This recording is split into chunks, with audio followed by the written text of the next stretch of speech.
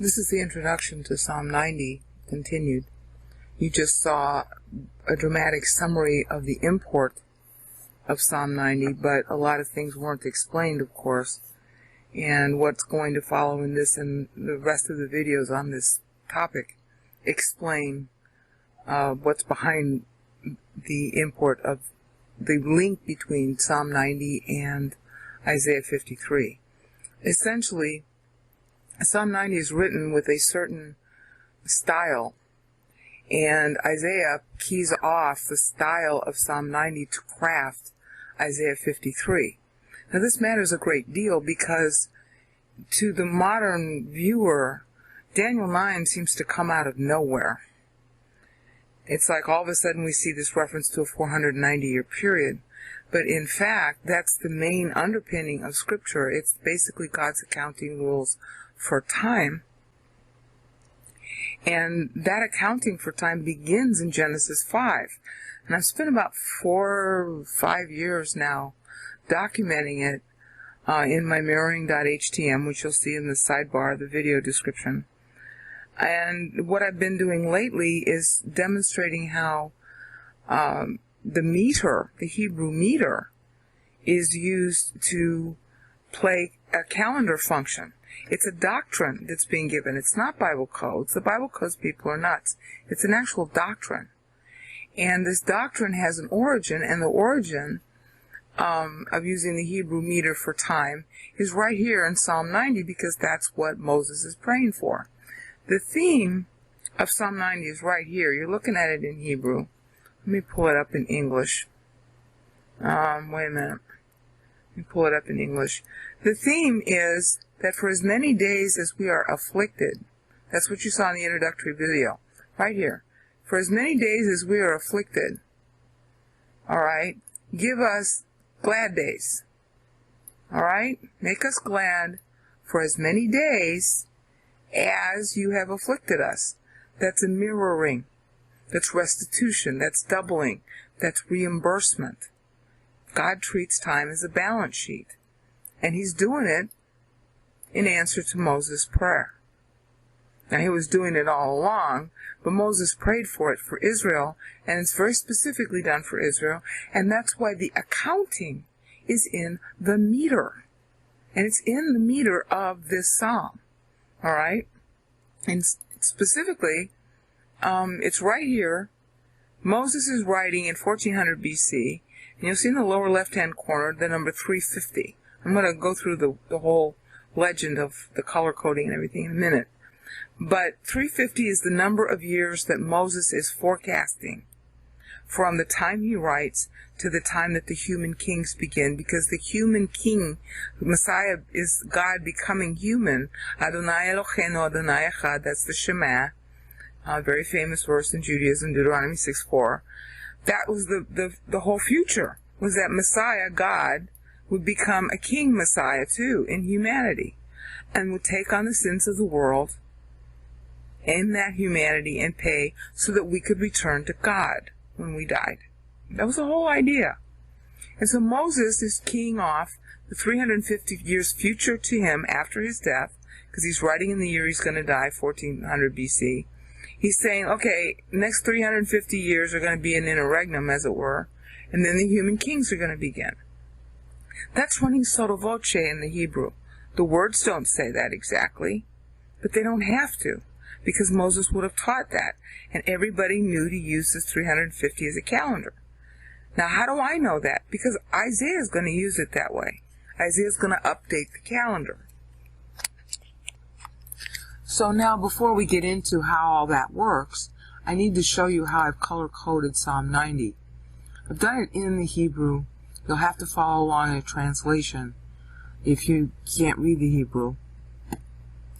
But at least you can see the metering, whether or not you can read the Hebrew. Okay, the red numbers signify the number of syllables that the Hebrew before the number contains. So there's 12 syllables in this first part of verse 1, the first half of it, which is, a prayer of Moses, man of God. There's 12 syllables, so that's what the red number 12 indicates. Then there's a second set of 12 syllables that talks about God being, our house where we're going to live for all generations. Okay, that's 12 syllables long. Okay, so that the total number in the verse, in that verse alone, is illustrated here in the far left corner, 24. Now, the aggregate number, I'm also keeping a running tally of the total number of syllables, and that's shown up here. Okay, you can see the little box with the factors of the number. Okay, so it's 24, which is 3 times 8. 8 is the factor being used here, as you're going to see. Then there's 3 8s. That's real important to know, because Isaiah's going to key off the 8s in Isaiah 53. So then similarly, when we get to verse 2, which is, talking about how, he's God forever and ever and ever, and, he created the universe and all that. That's 12 syllables, okay, going here. That's about the creating of the universe, okay? And then compared to you are God. This right here, you, God, is really what it says, not you are God. There's no verb there. He's shouting, okay? So that's also 12 syllables. So now that verse is also 24 syllables, but the tally now, the running total, is 48. That's 6 8s.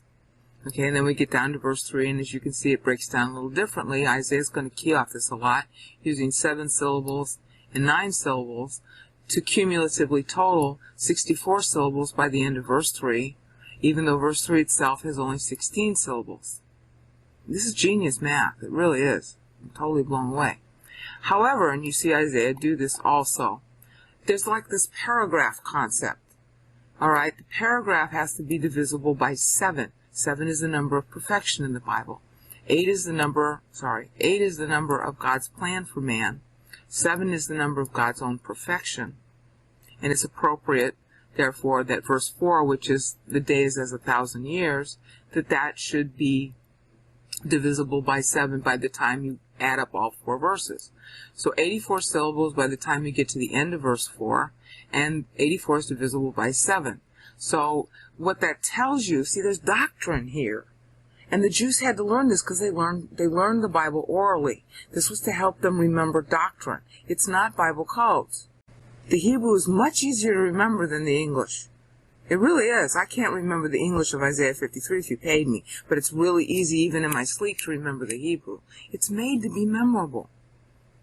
Okay? And it's communicating doctrine by means of the numeracy. And this is what all the KJV-only people and everybody who wants a translation instead are missing. The translations can't convey this. This is solid doctrine, and it's real important doctrine. And if you want proof of the tribulation, it's right here, Jack. Okay, as you're going to see as I go through this. Okay, but know for now, 84 syllables is the total cumulative number of syllables by the time you end verse 4.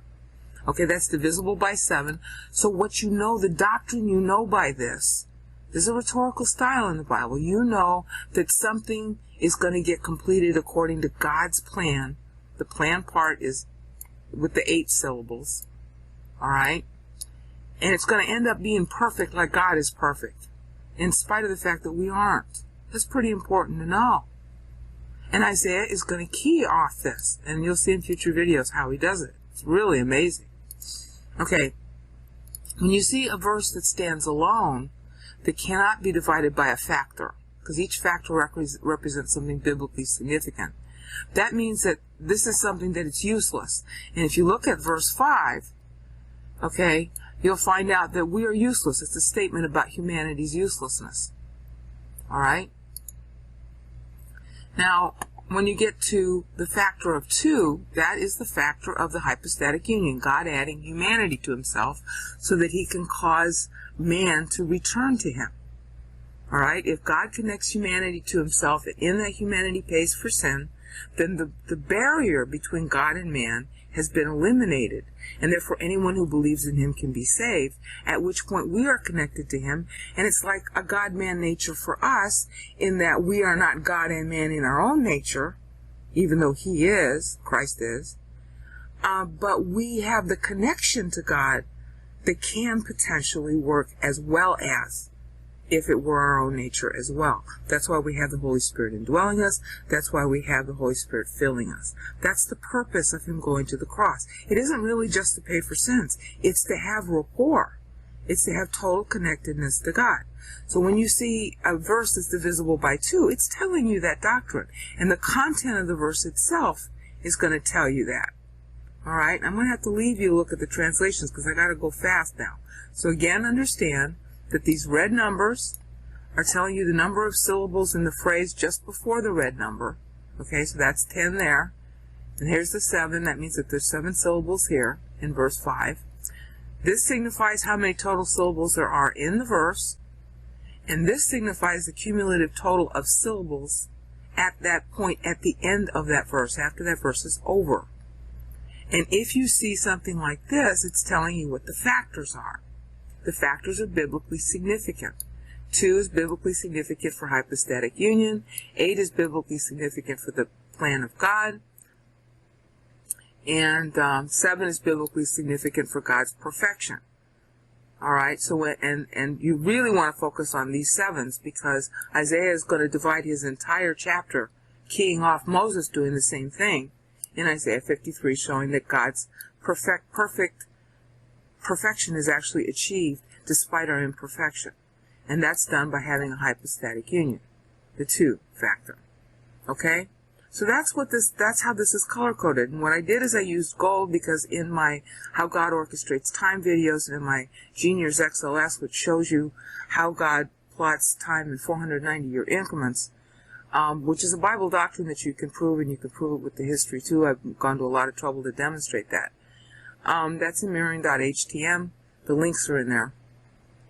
And the 7s, therefore, the 490-year qualifying periods, showing how the demarcation that God uses of time is in gold. So it's gold here, because 490 is 70 times 7. Okay?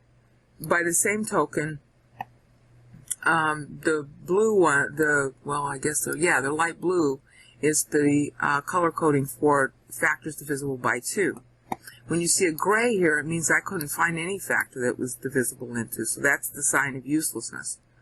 All right, something that by itself is useless. But you'll notice that the useless becomes a paragraph that ends in a 7, so the useless is made good on. That's redemption. See? And you'll see in future videos how this 17 is part of, actually, I'm going to just tell you right now, this adds up to 70. And that's why it's divisible by 7.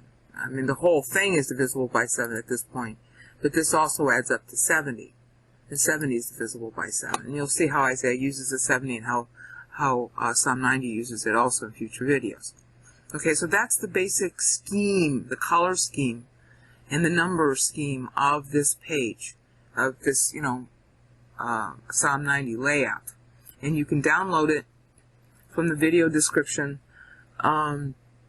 and then have it yourself. The only thing is you'll have to download the Bible Works fonts. There'll be a link in the sidebar allowing you to do that, and that's why you'll be able to view this just like you see it here in the video now. Okay, so wrapping up really quickly, the red numbers signify the number of syllables in the phrase just before the red numbers. The blue numbers here at the very end signify the number of syllables in the entire verse. Okay? The boxed numbers with the factors in them, usually they have factors in them too, represent the cumulative total, which is how we get down to 350 here at the bottom, verse 17, which is the last verse. Okay? And then for colors, we've got 7 is in gold. Something that doesn't factor out is in gray. The factor of 2 is in blue, light blue. And those are the only 3 colors, really. So you'll notice that Moses is factoring his... Oh, and then dark blue is for the plan of God, 8. So Moses is using 8s, he's using 2s, and he's using 7s, and that's real important because Isaiah is going to play off the 2s. He's going to set up these numbers in terms of 2s to mirror, to show the mirroring. And then he's going to focus on everything being divisible by 7, showing that perfection is reached. So that's something you need to know. Okay, and again, the final review thing to remember is that Moses is crafting this to 350 syllables because he's telling you a timeline. Isaiah is going to update the timeline. This timeline is like a budget. This timeline is like a future calendar Israel was to remember. And since they memorized these words orally, when they got to 350, they were reminded that 350 years from Moses' death was the time when the human kings would begin. See, they knew all this in advance. That was the point. Prophecy is just another Bible class, but it's about something in advance so that by the time you get there, you were able to prepare in advance, just like you would in January prepare for December. It's that prosaic. It's not Bible codes. So with that, I'm going to stop. Okay, now we're going to begin the technical coverage of Psalm 90. You see in front of you, and you can download it from the sidebar. You'll have to download the fonts from BibleWorks.com. The link will be there too. You see in front of you Psalm 90 in the Hebrew. Isaiah really keys off every single thing about Psalm 90. He's answering it. It's almost like antiphony. Antiphony is where it's a sort of musical style, but it doesn't have to be musical, where one side says something and the other side answers. Isaiah 53 is a deliberate answer to how Psalm 90 gets done. And there are certain things that are in common with the way that Psalm 90 is written that Isaiah 53 also uses, so that's why I got to go through this so technically. The first thing you need to know is that Psalm 90 is written as a calendar of future years, and you'll see that down here at the bottom. Right here is 350, which is the total number of syllables in Psalm 90. That is literally the number of years that are going to pass from the time Moses writes, which is just before his death, until Saul. Okay, so it's covering the whole period from 1400 BC to 1050 BC, when Saul is rejected. Now, that means that the purpose, the metrical purpose, is being used as a calendar. Obviously, in translation, you'd never be able to know that. Isaiah's going to do the same thing. So when you see this one and you see how Isaiah does the same thing, then you know it's deliberate. Okay? So that's the first thing to notice about this, is the 350 corresponds to 350 years from the time Moses writes until Saul. So the purpose, this is a doctrinal statement, it's not Bible codes. Bible codes people are wacko. This was the original thing that was done because the Bible was learned by the Old Testament people orally. There was a law that they had to get it read to them every 7 years. They were to memorize it and teach it to their kids and wear it around their head like the felon. Okay, that's what the felon signified. You're supposed to have the Bible in your head all the time. Okay, so the 350 was, the metric, to have the metric that way. A, it had more doctrinal value to give you, and B, it helped you know if you misremembered a verse. And frankly, the Hebrew is easier to remember than the translations are. It's real easy for me to remember Isaiah 53 in Hebrew. It's almost impossible for me to remember the translations. And, when you try to memorize this in Hebrew, you'll see how apt it is. So, God didn't really mean us to learn it in translation. But that's a sort of side commercial message. Let's just finish the point. The point is that Isaiah is going to do the same thing. Isaiah is going to start writing from the year that he's in, and he's going to give you a calendar of future history to Messiah. Moses is doing the same thing, except that Moses is limiting it to the time of the appointment of the first human king, which was Saul. Because there are human kings that there are Messiah. God was supposed to be king, but Israel rejected him. That's why there was Saul. You'll see that in 1 Samuel 8 and 9.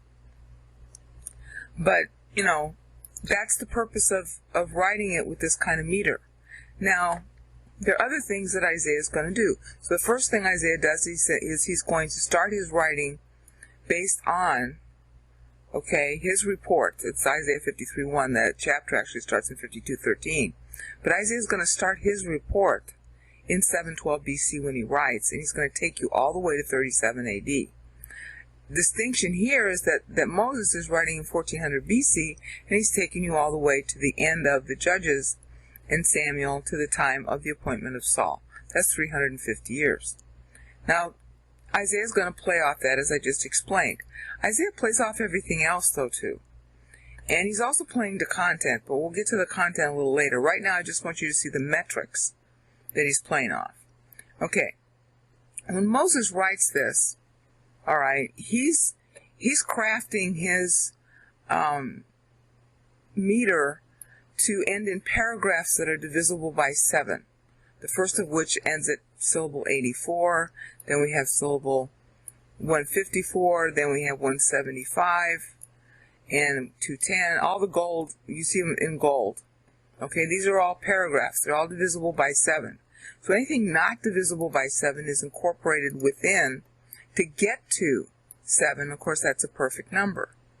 Now, our first paragraph ends at the very famous verse 4. In English, it reads something like the year, something, 1,000, well, okay, because, let me just read it from the Hebrew. Because 1,000 years because 1,000 years in your sight are like a day. Kayom, that means like a day. All right. And then, passing by. All right. Now, and then, you have the rest of the verse about the watch in the night and all that. Okay, so then everything coming up to the 84th syllable, which ends at the end of verse 4, is now incorporated in a paragraph that's divisible by 7. So you have the following principles in this paragraph. You have the principle that in verse 1, where the Lord is our dwelling place for generations. Okay, you have the principle that, we're all going to die, but He's God and He doesn't die. That's verse 2.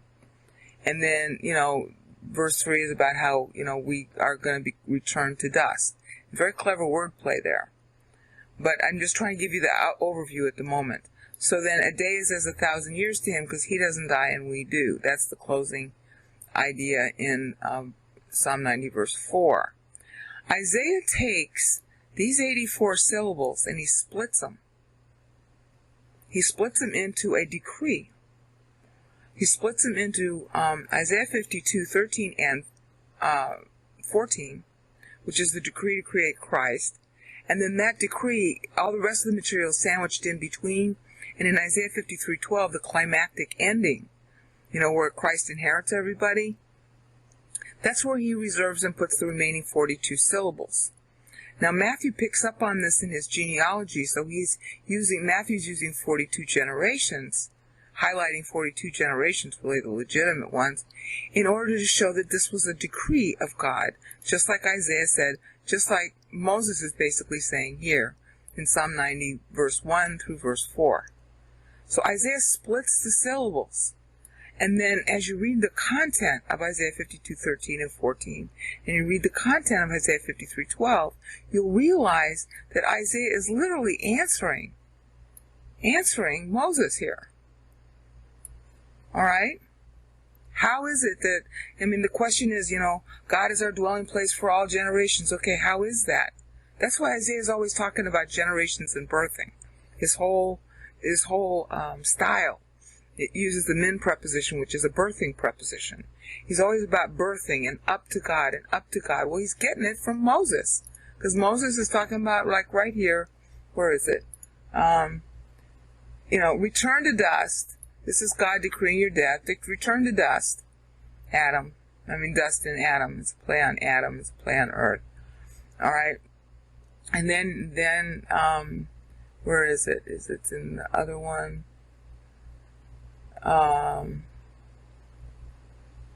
Where was that? Which is, right here. And then he just says, Shuvu, return, come back. That's your death. All right? So Isaiah is showing that return in the decree, to create Christ. That's why we can return to God. And that's Isaiah 52:13 and 14. And it's pretty graphic in 14. And then Isaiah 53:12, where he inherits everybody. Yeah, that's how we can return to him. Because Christ paid. All right? And that's why a day is as 1,000 years. It's verse 4. Days is 1,000 years. All right? Just to watch in the night. It won't last long. We'll return to him soon. You see that? It's so clever. All right, so now Isaiah has finished that part of Moses, and now he gets into the next section, which starts in Isaiah 53:1. But he's going to reserve these next 4 verses, which are 70 syllables long, all right, he's going to reserve them to answer Isaiah 53, 3 and 4, which is also 70 syllables long. And there's a lot to say on that, and this is only a short video, so I'm going to ask you to look at these 4 verses, which is Psalm 90, verses 5 through 8, and go take a look at Isaiah 53, verses 3 and 4, which are also 70 syllables long, and speak to what Moses is saying here. It's very, very clever. Very, very clever. You know, okay, the next section in Isaiah that he takes from Moses is right here, which is 56 syllables long. Okay? And it looks like he's using Isaiah 53, 5 and 6 to answer Psalm 90, verse 9 and 10. He's also using the same number of syllables, so it's very bald. Okay? And these are 2 paragraphs in Moses, and there are 2 times you're going to see 56 syllables used. The second time that he uses 56 syllables is the other time that he uses it is in Isaiah 53, 1 and 2, his report.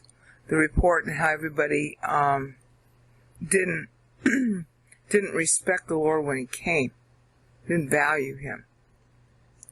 So Isaiah 53, 1 and 2, and also Isaiah 53, 5 and 6, both of which are about the Lord himself versus our reaction to him, are 56 syllables in length. And this is our first 56, it's not the only one. This is our first 56 in Psalm 90. Okay? And just, maybe I should do that. In Psalm 90, here's the translation of it. You'll see verse 9 right here. So here's verse 9 and 10, so you can see what the content is about. I can't show you the Isaiah and this at the same time, so you have to look up the Isaiah separately. Alright, so that's 9 and 10, which is 56 syllables in the Hebrew right here. Okay, now, there's another place where, and so Isaiah uses that, like I said, twice, and he's keying off also right here at the end. Isaiah 53, 1 and 2 is 56 syllables, 53, 5 and 6 is 56 syllables, and this is another place where 56 syllables is used in Psalm 90, which is in Psalm 90, 16 and 17, and let me pull this up so you can see that. Just look in the last 2 gold rows. And here's 16 and 17 in English. May your deeds be shown to your servants. So, it's sort of a toss-up whether, the content, given the content, Isaiah 53, 1 and 2 and Isaiah 53, 5 and 6 are in fact contrasting his coming and his being with us on earth and our attitudes toward him. Well, that very clearly ties right here to verses 16 and 17. May your deeds be shown to your servants and the favor of the Lord, establishing the work of our hands. And the word established there is kun in Hebrew, and it's a lot more than establish. It means vindicate.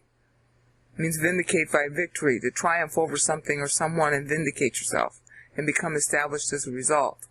So 16 and 17 in the Psalm are pretty obviously answered by Isaiah and Isaiah 53, 1 and 2 and Isaiah 53, 5 and 6. It's not as immediately apparent why 9 and 10 are answered, except that when you stop to think about the content of what Isaiah is saying in those verses, you realize, oh, yeah, it's talking about how we don't value him. Okay, but we're gone in 5 minutes. 70 years, whoopee. We're gone. All right? Now that word 70 years is really interesting, because look at this next thing that Isaiah does. Isaiah 53, 9, 10, and 11 are 70 syllables. So it's not by coincidence, okay, that it's talking about 70 years. All right, let me pull that up a little better so you can see it. All right, just below the Bible Works window, you're seeing 3 gold rows. 21 syllables, 35 syllables, and 14 syllables. Alright? That's this verse, and this verse. Alright, that's 70. Now what Isaiah does, and I'm certain that's why he's doing it. You'll notice that we just saw how verse 9 and 10 are 56 syllables. I just explained that. If you couple it with verse 11, you got 70 syllables. So what does Isaiah do? He takes the embedded 56 and the embedded 70 and he splits them. So he splits the 70 into two groups of 35 syllables, which are about atonement in Isaiah 52, 15, and also 35 syllables is Isaiah 53:10, which is the contract for atonement. Now look at the content of these three psalm verses. Our days pass away, we're gone. Who knows the power of your anger? Yeah, and our anger was all poured out on him who atoned for us. You get that, Ty? I mean, this is divine genius, okay? And then having split the 70, which is, all encompassed here, see? This is 70 syllables, but we just saw the 56 right here. So Isaiah splits the 56 into two 28s. And he splits them in Isaiah 53:9, which talks about the Lord's death. Is that apropos or what? Look at this. Isaiah 53:9 is on the Lord's death. Alright? And so it's answering Psalm 99 and 10 and 11. Well, 10 actually. Okay? Isaiah 53:9 is 28 syllables, so it's a split of the 56. And then Isaiah 53:11, which is about his payment on the cross and how he makes us righteous, that's also split into 28 syllables. Okay? So he's taking the split from the 56 syllables here, and it's on the same topic. And then, like I just finished saying, he takes the 70 syllables here, and he splits them into two 35s in Isaiah 52:15 and Isaiah 53:10. And it's on atonement. I mean, only divine genius is this smart. Okay? I mean, first of all, Isaiah is starting his writing as a calendar from the year he writes to the end of Messiah. So his syllabification is going to end up being 462. And I'll explain that. Well, that is explained in the Isaiah 53 videos. So he's doing the same thing as Moses, but he's also keying off the syllabification in Moses, and he's also keying off the content to answer it by means of the content of Isaiah 53.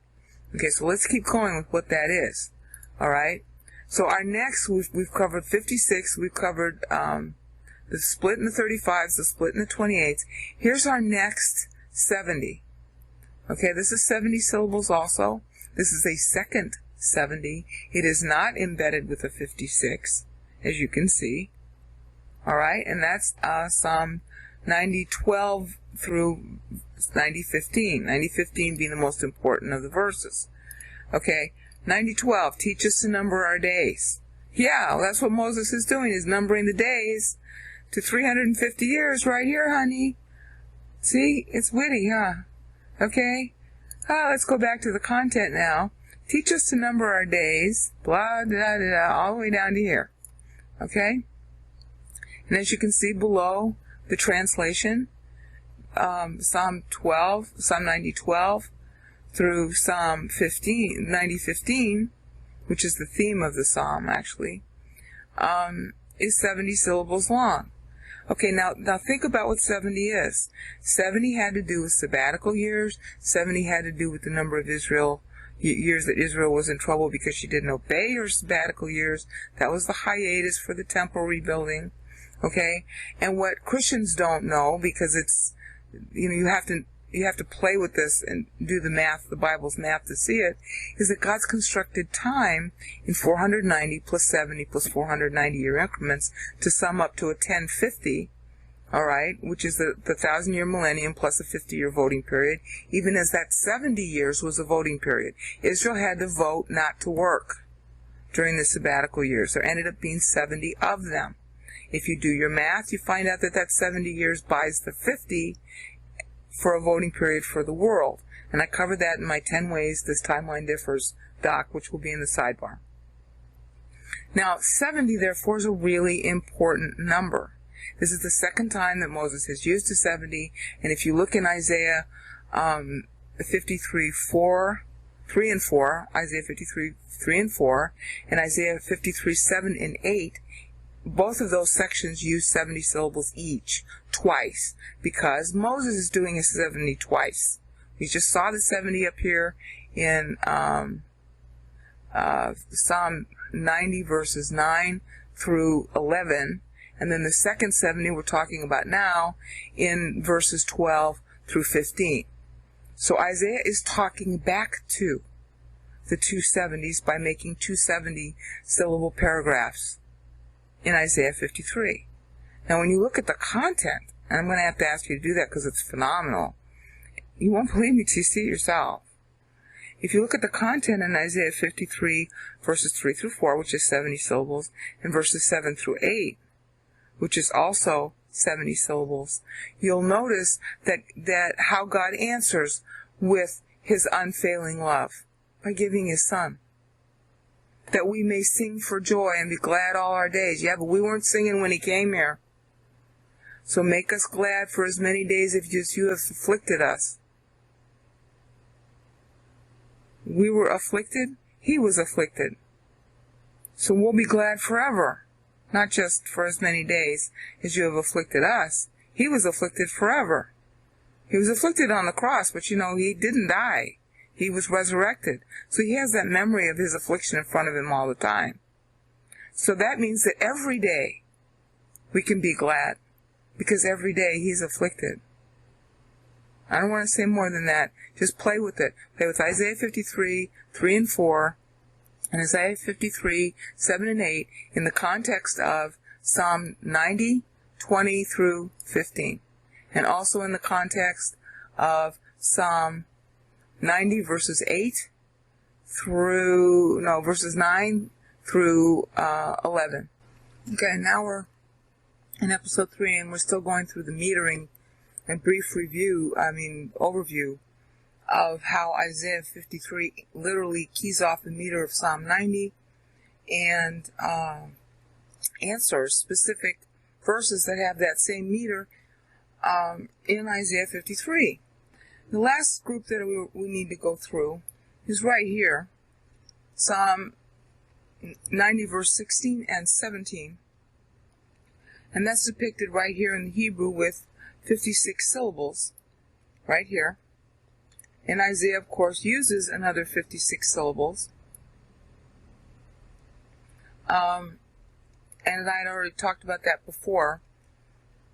In Isaiah 53, show you right here. I don't know if it's going to light up. It won't light up. So you're just going to have to sort of look, the first column here, Isaiah 53, 1 and 2, which is in the far left, sort of in the middle. Isaiah 53, 1 and 2 is 56 syllables. Okay? Isaiah 53, 5 and 6, which you can see more easily with the orange dots. Actually, 5 is above it. And that was the versification I changed that made me discover all this.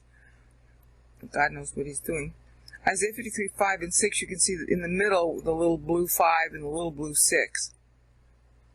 Okay, that's also 56 syllables. So Isaiah 53, 5 and 6 is 56 syllables. Isaiah 53, 1 and 2 is 56 syllables. Those 56 syllables are answered, as I said before, within Isaiah, are answers to Psalm 9 and 10, which is also 56 syllables. I really wish the mouse wouldn't move so much. Hold on, let me get this so you can see it better on screen. There. Okay, that's one place where there's 56 syllables, and the other one is right here. Okay? Now, the content of Psalm 90, 16 and 17 is showing your deeds to your servants and having the favor of the Lord rest upon us. Works of our hands. That's really very clever. Okay? As you can see, when you look at the content of Isaiah 53, 1 and 2, that is the hand of the Lord being revealed. In other words, he takes on humanity. Hand is a very cute shorthand way of saying Christ takes on humanity. You'll see him use that term also in Isaiah 53:10. But right now we're looking at 53:1 and 2. Okay, show your deeds to your servants. Okay, to whom is the Lord, the arm of the Lord been revealed? That's Isaiah 53:1. So he's answering Psalm 90, verse 16 and 17. Yeah, the Lord comes. That's the incarnation. Isaiah 53:1 and 2 is about the incarnation, which we despised. Okay, we didn't respect him. And it talks about that in Isaiah 53:1 and 2, and then also in Isaiah 53:5 and 6, which is the ending, when he goes to the cross. Is how Isaiah 53:5 begins, and that's about him being pierced for our sins. Okay? And how we just all go astray. But he still is established. He is still vindicated by God. That's what Isaiah 53:9 is about. Okay, and 12 too, for that matter. All right, so 56 syllables in Isaiah 53:1 and 2 and 5 and 6 talk back to Psalm 90 verses 16 and 17, and also talk back to, because there's two instances of 56 syllables in both the Psalm 90 and in Isaiah 53. There are two sets of 56s. And the second set of the 56 we just saw in Psalm 90, and then the first one in Psalm 90 was verses 9 and 10. Okay, so it's real obvious to see that it's an amalgamated answer, both using 56 syllables in Isaiah 53. Because this, verses 9 and 10 in Psalm 9 and 10, Psalm 90, are talking just about us. Okay? And how we despise him and how we didn't regard him.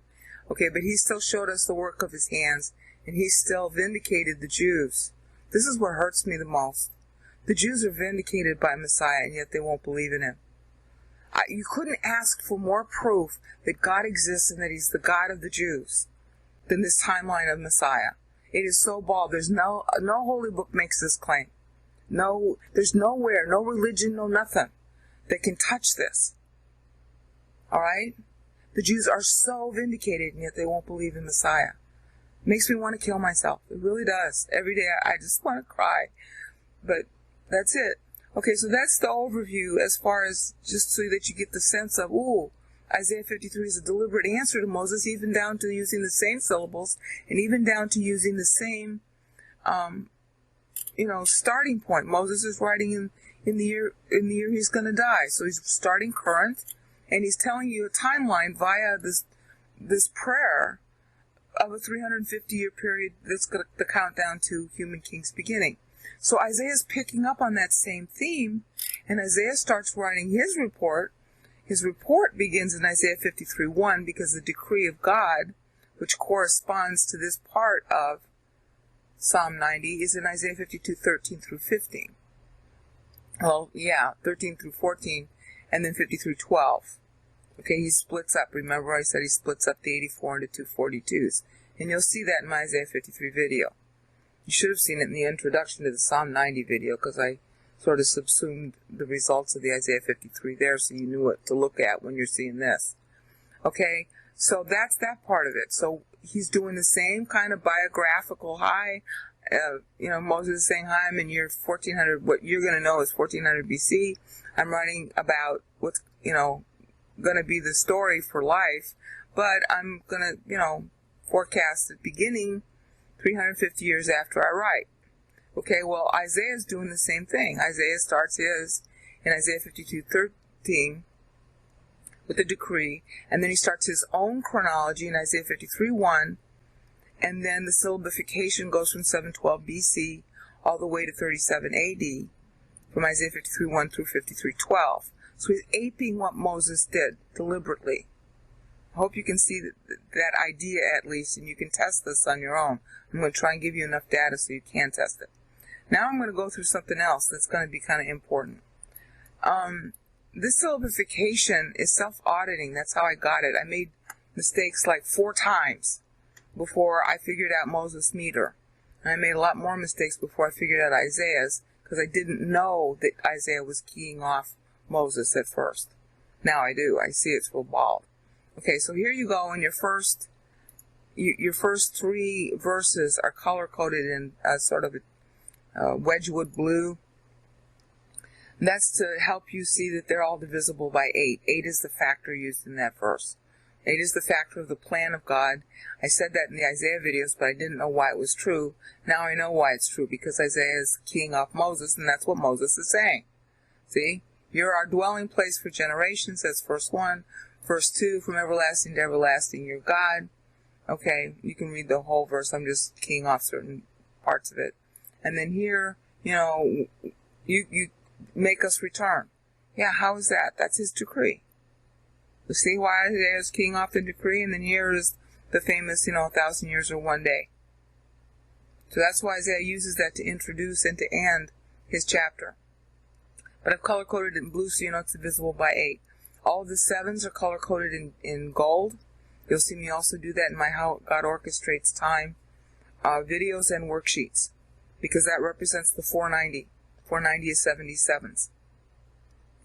Now here we have 2 anomalies, which I'm not 100% sure why he does it this way.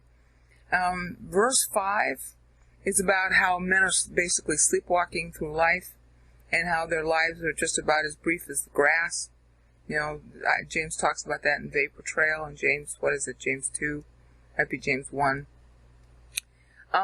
101 syllables here isn't divisible by anything. Alright, so I think this is Moses' way of saying our lives are useless by ourselves. Okay, it's just a flood of sleep. Actually, they translate it as if it's a flood of sleep that we are, more or less, in the translations. But I don't think that's really what they're trying to say. The LXX makes us look like we flood on stage of the world, and we think we're so important, and yet we're really just sleepers. We're just asleep. We just end up being asleep. This is you will be, and this is the word for sleep in Hebrew. Okay?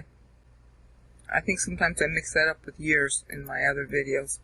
But this word here means sleep, not years. It's shana, not shana. Okay, so that stands alone. Then the other one that stands alone is verse 12, teach us to number our days, which is down here, as you can see. Okay, teach us to number our days. Okay, so that we can get wisdom.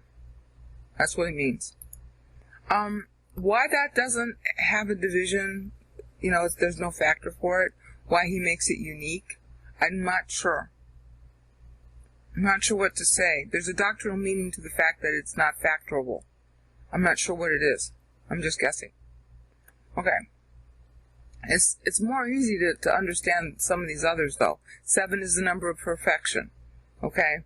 So the gold ones are, bald. They're talking about God making perfect on everything.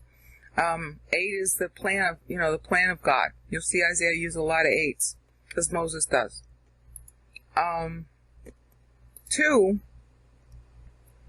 is really the hypostatic union, dual nature.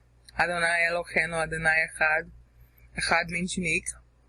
Okay, he's our God, but he's also unique because he's human. The Lord said to my Lord, sit down. Okay, well, only humanity sits. That's Psalm 110. So he's playing on the hypostatic union here. That's what made the Hebrew God unique. Nobody else had a God like this, because there aren't any other gods.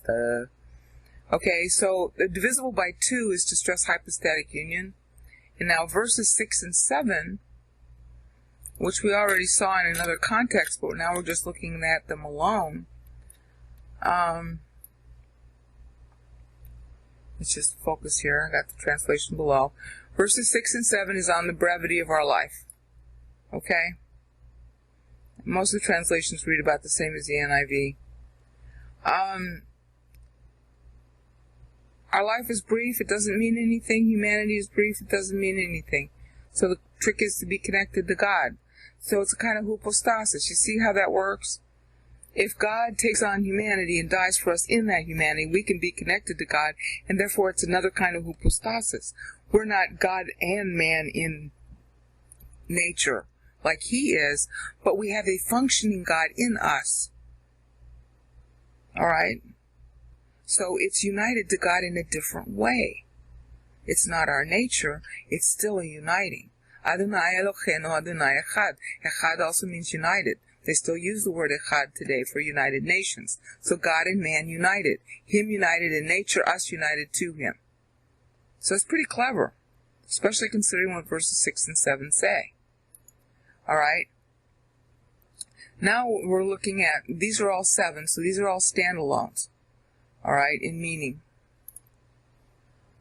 I mean, obviously they interrelate, but they're still standalones. Okay, you've set our iniquities before you.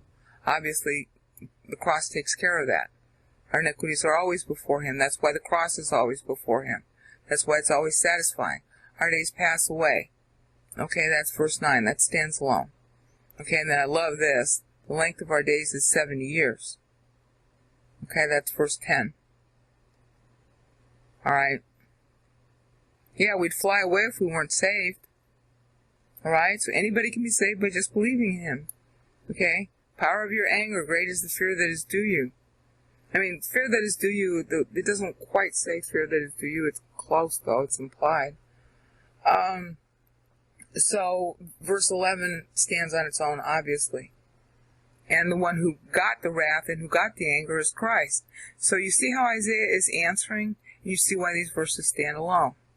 Okay, then we get to verse 15, or 12. We did the 12 already, as it stands alone, because it isn't divisible. Then we come back to verses 13 and 14, and they also are divisible by 2. Now look at how the hypostatic union answers that. How long before you have compassion on your servants? Well, what greater compassion is there than the cross, than taking on humanity himself? See the book of Hebrews chapter 2 on that. Satisfy in the morning with your unfailing love, that we may sing and be joy and have joy for all of our days. Well, that's answered in Isaiah 53, 10 and 11. Alright, so the content in Isaiah 53 is answering all the verses in this psalm. But he's keying off, the meter the same way Moses does. Alright, so that's why this is divisible by 2. See, look down here, verses 13 and 14 are divisible by 2. That's why they're color-coded in light blue, so you can match all the verses that are divisible by 2 and see how that they're on the same subject. Alright? And then we come back to the standalones again. Each verse from 15 through 17 is a standalone. It's all in gold. So make us glad for as many days.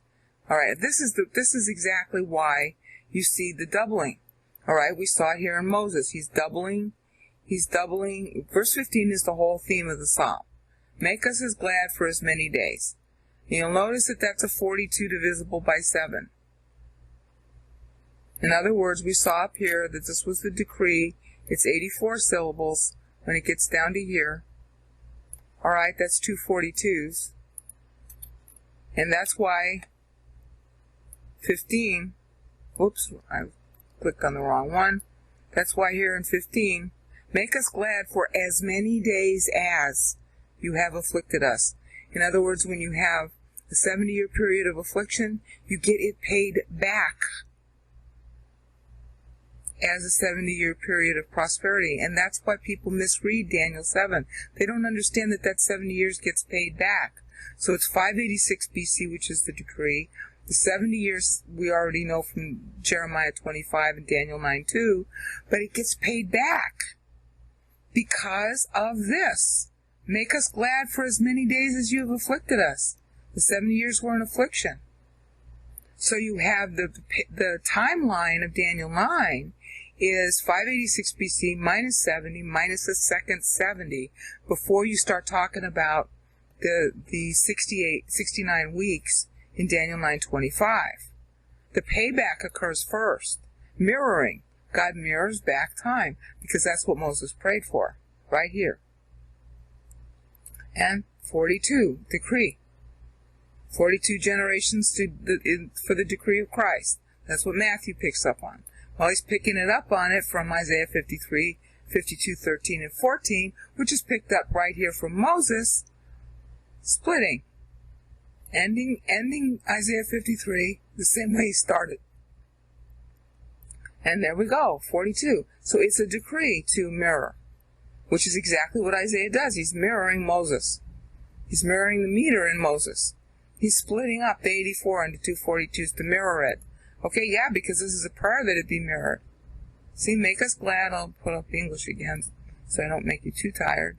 Make us glad for as many days as you have afflicted us. So that's literal. So when Israel got a period of 56 bad years, it has to get another 56 years. It's also mirrored in our calendar. The Feast of Booths in September is a mirror of Passover. It's the same period. It begins on the same day. All right? The same thing is true for from Passover, the beginning of Passover, to Pentecost is 57 days. Jews don't count it rightly today. They're missing out on what Numbers 28:26 says. All right, it's 57 days. Okay, and there's also 57 days mirrored, bad time. If you don't harvest, okay, then fine. The temple's going to go down on 9th Ave. There's 57 days to 9th Ave from Pentecost. The middle between them is 56. That's why 56 is used. That's what Moses is predicting. That's what Isaiah is predicting. In fact, he does it exactly. He gives you the exact timeline for the destruction of the first temple. In Isaiah 53. You saw that in the video, hopefully. Okay? So, this is the reason why, right here, most important verse, in many ways, it's the most important time verse in the Bible. Because Moses says, make us glad for as many days as you have afflicted us. Mirror it back. Restitution. Paying double. You know those verses. How did we miss this for so long in Christianity? Of course, I didn't know it either until lately. All right? So then we go to verse 16. May your deeds be shown to your servants. We just saw that. Each one of these things is a standalone because it's all divisible by 7. So that's the end of the introduction. And I've got a lot more to show you about how Isaiah is keying off using specific keywords in future videos.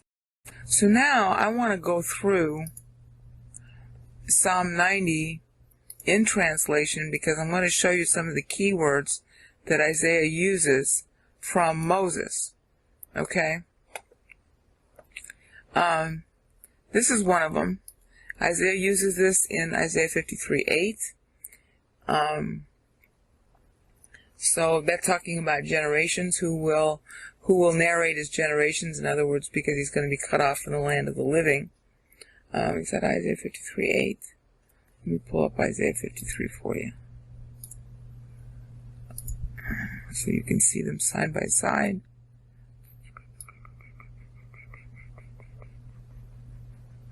Where is it? Where is it? Here we go. Letoro miyasoche is the Hebrew, but, if you're not familiar with the Hebrew, that's not going to help you. Okay? Yeah, it is Isaiah 53:8. Okay. That way you're not stuck with listening to me talk it in the Hebrew, not knowing what the heck I'm talking about. So we'll put Isaiah 53 up here. Alright? Alright, so when he uses, well, that's Amal, that's another one we're going to get to. When he uses Dor means generations, okay? And that's translated descendants in the NIV, but as you're going to see here, okay, what Doro, where's the Doro? Doro. No, of course. It's way over here, wait a minute. Okay. Where is it? Okay, there we go. Okay, here it is. It's embedded. I always have trouble. See, that's the same word for generations. So see, if Moses is talking about generations, then Isaiah is incorporating that to thread what Moses is talking about into Isaiah 53. I'm trying to show that this is very deliberate. All right, and I'm also trying to show that the whole prediction about the tribulation and the accounting that was used in advance in Isaiah 53 is actually sourced in Psalm 90. So that in the Psalms, and Moses knew about this stuff. All right, so that's a key word that you see used in Isaiah. And then, let's see, I don't know if I want to call up about that. What are some of the other really big ones? Well, intercede. but that's not really the most important one. Let's look at 5392. Excuse me. I'm allergic to the weather. Okay, watacholel. This is important. Okay. This verb is used, this is talking about, this has to do with pregnancy also. It's often used for pregnancy. And that's used in Isaiah 53:11. Right here. Me'amal nafsho. Nafsho means his soul. Me'amal means pregnancy, labor. Okay. It's a related word. But then there's another one, mecholal mipishenu, which is in Isaiah 53:5. Okay, wahu mecholal right here. Okay. That's actually to wound, but it does have the connotation of, suffering. Alright, and he's making sound play on this in Psalm 92. Alright. Let's see, let's look at some other words. Not so much there. Yalad. Well, Yalad is actually the theme of Isaiah. Most notably in 54:1. Okay. Let me show you the English. Okay, shout for joy, you who have borne no child. Okay, Yalad means to bear children. Alright, so Isaiah picks up on it there. Olam, of course, is built into the God concept. This should be a shouting. God, you, God. Now, El, this is really important. El means God, but it also is used as a preposition meaning to go up. Up preposition.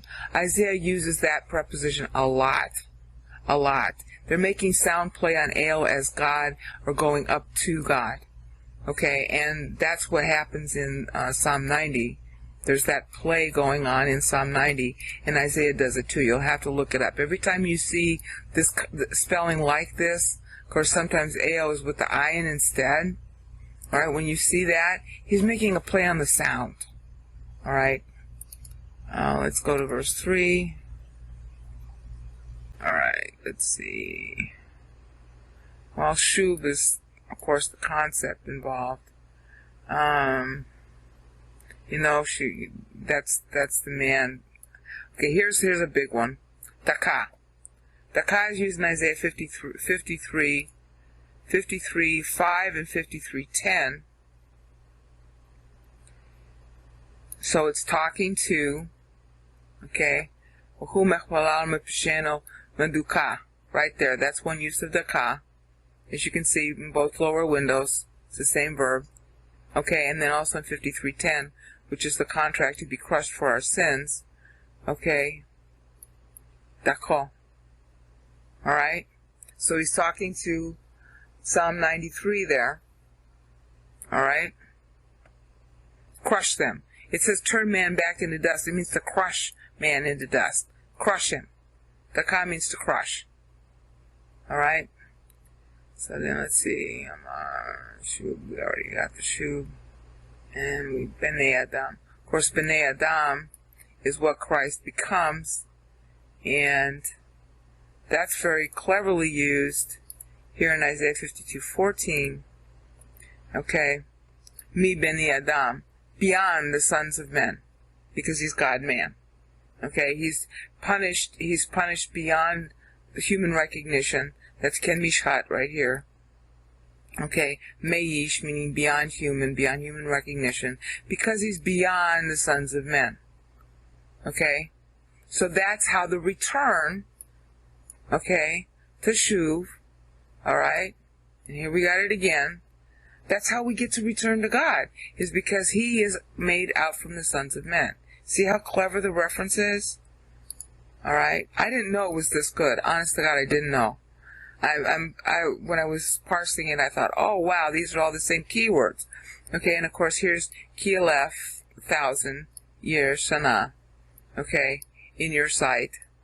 Okay, now, see that? Ayin? Ayin? Ayin means I. The letter I. This is the ayin right here. Just this part of it looks like a Y. That means I. And then it's fully spelled out here. All right. Isaiah's going to talk a lot about seeing, but we'll get to that later. Okay, Yom.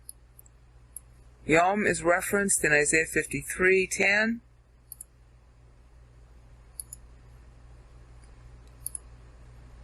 Okay. Yarik Yamim. Where is it? Yarik Yamim. Yeah. Okay. Yireh, Zerah, Yarik Yamim. Yamim is a reference to Yom. So see, 1,000 years. Okay, he's accomplishing the goal of Hayom, of time. See how Isaiah is referencing Psalm 94?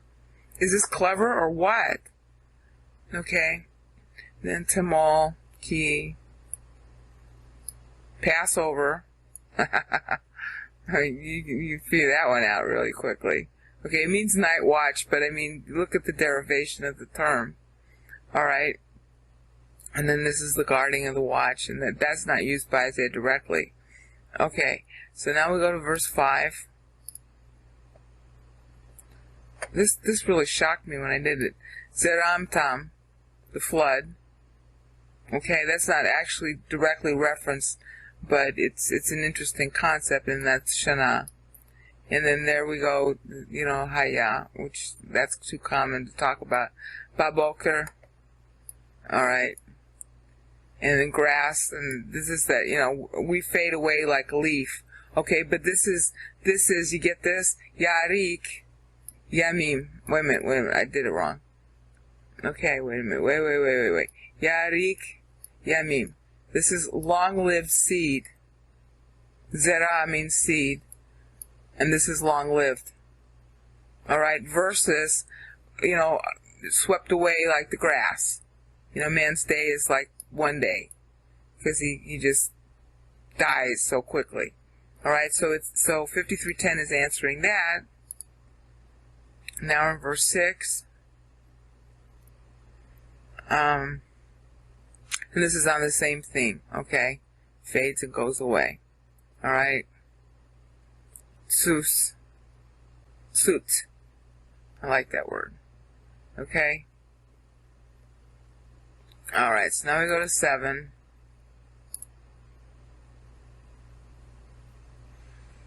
Ooh, my computer is slowing down. That means I'm going to have to stop the video. Oh. See if I can do this how much longer. Okay. Kala, that's not that much used. The anger isn't really that much used. Alright. We'll leave that one out. And it's implicit in Isaiah. The anger of men as contrast to the so-called anger of God. Okay, there's the Kethiv. Now, Shit is referenced. Okay, let me show. Well, that's right here. Hafetz Dako Hecheli Im Tasim. Okay? It's related. You see that? If you will appoint, and this is really Seth's name, but they're similar words, okay? So you have placed our iniquities before you. Yeah, on him. Im tasim asham, if he'll be the sin offering. You see, so Isaiah 53:10 is talking back to Psalm 98. That's how come the iniquities are before him. Alright? And it's not secret sins, it's our secrets. Alright? Here. Okay, this closed. Alright. That's the iniquities, and then this is our secrets. I mean, it includes sin, but that's not all it is. Alright, so then we go 9. Oh, please. I hope the computer can keep working. Alright. Kikol, and then this is again Yom, obviously referenced. Okay, and that's the face. And there we got Passover again, the play on Passover. Okay, take away. You see a lot of take away. He takes away our sins, alright, to a full end, for years and years, forever. Alright. And then, of course, that's our moaning, which ends up being his groaning in Isaiah 53:11. Okay, I am going to have to shut down this video and start the next episode. Alright, we'll just finish this part. Okay, me'amah, from the anguish, it's labor term for like pregnancy, of his soul. He paid for our sins with his soul. He's still alive when he said it is finished. Okay, I'll take you to the next episode, stopping now. Okay, we were in Psalm 90 verse 9, looking at words that Isaiah uses that are in Psalm 90 to show how, he's tying to and answering Psalm 90 in a sort of antiphonal fashion. Okay, you got panu here, which the verb is being used here, but Isaiah references it both as a noun and very poignantly, where is that? It's in Isaiah 53. Okay, panim, here's the word for panim. This is us turning our faces away from him. Hukmasater, which my pastor says is a verb, even though you'll usually find the text say it's a noun. Hukmasater panim mimenu, our faces. Even as we turned away our faces from him. Okay, so that's panim, but this is panu, to turn, but hiding away is a type of turning away. Okay, you'll see that also references Isaiah 53:6, which Ishlarako panino, where is it? Ishlarako panino. This is the same verb actually. Okay, see, there's pana, to turn, and here it is pana, to turn. So you can now see that Isaiah is playing on that in in Psalm 99. And you can see the content tie. At least I can. Hopefully you can. See? There's the same verb. And here we're turning in our own way. Okay, yeah, and so our days decline. Alright? And let's see, what else? We got Passover, another Passover. That's cute. Hebrew means to pass over on the other side. Habiru.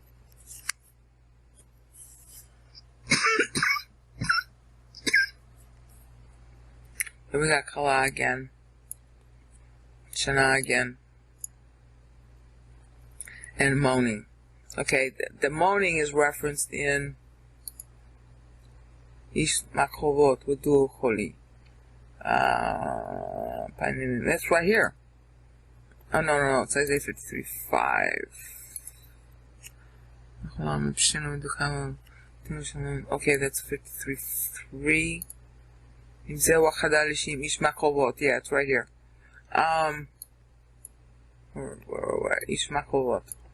Okay, that has to do with sorrows. The man of sorrows is usually how it's translated. I like to translate it the heartbreak man, because it's that kind of sorrow. Love sickness. Okay, loving us so much and we not loving him in return. It doesn't mean he wants love back.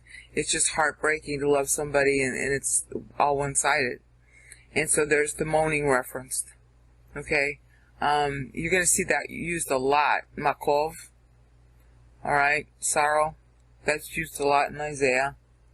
Alright, so now we've finished 99. Okay, now we're in 90:10. I'm coming back to the years because this is all about time. 70 years is not really referenced directly here, but 70 years is a voting period in the orchestration of time, so it's interesting that Moses picked 70. But that's not directly referenced in Isaiah, since Isaiah is about the Lord fulfilling time by coming on time. Gavar is referenced in Isaiah directly, and that's in Isaiah 52:13. Okay. Hine yaskil avdi yarum wenisa wagava. Same word. Let me show you. See? It's related. You see on the right hand side, the blue highlight and the lower window is talking about what kind of word it is. That's why I like Bible Works so much. It's really easy to use. Whereas there's a sort of formation from that word being used in Psalm 90:10. And, it's talking about somebody having 80 years. It's just talking about a human being. There's not an immediate context to link it, except that you see that Isaiah is taking and playing off. I mean, like this verse here is about, let me show you the English, okay? 80 years for strength. Gavar right here has to do with if you're, really healthy, you'll live maybe 80 years. Okay? But this is a verse that's talking about him being exalted forever and us living with him forever. So it's a very coy or clever way to reference Psalm 90:10, which is about how long you live if you're strong. Yeah. And given how he gets beaten up, God rewards him and exalts him. And that's what Gavah means. So, Gavah leads to Gavar for us. And that is actually also referenced in Isaiah 53:12. Let's pull it. Wet atzumim yachalek shalal. Okay, where is it? Wet atzumim. Atzumim. Okay, these are the mighty. Okay? So you see how it's another word for strength, as Gavar is. Alright? So you notice how it's tying. This is the climactic verse about inheriting.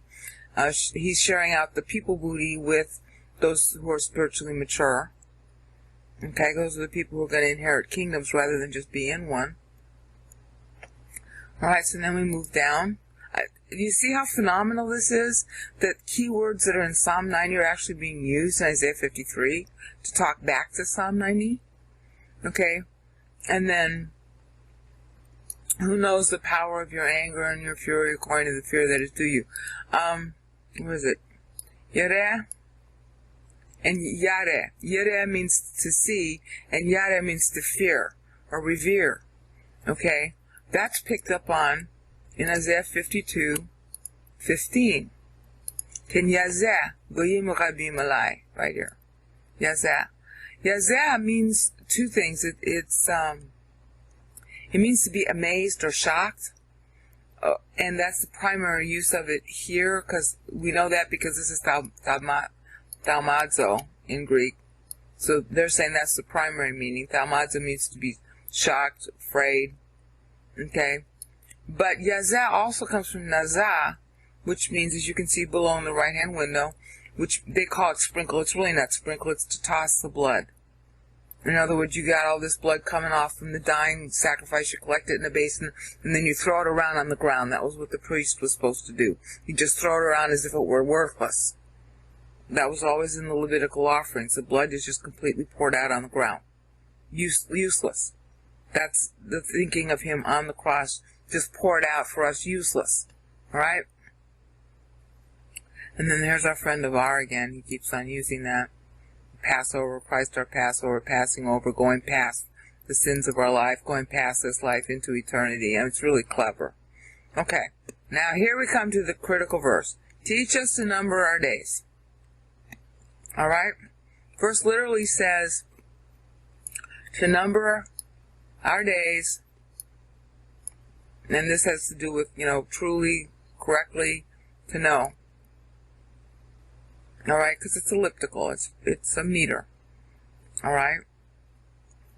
And then this has to do with going in, alright, to enter our hearts. And wisdom. Alright, so that's what Isaiah 52:15 also addresses. Ken Yazeh, Goyim, the Gentiles, Rabim, Alai. What's happening to them? Yikpitsu, with shock. The kings, Malakim, Pichem, shut their mouths. Because the one who, Asher, Lo Supar, they didn't know. Lachem Ra, they will see. That's an idiom for understanding. And in fact, he says it next. Asher, Lo Shamu, the one they didn't hear of. Hit Bunano, intensively understand. Okay, bin and bo are sort of a play here. what's entering into your heart. Knowledge going into your heart. Alright? And therefore you intensively understand. You see how Isaiah is doing it? Is this clever or what? And then of course chokmah, variant pronunciations of it, is wisdom as a result. Alright? And that ties to Isaiah 52:13, which is always mistranslated. Hine yaskil. Yaskil means by the skill of his knowledge. Alright, if you look in the lower right hand corner, by the skill of his knowledge, my servant, the Christ, will be exalted. Alright, actually it's got more to it than that. Alright, it'll be cause him to rise up, and that is a play on the cross. Alright, but see, wisdom, that ties. Alright, and it also ties in the passage where it talks about how he pays for our sins in Isaiah 53:11. Okay, me'amal nafsho yireh, he will see, be satisfied. Okay, we're going to get to that when we get to Psalm 90:17. Bedato, this is how he paid for our sins, by means of truth knowledge. See yadah here? Okay, that's yadah, to know. The same verb is right here in Isaiah 53:11. Alright? So this is the one who was caused to know, and therefore we can number our days and get a heart of wisdom from his. And literally that's what the Hebrew says. Bedato yatzdik. By means of the truth knowledge in him, this is on the cross, he makes righteous. Yatzdik. And it's then this is Tzaddik, Abdi, La Rabim. The righteous servant, that's Abdi, servant, for the people, for the masses, for everybody. Yatzdik, he makes righteous. Because remember, in Isaiah 53:10, it's Im Tasim Nasham Nafsho. Okay? Alright, here we go. Yeah. Im Tasim Asham. Asham. That's for all sin. Substitute for all sin. Alright? Nafsho. And you can see that here because it's in the Greek, it's also saying it. Okay? Peri hamartias hesuke. Okay, there's no exception there. You don't see peri sam hamartias. Hamartias means sin. It's peri hamartias. It's an absolute. Because fathers deserve to be paid for absolute sin. So scratch limited atonement. Obviously the Calvinists can't read the Bible. Alright, so now we're going to move on. And we're here at Bo. We saw that, Lavev, that heart. And then we saw Chokmah. Okay, wisdom. We saw how that was used by Isaiah. So now we come to Isaiah 90:13. And we got Shuv again. That's always about returning, which of course is the idea. We get to return to God. This is Yahweh. By the way, you'll notice it says Yahweh here. See, this is Yahweh, not Yehovah. Yahweh. This is the most common format for the divine name in the Hebrew. It's not anywhere near as often. This is the most common one. Yehovah is seldom used. Okay. Then we have Ad Mate. When? How long are we going to wait? Alright? Alright, how long is it going to be? Now the how long isn't specific. Well, it's answered actually. That's a good point to make. Okay? Okay. The arm of the Lord. Amin Niglaka.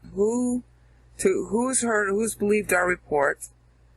To whom has the arm of the Lord, Almi Niglata. Almi Niglata. So this is, how long, O Lord, are we waiting? Ad Matai. Okay, well, Almi Niglata. Who's been revealed? So you see Isaiah 53:1 is talking back to Psalm 90:13. Okay? And then this one is an anthropopathism of God repenting. Alright? It doesn't only mean repent. They're looking for compassion. It's more a verb of compassion. Alright? Well, obviously God, the whole of Isaiah 53 is about God's compassion. So, pick a verse that you really like. We didn't have very much compassion on him, but he sure had it on us. All right, and then al, see the play? This is the preposition al. Okay, that's the I and the L. Isaiah uses this all the time in Isaiah 53. Just track it. It sounds like, Elohim. All right, the first syllable in Elohim. The A is differently pronounced, but if you say it fast enough, it's the same. Okay, and then this is Abadeka. This is your servant. Okay, well, here's the servant. All right. That was in Isaiah 52, 13. It's not the only place where it's located, but it's to show you the example. Okay? My servant. Abdi. Alright, same word. Alright, it's a cognate noun. And you see it again in 53:12. Alright. No, 53:11, I'm sorry. Memal nafsho tzadik abdila kabim. Yeah, where is it? Yeah. I gotta pull this forward. Memal nafsho. Oops, I pulled the wrong one. Wait a minute. Okay, memal nafsho tzadik, righteous, abdi, same word. Alright? So the return and the servant and the answer to the prayer here in 9:13 is right here in 53:11. Okay, we go to 14 now. Okay, now here's another one. Yeah, it's in the same verse, so I'm in the right place. Okay, Hasaveka. Kesed. Alright, your loving kindness and mercy. Well, what's going on the cross? Alright, this is in the morning. But here's the word, here's the operative word. Savea, be satisfied. That's used right here in Isaiah, Yireh Yizba. Here's Yireh Yizba, right here. Same word, Savea. See? So the two blue highlights are the same word. So Isaiah is answering. Oh, satisfy us in the morning with your loving kindness. Yeah, there it is. That's his own satisfaction on the cross actually being depicted. He will see, be satisfied. Same word, sabea. Alright? And then the sing for joy. Oh, this killed me. When I saw this, I thought, oh, I can't live any longer. Look at this. That's Isaiah 54:1. Roni achara lo yalada, pitzi rine otzachali lo chala. Let me show you. Roni. Okay? Let me show you on the left side. Alright, you see? It's the same verb. So Isaiah is talking to Psalm 90:14 at this point. Here's how you sing for joy. Well, sing for joy, you who never bore. Let me show you the English. Sorry. Okay, Roni. See, shout for joy right here. Alright? Sing for joy right here. Same word. Rana. Alright? Roni! That's really what he's talking about, that sound. Alright. And then joyful and be merry. Well, that's the rest of the verse here. Alright? And be glad all our days. Alright? Yeah. Because the sons will be more numerous.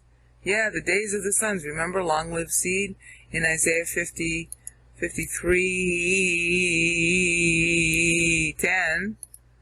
Right? Right? Yireh, Zerah, Yireh, you will see. Zerah, he will see, literally. Okay? Yarik. Okay, long-lived. Long-lived seed is here. Long-lived of days. Alright? Glad all of our days. Psalm 90:14. Do you see how Isaiah is deliberately doing this? Is this shocking or what?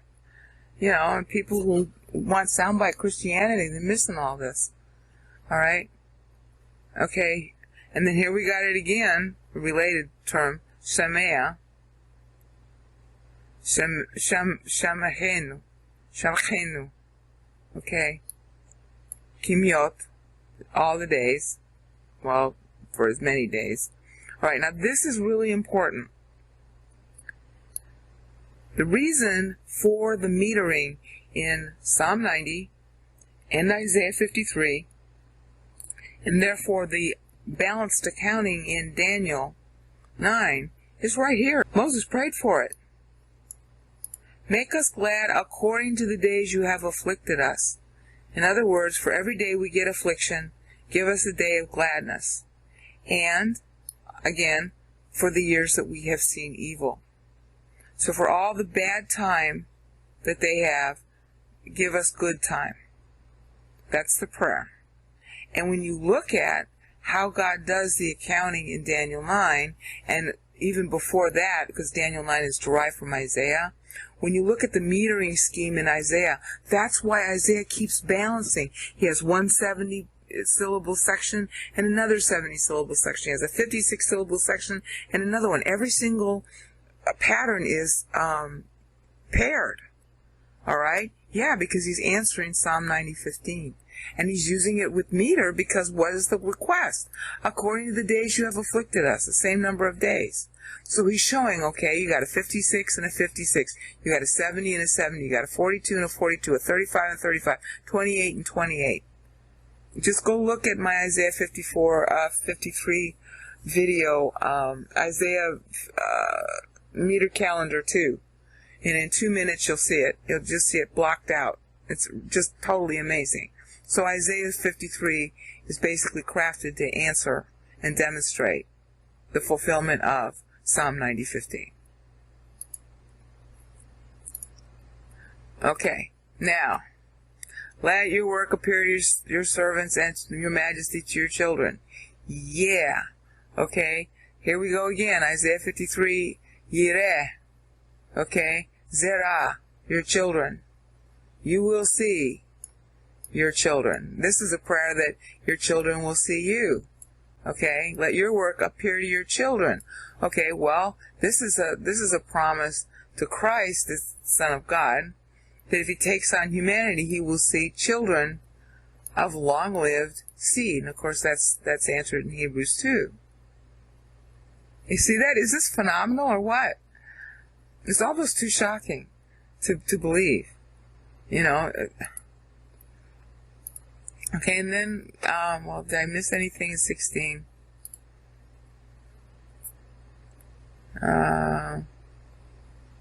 You work to, okay. Yeah, see, here's Ra'ah. Okay, here's Yireh. Ra'ah, Ra. Alright, Ra means to see.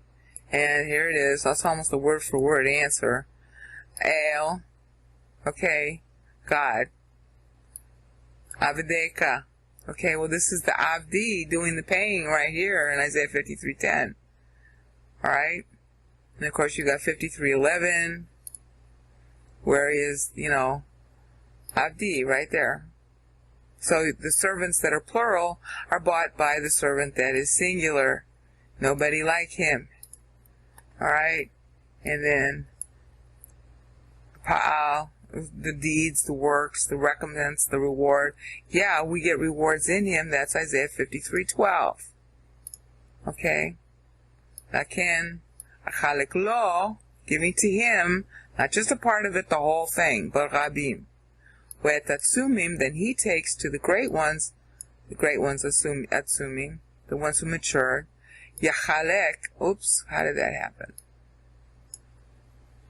Yachalek shalal. Shalal means booty.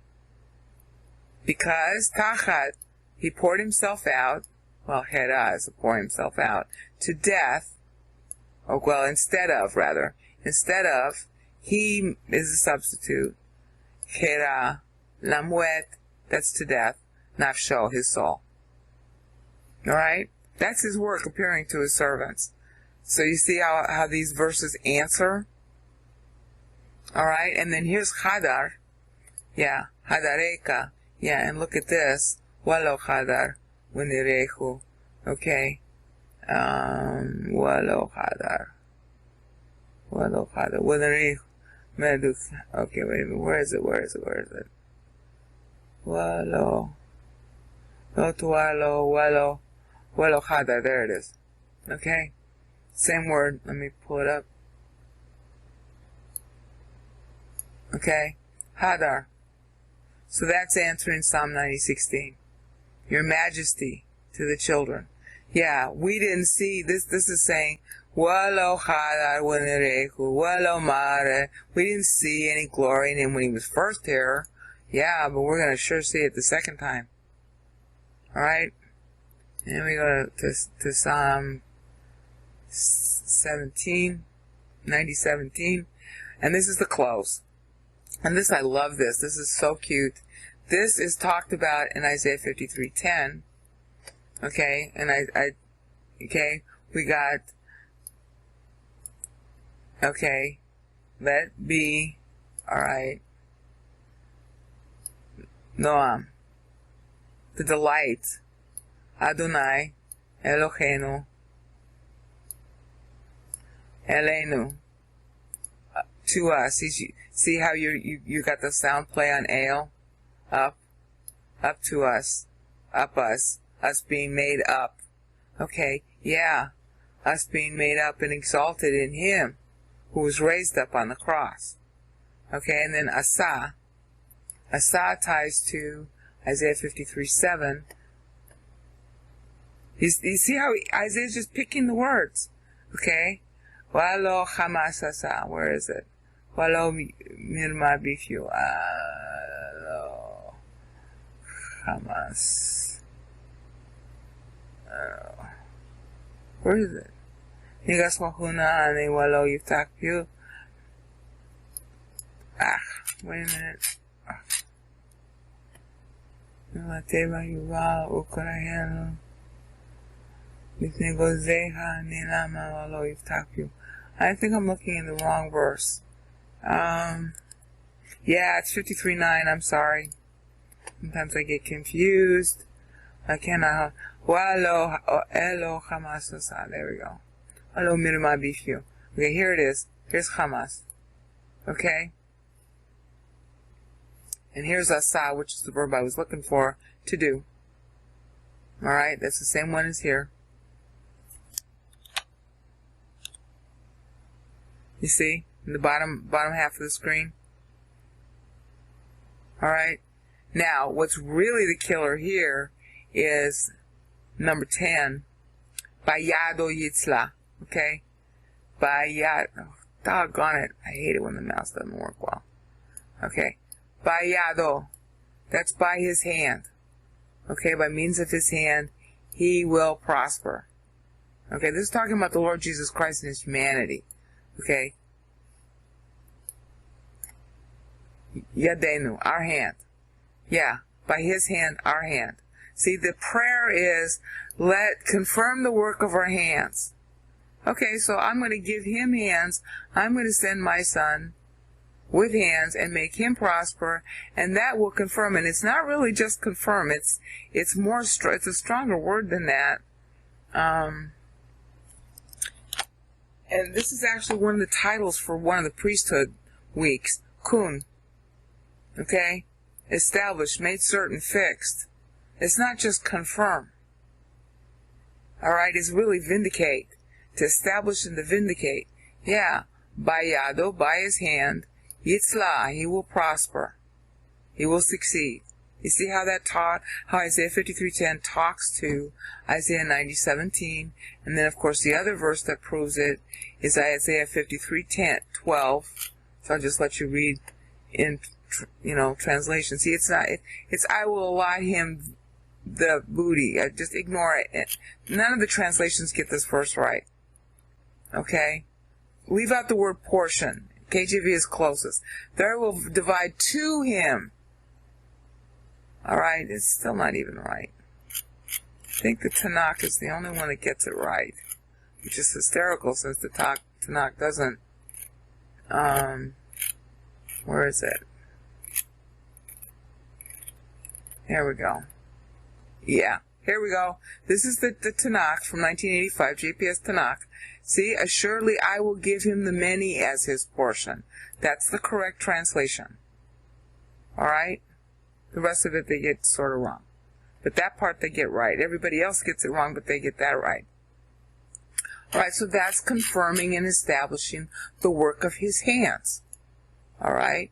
And then you also have it in Isaiah 52:13, which is Hine Yaskil Adi Yarum. Alright? He will become greatly exalted and prosper. So that's answering Psalm 90:17. Alright. I know this has been long, and I kind of apologize for it, but at least you see now the claim has been validated that Isaiah is taking his cue from Moses, and Moses is actually the first one to predict the timeline of Messiah, replete with metering scheme that Isaiah himself uses and that Daniel takes from Isaiah. Peace out.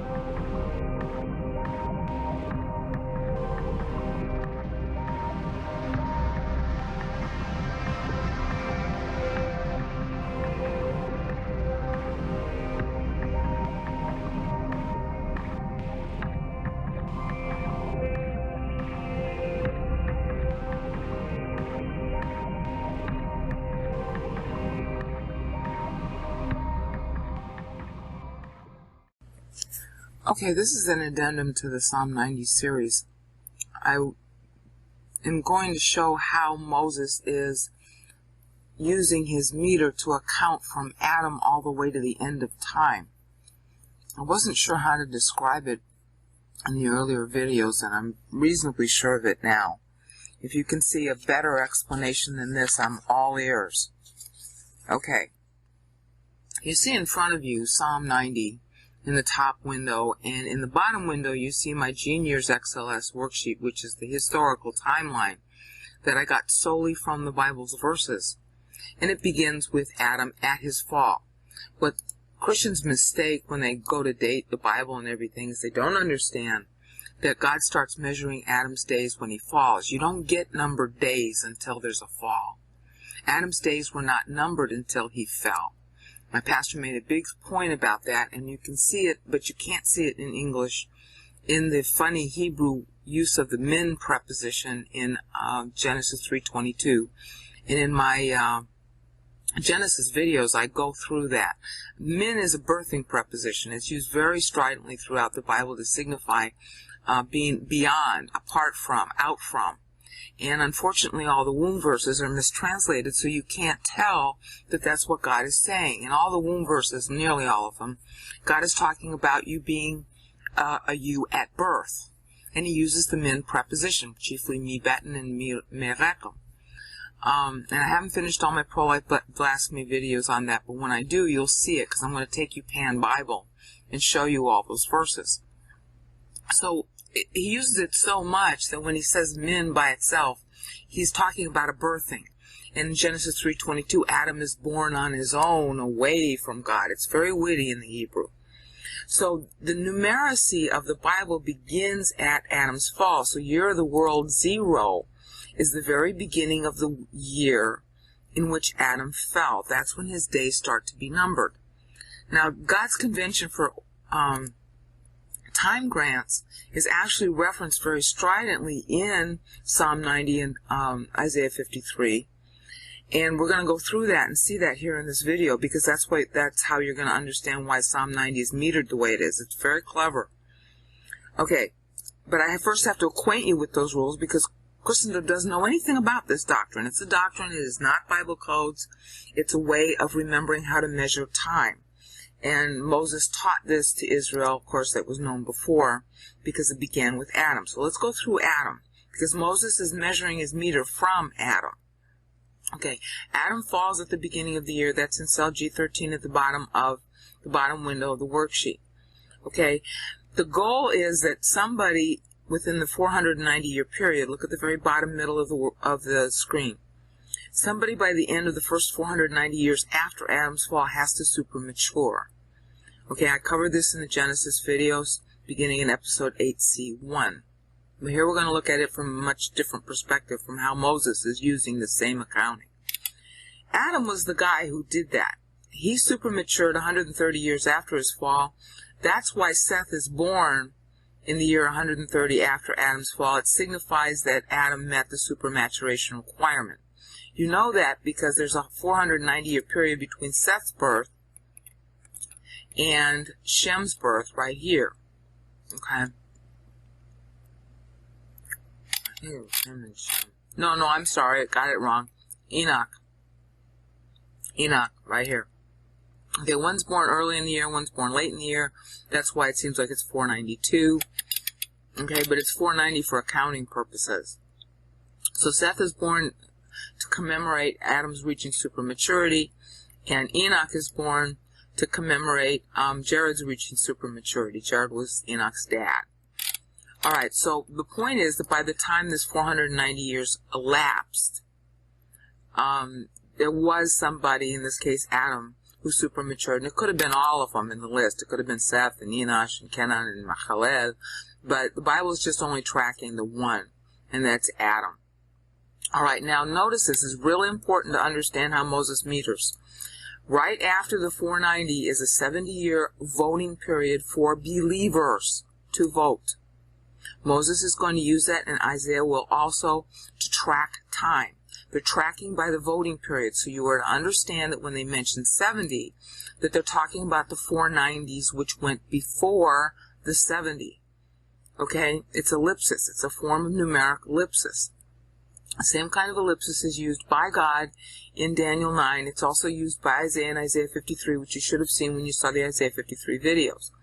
So the 490 is there. Then there's a voting period for believers, and if there are enough believers who want to know God, then the next 490 can grow somebody.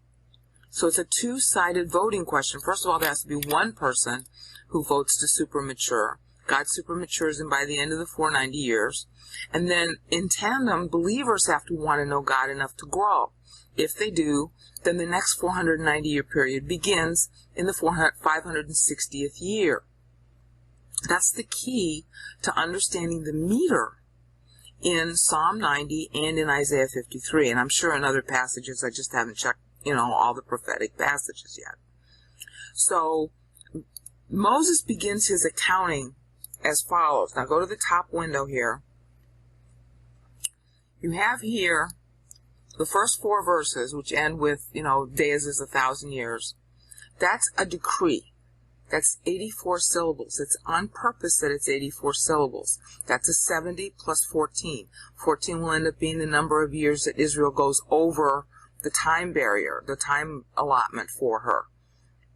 And that's going to be really important because Isaiah and Moses both balance to that 14 years at the end of their respective chapters. Okay, so this part here is the decree. Isaiah will use 77 syllables. Moses is using 84. And it's deliberate to take into account the 14. Okay, I've explained that in the prior video, so you should remember that. All right, now Moses is beginning the actual chronological accounting, but he's doing it from Adam. And he begins it right here. Look in the bottom screen. He's using this voting period in cell G20 between the 490th and the 560th year. So he starts with the 70 years. He's stressing voting. All right? And that's this period right here, verses 5 through 8, which is 34 syllables plus 36 syllables. That comprises 70. So you were to understand that between verse 4, when a day is as 1,000 years, because the 1,000 years is also another accounting period, 490 plus 70 plus 490 equals 1050, and the last 50 years is for the unbelievers to vote. This 70 is stressing believer voting. So it's telling you, hi, there's a 490 that's sandwiched in between verse 4 and verse 5. Because verse 4 is the end of the decree, verse 5 is the beginning of the voting accounting. So now he's taking into account that first believer voting window, which is right down here in cell G20 at the bottom middle of your screen. All right? So he's accounting by voting periods. All right? Now, that takes you to the end of the first 70, which is, ends here at verse 8. Let me see if I can get the mouse to work. Okay? So at this point, you're looking at the end of the first 560 years of history since Adam's fall, which is represented here. So when you get to the end of verse 8, which is very clever when you consider what Moses is saying in those verses. When you get to, because he's talking about appointment and everything, return, blah, blah, blah. Okay, when you get to the end of verse 8, he has just finished telling you, hi, 560 years since Adam's fall, stop there. All right, then you're to understand that there is an insertion, because the new 490 can begin, but because of the way the 490 works, it's one 490, then a 70, then two 490s. Okay, so it's 1, 1, 2. So then right here is the end of the first 490. Let me see, I'm going to make that a big screen so you can see what I'm talking about. Okay, first 490 ends here. That means the second one begins. The second 490 ends here. Excuse me. In G29. And that ends the first 1050. Remember, a year says 1,000 days. Well, he's measuring it. And then you have a voting period for the unbeliever. That is 50 years. So the second 490 then ends at 1050. All right, but then there's a third 490 because we haven't had our new voting period yet. So the third 490 begins piggybacked on the second, and it ends right here in 1540 from Adam. You have to count this from Adam, or you won't see what Moses is doing. Okay, so the third 490 ends right here. And you'll notice, now we get to the second 490. Let me remind you. Okay, our first 490 ended, oh, my mouse, it's not working. Our first 490 ended here. This is the second 490, which ends here. Okay? All these syllables together, now highlighted in blue, verses 9 through 11, are 70 syllables. Okay, that's referencing this period right here. Okay, it's referencing the end of the second 490, which was 1050 from Adam. It's also referencing the third because the next 70-year voting period, here it is, this is the second 70-year voting period, highlighted in blue, begins right when Noah is voting. It's Noah who voted positive. See? Look at the bottom middle of the screen. Wait a minute. Let me make it large again. Now it's in the top third of the screen.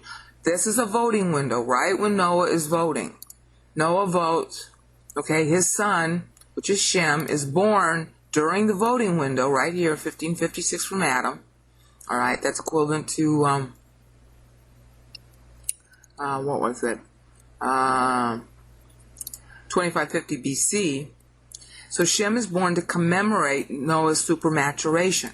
Noah voted. That's why the world got to continue. It's not that the other guys didn't have 490s, but they were all going to die.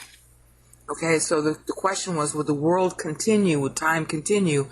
And here we are at the second voting window, which is referenced by Moses here in verses 9 through 11, highlighted in blue. Okay, so Moses votes. So that's the second voting period that Moses is referencing. So he's taking you through time. He's saying, hi, here's how God's going to keep his promise.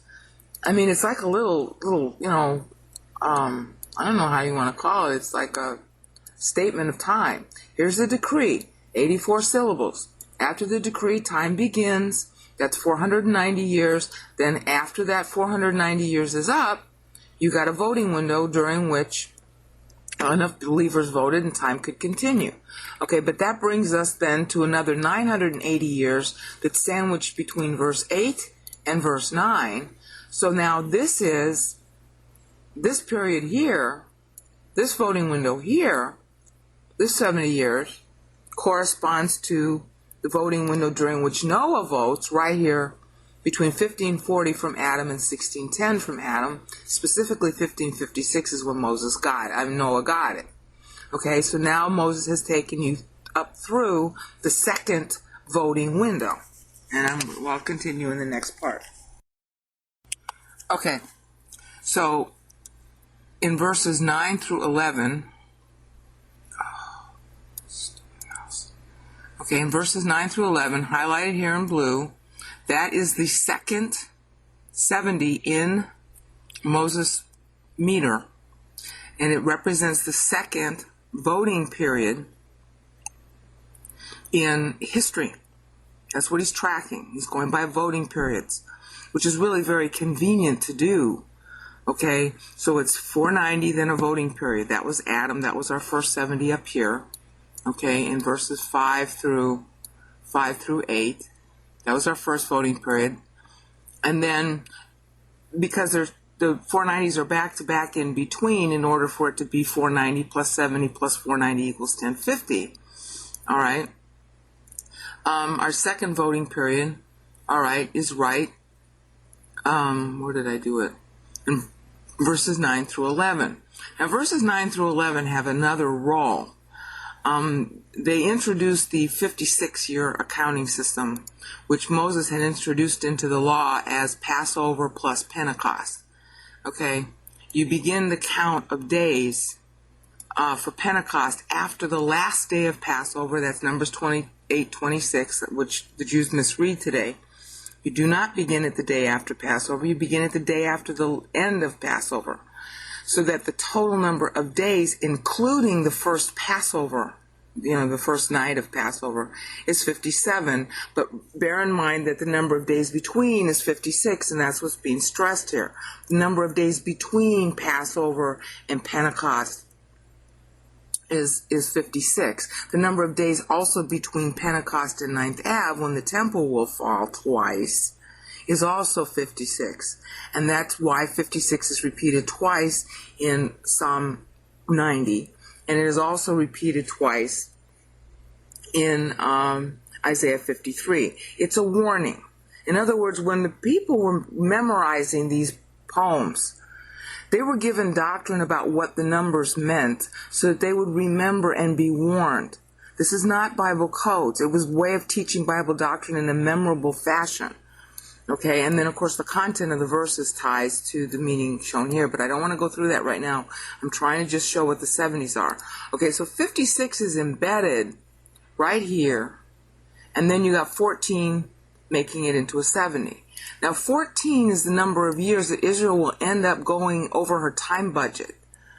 So that's why Moses has got 14. This is the only verse in all of Psalm 90 that is 14 syllables. Everybody else is paired off. So you got two 24s here, you got 116, 2 16s, and 3 16s here playing off Trinity. You got 2 17s here, all right, they're paired. The 2 20s are paired here, all right, the 2 21s are paired here and here. The 2 35s, which you can't see so well, let me move it over. The 2 35s are paired here and here. Everybody's paired. And of course, there's a third 24 here. All right. So it's either in triplets to depict Trinity or pairs to depict the hypostatic union, except right here. Okay. And of course, 14 is a pair of sevens, so that's very witty. All right. The 14 is the only syllable verse count in the whole of Psalm 90 that doesn't have a pair. It itself is a pair of sevens. All right? So that's sticking out. Okay, he's reminding them, by doing it that way, he's reminding them that Israel is going to run 14 years over her time budget. And, you know, that's something to notice. But the second 70, that was for Noah's voting period, which we just covered down here. Look at the bottom of the screen. Okay, is referenced by the second 70 in Psalm 90's poem right there in blue. All right, now that brings us to the third 70. Now, when you get to the third 70, that means, that there are 980 more years to count. So if this is the end of the third 490, Noah votes then. All right, now we got 2 more 490s that have to pass. This is the fourth one, which is when Abraham comes along, all right? And then this is the fifth one. And notice this, by the end of the fifth 490, Moses is now writing autobiographically because you got a voting window right here between 2590 and 2660 from Adam. Noah is now beginning to talk about the present, his own voting during the voting window, which is why Israel could even become a nation. Was because Moses voted. See, he's voting right here in the voting window. The voting window starts here, and the voting window ends here. So, the third 70 is right here. 15, 15, 24, and 16.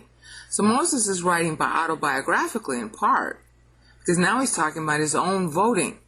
Teach us to number our days. That's right here in verse 12. All right?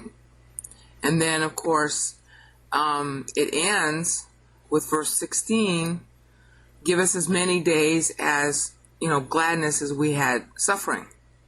You see how cute that is when you stop to realize what it means? Moses is voting, all right? So verses 12 through 15 are 70 syllables representing the third voting period in history. Okay, which is Moses' own voting period right here. Okay? Teach us to number our days. He's voting to know. It's a vote. It's a vote to know. The very verses are talking about something that Israel votes to know about God. Teach us to number our days. Yeah, and during those very verses that he's talking about, he's autobiographically referencing his own voting during the voting period. The third voting period in history.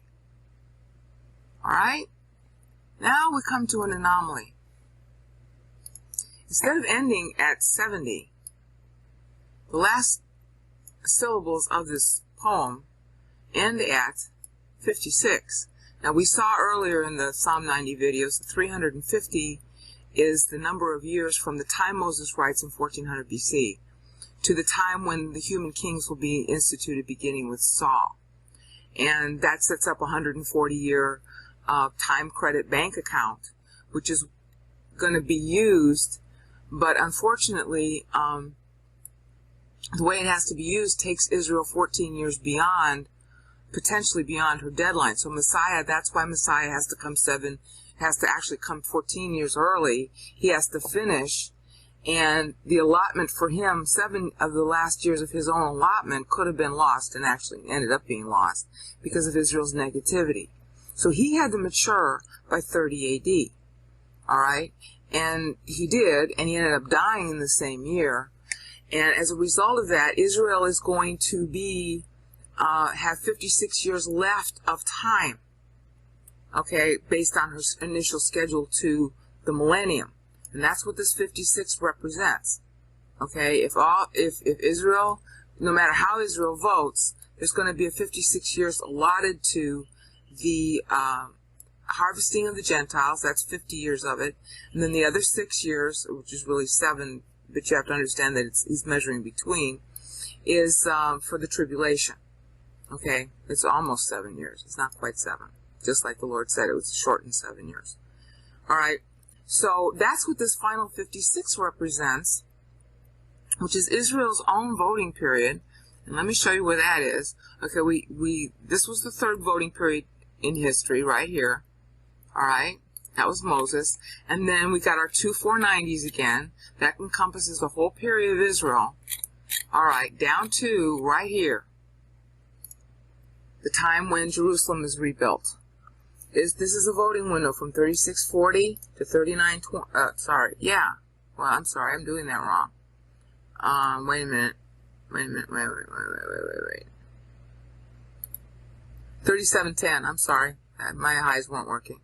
From 3640 to 3710 is the last voting window before Christ comes. Okay? And it's a 70-year period. Okay, but Israel's going to run over 14 years by this point because the temple got destroyed, okay, back in 586 BC. So that's where Daniel 9:2 comes in. The first 70 of Daniel 9:2 plays. It plays successfully. The temple's rebuilt. So then the second 70, you saw this already in my videos on this topic, got to play, and that would end 446 BC. That ends during the voting window from 3640 from Adam to 3710 from Adam. Okay? At this point, history is like over scheduled, over budgeted by 14 years. So therefore, Christ has to die.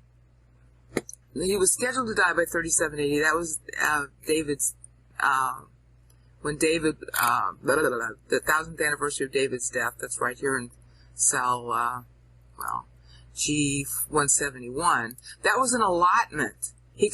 Christ could live until 37 AD. He'd have to finish, and Israel would have to vote for him by that date. Well, Israel rejected him, and it rejected him in 30 AD. Okay? Well, the millennium was supposed to start here. Okay, so he's dying 64 years short of the schedule, which Moses is tying to. And the way Moses is tying to it is by using these last, let me move it over, 56 syllables. He's basically saying, this lone 14 is going to, is basically debited out here in order to balance time. And it does, because Christ ends up dying in 30 AD, which is 64 years short of when the millennium was supposed to begin. That was the fourth, 490 from Adam, historically, including all the 70s that have been referenced. So what Moses is doing is he's showing you that there are 4 voting periods. He's accounting all time from Adam to the end, what was supposed to be the end of time, as we know it, to the beginning of the millennium, by means of the voting periods. It's very deliberate.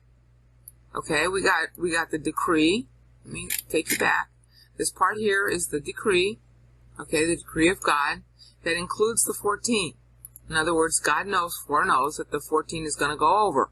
So he cleverly makes it 14, then Isaiah is going to debit that by 7.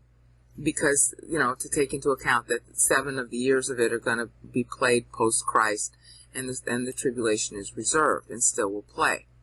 Okay, so that's 84 syllables as a decree. That's not included in the time count. So what Moses is doing next is he's going by the voting periods, because there are going to be 4 of them.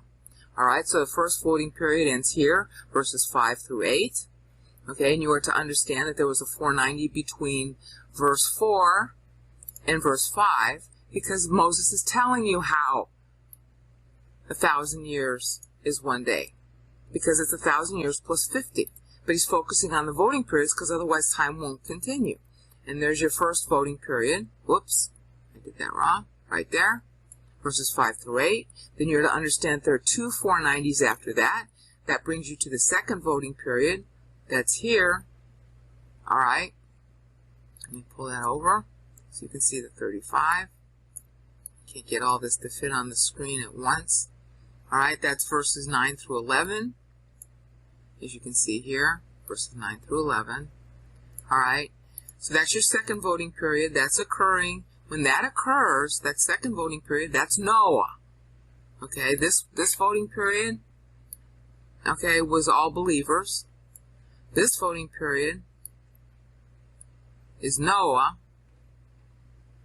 All right, and that's 70 years. Then your third voting period is Moses himself, which is why this is so clever when you consider what the verses actually say in verses 12 through 15. This one is teach us to number our days. This one is make us glad for as many days as you've heard us. All right? And so this is Moses' own voting period that just finished elapsing. Okay, that led to the Exodus. And then what Moses is basically saying is, hi, you got one more voting period ahead of you, Israel. And by the time you actually get to it, you're going to be 14 years over. So I don't count 70 here, I'm counting 56. So now you know the derivations of the 56s and the 70s and their doctrinal significance. Again, this is not Bible codes. It is a way to help Israel keep track of her future history. And 56 years from, was the original schedule. From 94 would have been 37 AD. Which was the 1000th anniversary of David's death. So Moses knows when this is all how this is all gonna shake out, and the point was for Israel to know it too, but she forgot, and of course we Christians never knew. So see what you think of it, work with it as you feel free. And that's it for now.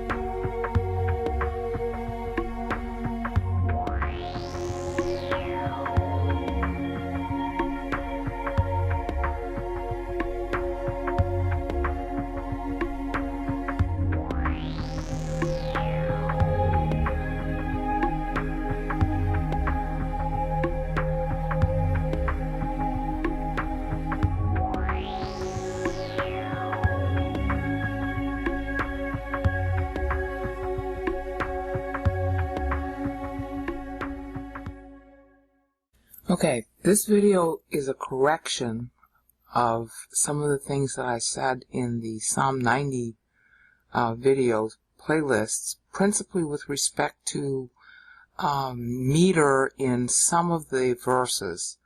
The total meter is still the same, the total paragraphs are still the same, but some of the clauses I had to correct as a result of finding out that Paul is actually using the Psalm 90 meter.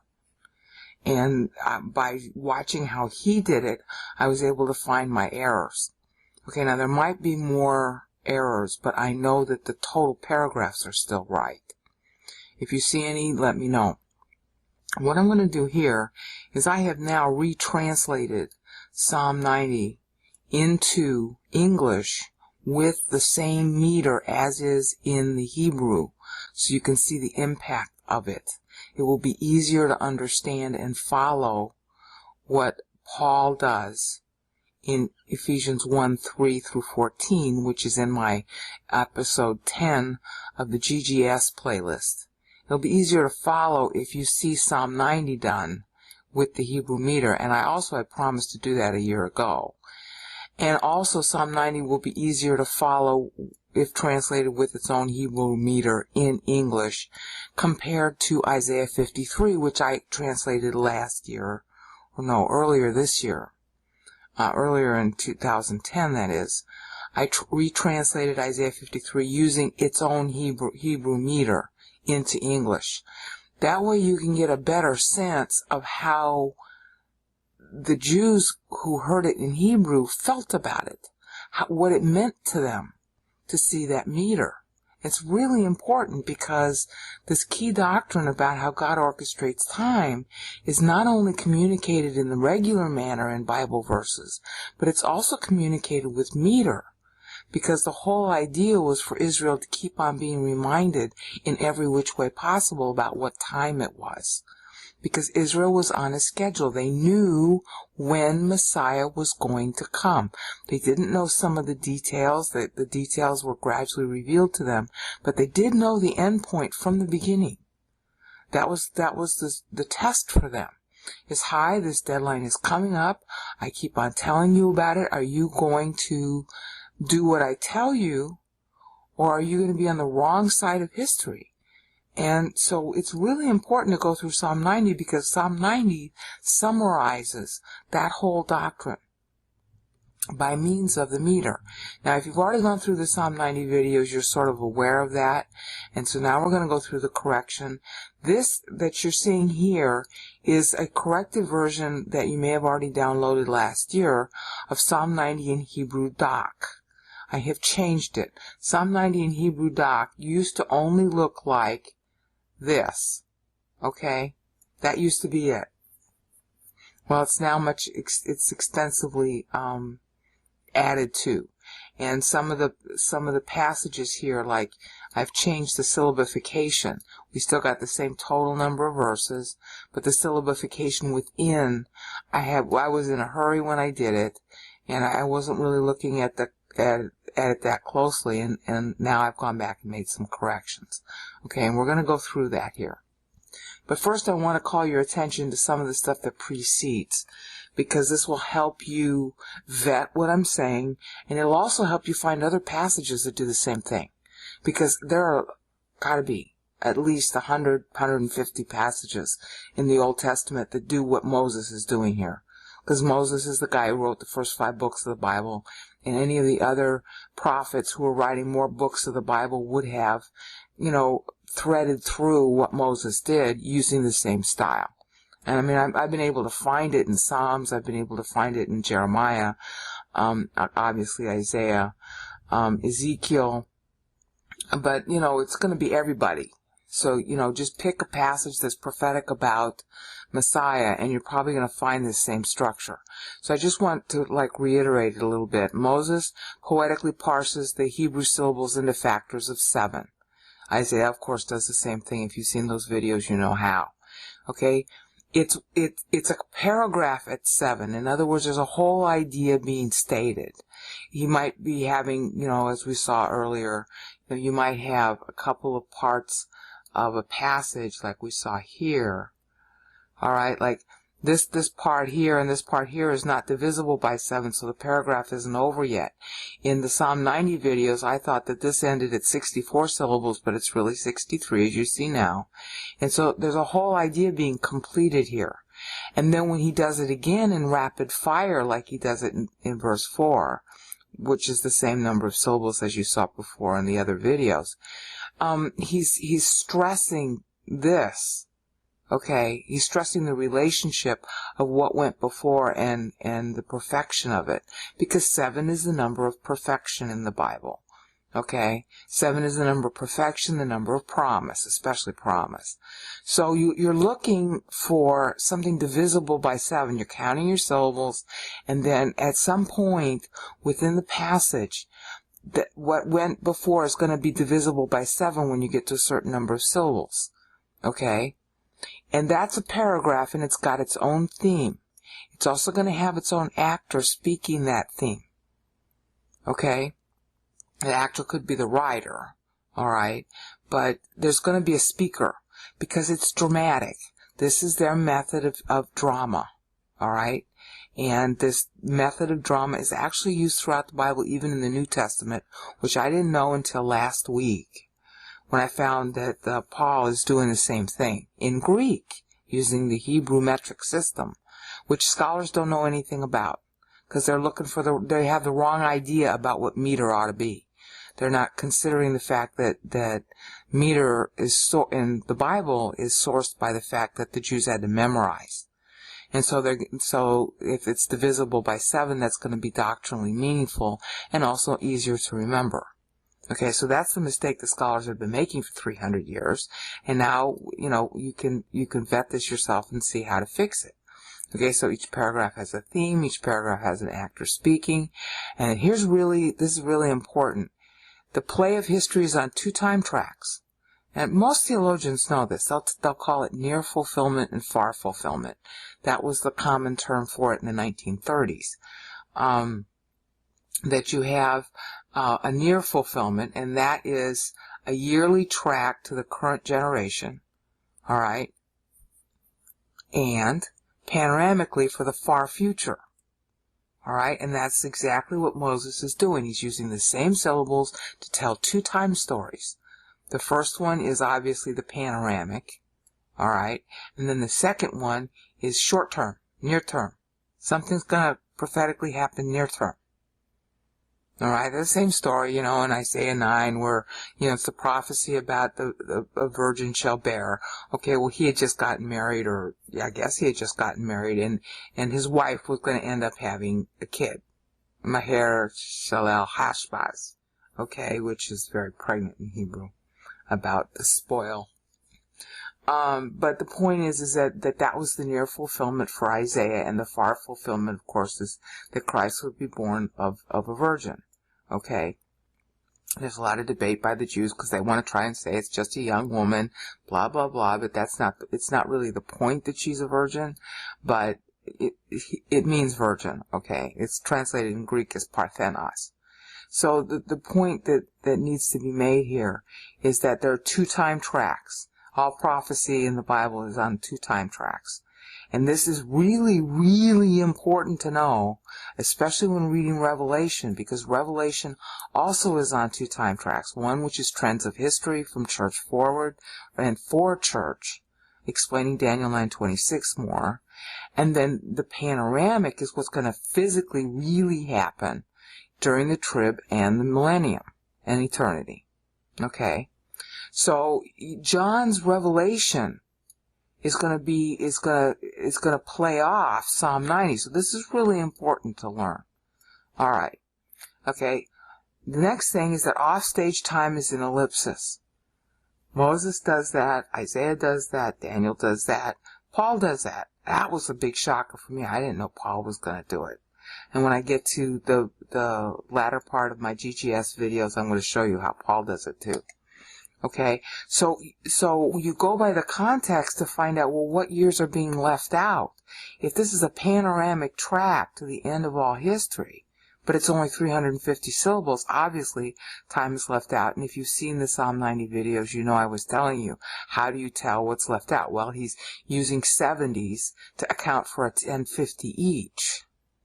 So the 70 is shorthand for saying 1050. So the years that aren't mentioned besides the 70 are the years that are in ellipses. And he's tracking it by 70 because there's one 70-year voting period per 1050. Okay, now what I didn't mention much, but I'm going to start mentioning here in greater detail. In the Psalm 90 videos, I talked about how Moses is reconciling to Abraham's too early maturation. I go into a lot of detail here in this page.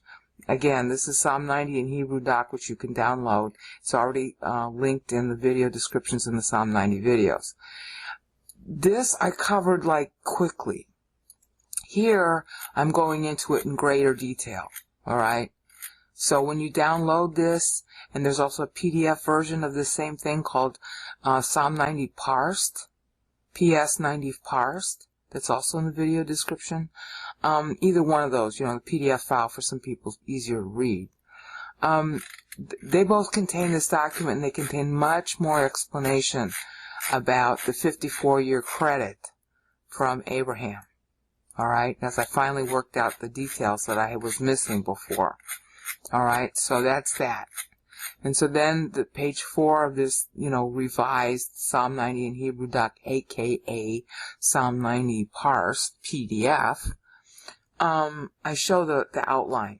Okay, I didn't know when I first did the Psalm 90 videos, I didn't know that this was the predecessor, the precedent-setting drama format, okay, for all of the Bible prophecy on it. That all the Bible books after this psalm, you know, and this was written by Moses, so he's the first guy, all of them are talking back to Psalm 90. And they're doing it in a drama format, especially John and Paul. Peter, to a certain extent, is doing that too when he talks about the flood. All right, so you're going to want to read the backstory here about this outline, because I list how, you know, Moses is doing it, and then I have brief paragraphs about some of the important things like the 56, and then David, which, you know, at that time I knew a little bit about this, but I didn't know how the numbers of the priestly courses really fit into this. They're all based on Psalm 90 also. 1 Chronicles 24. The whole design of the priestly courses, you know, why did he do 24? Alright, it's based on Psalm 90. Alright, so you're going to want to read through that material, okay? And then, of course, we already know Isaiah is doing the same thing. And I go into more detail here. And then Daniel, I've already covered that in some detail, but this is actually better. There's a good summary here. And then what I didn't know at the time I did the videos until, like I said, just a couple of weeks ago, is that Paul is actually aping the same style. So now it becomes more important than normal than it was before to go through what Psalm 90 means. All right, if you've seen this before, this is the same structure. 84, 70, 70, 70. 56, that's our pregnant cliffhanger. The 14 years going to get completed, and we know they won't. And then this is a description as to, you know, what each paragraph meant. And if you've already seen the Psalm 90 videos, this is familiar to you. Okay, but it's better summarized now. And it's always nice to have something on paper you can look at. All right. So here's our familiar, you know, the Hebrew all parsed out. And there are some changes. So you're going to want to compare this to what you saw in the videos and use this instead of the videos. But what I say in the videos is still true. The paragraphs still are the same totals, but there's some changes within the totals. Like this is now 14 and 10. Okay. This summarizes to 63. This, of course, is still 84. This, and this are the same. But this is now 133 because Paul's benchmarking it also. Paul's benchmarking the 63. That's how I knew to change it. Paul's benchmarking the 84. Paul's benchmarking the 133. That's how I knew to change it. He benchmarks the 154 and the 175. So I know that my count here, because Paul's benchmarking the same things, I know my count here is okay. All right? And he's also benchmarking 238, so I feel real good about the parsing that I did through 238. He also benchmarks at 252. So again, the integrity of this is pretty certain. All right. Then he also benchmarks at 315, so I feel really good all the way to 315. Okay. Now when he gets to 350, he benchmarks that too, but it's in a weird way, and I'll have to cover that when I get to Paul. When I do the Ephesians videos. Okay, so now I'm going to spend time after 15 minutes going through the translation. I made some significant changes versus published Bible translations. What I did is some of the difference is just due to making the meter fit. Because there's 12 syllables here. So in order to make it fit, I have the prayer of Moses, man of the God, the Lord. Okay, well that isn't really good English, but it is good Hebrew. Okay, because for example here, this is Ha. That means the God. See? Ha-Elohim. Okay? So it's the God. But in English we don't need to say that and have the same meaning. So the translators will leave this out, and, understandably so. I'm not saying they're wrong. Okay? But in order to make this word be 12 syllables and yet stick to the text without inserting words that brain out infants, I had to stick that word in there. The is really in the text. There it is. So the for God. And when you have a ha in Hebrew, especially in front of Elohim, you really need to render it in capital letters in English. Okay? And then Adonai here doesn't have a ha in front of it. I stick one in, but then that's understandable because even in English it makes good sense. Okay? The Lord, there isn't anybody else. Okay? And so, that's why you got the Hebrew here. You can just look at it and say, oh, I see why Brainout did it that way. Okay? Alright. So the prayer of Moses, the man of the God, the Lord, is verse 1, matching up to the first 12 syllables here. Now, the second thing I need to mention is, see where I got this white space with the little wavy lines? This is wordplay that's going to be used and referenced by the other Bible writers.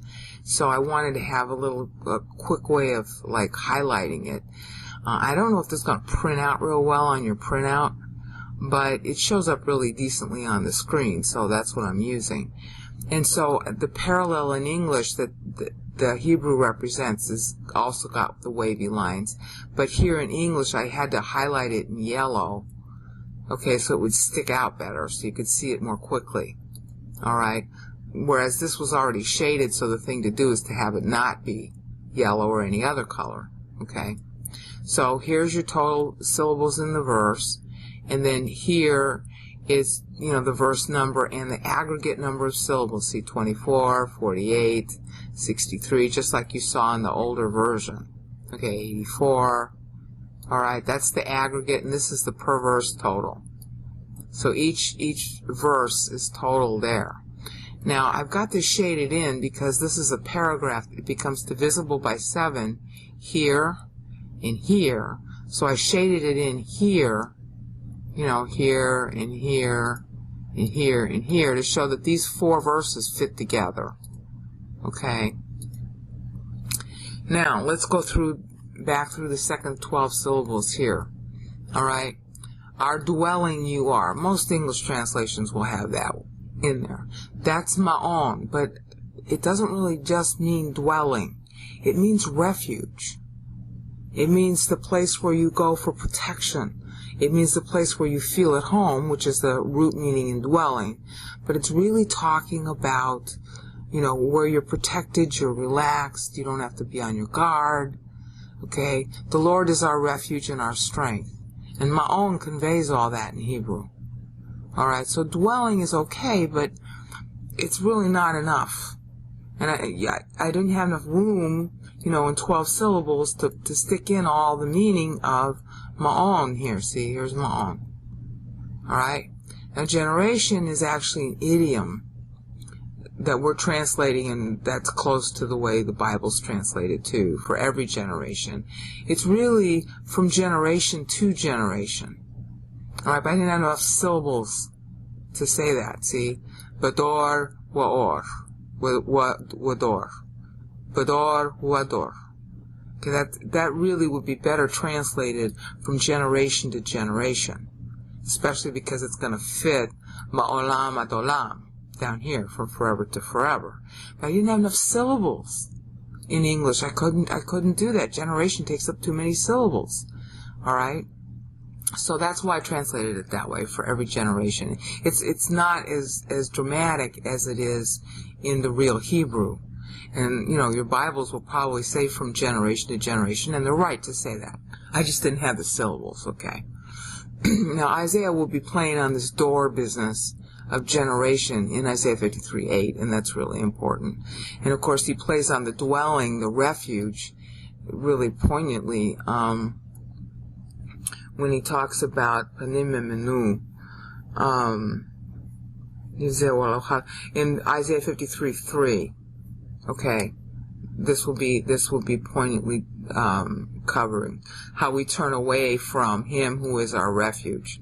It's really it makes you cry, that verse.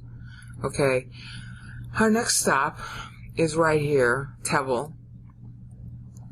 Tevel literally means streams, like streams of water in Hebrew. And see, these are little footnotes where I talk about some of what I'm saying to you. See, it means streams. But it doesn't just mean a stream of water. It means streams of people, of civilization, or time. The Hebrew is always very multi-level. And so you're to understand that when this word here, tevel, is used, it's talking about more than just people. Okay, it's usually translated inhabitants or the world in the English Bibles, but it means more than that, and I didn't have enough syllables to write down all that it meant, so I restricted it kind of like the translators do, to occupants.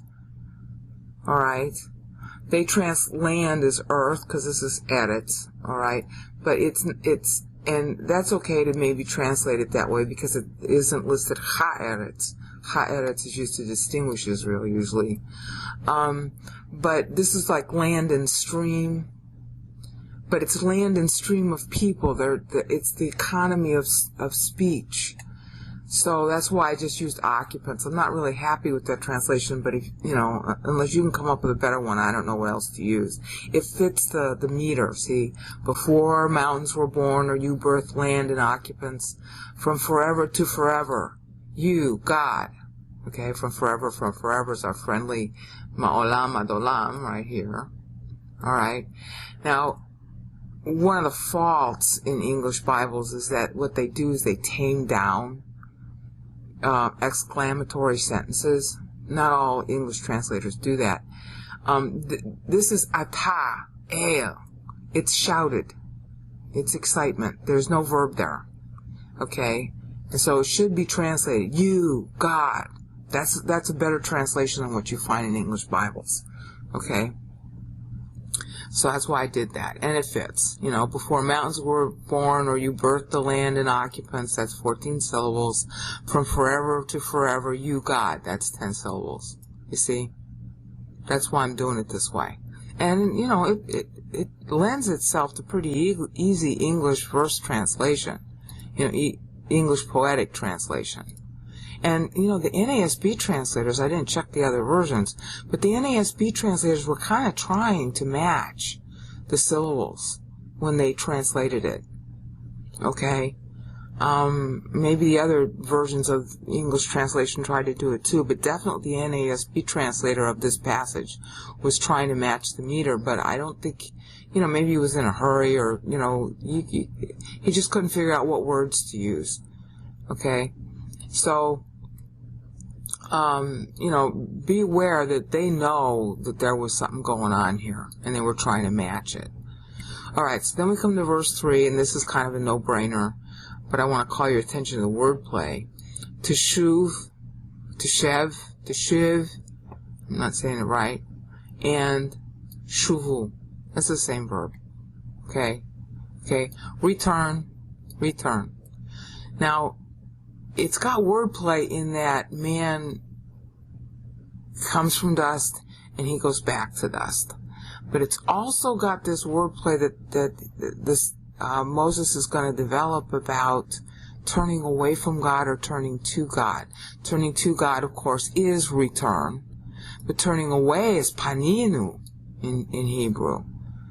And so it's like, are you returning to your vomit, or are you returning to God? And in any event, at the end, you return to God.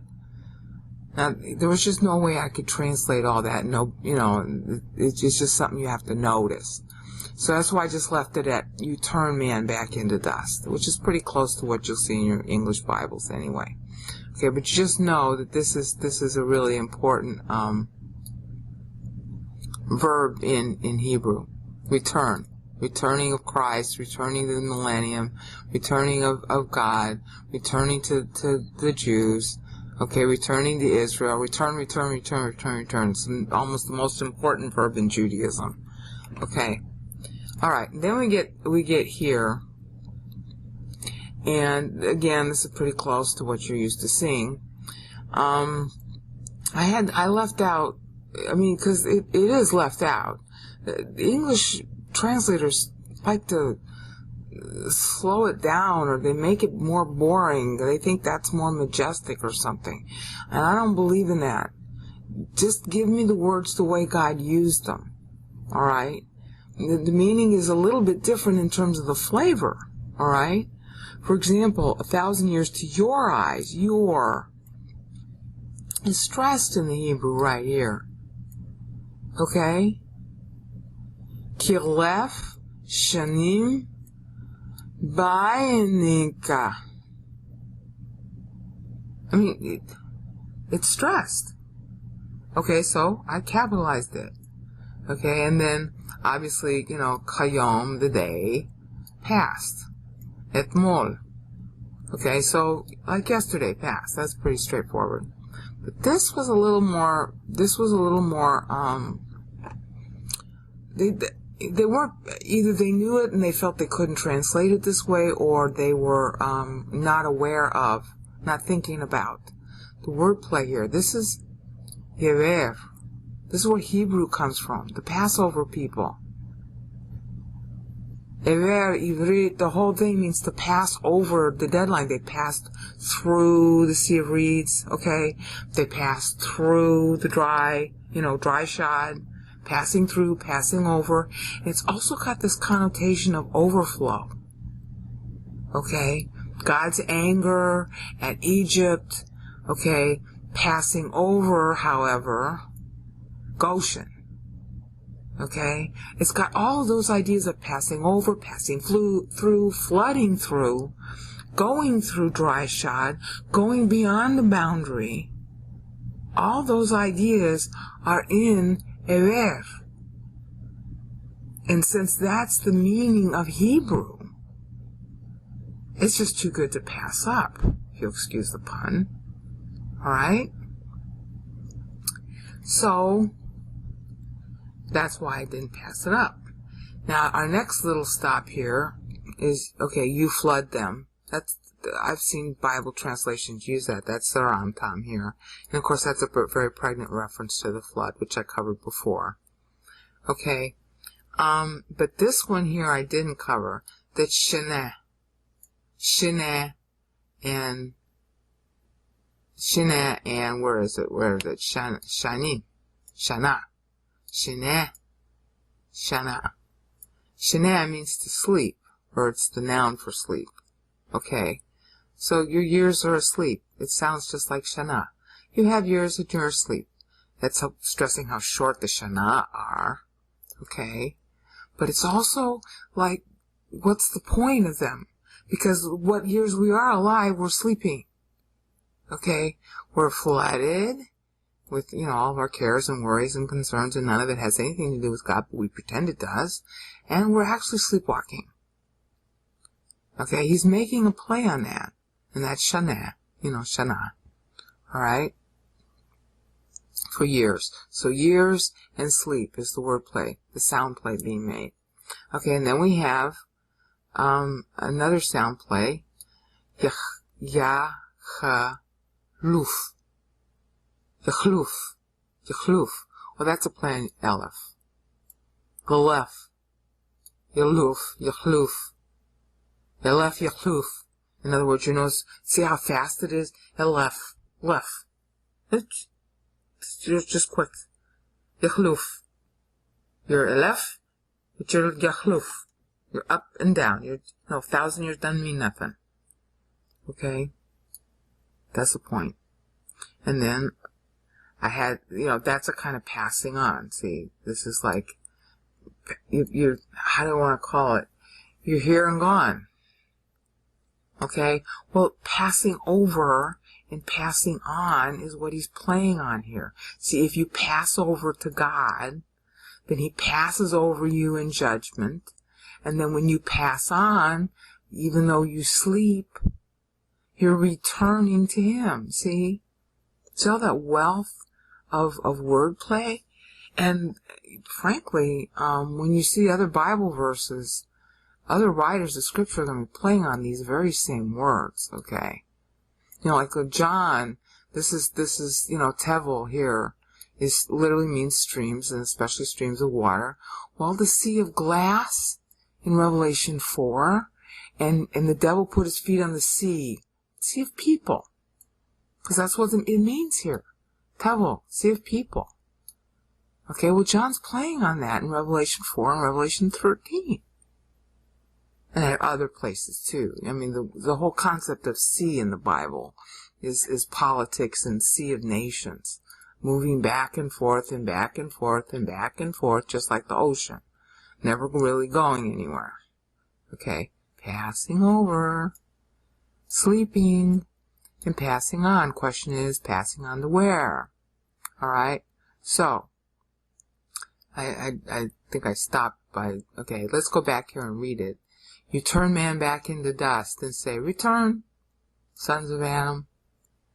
1,000 years to your eyes are like yesterday, past. Like a passing over the night watch. You're walking back and forth, back and forth, back and forth on the turret or wherever it is your night watch is occupied, on the hill. And walking back, and then the night watch is over, and that's it. Okay? You flood them. Pregnant reference to the flood, surround them. That's just a straightforward translation. They will soon sleep. The word soon is not in the text, but it's in the meaning, and I needed it to fill out the number of syllables so I could reach 7. Okay? In the morning, like grass, they will pass on. Okay? And that's the chaluf. Alright? There's Baboker, Ki, Chatz, Yir. Yeah, like grass. Okay? Even if it's 1,000 years, it's still like grass. And then what happens at the end? They get flooded by God. Yeah, because this is the passage about the flood that's going to come, because they're not listening, because they're asleep. They don't care about God. So they're going to pass on by being flooded over. They're going to be passed over, and then Noah will pass over them. See, because they're drowning. It's pretty graphic, huh? Okay, so now we get to verse 6, and this is pretty straightforward. By morning he sprouts. Yatit here is what I'm using to translate sprouts, but it means, of course, sprout and splendor. Alright? I couldn't put all that word in there, and I only had one syllable available, so I used sprouts instead of splendor. Okay? And then here's our friend again. He repeats this a lot. Yachluf. Chaluf. Hachaluf. Haluf. See, so you no sooner say it, then it's like, over. Okay? And then here's our friendly. This is really important. Yeah. Molel. Molel means circumcised. In fact, that's in modern Yiddish today. The guy who does the circumcision is called a molel. Okay. The translators just covered that up, okay? I'm sorry. They think they translate it like declined. I think that's the NASB translation. It's ridiculous. Circumcised. That's the only meaning it's got. And they're just playing political football, and they don't want to admit that this means circumcised. Moses is playing a little word game here. Are you going to be circumcised by God, or are you going to circumcise yourself? Yeah, well, if you circumcise yourself, you become a foreskin dried up. That's Numbers 11:6. Yavesh, it's the same word as used in Numbers 11:6. You become a dried up prune full of all kinds of complaints against God because you circumcised yourself. And then what happens to the foreskin? It dries up the minute you take it off. Okay, very graphic. Okay, now we have some more wordplay. Ba peka. I translated that as rage because I only had one syllable to work with. It's usually translated anger, and that's fine. I just had only one syllable, so I had to use rage. Okay? When it says si ki kalnu, okay, that means we end, but it means life, and I needed the extra syllable, so here it goes. Okay? Because otherwise the sense of it, so we end what? And life. With your rage. They sometimes say in your anger, and that's okay too, but with is actually better. A better translation. Hebrew ba, preposition, means in, with, in association with. Sometimes it means because of, or with reference to. Okay, but with is a really good translation here because there's a wordplay going on here by Moses about whose rage it really is. In other words, why is it God's rage? Because we're enraged at God. See, because, how do I want to say this? We end with rage at you, as well as we end with your own rage. See, there's enough, how do you want to call it? There's enough ambiguity there that you could have it be God's rage, which of course, apeka would mean, but it also could be rage at you. You see? So this is really, when we say end with your rage, that's really not, that's why I want to use with. We end with your rage. That means we have rage ourselves. Now, if you can come up with a better translation, I'm all ears. All right? Now, another thing that in the last clause, what I'm translating as hot wrath is ha ma teka. And that's hema. Okay? Hamateka. I don't remember if it's NIV or NASB or somebody is translating that we are consumed by your wrath. Okay? That's not really what it says.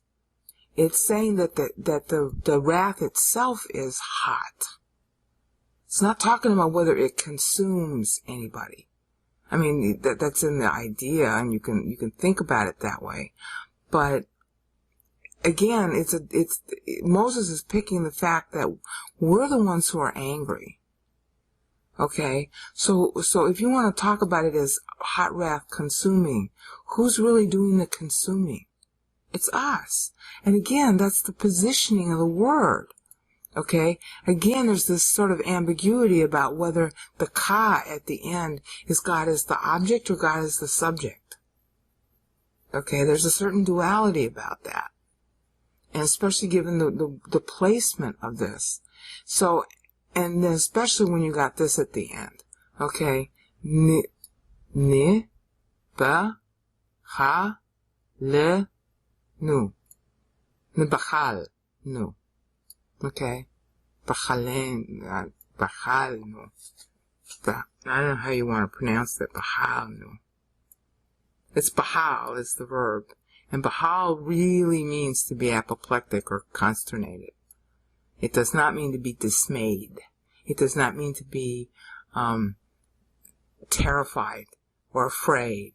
It really doesn't have that kind of, it means that something hits you suddenly and you are shocked, surprised, angry. See? Angry. The primary emotion in consternation is anger. And you become confused and upset as a result. In other words, you're expecting, and this is the goal of this thing, you're expecting God to be nice to you. Yeah, but you're not. You're angry at him. See, you want God to give you something. God owes me, God owes me, God owes me, God owes me. That's what the works people are all about. If I do works, then God will reward me. Yeah. Yeah, okay. You will be rewarded with the same rage with which you rewarded God. And as a result, they're consternated. They're all ticked off. They're ticked off. Alright?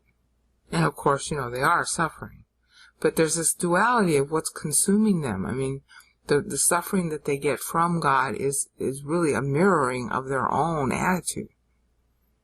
Okay? So that's why I've translated it this way. Alright, now we come to 41 minutes. I think I'll stop there and go into the next section. Okay, we're now resuming at verse 8. Just going through the translation, why my translation differs in certain places versus what's published. The main reason is to bring out nuances so that you can track this better and see the fit of Psalm 90 with other passages in Scripture. And the other reason is to fit the meter. And the third reason is that in some cases the translations are just plain wrong. And this is going to be one of them. These are the two Hebrew alternate spellings for Set. Okay. And of course that's a play on Seth. Alright? Because this is still the first voting period in history. And so I translated it Set. Now, usually the translators will say a point, because they're trying to make it sound more majestic. Okay, but if it sounds majestic, but you're not getting the meaning of the passage, that's not a good translation, okay? Set does mean a point, but Set is his name. Alright? Moses is stressing the fact that this is Seth's name appointed to carry. And unfortunately, in our English Bibles, we don't bother to put footnotes enough or to annotate enough what the names in the Genesis 5 roster mean. My pastor stressed this 1,000 times when he was going over Genesis. He said, you've got to track the meaning of the names. They give you important doctrine about what was going on at that time, because the Bible's laconic, the people had to memorize it orally, and they would be pondering and musing over the meaning of the names. But if we are just transliterating the names, we don't know that information.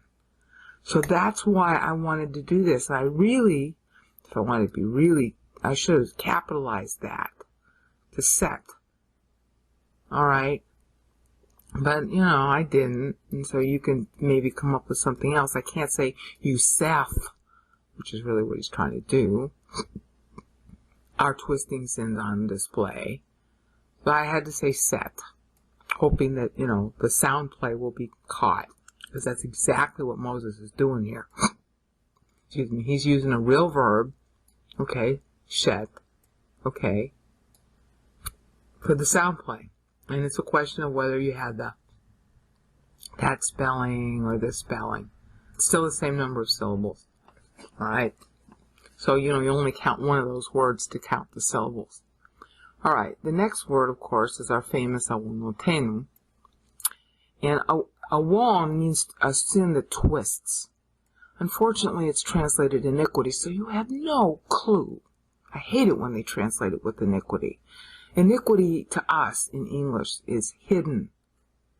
Okay, a hidden sin. Or something that's somehow less than sin. It's a lower class of sin. It's not lower class. And it doesn't tell you anything. Awonotenu, awon means to twist. To take something that's straight and to garble it up. In this case, it's a garbling up of the truth in order to suit what you want it to mean. So you're twisting the truth. It's a sin that twists. So as far as I'm concerned, iniquity is a bad translation, should be stricken from the Bible, and say for what it is. It's a twisting sin. Awon, right here, means to twist.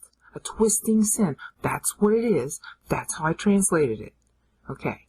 Now, this, negedeka, does mean before you, but it's got more meaning than that. Neged is a verb, means to disclose. All right, it's used, for example, in Genesis 3:11, which is, it's not just disclose, but it's like to tell on. In other words, our twisting sins tell on us. Our twisting sins, expose us. And in Genesis 3:11, Satan's basically pretending that God is somehow hiding information about them being naked.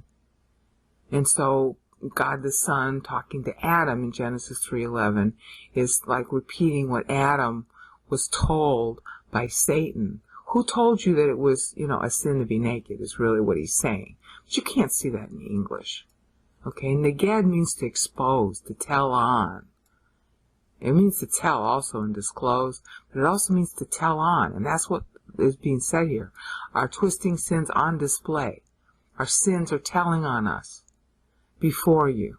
So I had to add this on display before. It also fit the meter. It's not just before. It's translated in English Bibles as before or in your presence. Okay, but it means more than that. And so I'm sticking with this. These are things that I think are wrong with existing translations because they don't bring out some of the nuance that's needed. And I also happen to need it to get the right number of syllables here, 12. All right. Now this one, you'll see in some translations, this is for secrets, amenu. And they know it means secrets, and they usually translate the word secrets. Okay, things that we hide. All right. This is going to be really important when we get to Ephesians 1:3-14, because Paul's making a joke about this when he talks about mysterion. All right. It isn't just secret sins. Some of the Bibles stick in the word our secret sins because they're saying, okay, well, this is sins, so this is sins. Well, yeah, it includes sins, but it's more than that. It's our secrets that we don't talk about, things that we hide from people because we want them to have a good opinion of us. It isn't necessarily just sins. It's like shortfalls or things we feel guilty about or things that we feel inferior about. All right? And then some Bibles say, in the light of your presence.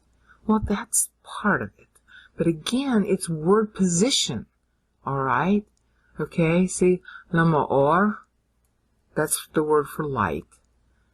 Papeka. It's positioned in such a way that our secrets are not hidden to God, which of course is the meaning. Then you get that out of the English translations. But it's also got the connotation of, God being light, and obviously that's true too. It's got both. So that's why I say our secrets are light, which is a verb in English, or an adjective in English, in your presence. All right, now if you can come up with a better way to get that dual entendre between our secrets are illuminated because God is omniscient, and the fact that God is light, be my guest as to how you want to improve on that. But that's why I did it. I wanted to get that dual entendre there. Okay? That God is light and nothing's hidden from him. Alright? Because that's what's conveyed by this being here in the middle. Alright? Next verse, verse 9. For our days all turn. Okay, this is panu. Okay, and that's really important. This is a famous word in Judaism and elsewhere in the Bible. For turning away. It means to turn. Because it comes from panim, for face. It's wherever your face goes. So if your face is moving, you're turning with your face. Because it's attached to your body. It's either turning toward or turning away. And it's frequently used, especially in Isaiah 53:6, which Isaiah is going to be playing back to this verse, for turning away from God. Each one turns to his own way in Isaiah 53:6. It's the same verb. Okay? Ish l'darko panin in Hebrew. Panin. Alright, we are turning. We're turning away is what that means. Okay? So, for all our days turn, it's got this connotation of turning away from God. Alright?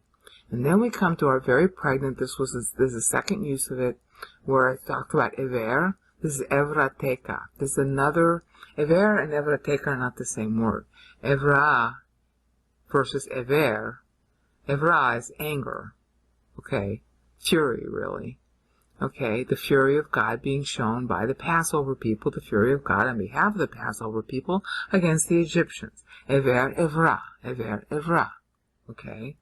Ever, the Passover people. Evra, God's anger on behalf of, for, defending the Passover people. And both of them have a connotation of overflow. Alright? And bear in mind that this is a verse, here, here, and here. And that's why they're highlighted in gray, here, here, and here. This is the Noahic voting period. Alright? When Noah was voting just before the flood, and the flood results as a result of Noah's vote. Because he gets the flood as his 600th birthday present. So overflow is a really important word to stick in the text. And some of the translators recognize that. They say something like overflowing anger. It's really important to stress that there's a word flow in here. It's an anger that's an outpouring.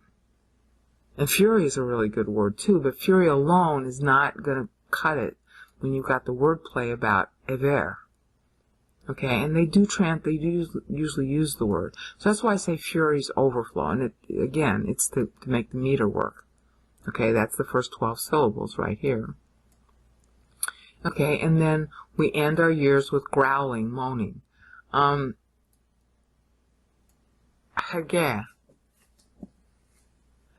is usually translated moaning in English Bibles. But it also has a connotation of growling, grumbling, being upset. And of course that ties back to dried up. Alright. Yavesh.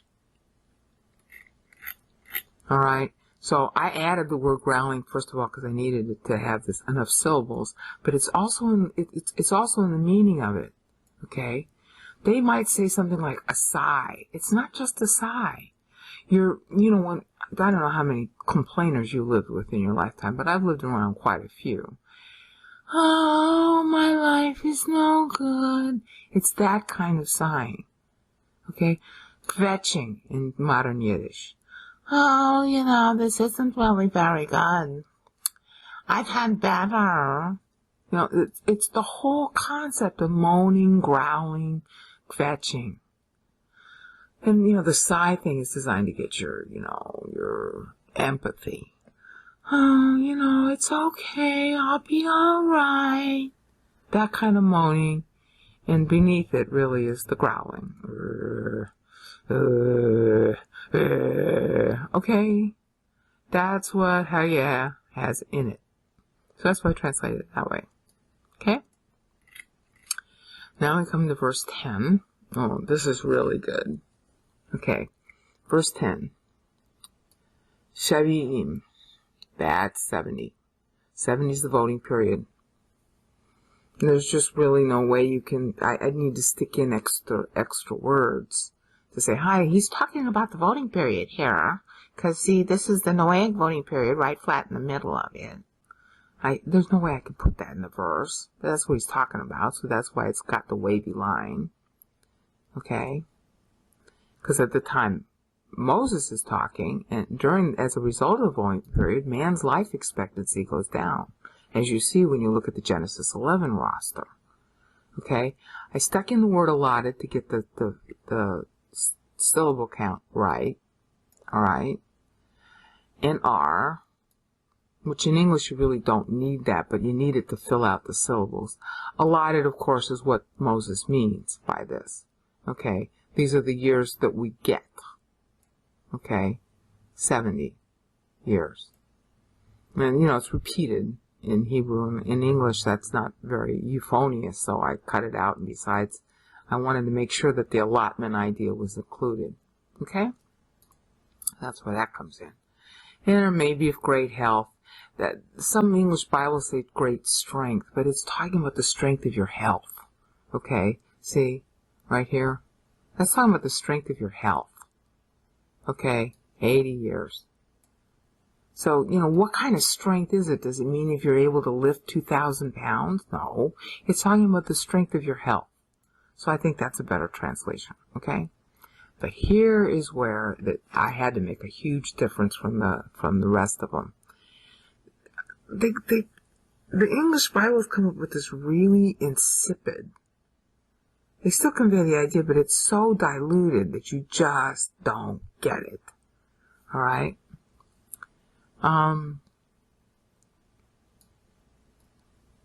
Strutting. This is Rahab. Rahab the harlot. Strutting. That's what it really means. Now, what's really funny about this is that this is presaging what's going to happen to Israel under Rehoboam. Rehoboam means wide, like spacious. Okay? But Rehoboam is a Rahab person. He's constantly strutting around. He was a real jackass. Okay? And it's because of him that Israel split. So this is like a prophetic, a little prophetic verb for how Israel's going to be strutting. Okay? And it's therefore going to split. See, strutting. Alright? Strutting is a really good word for it in English, and I wish they had used it. And plus, he's being onomatopoetic. It's only got 6 syllables. Okay, so I had to give it 6 syllables. Strutting, writhing, and trouble. The word for writhing here is amal. It's used in Isaiah 53:11 for labor pains. Okay? It means all kinds of labor, but it's specifically used in Psalms and in Job for pregnancy labor. And that's exactly what Isaiah is depicting in Isaiah 53:11, because he's talking about him who had no descendants bearing all the kids on the cross. He'll say, Me'mal nafsho is the text in Hebrew of Isaiah 53:11. Alright, at the very beginning of the verse. So amal here is being picked up by Isaiah. And the idea of writhing, you're writhing in labor pains. And man is writhing, he's strutting, oh, how proud he is of what he does. He's writhing and writhing to achieve all these things. And at the end, all he has, and get this is so cute, is awen. See? Where do we have this? Awonotenu up here. Sins. And sins give birth to what? Awen. Awon gives birth to awen. Okay? Sin gives birth to trouble, and Job actually uses this, gives birth to trouble, and the sparks fly upward. Alright, time of Jacob's trouble, tribulation, awen. Why? It's due to awon. See, if Hebrew is your native language, you pick up on these things. Just like we pick up on English. If English is your native tongue and you hear a word that sounds similar and there's a sort of humor in it, you pick up on that. So that's why I left it at trouble, which is typical English translation, because I didn't know how to make a good play on twisting sins, which is really what I need to do. If you can think of a good synonym for trouble that picks up on the fact that it's due to sins, let me know. Okay? And then we have Kish, and I should have highlighted this in yellow. Kish means suddenly, and it's usually translated with some kind of soon or quickly. Well, it really means suddenly. It means gone here today, gone tomorrow. This is a very important rapture verb. You say, well, rapture's not in the Old Testament. No, it isn't. But the idea, the precedent for it is. See, Israel left in haste. This means in haste. Hish, it comes from hush, And the phrase that's usually used in the Old Testament is ahishana. Okay? Hish. See, you've got sh. It's suddenly. Hish. Like whoosh. Okay? The suddenness of the Exodus is paralleled by the suddenness of the rapture. See, the rapture has a legal precedence, otherwise there couldn't be one. And you have the suddenness of Egypt, leaving Egypt, okay? We have the suddenness of the body of Christ going up. Can't predict when, all right? There was no prediction at the time. I mean, it was a very short prediction, but we're not subject to any prediction as church. But the idea of suddenly it's going to happen, it's been warned about, and next thing you know, boy, oh boy, it's just going to happen. So that's why they had the night before, they have to get all dressed up as if they're going to be leaving any second. And they have to leave, and they have to eat in a hurry without even letting the bread rise. All right? That's the precedent of the idea for church. It's our Exodus. And it's based on this Exodus. We have our own contract and our own terms, but legal precedence demands that there be something in the past that justifies a current law. And the law for church changes. But at the same time, it's based on the old story. See, the Exodus occurred because Egypt rejected the Jews. The Jews initially said, hi, we need to go worship our God in the mountain. And Pharaoh refused it. Okay, fine, then we're leaving forever. Okay, we're down here as church and we're saying, hi, God is coming back, worship Him now. And the world rejects us, and okay, fine, we're leaving forever. This is tantamount in modern day terms to recalling a diplomatic ambassador. And it can happen suddenly without warning, and that's what Greek word takos and taku mean. Unfortunately, in English Bibles, takos and taku, which means suddenly without warning, are translated quickly or soon, and so there's no end of confusion about, well, the Lord hasn't come back yet, but He said He'd come soon. Well, that's because it's a mistranslation. It doesn't mean soon. It means suddenly. Suddenly. Suddenly. Suddenly. Okay? And then, of course, fly. And that's translated in English Bible, so we don't have much of a problem with that. Okay? So, it looks like I'm going to have to stop. Okay, here we are again. Now we're at verse 90:11, and there's a kind of big change here versus the translations that you see, and I want to show you why. I'm trying to universally translate apeka with rage. It's usually translated anger. But again, because of the one syllable, I want to use the word rage, and really that's what it means. Anger's okay, but anger's too tame a word in English. Rage is really a better word. And of course, that's an apophatism with respect to God. Alright? And usually in English Bibles, you'll see, who knows the power of your anger. Okay? And that's really kind of what it says, but, the words don't necessarily mean what they sound like they mean, even if they're the right words. Okay? Me, what, or who, here it's who, yada, okay? Who knows? Oz, strength, power, might. Vapeka, your anger. Now, when you stop to think about that, it's operating on two levels. First level is, we don't know what God knows, and that's how we usually think about this when we just read it like this. But understand that the whole focus here has been turning, overflow, twisted sins. So when it says, who knows your rage's power, it's like, if you're living against God, you're gonna know the power of His anger. That's the point here. Alright? Who knows the power of your anger? It's a sort of rhetorical question. In other words, who's gonna receive the wrath of God. All right, he's been building up. You set our twisting sins on display. Remember, that was the ending of the first Adamic voting period. And then here we're in the flood voting period. So this is like a little testimony about why the flood happened. All right, it was set up before because that was the announcement of the flood 1,000 years in advance. But this is the actual voting period that Noah voted during which the flood occurred. Okay, so that's why we got words like overflow and turn. Those are evocative of drowning waters and flooding, and that's why 70 is used, because the life expectancy changed due to, the flood. And that's where we got things like strutting and writhing and trouble to tell us what was going on with people during that time. And then fly, gone up, we fly. Okay, well, your soul, flies up to heaven, as it were. And you're also flying off the earth. When the water hits you, you're tumbling over. Okay, so to close out the Noahic voting period, who knows your rage's power? Those who oppose God know God's rage.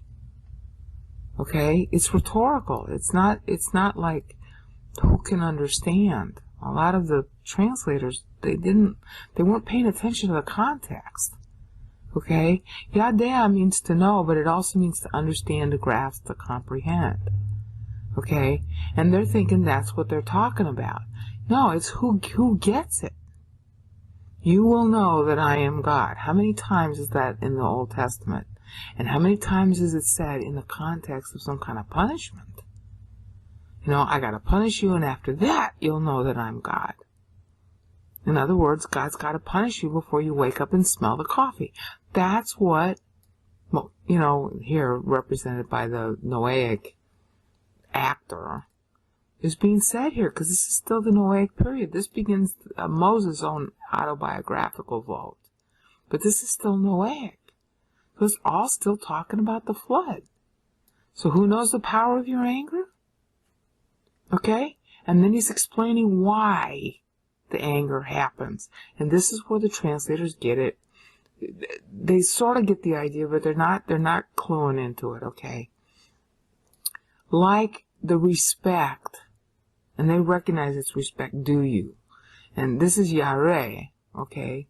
Yare means to be afraid, but just like in Greek, it's got a connotation of respect, awe. So it's not fear like you're afraid of. It's fear like you respect so much. Okay, well, God respects his own integrity. It's your respect. It's that play on words, okay? You got this ka ending, teka. And the question that's very cute, and this is often the issue with Hebrew, are we looking at God as the object, or are we looking at God as the subject? Especially when it's coupled with a noun. Usually, and that's how they're translating it here, it's subject. The suffix means that the noun is describing the subject. But it's always got some kind of connotation about object in there. Especially when it's a verbal noun like this. This is a verbal noun. And God is not afraid. God does not fear. Of course, you could say, well, respect. And so a lot of the translators opt for saying, okay, well, this is the respect of the human race due to God. So they're taking teka here and assuming that God is the object. Well, that's a fair thing to do. But here, it's God's own respect first. Okay? Because this is like the respect to you, or due you, or from you, your own respect, your anger. See, he's setting up a parallel between respect and anger, and the translators recognize this, but they're not quite sure what context to put it in. Well, here's the context to put it in. Here's us being all snotty, okay? And he's already said that, your fury's overflow, and of course it's got that, again, the dual connotation, evrateka, our fury at you, okay, our twisting sins, this whole duality's going on. Okay, so he's uniting the duality to explain it. This is what we should be doing, and the translators generally got that idea. So if we're not doing the respect thing, if we're not doing the yare, that's yare, then we get evrateka, and evrateka, which is also right here, evrateka. Okay, and that's where hever comes from, evra. It's a word, it's a sound play on Hebrew and anger, which I'm translating fury. I'm trying to be consistent. And I translated fury here too. It's the same word, evrateka. Evrateka. And so I insert the word comes to fill out the meter. But that's the idea, is that if there's no respect, then the wrath of God applies, because it's explaining the flood. See? Your fury's overflow. Evrateka is always talking about a flowing anger, an overflowing anger. That's why hever is so evocative. It's the same root in Hebrew. Okay, the flow, flood, flow, overflow, Passover, pass through, pass beyond, due to what? God's anger at Egypt. You know, all those miracle things were all judgments. And apeka. And we're angry at God, so God mirrors our anger. I mean, God doesn't actually get angry, but he acts as though he does. Okay, that's language of accommodation. It's called anthropopathism. God mirrors back to you your attitude toward him. So, either respect or you get the wrath of God. That's a frequent refrain in the Old Testament. It's a parallel between the two. Okay? So that's why I translate it this way. Who knows your rage's power? As a rhetorical question. And now he's answering that question. From respect, your fury comes. In other words, God respects righteousness, and we're violating it, so we get the wrath of God. And, you know, the translators kind of figure that out. It's just the way they translate it is sort of clumsy, and I think this is a better translation, frankly. Okay, so that closes the Noahic voting period. So this is not the Noahic voting period testimony. Okay, which got, you know, overflow and turn and secrets, and display. You know, I mean, a flood covers, but it also displays because the water is moving, okay, that the twisting, and set for Seth, alright, strutting mankind, writhing in trouble, and yeah, we're going to fly through the air with the water hitting us, and as a result, we only live like 7 years. Because we came to know your rage's power. Why? Because we didn't respect, so we get your fury. Okay? Now we enter the Moses' personal voting period, and this gets really cute too, and it's really important to see this all in context. Can I get all the verses? Yeah, they're all showing. So we're going to cover that next. Okay, so now we're going to resume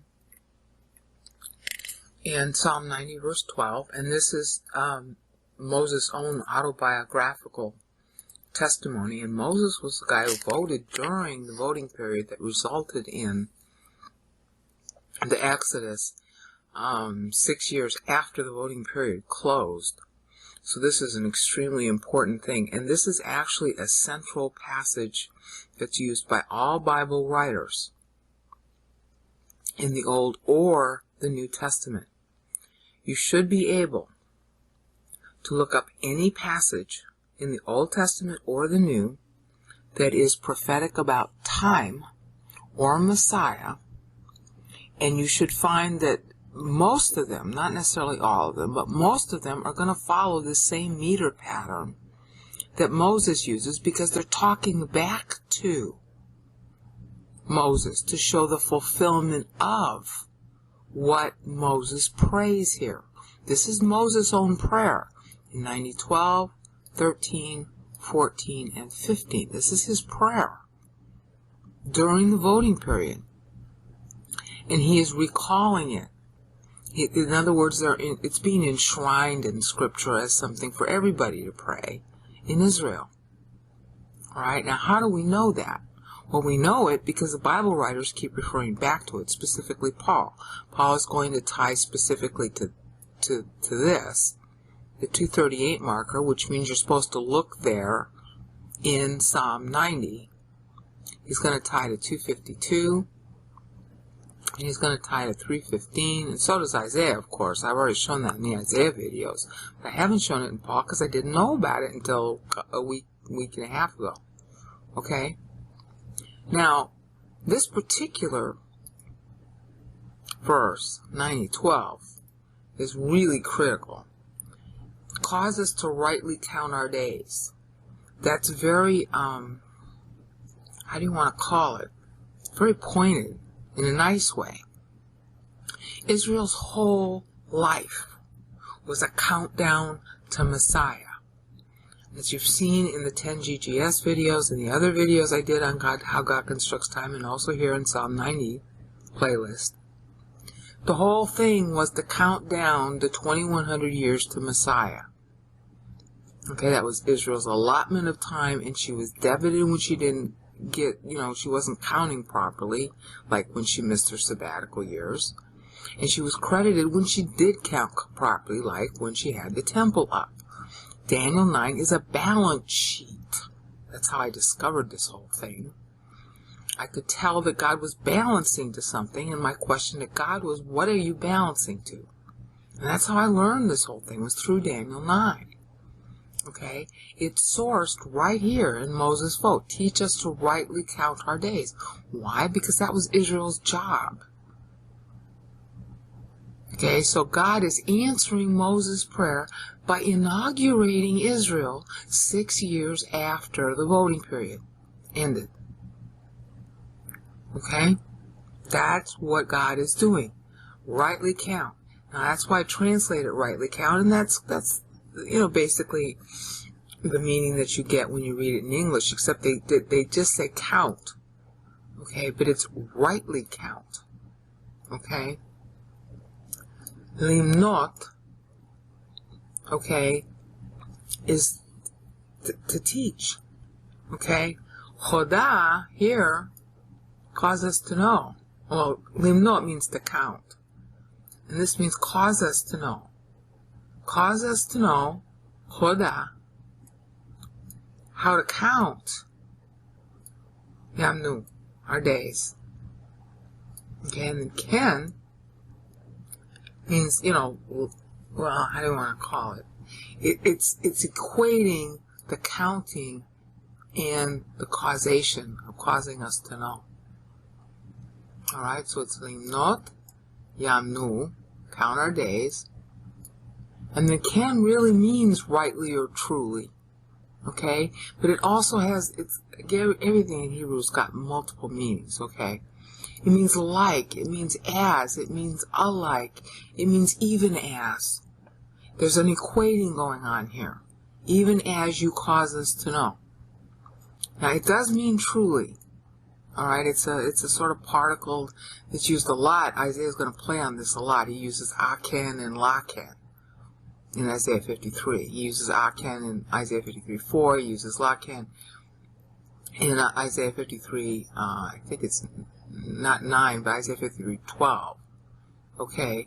So, surely is often how it's translated. But it really means rightly, truly, correctly, justly. Okay?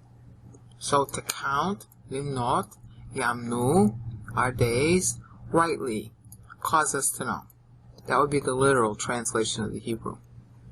And of course, I'm trying to make it fit the 8-syllable meter when I say, cause us to rightly count our days.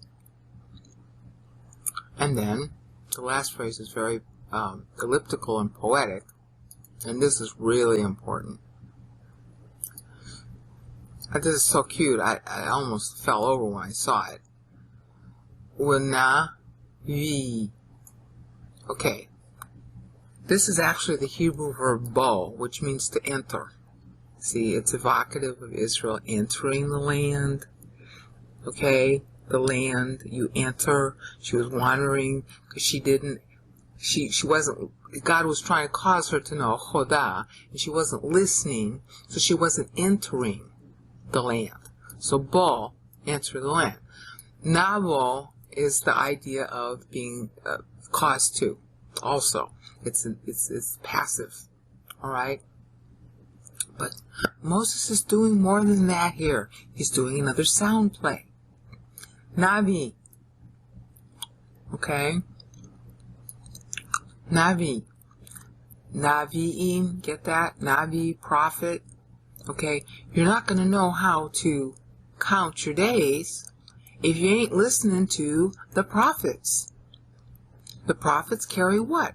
The word of God, which causes you to know truly. You see that sound play? In other words, if you listen to the prophets, you'll be caused to enter. Alright, now, again, it's just caused to enter is really the idea. And you'll see them translated like, well, I'm using the word get, but it's like NIV uses it to gain wisdom. NASB says present to you a heart of wisdom. That's a sick translation. I wouldn't even use that. Okay? I mean, they're trying to be nice, but that's not what this is really saying, and they're leaving out the causality. In fact, the NASB translation makes it look like Israel does her own causing, which is not good. Okay? It really isn't. Alright? This is passive voice. Alright? Cause us to know goes with causing us to enter. Causing us to enter what? Lavev. Into our hearts. Into the heart. And what's this? The famous Hebrew word chakma. Chokma is how they pronounce it today, but it's really chakma. Okay. Modern Jews change the O's, the A's into O's. In other words, it should be Rosh Hashanah, and they say Rosh Hashanah. Rosh is, well, actually they mix them both up. Because I always learned it when I was a kid as Rosh, but it's really Rosh. That's how it ought to be pronounced. Okay. So the A's and O's get mixed up in modern Judaism today, and that's okay. Just as long as you know what this is Chakma. And it's usually pronounced Chokma today. Okay? Wisdom. This is usually translated with Greek sunesis. Sometimes other words. Sophia. It means the result of having the truth in you. You're able to think wisely. See? Number days truly, rightly, correctly. Cause us to know. Okay? Navi, to enter, but it's got the connotation of, the sound connotation of through the prophets. And then take it to heart. Lavev. Chokma. After it's in your heart, then it becomes chokma. Or chakma. I like chakma better. It sounds better to me. Okay? Wisdom. So that's why I translate it this way. Our hearts to get wisdom. And you notice I'm putting get here, but it's cause. Cause us to rightly number our days. And then our hearts to get wisdom. In English, that's a subordinate clause that's the object of cause us to. Okay? So that's why I translated that. And then we have the next one. And, this one is pretty close to the translations that you'll have. In fact, the do return, O Lord, is an exact reproduction of the NASB translation there. Because I liked it. It's a good idea, and it's a good way that he rendered it, and he was obviously trying to match the syllables here. Okay, this is shuva, and it's in the imperative. It's like an imperative of entreaty, Yahweh. Okay, most common way to spell the word, the sacred tetragrammaton is Yahweh. It's not Jehovah.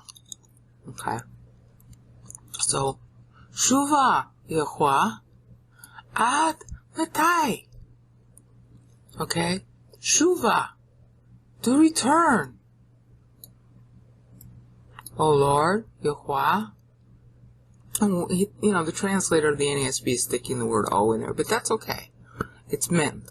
There's no special word for it, but it's meant in the imperative mood here. Shuvah. Yehovah. To return, O Lord, is a decent translation. Actually, it's pretty good. I like it. Okay. Ad matai. Literally, that just means how long. How long? We have the same expression in English, so it really doesn't need to be explained. But how long must we wait is in the meaning. Okay. And I put that in a parentheses in smaller type because it's not part of the syllables that you read, but it's part of the sense. Okay. So that's why it's in smaller type. So do return, O Lord. How long? How long until you come back? See? First Advent. Second Advent. How long? And the how long is really pregnant here because, we just finished saying, teach us to count our days. Okay, how many days until you come back? So what he's saying here, see, first it's caused us to rightly count our days, but he knows doggone well that Israel is not going to obey this. They're going to be given the information, but they won't listen. So then they're going to be in a situation of saying, oh, return, return. Of course, that's what they're doing at the Wailing Wall today. How long? See, they don't know how long. They're supposed to know how long. God gave them the information so that they could rightly count their days. But they screwed up being able to tell time. So now they're busy chanting before the Wailing Wall. How long? How long? How long? Yeah. Well, see, Messiah has already come and left the building. And it's all recorded already. And that's why everybody after Moses is playing on this verse and this verse. Because the how long was exactly told. Like Isaiah says in Isaiah 53:1, who's believed our report? And then Isaiah goes through this very, very sophisticated numbering system, telling them how long. And what I haven't covered in the Isaiah 53 videos is that he starts his numbering system with the birth of David in Isaiah 52:13 to show the theme of it is from first David to last David. And the whole thing spans from the birth of David in 1040 BC to the death, the scheduled death of the Messiah in 37 AD, which is again spelled out in Daniel 9, except scholars miss it because, like Israel, they make the mistake of counting the years as lunar. So there's 7 extra years there that they don't notice. Okay? That's the problem. Israel was going by lunar years at this point, and that's why she's saying how long. She forgot how to tell time, and Moses knows that right here and right in advance. Okay? Bring comfort to your servants.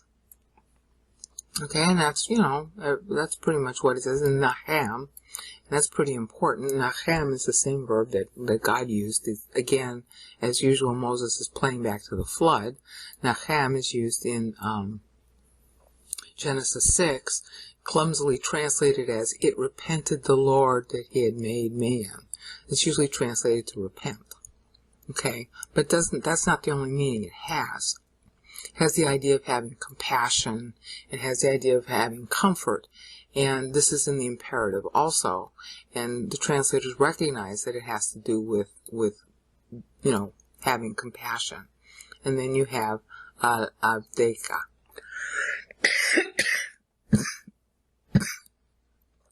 And of course, this is going to be the takeoff point that Isaiah is going to use about the suffering servant.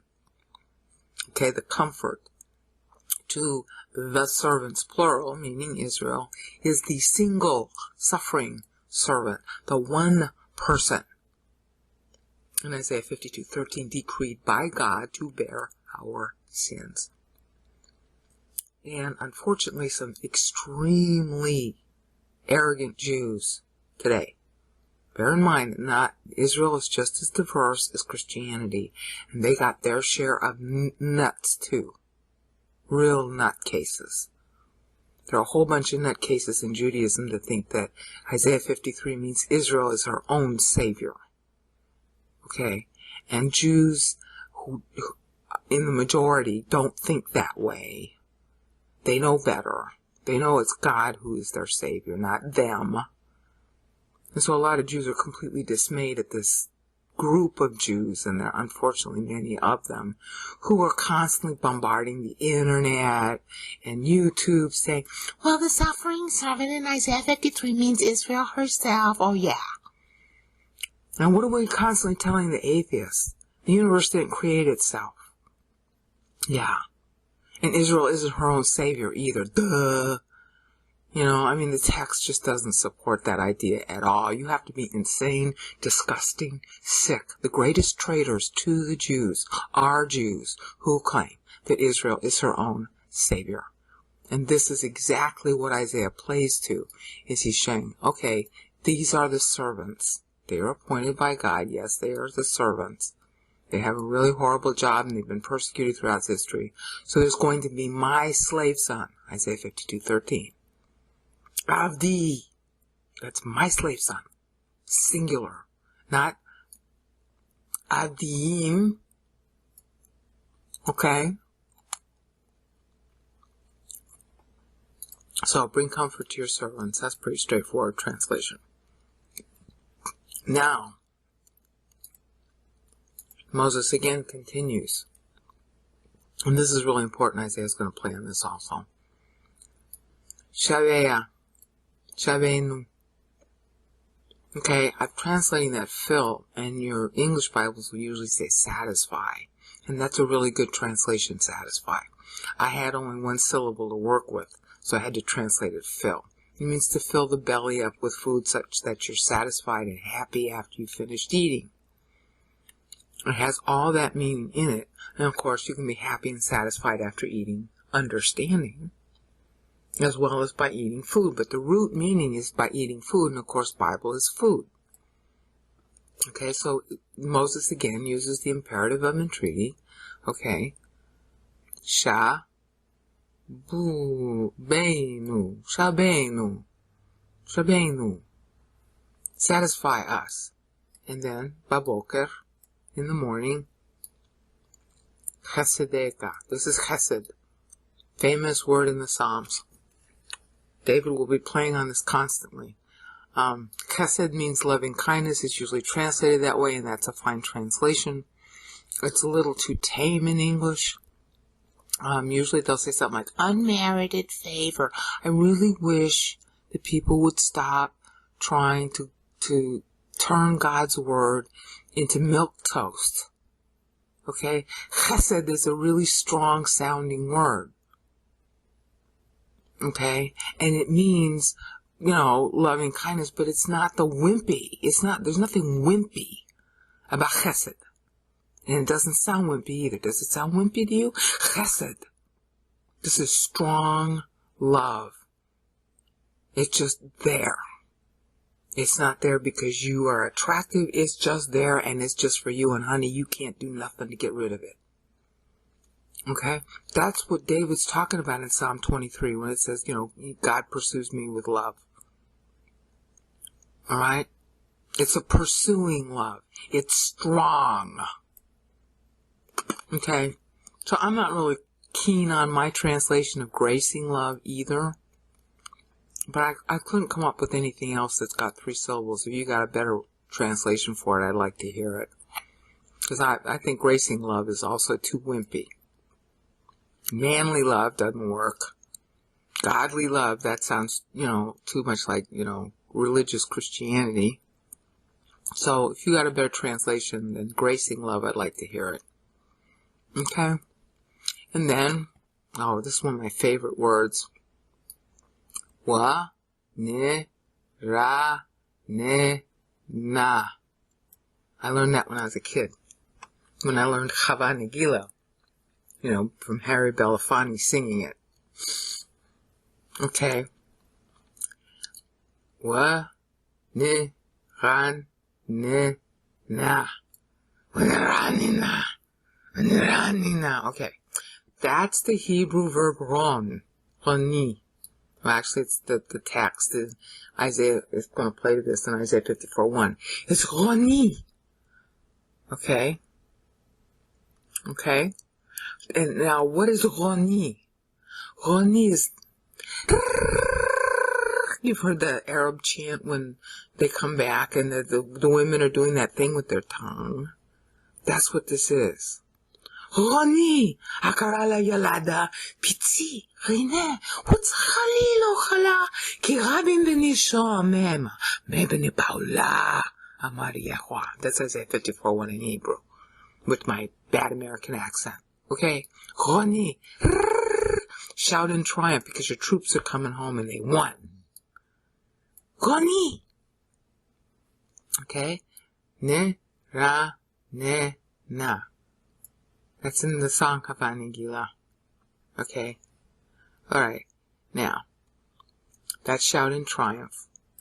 And that's really what it means, and that's how they really should have translated it. They usually say something like, rejoice. That's not what it is. It's a war-winning whooping. And your troops are coming in and everybody's lining the streets and they're doing a clapping, a rhythmic clapping, and they're doing that thing with their tongue that the Arabs still do. And I don't know how to do it. I'm trying to do it and I'm doing it wrong. That's Ghani. Okay? Then you got be glad. Alright? And that's na, sha, ma, ha. That's also in Havani Gila song. Okay, these are 2 words I learned when I was a little girl. Oh, I love these words. Okay, nash, ma, ha, and it does mean to be glad, to be rejoiced, jumping up and down. Basically, you're jumping up and down. Think of after a football game where your favorite team won and you weren't sure that it was gonna win, and it actually did.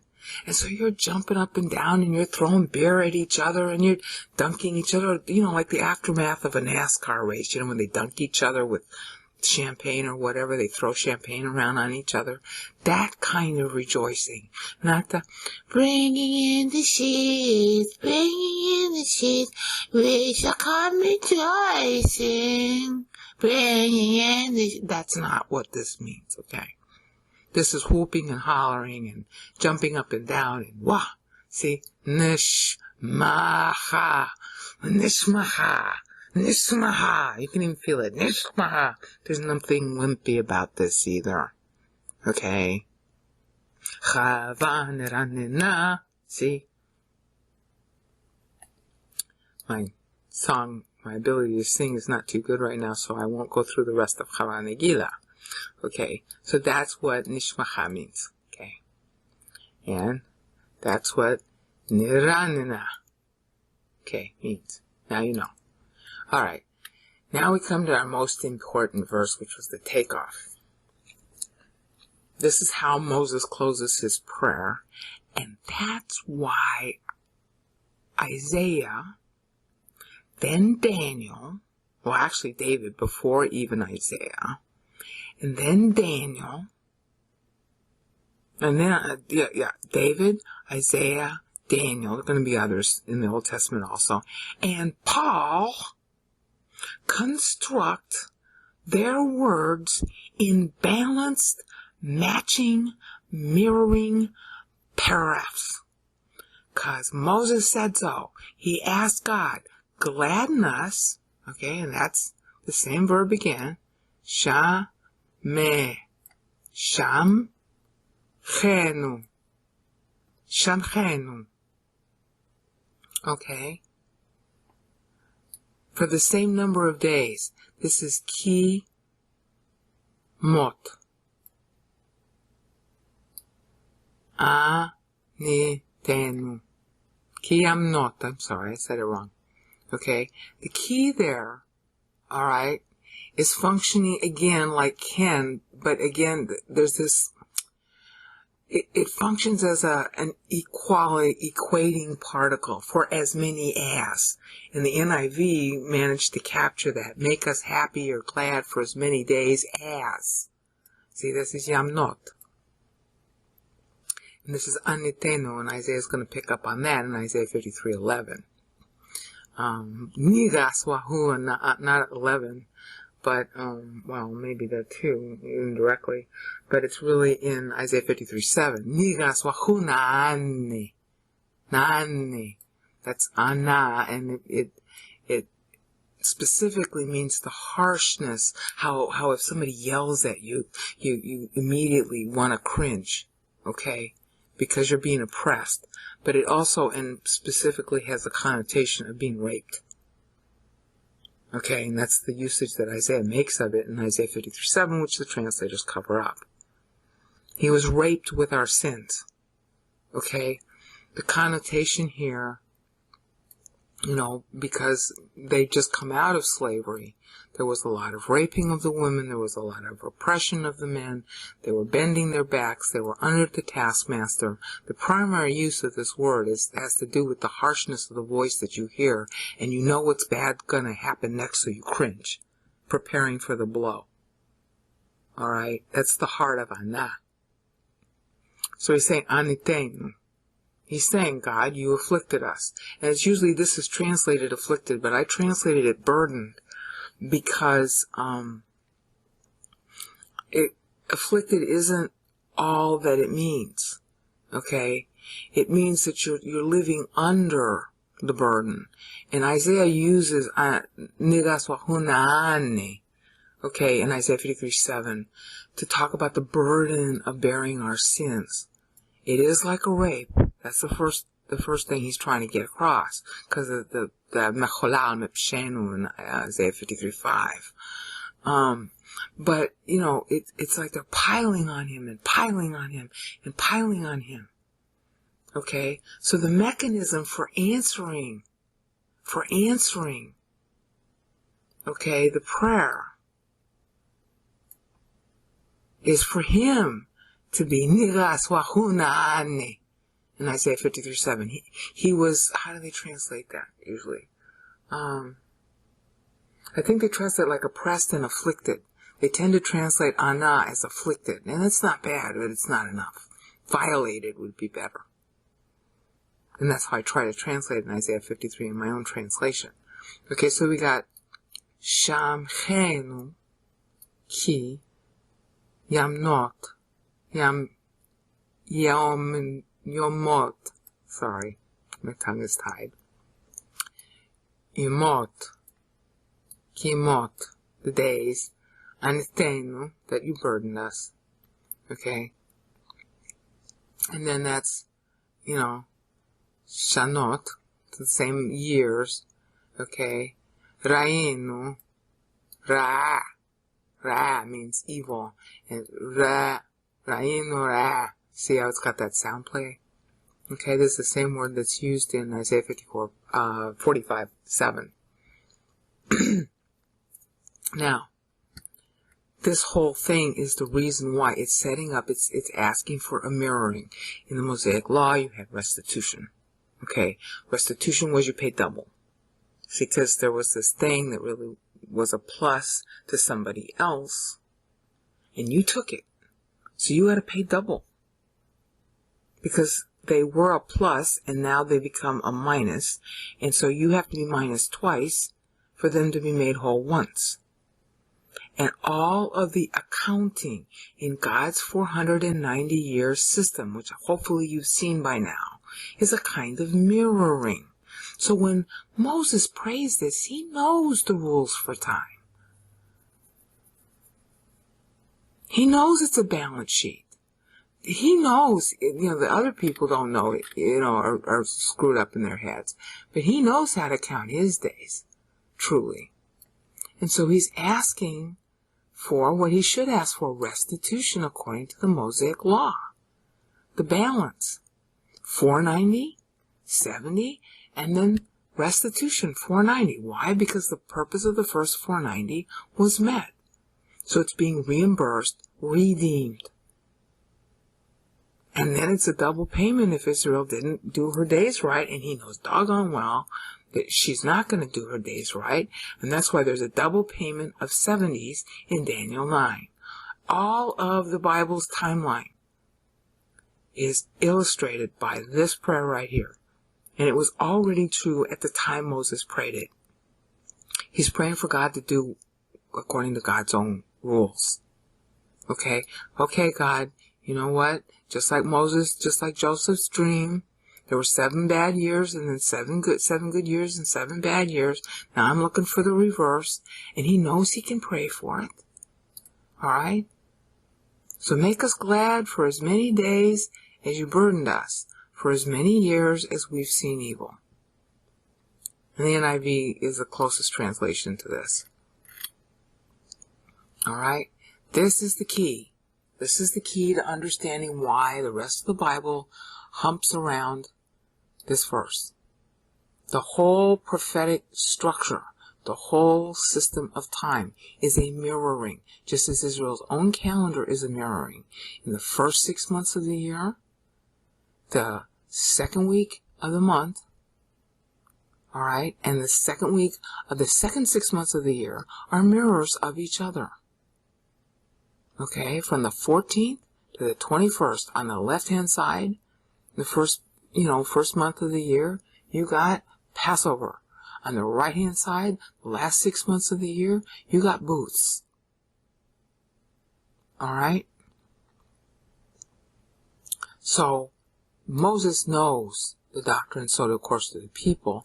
And so when they recite this, they're supposed to be reminded to count their days. See, that's what he prayed for up here. Limnot yamnu ken chola. Alright? Bing. So this is your key to understanding why the rules of time are there. It's the law of restitution, doubling, mirroring. Okay, and you see that rule invoked a lot all over the Old Testament and New. Like in this conversation in Luke 16 that just sprang to my mind. The guy in Hades is being all sorry for himself. Really, he hates God just as much as he did topside. And he said, oh, bring Lazarus, bring a drop of water for me. Oh, feel sorry for me. He could care less about the flames. He's not even noticing the flames. What he's noticing is that he can milk his situation for all it's worth to make Lazarus or Abraham feel sorry for him. Even though it's not even possible for Lazarus to leave where Lazarus is in paradise. They're close enough they can see each other. But he can't go there. Okay? And what does Abraham reply to him? You had your good stuff topside, and Lazarus had bad. So Lazarus is getting good now, and you know what? You're not. Now, he didn't have to say, hi, why don't you believe until yet? See, you can see us, you can see we're benefiting from believing in Adonai Eloheinu, so why aren't you doing the same thing? But the guy won't, because he's too busy feeling sorry for himself. So how much does he feel the flames? Alright? Gladden us for the days. You had bad days on earth, you're going to get good days in heaven. Okay? Now, Ra'enu is going to be used for seeing in Isaiah 52:15 in particular, in the prophecy of the Gentiles.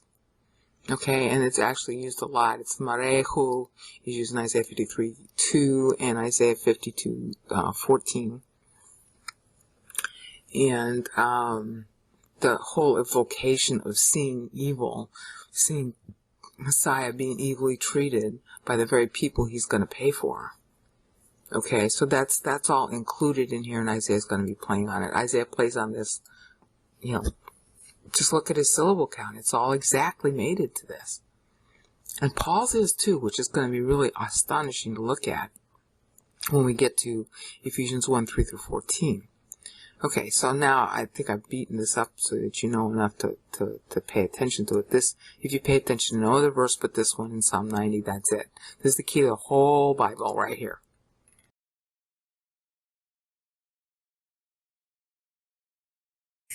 Okay, this is an addendum to the Psalm 90:15 where I had stopped at the last video. I was getting ready to fix, in the lower window you can see what you will know as the Psalm 90 parsed trilingual. In the upper window it's Psalm 90 parsed. And by now that screen the upper window ought to look familiar. if you look at the parsing of Psalm 90:15, in the upper window I had changed it to 10 syllables and then 8 syllables. Remember, the Hebrew reads from right to left. Okay, and here in the lower window, in the trilingual where I show the Greek, and this is the NASB translation here, that's for 14. But see, here's 15. All right? And this is the verse I'm focusing on. This is the phonetic spelling that you're taught in seminary. It's called BHT. And I hate it. It's just as bad as the Wade Giles system. They don't, their little marks don't really tell you the sounds of the words. But anyway, this is what you're taught in seminary to use as a pronunciation key. So I indexed the syllables to that for easier reading for people who are in seminary or who are used to that. But you'll notice, okay, in the Hebrew here we got really two words apiece. All right? You got samchenu kimot, initanu shanot, okay? Raino ra, okay? Raino ra. It's really supposed to be 6 syllables there at the end. And that is 18 syllables, and of course up here, you know, it's the same total syllables. That's not the problem. The problem is how did Moses want it read? What was the initial, thought pattern there? And when I first looked at it, I did what you see down here in the bottom. I thought, well, he wants 2 words apiece because it's, kind of poetic, especially because it's troubling for Trinity and all that. 6 being the number of man. This seemed like the more, intended split that he wanted. But grammatically, initanu can go either this way or this way, which that's the feature of these meterings, is that they're like palindromes. Part of them reads the same forward or backwards. And that's also a feature of the Hebrew language. Where they put a verb or a noun is often indicative or intended to be sort of ambiguous, so it reads forward or backward. It's got one meaning reading forward, one meaning reading backward. And again, remember, the whole impetus for this is the fact that the Jews had to memorize this orally, so word economy is essential. All right? That's why when you're reading the Bible, either in Greek or Hebrew, the first thing you got to keep in mind is, they're paying attention to word economy because this stuff was memorized. So you're always on the lookout for double entendre, multiple entendre, the kind of thing that we're looking at here, where a word can go backward or forward. All right? And Paul is actually doing that in Ephesians 1:3-14 also. It's the same style. Everything that is a feature of Moses' style, Isaiah apes, God repeats in Daniel, and David, of course, used, and so do the other OT writers, and Paul uses it, and so do other NT writers. I don't know if I'll live long enough to document all of what I've seen them do. I'm trying to pick out representative passages and the flagship ones like Psalm 90. So here's my question, and I'm asking you as well as sort of reporting it. If we say Shamchenu Kimot, that's poetic, all right? Please us for as many days, but then it's cutting off there. As many days as what? Well, this completes actually the thought. Anitenu. Please us for as many days as you burdened us.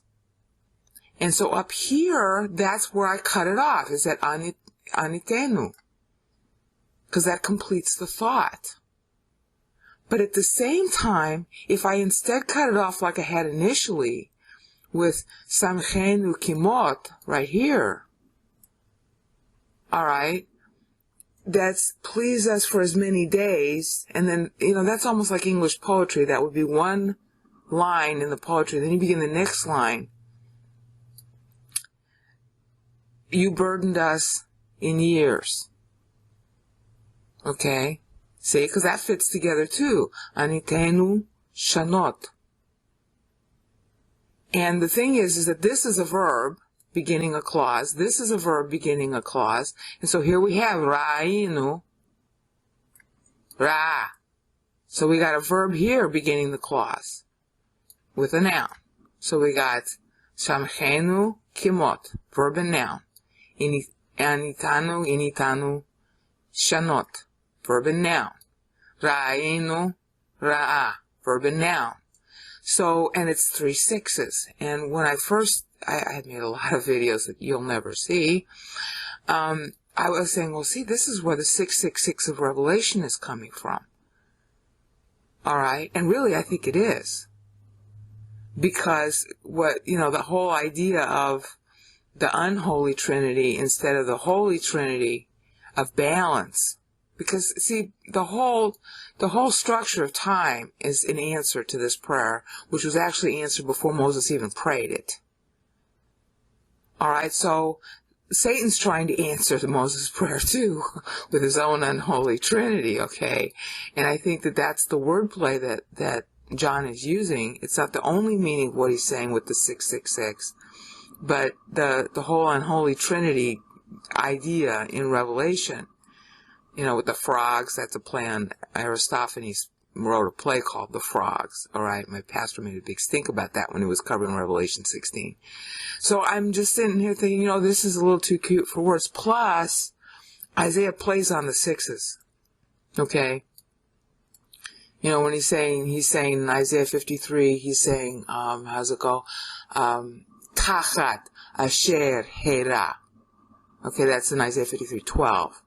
Okay, instead of us, okay, he goes down. As a substitute for us. All right, lamwet nafsho, to death his soul. All right, that the kind of cadence there is very similar to this. So I can't say for sure that this is a really good parsing, the 10 and the 8. I'm leaving it, all right, but just bear in mind that it might instead be better parsed like here, even though grammatically you're kind of left hanging. Maybe that's the point. You're left hanging when it says Shamchenu Kimot. Okay, you're waiting for something.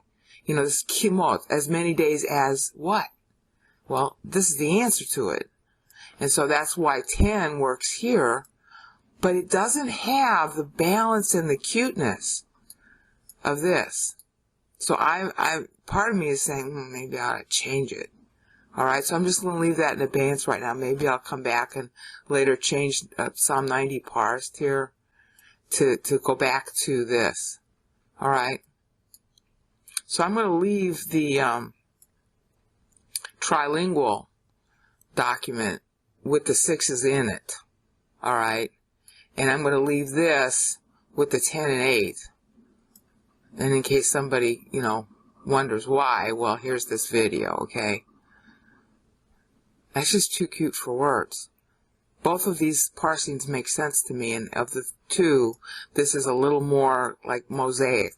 Okay, this is an introduction that's going to prepare us for 23 Psalm 90. Because it's really pretty shocking about how Paul uses his meter. And I have to say it in connection with Psalm 90 so that you can appreciate the importance of the meter in Psalm 90. In the Tandem GGS series, in part 10, I'm going through a similar thing, but I'm approaching that from the standpoint of Greek style, Greek writing style. The whole GGS series is Greek geek stuff, and it's about Greek writing style. And I didn't know until a couple of weeks ago that part of Greek writing style is to use Hebrew meter in Greek words. I mean, this is something scholars would kill to know. And, why do I know it? Maybe because, I can play librarian and it saves the boys time. That's the only thing I can come up with as to why I know and they don't. Because, women are supposed to be good secretaries and librarians and stuff. And so I regard this as a librarian function, okay? So that the guys who have the authority and all the rest of it can save time in analyzing. So that's what I'm doing, is documenting like a good librarian should. So here we are. I want to call your attention to certain patterns here. And I made a quick, sometimes handwriting is much quicker than a computer. I did, this is a scan of a paper that I printed out and made notes on to show you where the meters are, so that in what follows you can test. Maybe I missed something, you know, as far as what this Bible Hebrew meter pattern is. The thing that's most notable about it is that it's piggybacking and palindromic. And I'm going to go over that right here with this. This is a printout. The handwriting is mine, but the printout is from the Psalm 90 in Hebrew doc, or the PDF file, which is PS90 parsed. It's page 8 of that. Okay. So now I'm going to go through this, and I just want to, repeat what looks like it should be obvious on the screen. I'm going to start at the right-hand side and move to the left. Okay. On the right-hand side, we have, the thing that I've been talking about all along. Psalm 90 verses 1 through 4 is 84 syllables, and then the voting windows that Moses is, summarizing with each actor for a voting window. Follow next, verses 5 through 8 is the Adamic voting window, verses 9 through 11 is the Noahic voting window, verses 12 through 15 is Moses' own voting window, which all the rest of the Bible is going to play on. And verses 16 through 17 is at the time Moses is writing, the yet future post-Purim voting window, which spans from, at the end of it is 396 BC when Canon ended up getting completed. That's the 49 years of Daniel. And so you backdate 70 years from that. I want to say that's 496. No, it's not. 466. Okay? So it's this last 56 that Paul's going to play on. So that's why I have to use this video now to introduce you to the patterns, because Paul's going to use these same patterns. So just start with, what you already know. On the right-hand side, you got 84, 70, 70, 70, and 56. Paul's going to key off that 56 at the bottom. Okay? But now we have to find out, we have to go back through what Isaiah was doing. And it gets a little more complicated, because what Isaiah is doing, see, the 56 in verse 17 here, right here, that is where Isaiah is going to pick up. That happens to be the period from, this whole thing is is closing at the year that God has rejected his king and Samuel's accepted instead. Okay, so that's why that's so important. The Act 2 of this drama of history is picked up by Isaiah in Isaiah 52:13 with the birth of David. Okay, and then he goes chronologically, but you have to know what years he's leaving in ellipsis. I haven't recovered that yet. It's covered in this page. I talk about it. Okay. In the pages prior to page 8, I cover what Isaiah says. But I haven't talked about it in the videos. He's going from the birth of the first David and ending with the death of the last David, who's Christ. Now, Paul is going to pick up at the birth of the last David, who is Christ. And he's actually using an Anno Domini accounting, which is just going to shock theologians once they figure it out. Okay? It's shocking me anyway. So in order to make the bridge between what we got here, okay, and Isaiah, I've got to go through these other piggybacking so you see them. Alright, you got a piggybacking here. Alright, in verses 5 through 7 of the pregnant 49, the 49 missed sabbatical years. Okay, you got another pregnant thing going on here between verses 7 and 9. See, this is verses 5 through 7. Okay, this is verses 7 through 9. Right here. All right, that's 57 syllables. But it's piggybacked on, and this is what Isaiah focuses on, it's piggybacked on 56 syllables, which are verses 9 and 10. Okay. You see how this is working? We got a 49, and then that's part of a 70. It's very obvious the relationship between voting and the missed sabbatical years. Okay, as precedent, because this is the Adamic voting period. Okay, that's the Adamic voting period, and that 49 is in there. But piggybacked within it is the beginning of the 57. And the 57 is running right here. Okay, that's 57. And then that 57 is piggybacked on the 56, which is starting here. Okay. I'm not used to the first time I've ever used this program, so pardon me if it's a little bit screwball. Okay? So that's a 56 right there, highlighted in red and blue. Alright? So that's another piggybacking. And then, of course, you've got all this. The 21s, the relationship of the 21s. You got a 21 here. Okay? You got a 21 here. And they're all disparate. They're not contiguous. It matters if they're disparate or contiguous. And in every event, the content of the verse is being referenced, okay, by the writer. This is a rhetorical style, that they obviously are indexing to the syllables and expecting the reader to know what's the syllable count. And it's kind of illuminating about how they memorize scripture in the ancient world, okay?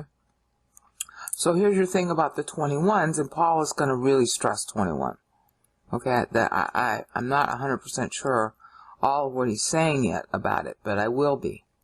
Okay, so there you go. So now, and then you have here 42. See how everything is nested within everything else? That's 42. And of course Matthew 1 plays on that. And of course we saw Isaiah 53 play on that in the beginning and ending of the chapter. Okay, but here again, palindrome. Here's 28, verses 11 and 12. Here's another 28, verses 12 and 13.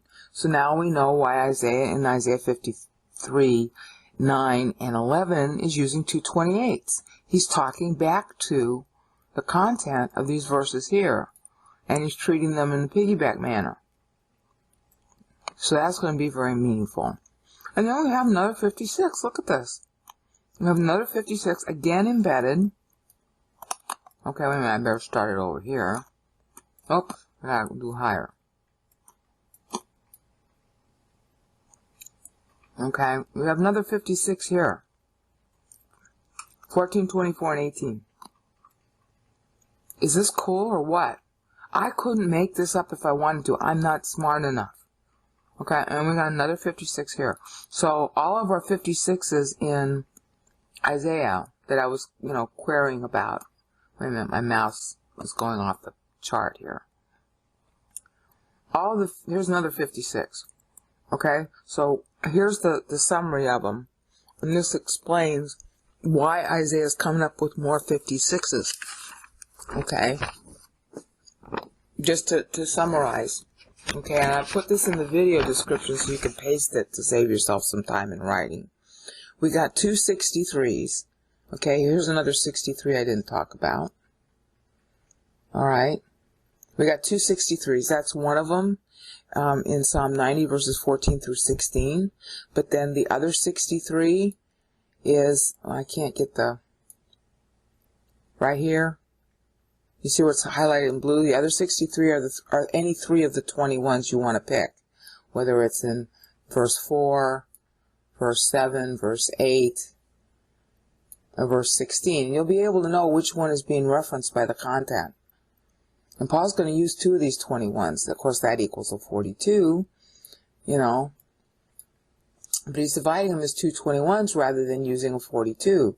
So then it's going to be a question of knowing which of these 21s he's talking back to. Isaiah only uses 121 in the entire chapter 53, which is in the first three Hebrew clauses of Isaiah 53:7. So Isaiah is not focusing on the 21 parsing. He is focusing on the 28 parsing. So you got 28 here and 28 here. Okay? So summarizing, there are two 63s. The first one is in Psalm 90 verses 14 through 16. And then the second one is any three of these 21s. Okay? So those are the 63s to choose from, to notice why Isaiah is choosing 28, 35, 28 to have it be a palindromic 63. Okay? Then there are two 42s to choose from. You got a 42 here, okay, in Psalm 90 verses 11 through 13, and then any two of, oops, I can't do this well. Two of the 21. So it's any two of these. All right. Any two of them. All right. Now, the other thing, of course, is that for the 42, this is 84 here. And that's very definitely what Isaiah is doing, is splitting it in half. So you got the 42 at the beginning, because that's a decree, and you got the 42 at the end, and that's a decree. And Matthew especially picks up on that, because it's the decree to create. But they're also picking up on this 42. All right? And they're also picking up on this 42, at least, synonymally. All right? And then, of course, you have 4 56s, which explains why there are at least 3 in Isaiah 53. You got the 56 going in Psalm 90 verses 7 through 9. That's a 56 right here. Okay, that totals 56, see? 7 through 9. Total 56. I can't get the mouse to work, of course. That's because it's about the Bible, don't you know? Okay, verses 7 through 9. That's a 56. That's the first one in order of presentation. The second one is verses 9 through 11, 9 through 10. Yeah, 9 through 10 is really obvious. That's the 21 and the 21 and the 35, see? So here's your second 56. All right. Your third one is in Psalm 90 verses 13 through 15, and that's playing here. All right. And then your fourth one is where we're, our point of departure is in Psalm 90 verses 16 and 17. Okay, and you just heard the corrected translation on that, and at that point when I was doing that video, I didn't do what I'm doing here, so I didn't see all the connections. Okay, and then we have two 28s, and they're palindromic. We got a 28 here. All right. Now, verses 11 through 12. Then we got another 28 here, verses 12 through 13. Okay, now, what the point is that once you know what these connections are, they're little indexes, and when you see the same meter being used, since it's talking back to this passage, it's answering something that was said in this passage. In other words, when we're going to see Paul use 21s, okay, he's answering a 21-syllable clause, because these are considered whole verses in the Hebrew even. He's answering the 21s when he uses 21. Just like Isaiah is answering this decree here by splitting it into two 42s, and he's also talking back to that as a 42, all right? And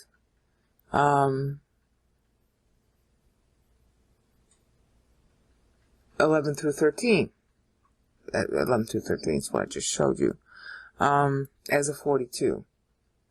All right? So the whole, and of course this is 42 also. I didn't even notice that until just now. That's a 42. All by itself.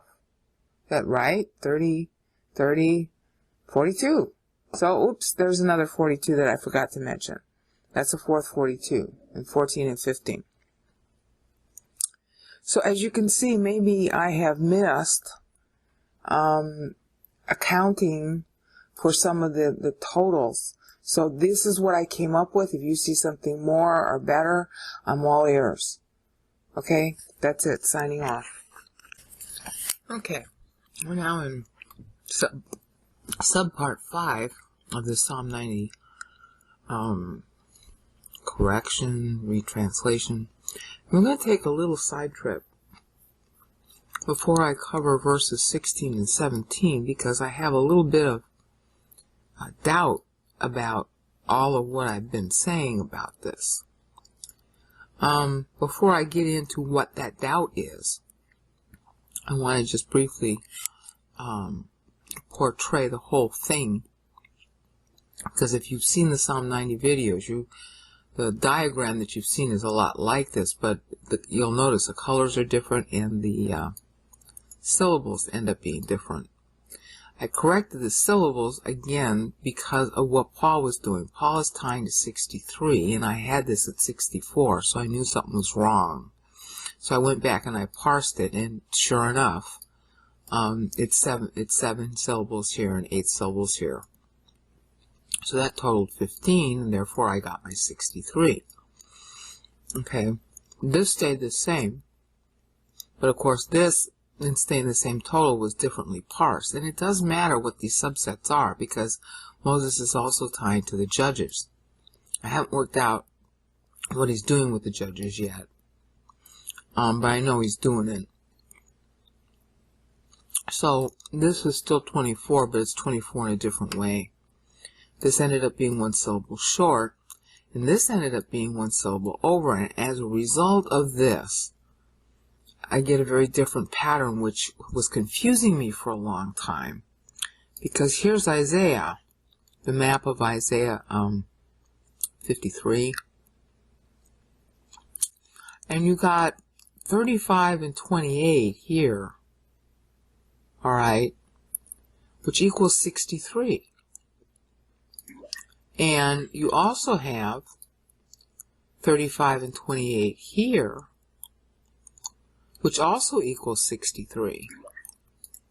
So the question is, why? I couldn't see the 63. See, I couldn't see the 63 in here until I made this correction. See, God knows what he's doing. If we had paid attention to the metering, a lot of our debates wouldn't be debates anymore. We'd have answers. Okay? Because by doing this, there is a pattern of 3 21s, and that totals, of course, 63. Alright?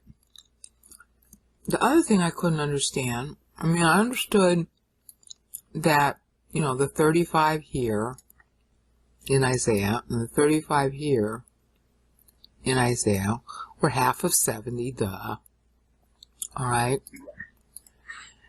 And, that he's playing on the 2 35s here in Moses and here. I knew that. But you'll notice,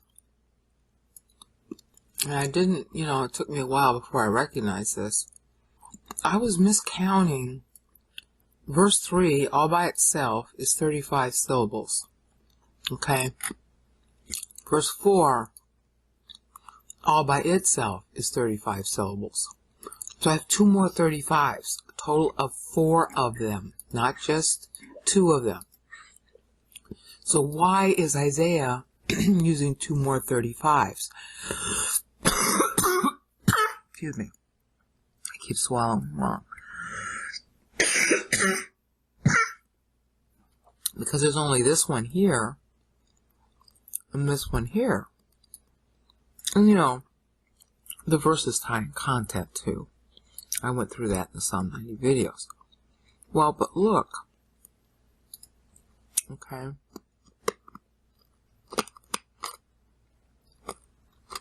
You got 15 here. You got 21 here. That's 36, not 35. Okay. You got 34 here. You got 32 here. You got 36 here again. So I'm coming up with 36s, not 35s. Now, they don't tie as a paragraph. This all ties as a paragraph, which we've already gone over. Okay? And this ties as a paragraph. And of course, at this point, you have 34 and 42. I mean, 49, which is very pregnant, of course. 34 and 49. 49 missed sabbatical years being, forecast in advance. And that's why it's a total paragraph here. Okay. But, and this, of course, is 42, which, was already played on with the 84, but it's being repeated. So I got a repeat of 42, and I got the 84 here, and I don't see Isaiah doing that. I see him instead repeating the 35s. And I'm like, well, why? And of course, 42 is 7 syllables more. And I really didn't understand it until I started seeing this. Oh, 63. Okay, 63. And then, look at this. Plus the 21 down here makes it 84. So I got two 42s embedded, not just here. So I got a total of 4 of them. Of course, I'm double counting.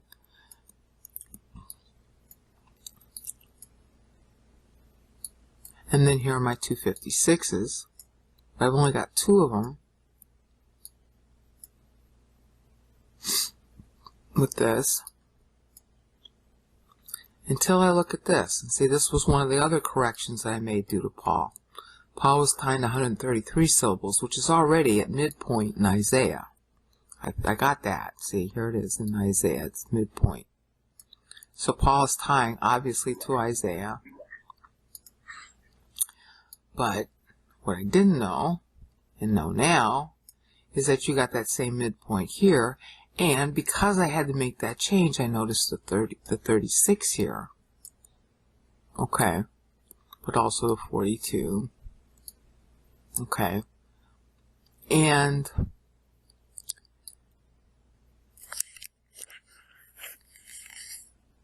therefore I got a pattern that I didn't have before, is the point. So when you look at that, you got the 84 here, and you got the 84 here. So you got two 84s, because Paul's going to play on this, and it ends up becoming really important. Well, when you take away the 14, it's reserved up here already. When you take it away, that leaves another 70. So we got 3 70s, in this case depicted by the 2 that, this corresponds to Moses right here, very clearly. But this is embedded in a 70. Okay. They're back to back here. Well, the only way they're going to be back to back is if they're part of something else. Okay. And of course you could say, well, they're part of this, because this is 34, 49, 21. Here's a 70. Yeah, we already know that. That's the voting period, the Adamic voting period. And then here's a 70. Okay, but there are, remember, we got 1, 2, 3 70s here and a 56. Here,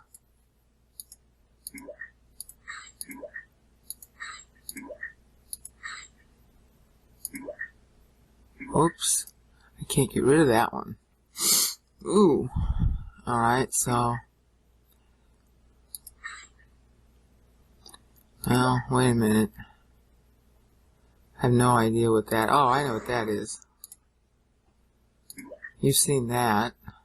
Now it comes back. Okay, I have 3 70s and a 56, which I expect Isaiah to mimic. He's not covering the same kind of thing. He's only covering the future. He's covering it year by year, but I expect him to use the same syllables, and of course he is, because we got a 70 here, we got a 70 here, and we got a hidden 70 here and here. Alright.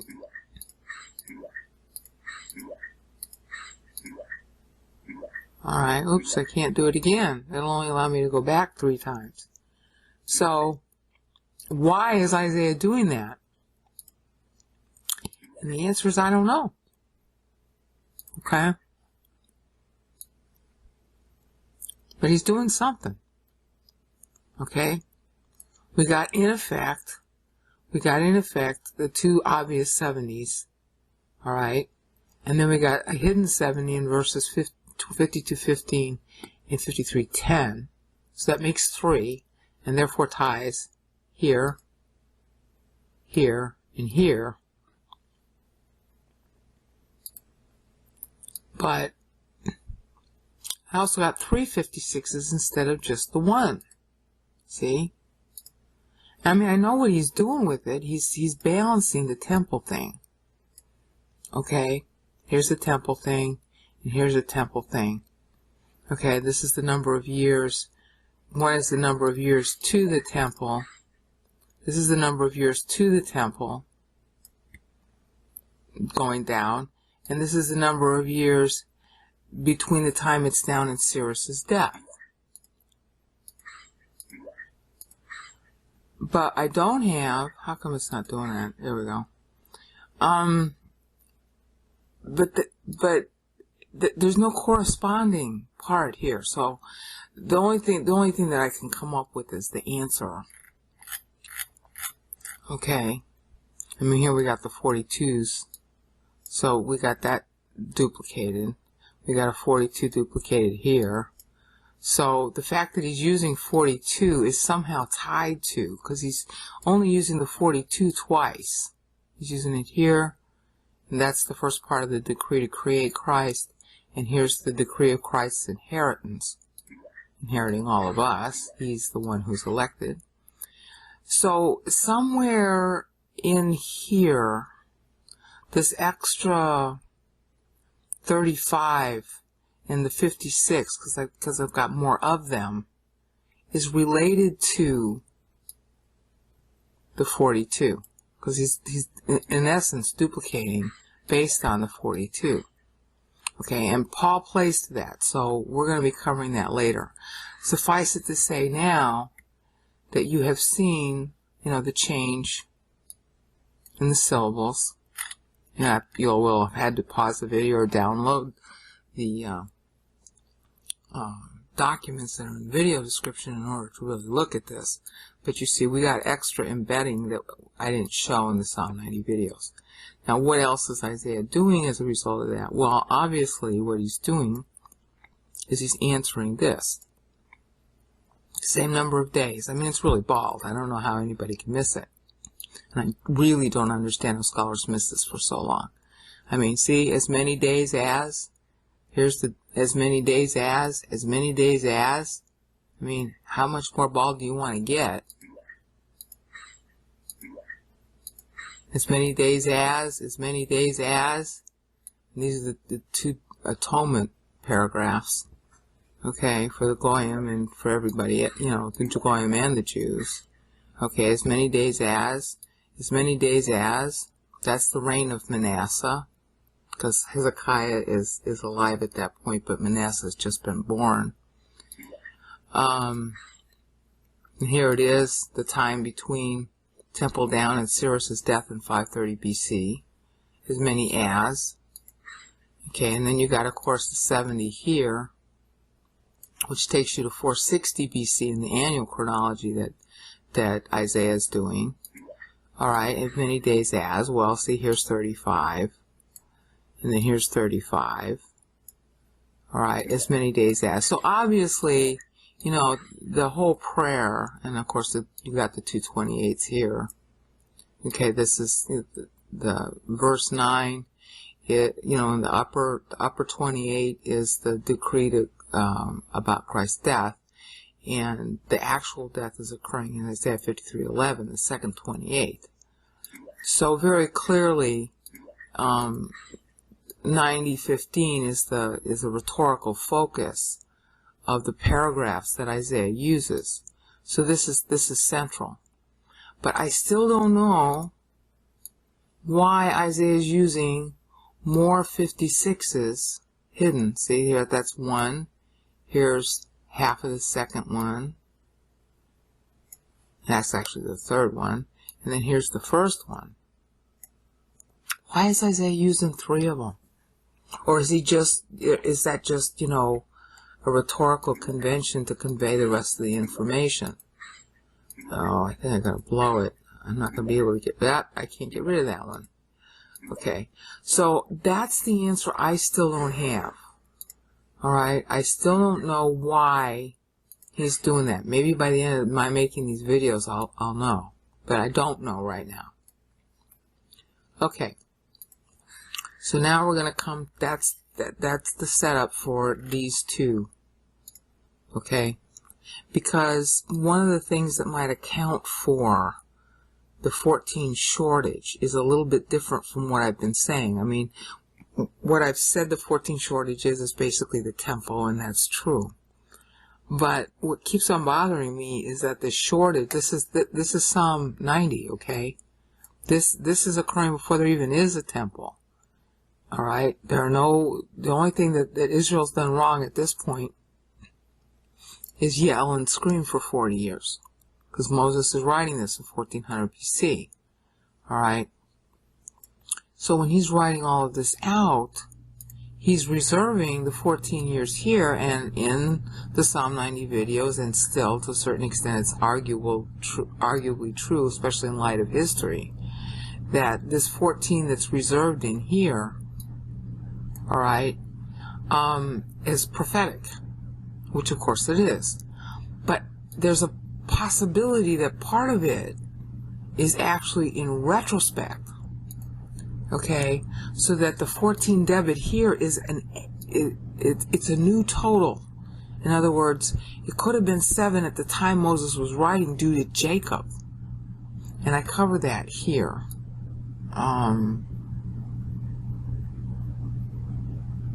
Right here, Jacob. See, right here. So you might want to read all that. There's the link that really tries to go through it in detail, because I spent about, I don't know, 6 months trying to figure it out. The point is that there's a 7-year delay with Jacob. Alright? Now, what makes that important is that God keeps tying everything to the flood. Alright? Remember in Genesis 15, Abraham was promised that his descendants would go into slavery for 400 years. Alright, it so happens that Abraham, the distance between Abraham's birth and Noah's being 400 years old, I want to say was, I forget how that worked. Okay, Noah was born in 1056 plus 400. And that's 1456 minus Abram's birth, which was 2046, 2146. That's 690. So not 2146. I did it wrong. 2046 is when he gets the covenant. So he was born in 1946. So let me do that right. 1946 minus 1056 is 890 years. So minus 400 is 490. So it's like there's a 490 year spread between Noah's 400th birthday and Abram's birthday. And I'm trying to figure out if maybe that's significant. I don't know. It could be just a coincidence. But 1,000 years after the flood, alright, is, the flood was 1656. 1,000 years afterwards is 2656. The Exodus occurs 10 years later, in 2666. The voting period in which Moses is writing or thinking or praying this, okay, the voting period ends in 2660. So the implication is that due to Jacob coming back late because of the Leah-Rachel thing, that due to that, they were like behind time. That they were somehow supposed to, the Exodus was somehow supposed to occur by 2660 instead of 2666. But because, Joseph ended up getting mature, that allowed for the deadline to be 7 years later. So there's a possibility here that the 14, 7 of it is past instead of all 14 being future. And that would mean that the 7 gets made up, and I haven't accounted for how it got made up. With the result that we still have the same 14, but it might be due to a different cause. Now, if you're even still listening to this video, then you must be filled with the Holy Spirit. Okay, so let me just close it out now, because the last part of this is significant and yet simple. Okay, here we go. Yireh. Isaiah's going to use that same term, and it actually pointing back to this verse in Isaiah 53:11. Yireh, he will see. Okay, and it's the same kind of idea. May your servant, speak of this plural now, may your servant be caused to see your righteous work. Okay, and that's a special word in Hebrew. Pa'elol. Pa'alel. Pa'alel. Yeah, Palel. Polel, it should be, but it's Palel here. Paleka is the actual word in the Hebrew. That's usually only used for God's work. Okay? So that's why I translated it righteous work, because I needed the extra syllables to make the meter go to 12 syllables. Obviously, the fulfillment of the servants being able to see God's righteous work is Messiah's coming. Alright? So this Yireh sound is used by Isaiah in Isaiah 53:11. Yireh, Yizbah. And of course, Yizbah ties back to Shabbat, because Yizbah is a version of Shabbat. Okay, it means that he's satisfied. It's usually translated in English, he will see, he will be satisfied. And then they don't understand that Isaiah is being like elliptical there and shouting. So they don't really understand what's being talked about there. But Isaiah is specifically talking back here and talking back here. How do you get filled with grace love? By being saved. Okay? And the Lord is on the cross. Yireh, he sees that he's paying. He's satisfied with what he's doing. B'dato yatzdik, he makes righteous by means of his thinking. Okay? That's the righteous work of God. Alright? And then, of course, it closes out. And this is really poignant. Wahadareka, hadar. And, of course, that's used in Isaiah 53:2. Walo hadar. When he came, we saw no glory in him. Okay? Even though he's beyond human. Lo toar, lo. Not his... he is not the incarnation. Toar means form, literally, but it means the incarnation. Okay? Well, Chadar. No, we don't see any glory in him being here. Yeah. But they were caused to see his righteous work.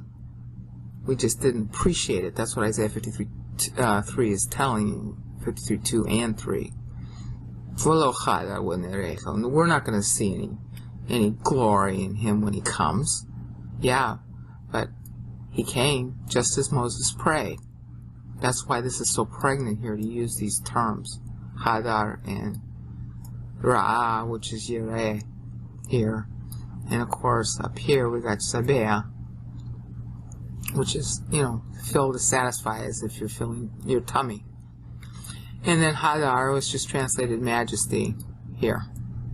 You see how pointed this is between Isaiah and Psalm 90, and Paul's going to be making use of this he's going to be making use of these same keywords. So that's why I'm stressing them now. Okay, and then of course we have the most pregnant reference that there is, hands. Yadenu. Our hands. Yadenu. Okay, Bayado Yitzla. Isaiah's directly tying to that. Bayado Yitzla. That's in Isaiah 53:11 at the end. He will succeed by means of his hand. Okay, well, it's a pregnant reference to him taking on hands. Okay, you got Chefetz Yehuah Bayado Yitzla. That's the last clause in Isaiah 53:10. It's the first Yehuah, which is God the Father, making the contract. And then, Chefetz Yehuah Bayado Yitzla. In other words, he's taking in hand the contract because he has to take on hands in order to pay the contract. Okay? You see the cleverness of this? And so, they're talking straight back to, in this eternity past, talking straight back to what's going to be Moses' prayer about the work of our hands. Put the work of our hands, establish it. Yeah, because they are the progenitors of the humanity of Christ. So, kun, establish. Alright? Establish, vindicate, rise up. And that's why the priestly courses have Yakim, for example. Alright? So, this is really pointed wordplay. Okay, and then, of course, because it's God-man, it's repeated twice. Yes, establish the work of our hands. See how clever that is? Now, I covered some of that already in the Psalm 90 videos, but I just wanted you to see that. See, Yadenu, twice. Kon, na, nu, ne, konane. Let me see how it went. Ko, na, na, konena. Okay.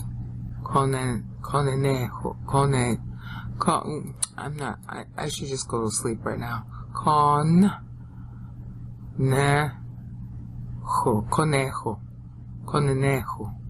Okay, and here's Yadenu, our hands. Okay, kun, establish, vindicate.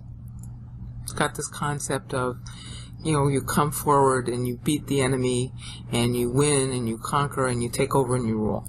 That's the kind of established that's being talked about there. Okay? So, obviously this is tied up with Isaiah 53 and the coming of Messiah. Okay? Messiah who had no kids. See, Israel has kids. Okay? But in Isaiah 53:8, there are no kids. Okay? See?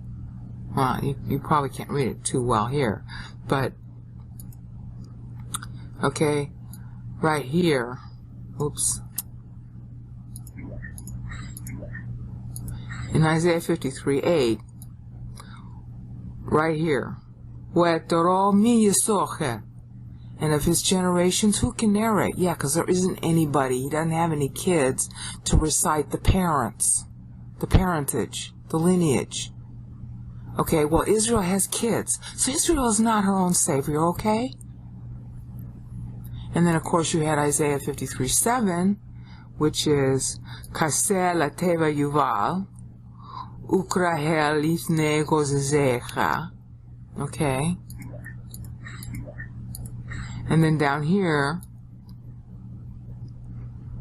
okay, Walo yiftach biu, he didn't even open up his mouth. Well, Israel's complaining all the time, so obviously this is not referring to her. Okay? And then the worst part of it is, I wonder if I can show this. Okay? Mipeshame, right here at the bottom, last clause in Isaiah 53:8. Mipeshame neglamo. The sins of my people. Whose people? Isaiah's people. Who are Isaiah's people? The Jews. Hit him. Him. Singular. Excuse me? How can Israel's own sins hit a him, and yet she's her own savior? See, most Jews don't think like that, okay? But there is a group of Jews who they just ought to be shot. Okay, who think that this whole chapter of Isaiah 53 makes Israel her own savior. If you ever run into them, walk in the other direction. All right, so that finishes it for the correction on the translation. I'm sorry I rambled a little bit, but I hope that you can see why I translated what I translated the way it did. And you got any ideas on how to improve it, let me know. Okay, now we're going to take a look at preview of coming attractions with Paul. You've seen enough of the videos now with Moses and Isaiah. In order to introduce Daniel, I'm going back to Paul because I want you to understand where Daniel is by means of Paul, because Paul is playing Daniel in Ephesians. His book of Ephesians is basically tagged to two rhetorical devices. Okay, the first is Jewish and the second is Greek. The first Jewish device that he's tagging to is Daniel. He's patterning Ephesians after Daniel 9. He's explaining how Daniel 9 is going to play now that church exists. That's the whole point of his book. Alright? So you have to know God's orchestration of time doctrine in order to get what he's saying, in order to follow the flow of his book. And Ephesians 1, unfortunately, has a really bad translation in verse 11. If you look in the middle of the screen toward the right, you'll see an orange 49. Okay? Which is just above this little thing here. I just right here. See, just above the line here where I'm moving it. See the orange 49? Because I don't want to touch it. If I touch the 49, this thing will disappear. See? Orange 49. See, I covered it up now. Okay. So, see where it says Temple Showbread Plan? That's the proper translation of the Greek word at the left of Temple Showbread Plan. See where the 301 is, the little blue 301? The Greek word just before that is called protesin. Protesin means temple showbread. He's talking about the temple. That's why the temple is brought up in chapter 2, the second wall being church. Because he's first, through the meter, introducing the concepts that were in Daniel 9. He's reminding the reader of them by means of the meter, which means the readers knew the meter of Daniel 9. He's using the meter of Daniel 9, and it's due to the meter of Daniel 9 that God replies the way he does in Daniel 9:24 and 25. God is taking Daniel's own meter in order to make those numbers we see in English.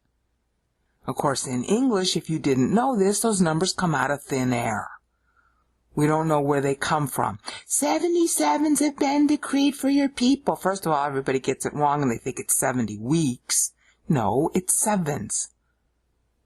But see, if you don't know the meter, you don't know that. Paul knows the meter. So, we're going to have a little introduction here, just preview of coming attractions, to how Paul is using the meter. Alright? And, you know, hopefully you're watching this full screen in HD, because I got to get this all on one page so you can see the panoramic picture. Now, if you look in the upper left-hand corner, okay, about the middle of the screen, you're going to see before him by his standard. That's at about the upper left, about maybe a third down the screen. And you see a little blue 84, and you see a C in pink. I had to make these all different colors. That's the footnote, C. And then at the right of that, you see an orange 7. It's the only 7 on the left-hand side of the screen, the page on the left-hand side of the screen. That 84 is equal to the syllable number. Paul's using an indexing system, and I got to tell you this now because Daniel's going to do the same thing, and it's a lot more sophisticated than Daniel. Paul is using an indexing system to index you, to remind you of the syllable count at the end of Psalm 90, verse 4, which is 84 syllables. Now that's important because Psalm 90, verse 4, is the famous, a day is a thousand years is as a day to God. But the whole cumulative total syllables started at verse 1 in Psalm 90. And the whole thing is God the actor talking, Moses basically talking for him. Alright? And as hopefully you've seen by now, Isaiah splits that 84 syllables into two sections of 42. That's how we know how to interpret Psalm 90. And Isaiah had begun it at Isaiah 52:13 and 52:13 and 14. That was 42 syllables. And then he encloses it at the end in Isaiah 53:12, which is also 42 syllables. So Paul is playing on Psalm 90 just like Isaiah did, except notice the pregnancy of this. It's in yellow highlighted. It's the fourth clause in Ephesians 1:4 in the upper third left of the screen. And the English translation, if you can't read the Greek, which is katanopionautu. The English, which I've translated to match the meter, is before him by his standard. Paul is talking about the millennium at that point. I'm going to go through that in more detail later. Just understand now that that's what Paul means by the statement he's making in that clause. Because just before it, in the blue, where you see B and D in pink, and you see a 77 in blue, little 77 superscript, where it says in English, we are pronounced to be holy and blameless, and that's 21 syllables. 77 is when Paul was expecting the millennium to begin. Okay? So at 84, obviously the millennium has been going on since the beginning of that clause. And we would be perfect and holy and blameless by his standard. We're back on earth with Christ ruling. We're perfect then. Church is perfect at that point. So you see, Paul is tagging the millennial verse in Psalm 90, which all the Jews know talk about that future 1,000 years. Okay, it's really 1,050, but they call it 1,000, and that's okay. It means that millennium. So, all the people who are amillennial, just throw them out. They can't read Bible. This proves them wrong immediately. Okay? So Paul is tagging to Psalm 90 verse 4 at the 84 syllable marker. They didn't have the Dewey Decimal System for organizing text. They didn't have chapters and verses. What they had were syllable counts, because everybody memorized it orally. Alright? So everybody knew, that's Psalm 90 verse 4. Because it's a very pregnant meaning that Isaiah played on, and that Daniel also plays on, as we're going to see. The next place Paul marks is syllable 133. And syllable 133 is the yellow highlighting in the first clause of verse 6. The 6 is boxed in the left-hand side of your screen with a footnote E in pink that says in English, resulting in praise to the glory of his grace. And that whole clause that's highlighted in yellow, that's not boxed, is 28 syllables. Okay? And hopefully your brain is beginning to click on, if you've been watching my videos. 28, we saw that. We saw that a lot of times in Psalm 90, and we saw that a lot of times in Isaiah. Yeah, you did. And specifically, though, Paul is tagging to all of the syllables in Psalm 90 through the end of verse 7. Now that's really important, because he's telling you how the content of Psalm 90 through verse 7 is being realized at the clause that he's talking about when he says, resulting in the praise to the glory of his grace. So that tells you, okay, well, I got to go look up Psalm 90. And I'm looking at it in Hebrew, and I'm going to, just quickly try to explain what it says. Psalm 90 verse 7 itself has been talking about, our life is futile and all that. But the verse itself in Psalm 90 verse 7, which ends at 133 syllables, says, because all of us are in your anger and in your overflowing wrath, we are consternated. That's a corrected translation, but your Bible will read similarly. Okay, so instead of that being true, because of the cross, we instead are resulting in praise to the glory of his grace. That's in the last highlighted yellow on the left-hand side of your screen, about halfway down the screen.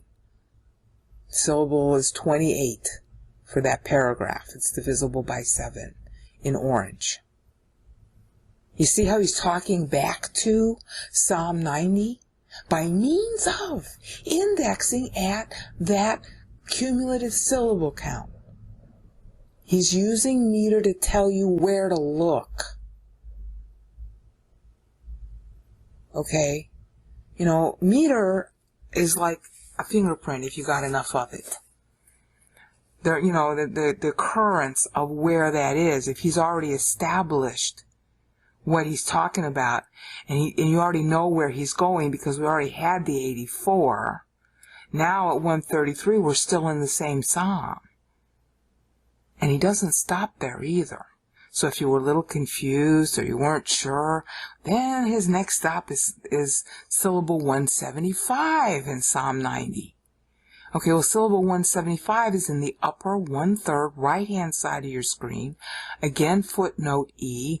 Again, same syllable count for the paragraph, 28, in orange on the right-hand side of your screen in the upper one-third of it, where the English translation says, debt cancellation for our transgressions.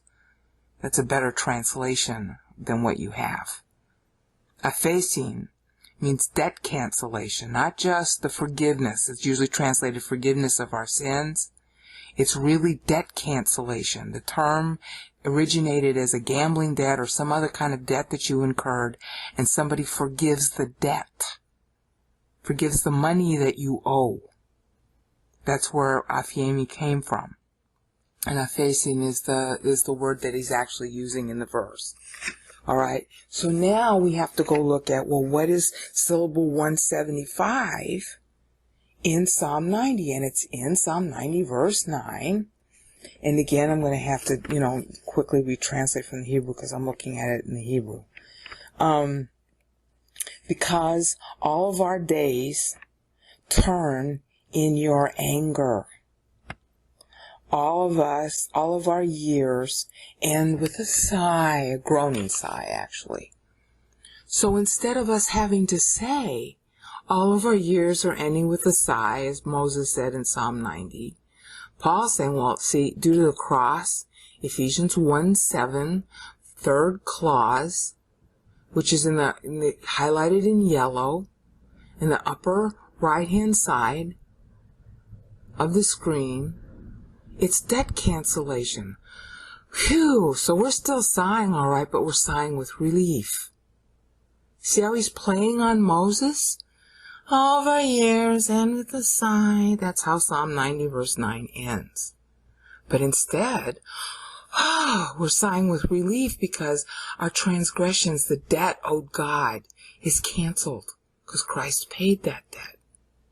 You see how beautiful this is? The tracking device in the meter tells you exactly how to interpret what Paul is saying. And yeah, you can get the similar meaning out of it if you didn't know this. But look how much richer and more important it is. Especially since Psalm 90 is a psalm about time, which all the Jews know, even today. Okay? So there's an angle of interpretation to Ephesians 1, 3 through 14 that all of us Christians are missing because we're too busy being bored with the technicalities of Scripture. And the teachers aren't teaching it. Okay? They're not teaching this. Why? Because the congregations don't care.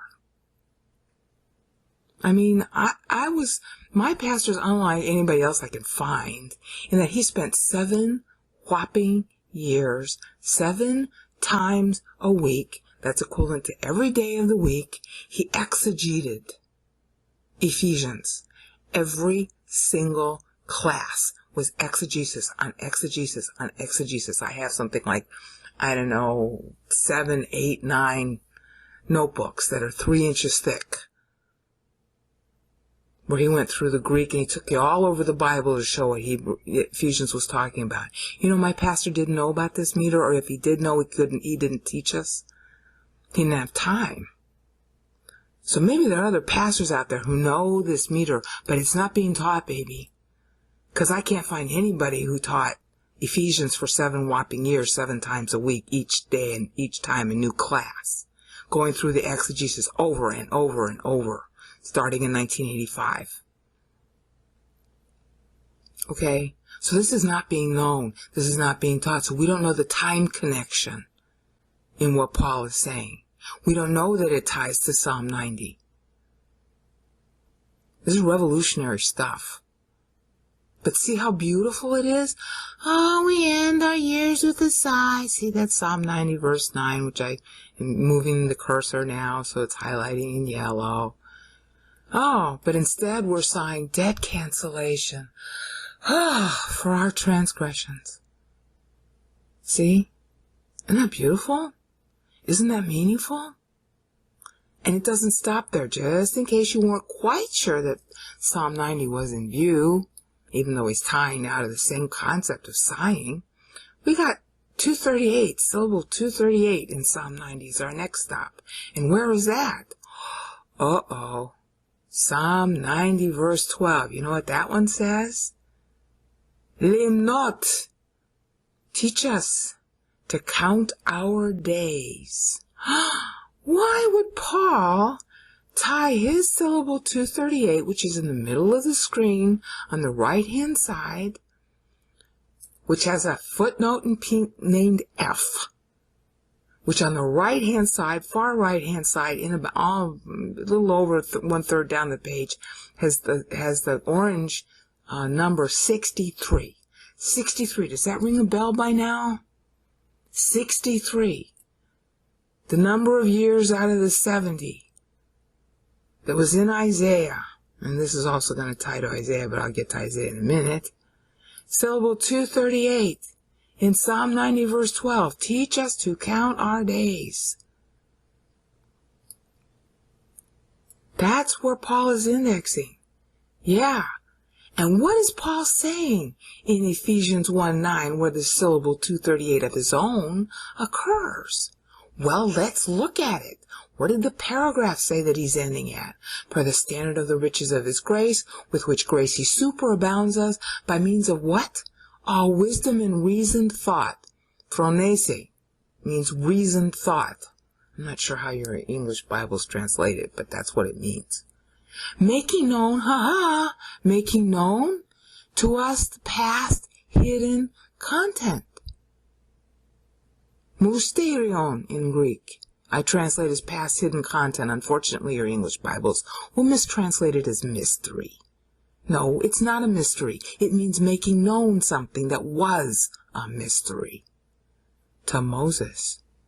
And Moses said, what? In Ephesians 9, Psalm 90, verse 12, teach us to count our days so that we may present to you a heart of wisdom. So what is Paul talking about in the very same paragraph?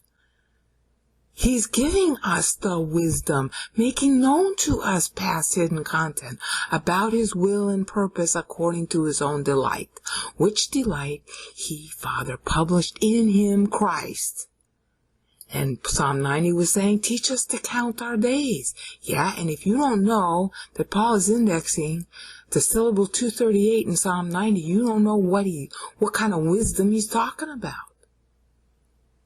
Counting the days. He's going to return to that theme again and again in Ephesians. Like Ephesians 5:16, redeeming the time. Why is he talking about that? Because he's been talking about time ever since Ephesians 1:3, which you would know if you would know that he was indexing this syllable 238 in Psalm 90:12, which says, teach us to count our days. Is this awesome or what? The days, redeeming the time. That's church's role, to redeem time. Okay, but we don't know the first thing about it. Yeah, because we don't know the meter. And as if that weren't enough, to make sure you understand, syllable 252. 252 is what? Psalm 90 verse 13. Well, what does Psalm 90 verse 13 say? Oh, Shuvu Yehoah Matai. What does that mean? Return, O God. How long? Psalm 90 verse 13. How long until you return?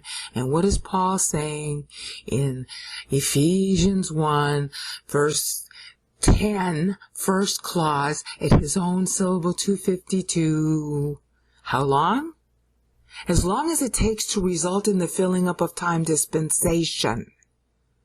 It's in the middle right-hand section of your screen. Footnote G in pink.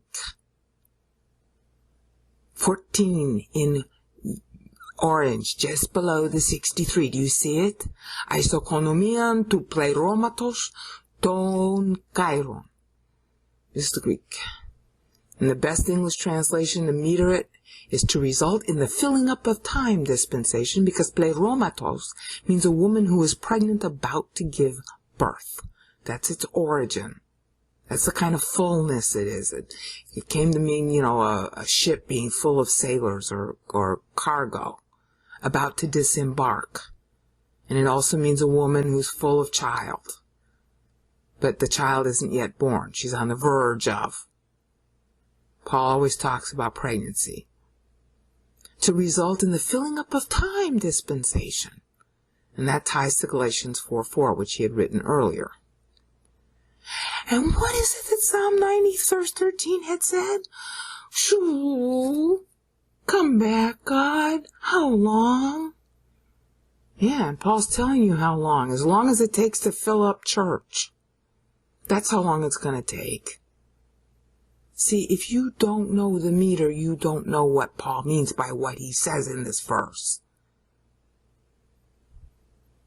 And of course, it's mistranslated in English. Quasi-mistranslated. But do you see? You see, he's tracking. There's no way you could mistake, if you knew the meter, what he was talking about or where to. How do you think I learned it? And in case there was any doubt, let's go to what Paul's playing on in Isaiah 53. Isaiah 53, 77 syllables. Where have you seen that before? That's the cumulative number of syllables. See where I'm doing in the lower right-hand corner? Cumulative number of syllables in Isaiah 52:15. How many videos have you seen of mine now that shows that? What was 77? Oh, 77. Well, see, that was the age of David when he died. That's why Isaiah's doing it that way. The first 77 syllables are about the first David, and the last 77 syllables, as indeed the whole thing, is about the last David. Yeah, and what's unique about the way Paul's doing this is 77 was the year that he expected the millennium to begin, because he's writing when Christ would have been 56. And so when Christ would have been 77, that should have been the end of the tribulation, because the temple should go down in 70 AD, which of course it did. And 7 years later should have been the tribulation, had church matured in time. And of course Paul is writing when the Lord would have been 56, which I'll cover more in a later video. So there were 21 years remaining to 77, and if you look in the left-hand side of your screen in the upper third in the blue highlighted section, where the footnote is B and D in pink, with a 21 in orange in the middle of the screen, sort of, almost. We are pronounced holy and blameless. Yeah, we would have been. If church had finished, the tribulation would have been over. We would have been up there for 7 years, and the Bema would have ended. The judgment seat of Christ for us, getting our rewards and our decorations, which is what Revelation 1 through 3 was about, would be about. It hadn't yet been written. See, the tribulation would have been over. We would have been there for 7 years. We would be on our way back, so we have to get our rewards first. So that's why he's playing on 77, because the last David is risen now. So when the last David would have been 77, that was when Paul was expecting the millennium to begin, if church had matured. So that tied to Isaiah 52:15. And of course, Syllable 133, which we just saw in Psalm 90, also ties in Isaiah, and this is why church has not yet, why the rapture has not yet happened. Paul is explaining in Syllable 133 of his own, which we just sort of looked at, but we're going to look at it again. On the left-hand side of the screen, in the center, where you see the box 6 on the left-hand side, where you see the footnote in the middle, that's E in pink, and the blue number to the left of it is 133, and to the right of it says in English, resulting in praise to the glory of his grace, and it's 28 syllables in orange. That's tied to Isaiah 53:2. What was Isaiah 53:2 about? Well, as you just saw, hopefully just saw, Isaiah was doing an annual chronology of Israel's future history, as well as telling us what would happen when Messiah actually came. Because that's the technique. That's what they do with this meter, is they give you a timeline, because you have to remember the syllables anyway, so we're going to make it more useful and meaningful to you. So in Isaiah 52:3-2, in his timeline, that was at who? Manasseh. And what did Manasseh do? Manasseh's evil was so great that he defiled the temple, putting male cult prostitutes in there. And so what God did is he said, hi, because Israel followed Manasseh and Manasseh did this, the temple's going down. The first temple. Precedence, legal precedence, temple going down. Warning, Bill Robinson. Apostasy, Bill Robinson.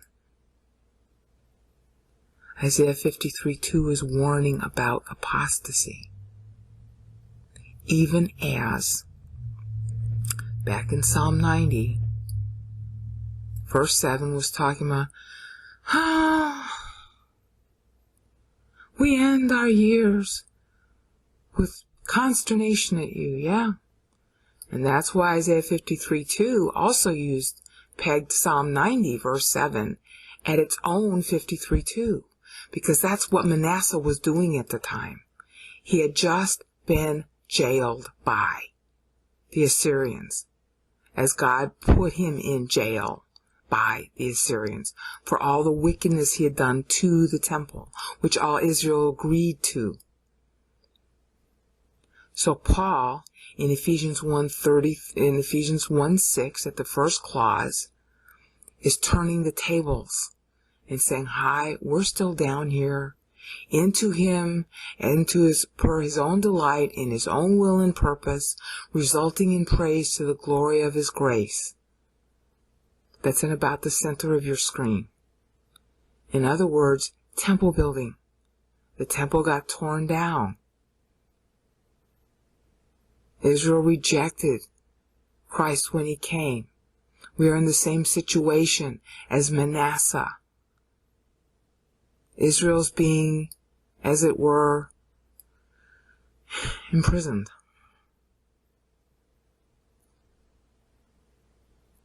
So all of that, is that just going to end with a sigh? Is that going to just end with consternation? No, it's going to result in the praise to the glory of his grace. So that's where he tied to Isaiah, and that's where he stops. This is really the most important thing I can say. He stops tying to Isaiah 53 at this point.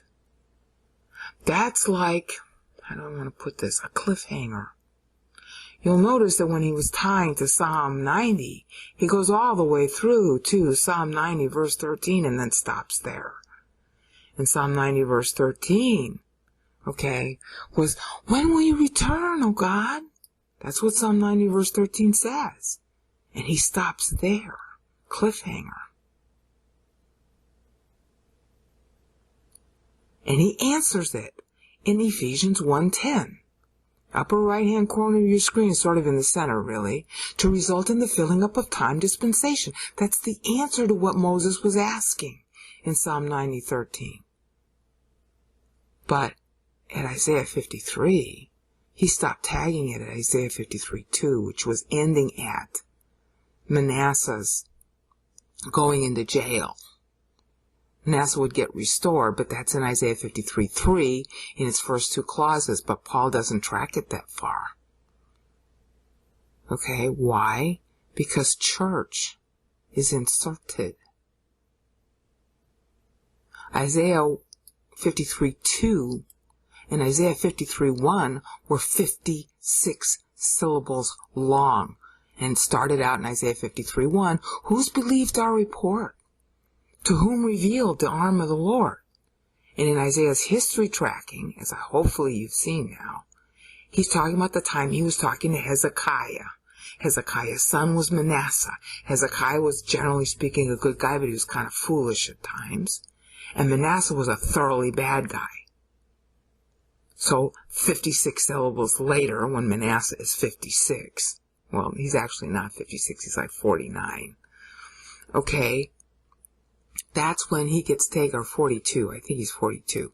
He gets taken by the Assyrians, and then he repents, and yeah, he was 42. He prays to God. I think he was 42. And just like Hezekiah was, he's going to get restored, and he has 15 more years of life. All right? But Paul isn't tracking that far. He's not tracking to the outcome. He's only tracking to the jailing in Isaiah 53:2. So it's a cliffhanger. You see how much more you can get out of what Paul means when he says, because, look, it says, resulting in praise to the glory of his grace. Well, what does that mean? You know how many verses sound like that in the Bible? So how do we know that this means anything special? You know it because of the meter. That being in jail, that being on earth, that being with Israel being in diaspora, that's going to result in praise to the glory of his grace, which of course obviously means that we're going to glory in him, that it's going to be happiness for us. Because really the ultimate happiness is to glorify him. God doesn't need to be glorified by us. We need it. It's a happy thing.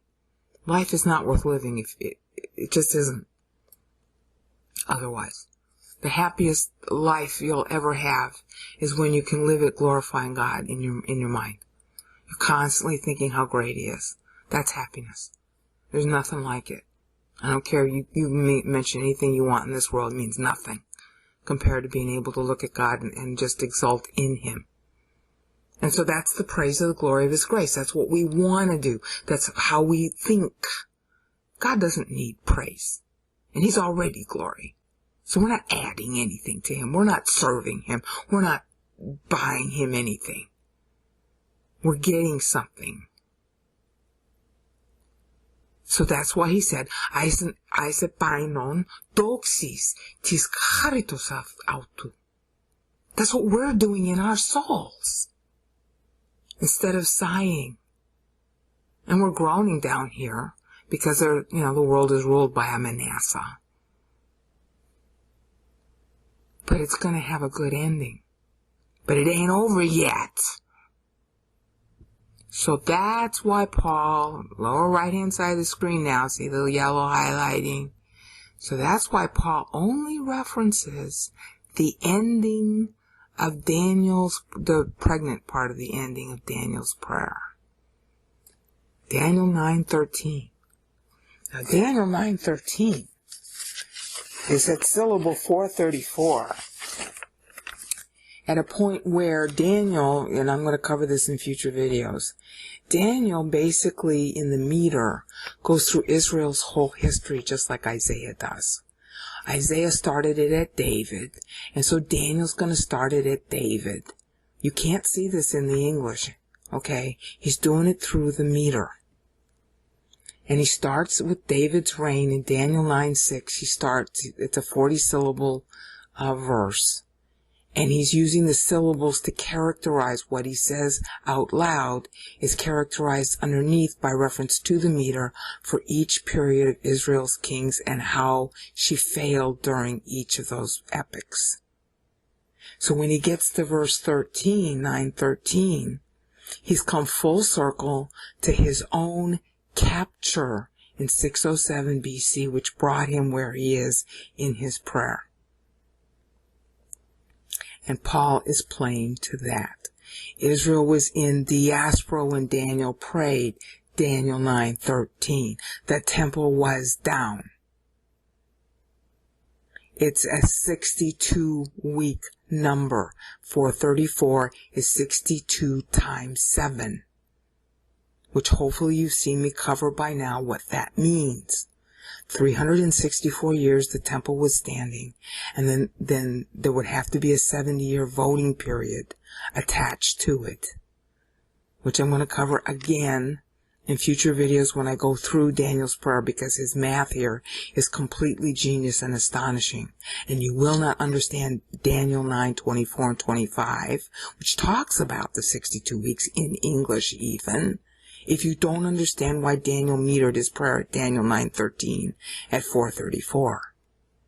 But Paul knows that, because Paul can read Hebrew. And he meters to that Hebrew in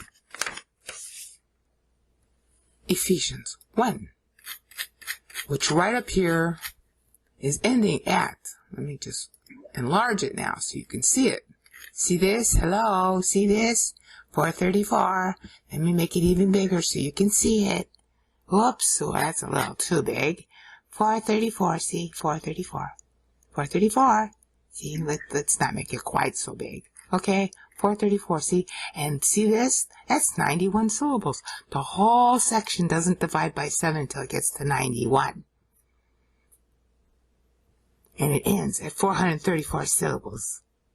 Well, what's this 91 about? I don't remember you talking about 91 right now. Yeah, I didn't.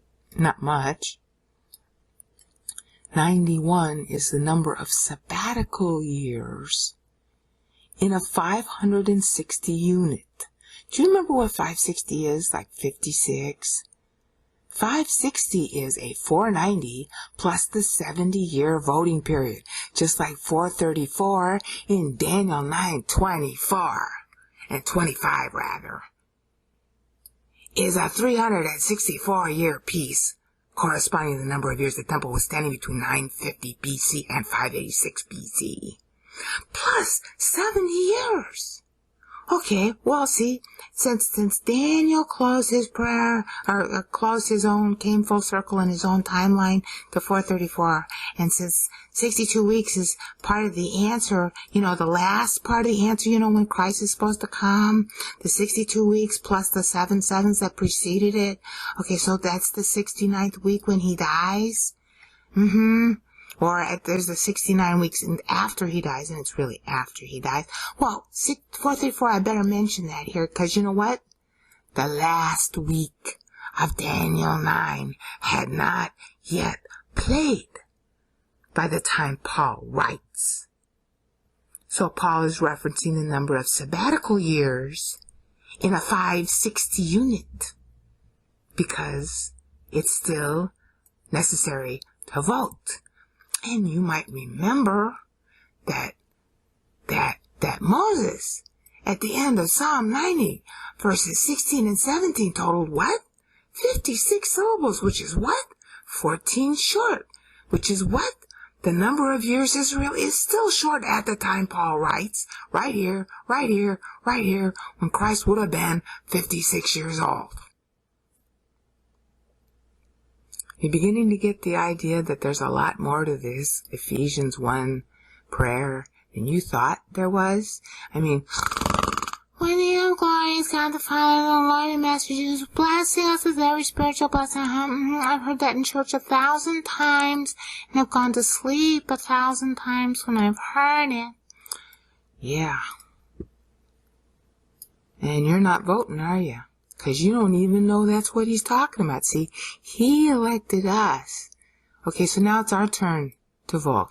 See, we had to be elected in order to elect. We have to elect whether we want to learn Bible or not. Just like Israel had to vote to not work during her sabbatical years. Yeah, and remember Ephesians is the precursor to the book of Hebrews, which Paul did not write. Paul was dead then. That's Hebrews 13:23. Okay, Timothy had been released, which means Timothy had gone to see Paul. Paul got executed, and it was the year of the 4 emperors, so Timothy was released. Okay, but in book of Hebrews, chapter 3, there remains a day of rest. Yeah. The Sabbath is every day. Remember when the Lord said that? The Lord is the Lord of the Sabbath. Every day is supposed to be Sabbath rest now. So every day you vote to study, to learn. And Christianity has been voting what? Oh, we're going to sleep now. We feel holy because we heard this verse, and we heard that priest, or we heard that minister. So give us our Bible portion for the day, and I count myself a good person because I went to church, and I sing Rah Rah Jesus songs, and I made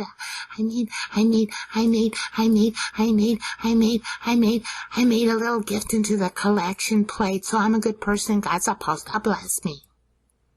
Yeah, he's going to bless you with a flood if you're not voting. 56, warning Bill Robinson. Vote Bill Robinson. Israel's 14 years short, and so can we be. And that's why Paul ends Ephesians 1.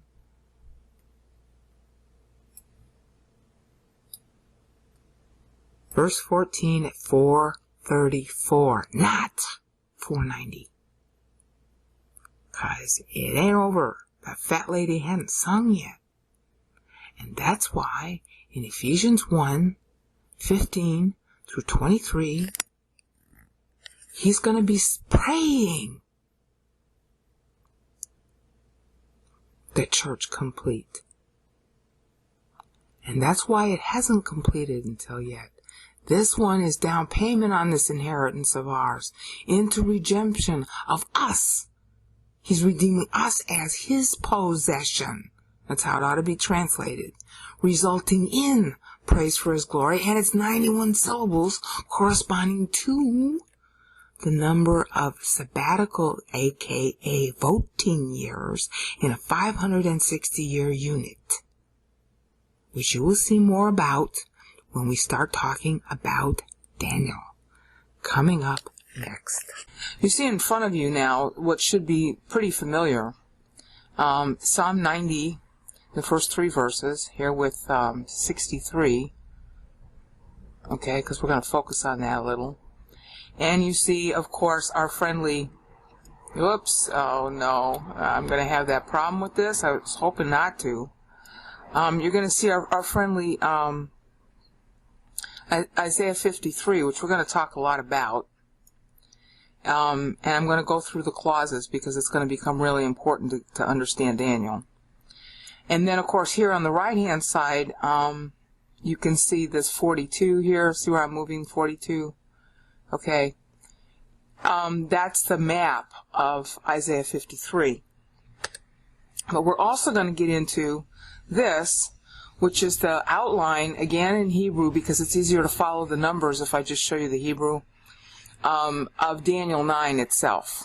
Okay, his prayer. All of the numbers you see God use in Daniel 9:24 are coming from Daniel's meter here. That is something you cannot see in the English, so it comes out of thin air in the English. But it isn't coming out of thin air in the Hebrew, because if you know what the meter is, see, and this is the meter. Okay, this is, can I get this to work? The 49, can you see the 49 in the second line? I may have to change the way I show this, because Adobe is pretty bad at highlighting. Okay, there's the 49s highlighted in dark blue. That's not very helpful. I can't stand Adobe, I'm sorry. So these are the meter counts here. Yeah, we're going to probably, I'm not going to use this very much in this segment of the video. I'll have to change it to something that better highlights than Adobe. Adobe's pretty crummy, actually. That's a 73 being highlighted now in medium blue. These are syllable counts, aggregate syllable counts, and then there is a differential in the syllable counts that's going to become important because he's benchmarking to Isaiah using the differential. But these are the total syllable counts.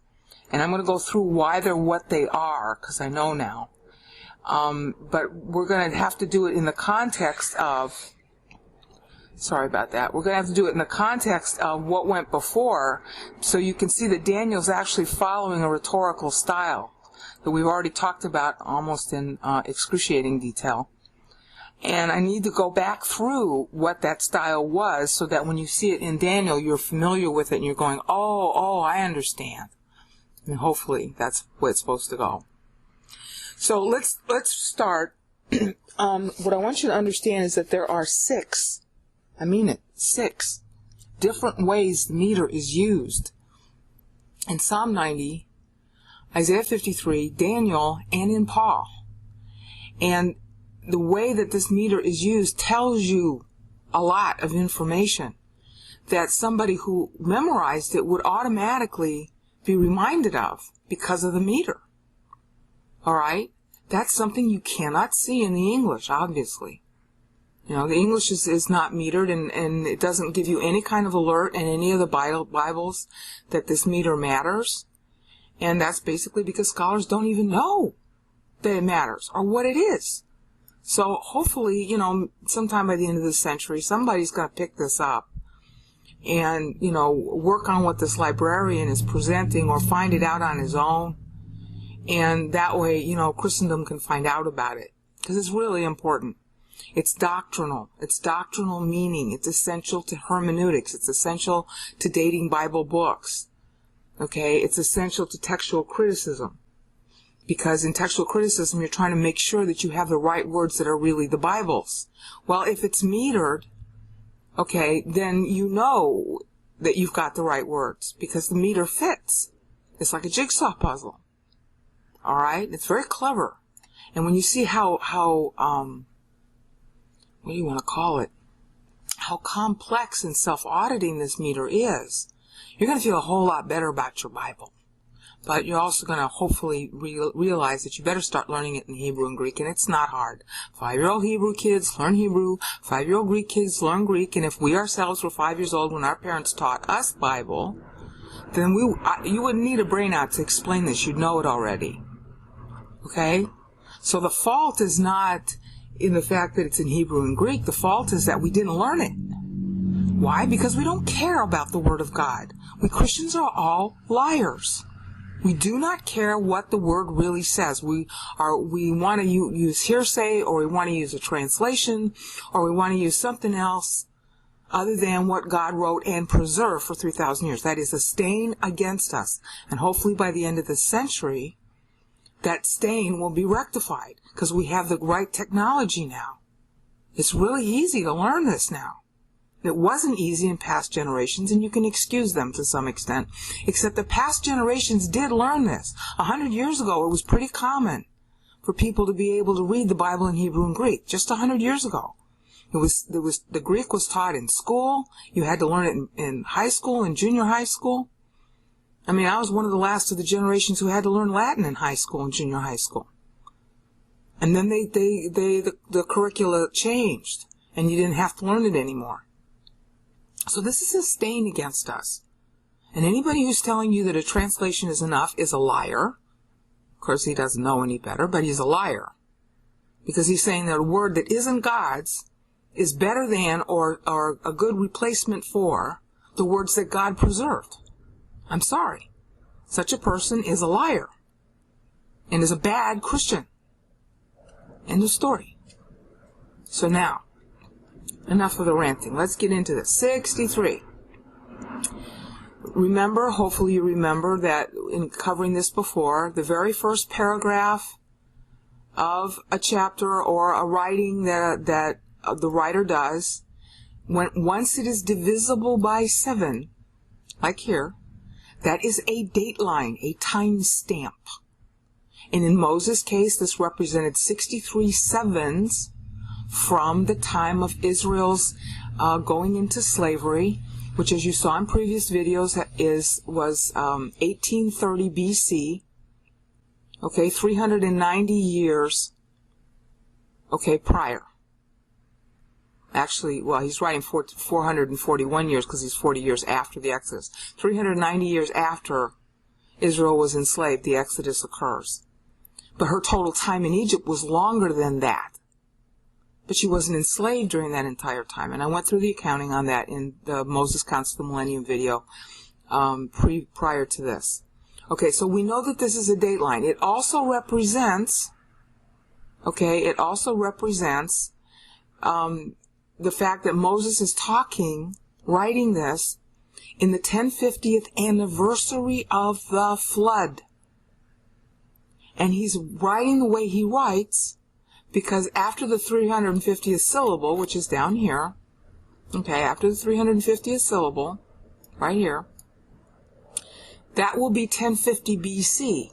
So there's 1050 in back of him when he talks, and after he finishes this, which is 350 years later, he's giving a history, that will be 1050 BC in front of when he talks. So it's real easy to know when he writes. All right, we went through that. So, if you don't remember, go ahead and look at the videos again. And, hopefully it'll come back to your mind. So that's what this first paragraph divisible by 7 means. It's a date line. Okay, it means other things too, as we're going to go through. But that's one of the ways that the meter is used. That's the first way it's used. Okay, and we saw that same thing happening with Isaiah here with the 42. Isaiah is writing 42 sevens. Okay, I covered that extensively in the last video just prior to this one.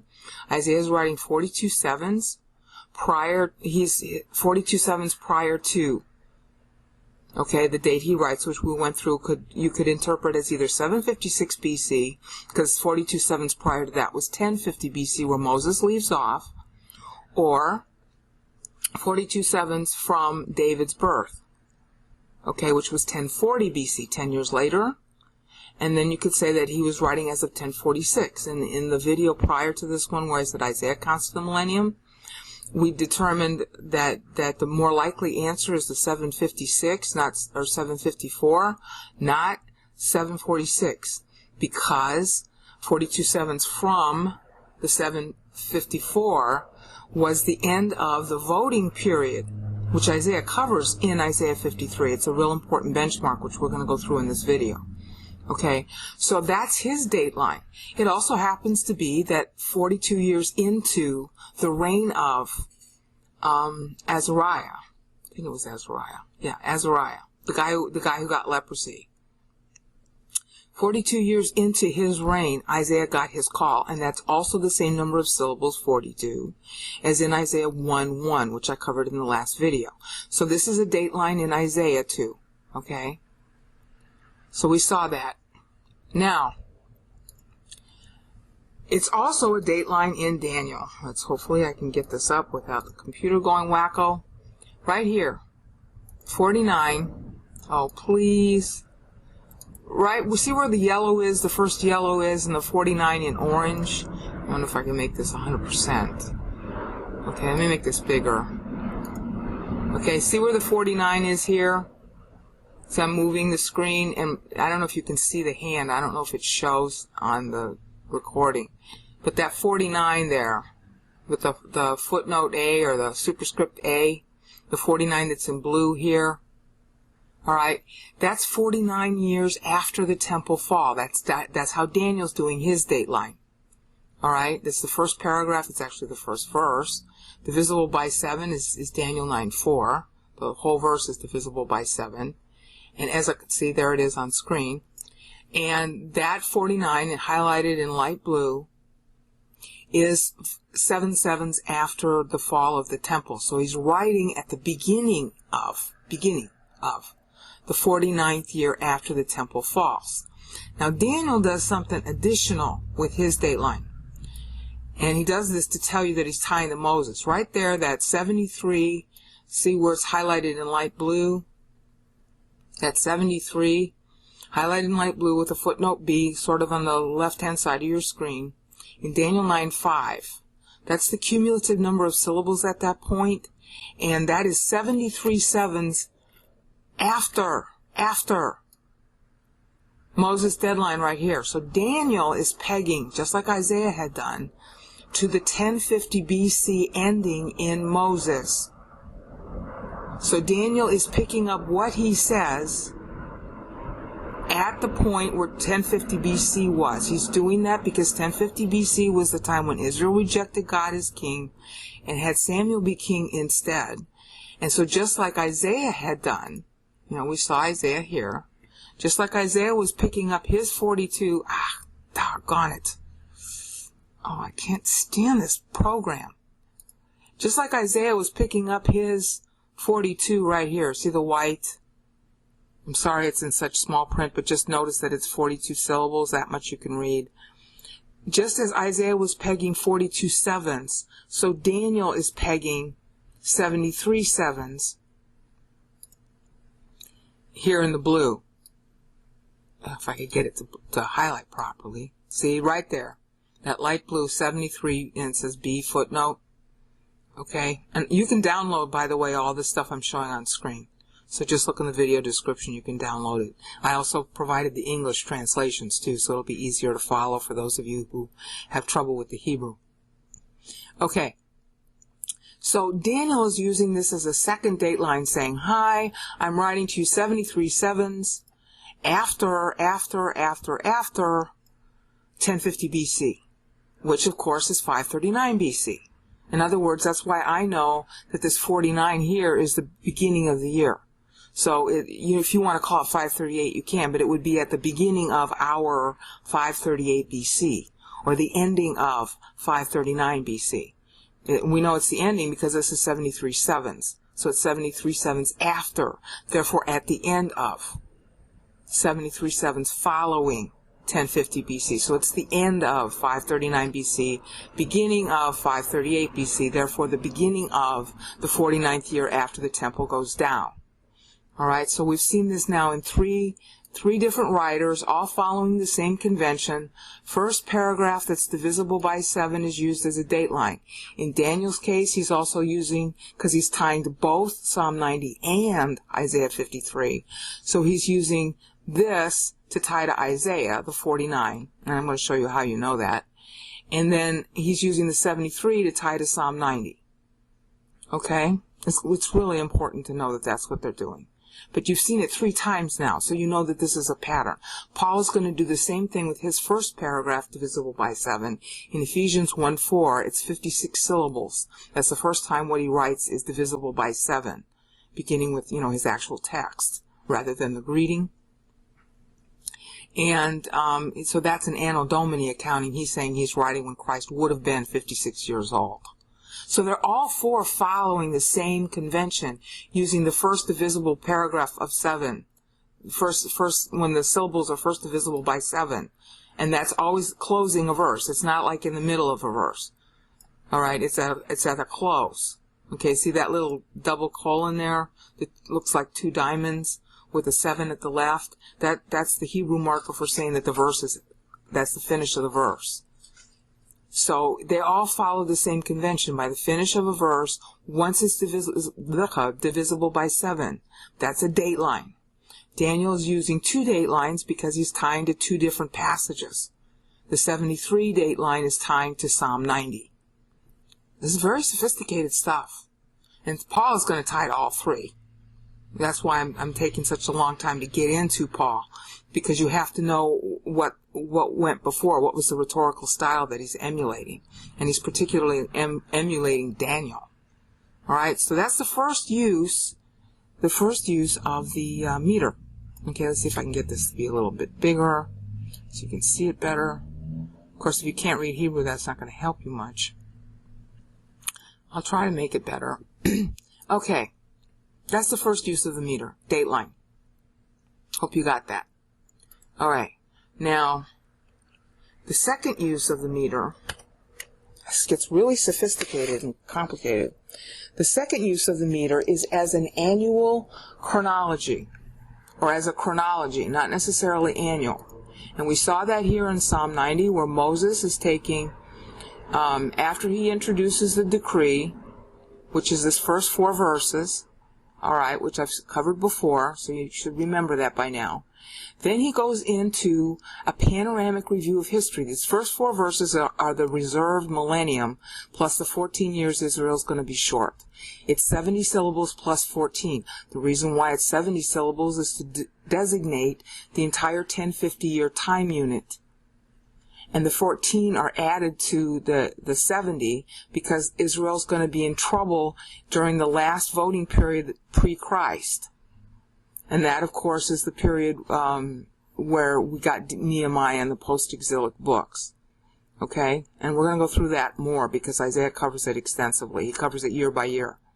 So we saw in Psalm 90 that we had at the Adamic voting period right here, verses 5 through 8. That was their testimony on both sides, believers and unbelievers alike, about the futility of life. And then in the Noahic voting period, from verses 9 through 11, that was the testimony of believers then also. And, you can look it up and see how pregnant the wording is. All right? And then we come to Moses' own voting window, which led to and caused the Exodus, which is verses 12 through 15. And we saw how pregnant that was. And we're going to see more about it because Isaiah is talking back to it. And then our last voting window pre-Christ is covered as 56 syllables rather than 14 because that's where Israel's going to be short. She might not make it. That's the warning. Okay? So that was the panoramic use of Psalm 90. We got 4 voting periods. You'll see these 70s here on the right. The 4 70s and a 56, that's time. And then up here is the reserved millennium. First 4 verses. Okay, that was the first chronology use of Psalm 90. The second chronology use of Psalm 90, which you just saw in the last video, was a straight 350-year annual, annual tracking. And we saw in that last video how it benchmarks right here at the 210 marker, and it benchmarks at the 350 marker for the judges. The whole book of Judges is benchmarked to Psalm 90. But it's not in any detail. It's just benchmarked at the middle, and it's benchmarked at the end. Why? Because Judges was a time of apostasy. So there wasn't much to say, and even the timeline that is given to you, it's sort of subsumed. And I showed you that in the last video, the worksheet on Judges. And if you can download that worksheet from the previous video. Okay, so he's only benchmarking at these 235s. All right? That's the only place it's really benchmarked. So that's the second chronology that we saw in Psalm 90. Now, I've talked about, but not enough, the fact that Isaiah is doing the same thing. He's doing a panoramic review right here. Oops, doggone it. From first David to last David. All right? I don't know how to make this program fit. It's very annoying. He's doing a chronology from first David to last David. Oh, aggravating. Just aggravating. Okay? This is what happens when people don't study the Word of God. They become incompetent in their regular job. If you want to become a competent person, learn and live on Bible. I'm dead serious. God has to give you a higher IQ to understand it. So then that higher IQ you end up having for everything else. That's why I seem to be smart. It's the only reason I'm smart is because I use 1 John 1:9 and study Bible. Period, over and out. Okay, so this is what Isaiah is doing too. He's also doing a chronology. And we're going to go through that in quite some detail here. Alright? Now this chronology that he's going through is bifurcated. Just kind of like Moses was, and it's got ellipsis in it, just like Moses used. Okay, these first 77 syllables depict the first David. They start at his birth, and they go till he's 77, which is when he dies. Scholars don't know that because scholars are incompetent at reading 1 Kings 6:1, and instead they prefer to read Josephus, who's completely wacko when it came to numbers. Josephus didn't know straight up from straight down about numbers. Of course, that wasn't his job either. Okay, he was supposed to be a military guy. And military guys often don't understand numbers. They should, but they don't. Okay, and so he was very incompetent when it came to reciting Israel's history of years.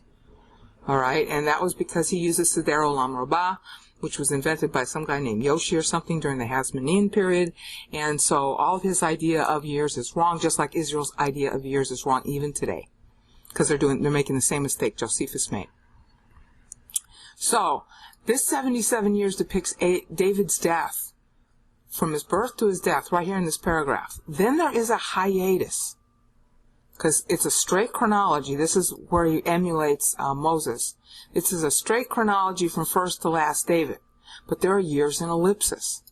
Okay, and he does that so that he can make the whole chapter pregnant at 462 syllables, which hopefully you've seen me cover in my Isaiah Future Calendar video, which is at the beginning of my Psalm 90 playlist. Okay, once you get to David at age 77, there's a break. There's an ellipsis. The amount of the ellipsis in this section right here, which you can't see because he's not writing anything, is 252 years. That's really important. 252 years. This starts here at 1040 BC, goes all the way to David's death in 963 BC, and between 963 BC and 712 BC, which is when Isaiah 53:1 is pegged. That's Isaiah talking in first person, and he's talking to Hezekiah, and that's what this is going to signify.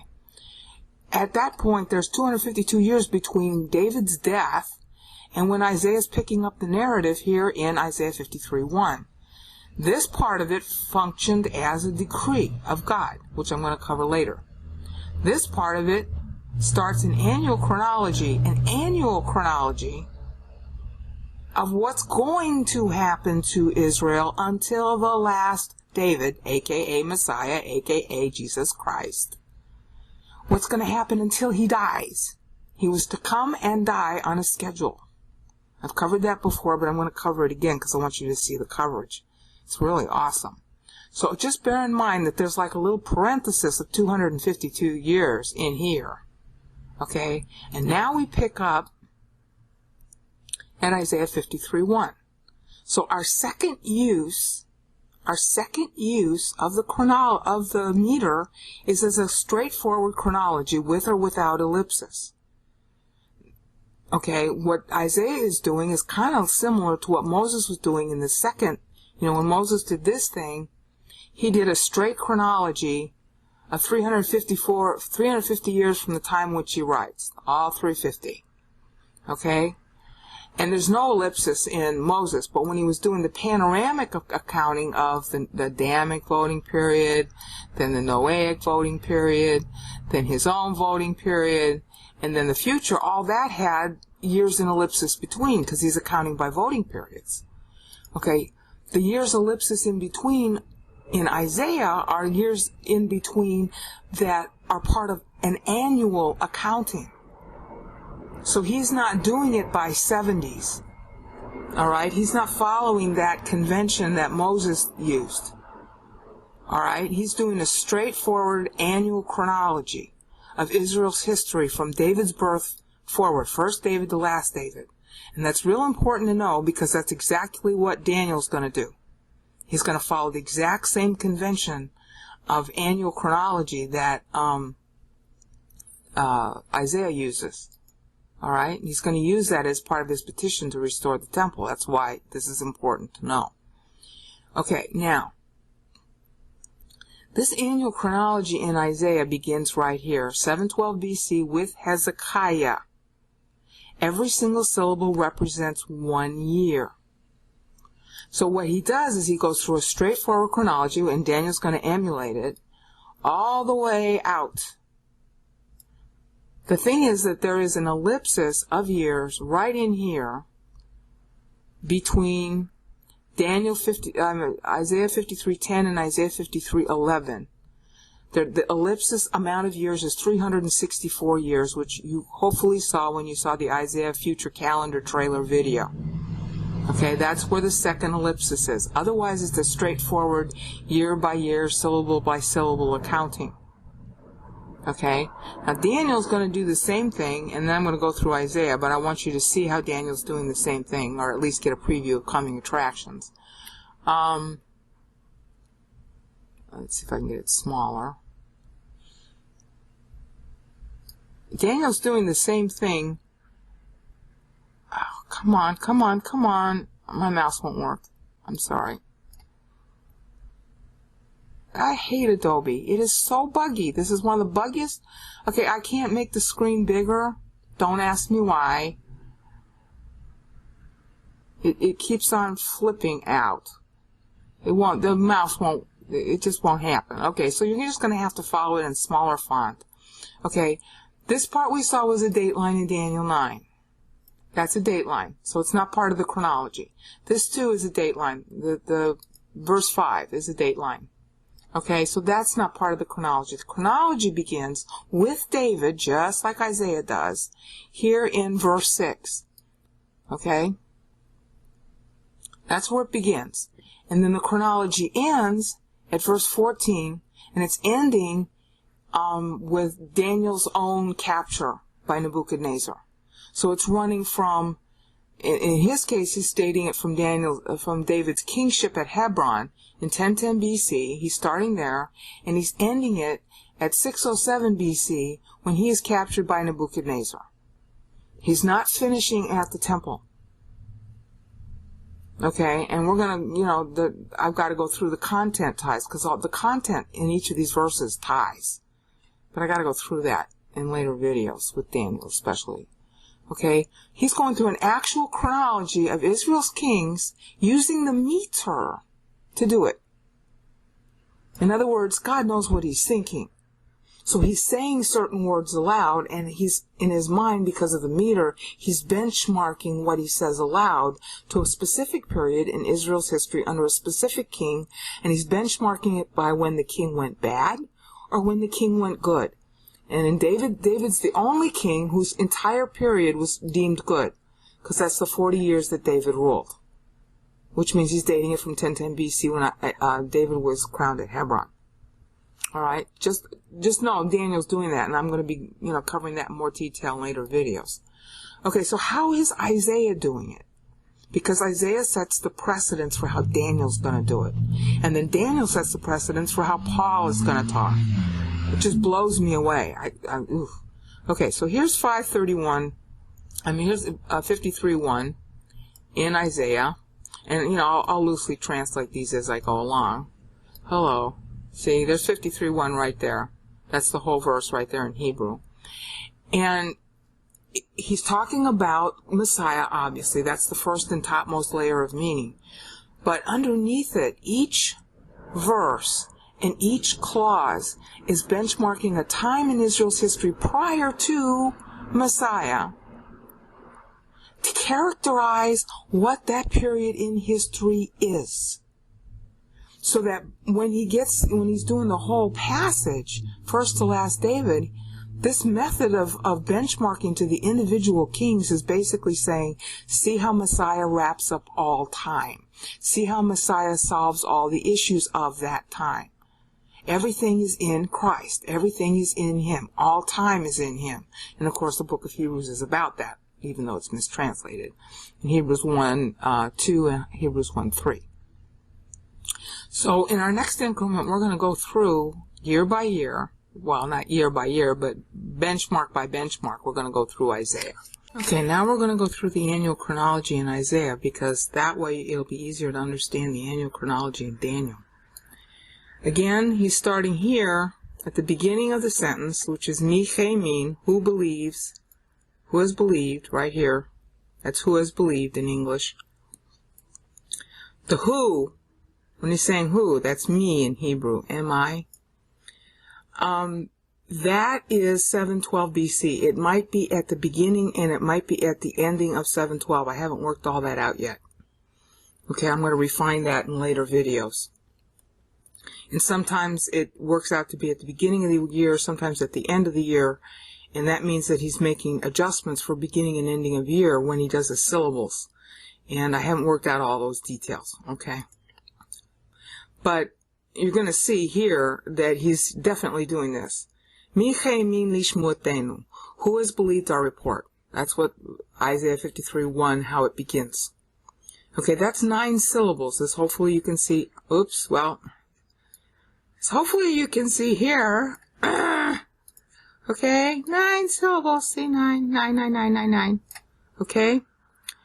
Maybe I should increase the size a bit. Let's see if that'll help. The trouble is you can't see it all, but we're just going to go through the annual here anyhow. So let me increase it even more. What the heck? Okay, even more. Alright, so those of you who can read Hebrew can see it more clearly. Okay, 9 syllables. That means 9 years. So we're running from 712 BC down to 703 BC. Now that matters a great deal to historians, and it will help clarify a problem that historians have had when they've tried to date Bible dates. And I'm also covering this in my Yapping Part 10, Yapping Most High video playlist Part 10, where I go through the annual chronology in Isaiah in more detail. The reason why this matters, okay, you can see, first of all, that the meaning is pretty pregnant. Who's believed our report? Well, who believed the report back in 712 BC and 703 BC, and what happened then? Well, at that point, you're looking at Isaiah 36, 37, 38, and 39. The guy that Isaiah is talking to is Hezekiah. Hezekiah had some really good times, and he had some really bad times. And it's due to Hezekiah that the temple would go down. Okay, that's recorded in Isaiah 39. So who has believed our report? Well, in the immediate context of the meter, it's Hezekiah. And because of that, Sennacherib couldn't invade. And because of that, Sennacherib's troops, 185,000 of them numbered in the Bible, died. Nobody knows why. You know, they just got killed. So Sennacherib woke up the next morning and found out he had no troops, and then in shame he limps back home, and some years later he ends up being killed by his own sons, and then Esarhaddon takes his place, and all that's recorded in the Bible. It's also recorded in history. The problem that the historians have with this time period is they think that the 10 tribes, which are called Samaria and Israel in the Bible, they think that the 10 tribes were taken over by Assyria in 722 BC. And they base that on actual records that the Assyrians kept. However, when you go to look at the Bible, you're finding 2 sets of takeovers, not just one. There was a guy named Hoshea, who was the king of the 10 tribes, Israel, namely Samaria at that time, versus Judah, which Hezekiah is the king of Judah. And Hoshea is, he's a king, and then he's captured, and he's taken to Assyria, and then he's restored to power when Hezekiah is on the throne. And Hezekiah is actually on the throne 3 years earlier than scholars think, according to the Bible. Hezekiah came to power in 718 BC, not 715, which is what the typical scholarly journal will tell you. Okay, it's really 3 years earlier. So Hoshea was restored to power as a puppet king. And then he rebelled again. And in 712 BC, and I'm going to prove this in later videos in Yapping Most High, but it's going to take me some time to show it, because I got to go through the Book of Kings and everything.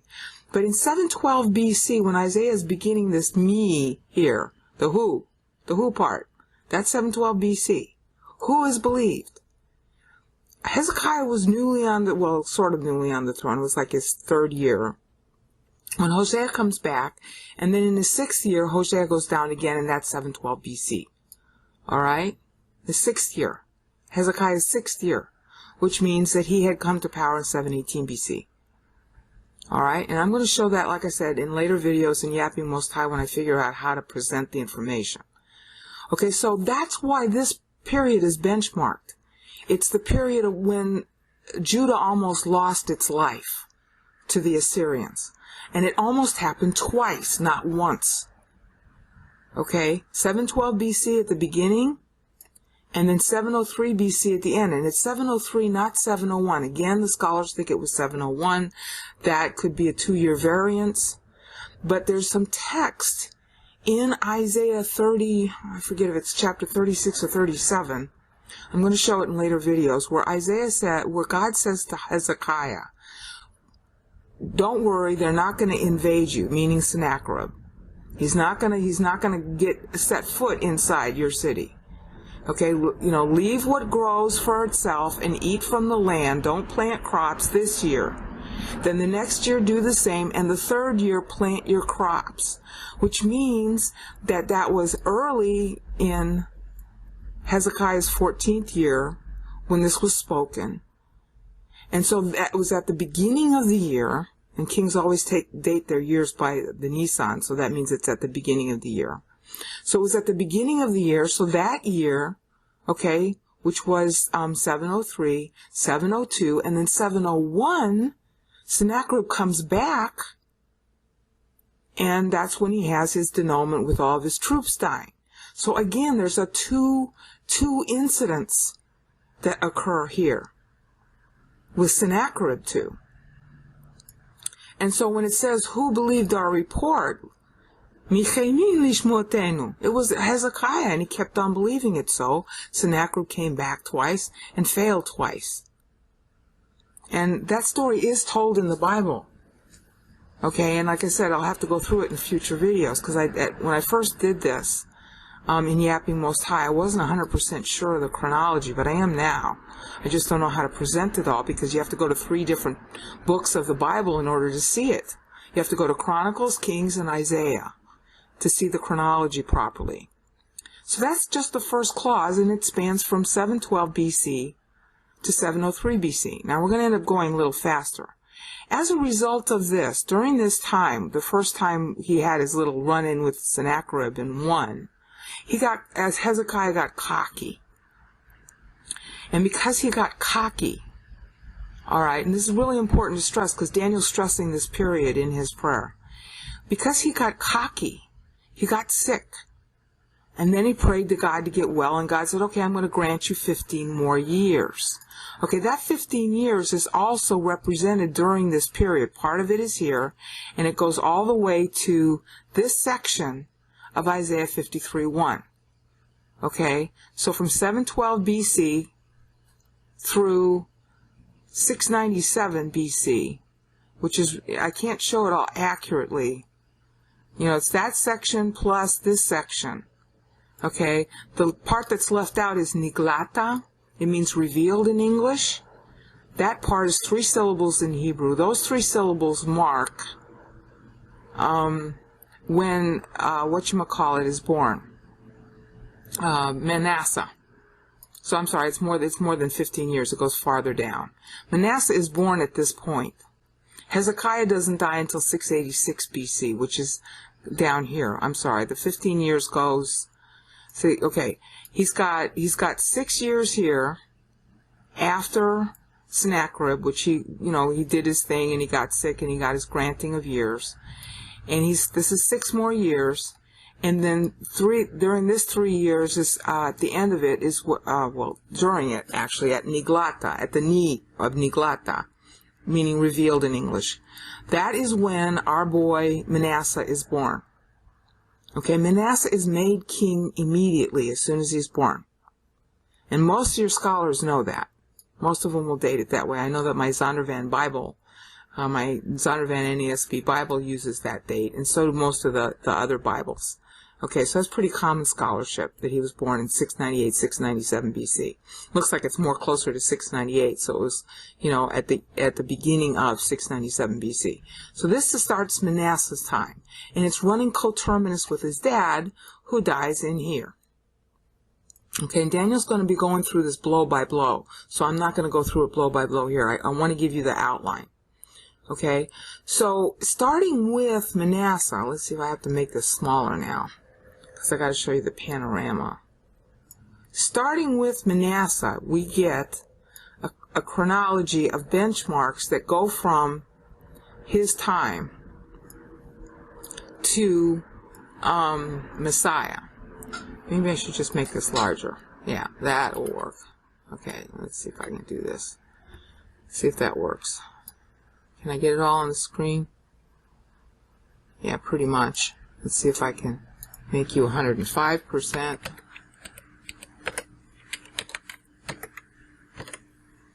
Will that work? Pretty much. No, not quite. Alright, so let's do it at 100. Nothing like a pregnant pause. Alright, and that's not even working, is it? Okay, so we'll do 95%. Is that going to work? God. When does it? There we go. Okay, great. Hopefully we'll be able to do this. Okay, so understand that this part forward, all the way to pretty much, who's holy? All but the last two syllables of the second clause in Isaiah 53:3 are covering Manasseh.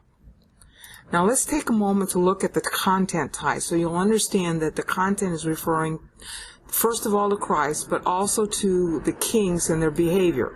Who has believed our report is right here highlighted in Hebrew. Okay, obviously that's Hezekiah. And then this text here says, to whom revealed the arm of the Lord. At the word revealed, and it's in its order in Hebrew, this is the end of the verse, that is when Manasseh is born. God had granted Hezekiah 15 more years, and Hezekiah didn't have any heirs at that point. So that is why, as soon as Manasseh is born, he's made king. Okay? So Hezekiah goes on living through here. Okay? And then at the same time, however, our boy Manasseh is king, and when Manasseh is 12 years old, so you got these three syllables all the way to here. Okay, at the end here, where you see the 9, okay, and that's Lifnei, okay, before him. At that point, Hezekiah dies, and Manasseh's 12 years old, just like Kings tells you, the book of Kings tells you. Now look at how pregnant this is. Waya'al kayonek lefenai. Waya'al means he grew up. Yeah, Manasseh grew up during this time. Kayonek, like a root. Yeah, he's the root of Hezekiah. You see the double entendre here? Lefenai, before him. Yeah, before Israel and before God, which is really the meaning of the verse. Okay, so he grew up like a root. In other words, he started out real good. Hezekiah's son Manasseh started out real good. But by the time he's 12, I don't know if it's because of his regents, because 12-year-olds don't know much, all right? But it went bad as soon as Hezekiah died. Hezekiah dies at the end of this first clause in verse 2. All right? And then, Wakashoresh me'eretzia, like a branch, okay, from the dry ground.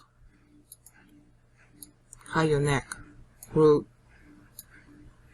That's actually root also. Okay? Dry ground, meaning parched promised land, meaning there's no doctrine being taught. So beginning when he's 12, he's ruling all by himself here. Okay? And at this point, at the end of the white, you'll see it's syllable 133. That's very important in Daniel and Psalm 90, which I'm going to cover later. But at this point, our boy, Manasseh, is so bad that God has him taken prisoner by the Assyrians. Okay, and during this period here, He's 41 years old at the time he's taken, and I can't tell how long he was imprisoned before he repents, but he repents, and you can find that story in Kings. Daniel's going to focus on this, so that's why I have to. All right? So God does to him what he did to Hezekiah. He gets 15 more years life, which basically extends from this first clause in Isaiah 53:3, and I'm going to tell you the content, you're going to die, to the end of this clause in the second part of Isaiah 53:3. This word here is holy, and it means grief, love sickness, grief. This is when Manasseh dies and his son Ammon takes over. Ammon is really how I should pronounce it. Ammon. So these two syllables represent the 2 years of Ammon. All right, so our boy Manasseh dies here. These are his last 7 years. So 7 plus 8 are the 15 more years he lives after he repents here at the end of the last clause of verse 4. Now look at the content type. This is such a killer. Okay, I already covered to whom revealed the arm of the Lord. This is still during Hezekiah's time. And obviously Hezekiah saw the arm of the Lord revealed to the tune of killing Sennacherib's soldiers, 185,000. Then he grew up before him like a tender shoot. In other words, he started out good. That's Manasseh. Like a root out of the dry ground. That's Manasseh. So he started out well. But watch this clause. Lo, Toad, lo. This isn't the incarnation. It's not him. He's not God. That's what that says in Hebrew. Isaiah is quoting what people are going to say at the time Christ is alive. Well, Hadar, there's no glory in him. Okay? Wanireho, will we see? This depicts Manasseh's own attitude. Oh, I don't care about God. There's no glory in that. I'd rather make friends with the Assyrians. I don't see any glory in the Lord God of Israel. And then this is, well, mare. Oh, this is so despicable. Well, mare. I didn't see anything. There's nothing to see here. That's what the people said when Christ arrived. And that's what Manasseh was saying back then. There's nothing here. There's nothing, no sight to see.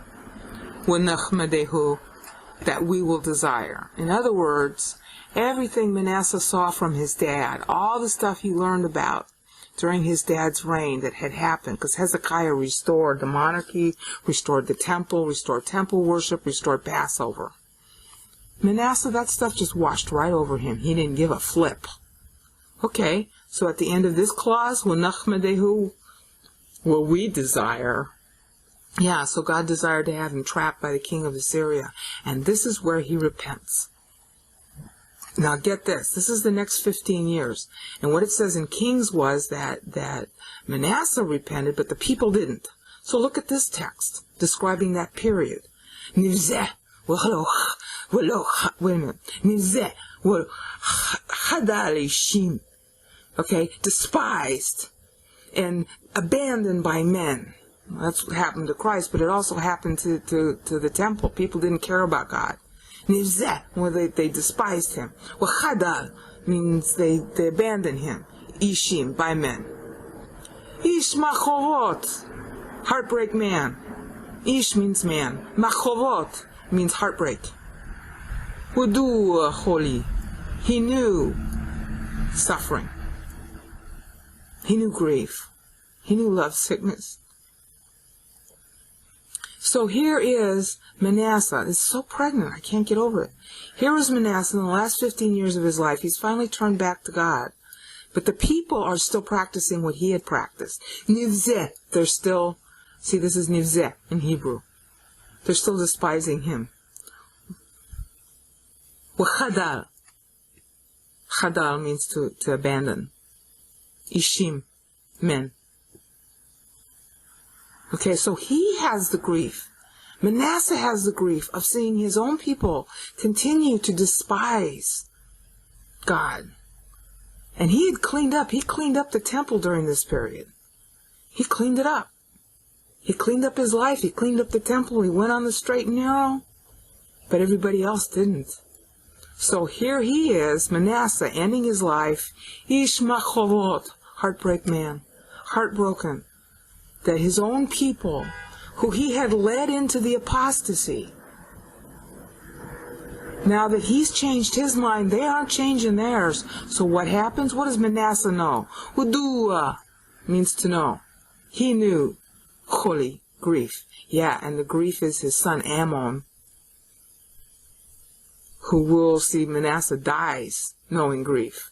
So grief, his son, Ammon, rules for 2 years. And the people continue to nivzeh, despise God. And so that's why when Manasseh started doing his bad thing, you can read about his story in Kings, that God said, hi, I'm taking down the temple because of you. Even though he changed his mind, it was irrevocable at that point because the people didn't change their mind. So Manasseh died, ishmakorot, heartbreak and heartbreak, udua, knowing, choli, grief. Grief, his son, Ammon, ruling at that point. Okay? And I'm spending time on this because Daniel does. He makes this the centerpiece of his prayer. Okay? Now, at this point, this is Ammon ruling. Okay? He only rules for 2 years. He was so bad, God took him. Okay? And at this point, you're looking at Josiah. Right there at the bottom of the screen, the last 2 clauses in verse 3. Okay? That's Josiah. Josiah was only 8 years old when he came to power. So he was under his regents.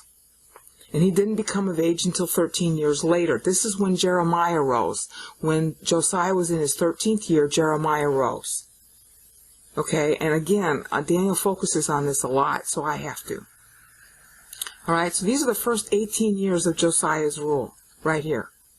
Now, in year 18, after he'd been hearing Jeremiah for 5 years, Josiah gets told, hi, there's this thing, golly, we found this book in the temple. Actually, it was Jeremiah who found it, and his own dad wouldn't admit that.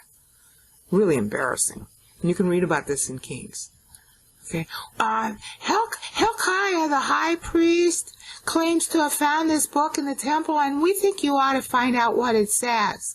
Actually, it was Jeremiah who found it, and his own dad wouldn't even talk to him. So Josiah says to Hilkiah, the high priest, well, what is it about this book? And so it's read to him, and he tears his clothes. He's like, oh no, we haven't been loyal to God. We haven't even observed the Passover. So then he goes and he calls for Hilkiah, the high priest. Josiah's being a good king. He's following channels, and he says, go, inquire of the Lord for me about this book. We should be in deep doo-doo because of what this book says, because we haven't obeyed. And Hilkiah, instead of going to his own son, who's already appointed a prophet, Jeremiah, he goes to Huldah, the cleaning lady. And you can read about that in Kings. She keeps the wardrobe. She's keeping the dry cleaning for the Levites. That's what she does. And so he goes to her to inquire of her instead of to his own son. And so she says, yeah, you go tell Josiah that because he cared about me, nothing's going to happen during his time. But baby, everybody else, temple's going down. Nobody can stop it. So at this point, right here, in Isaiah 53, starting in verse 4, you have at this first syllable, ach. That's a sigh. Oh my. That's when the Passover was reinstituted by Josiah. It's still his 18th year, which means he came into power late in the year. Okay? He institutes the Passover. So now look at this text. That's what you're celebrating when you celebrate Passover. Truly, our griefs he bore. Nasa means to carry. Hu means he. Choleyenu means our sufferings, our grief. Aken means surely. So, aken, surely. Our griefs, choleyenu, hu, he, nasa, bore. You see how that fits? Isn't this awesome? The first 18 years of Josiah, by contrast, were characterized by the people hating the temple, hating God. Ukmasater panim emenu. We hid our faces from him. In other words, ukmasater, masater, it's a verb and a noun. It means refuge, to take refuge in, as a verb, to take refuge in. Okay? But instead of taking refuge in him, we're taking refuge away from him. Panim means our faces. Mimenu means the our. Away from, mim, right here. This right here, this means mim, means away from. So we took refuge away from him. And of course that's what we'll do when Christ is here also. See how pregnant this is? This is when Josiah is a young kid, between his 8th and his 17th year of life. Alright? And then the last clause in Isaiah 53:3, Nivzeh, despised. Walo chashavnuhu, despised, and we didn't esteem him. Yeah, and we didn't esteem his word then either. But Josiah did. So Josiah institutes the first Passover in decades, in centuries. Okay, so that the book of Kings says there's never been a Passover like it. Aken holeyenu hunasa. Surely, Aken holeyenu, our griefs, he, nasa, bore. That's what Passover commemorates. See how pregnant this is? Unfortunately, it goes all downhill from here. This is the next 8 years of Josiah's reign, and at the end of the syllable, which is Sabalam, okay,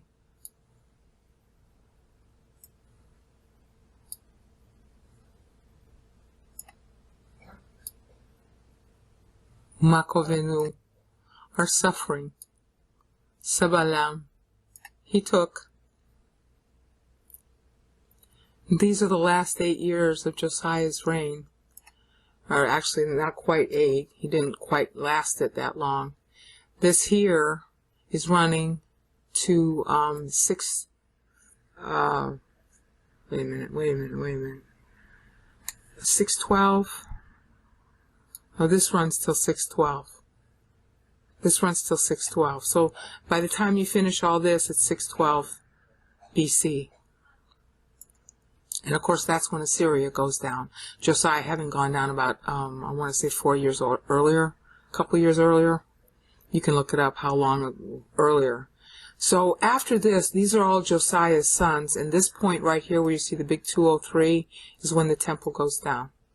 So this is 612 BC at this point. Umakovot. I'm not Umakovot, I'm sorry. Umakovenu Sebalam.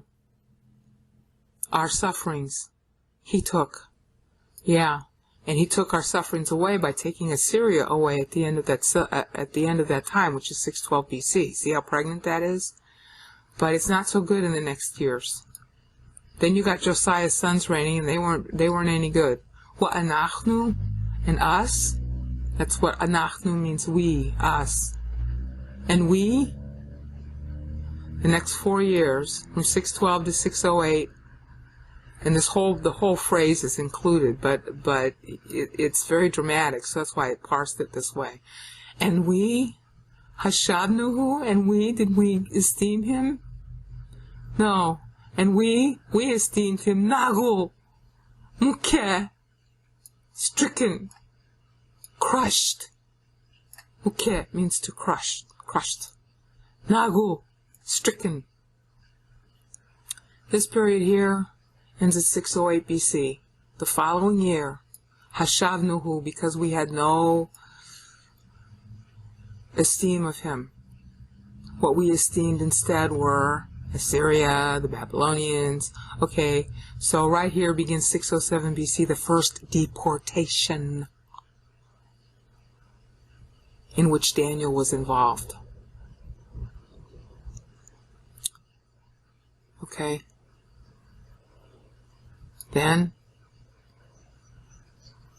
And that's 607 BC at the end here. This is 5 years later. I'm sorry, this isn't 607. Wait a minute, I'm doing this backwards. Let me do it the right way, because I get the years mixed up. This here at the end of this verse, which is the end of verse 4, is the temple going down, and the words are, God violated. God raped. Really means rape. It's used for Tamar, the same verb here. Ana means to rape. It has other meanings too, but it means to rape. It's also used for Tamar being raped in the Bible. Okay, same word. God raped. Yeah, the temple goes down in 586 BC. So this is 5 years prior to that, which is 592. This is the second deportation in 597.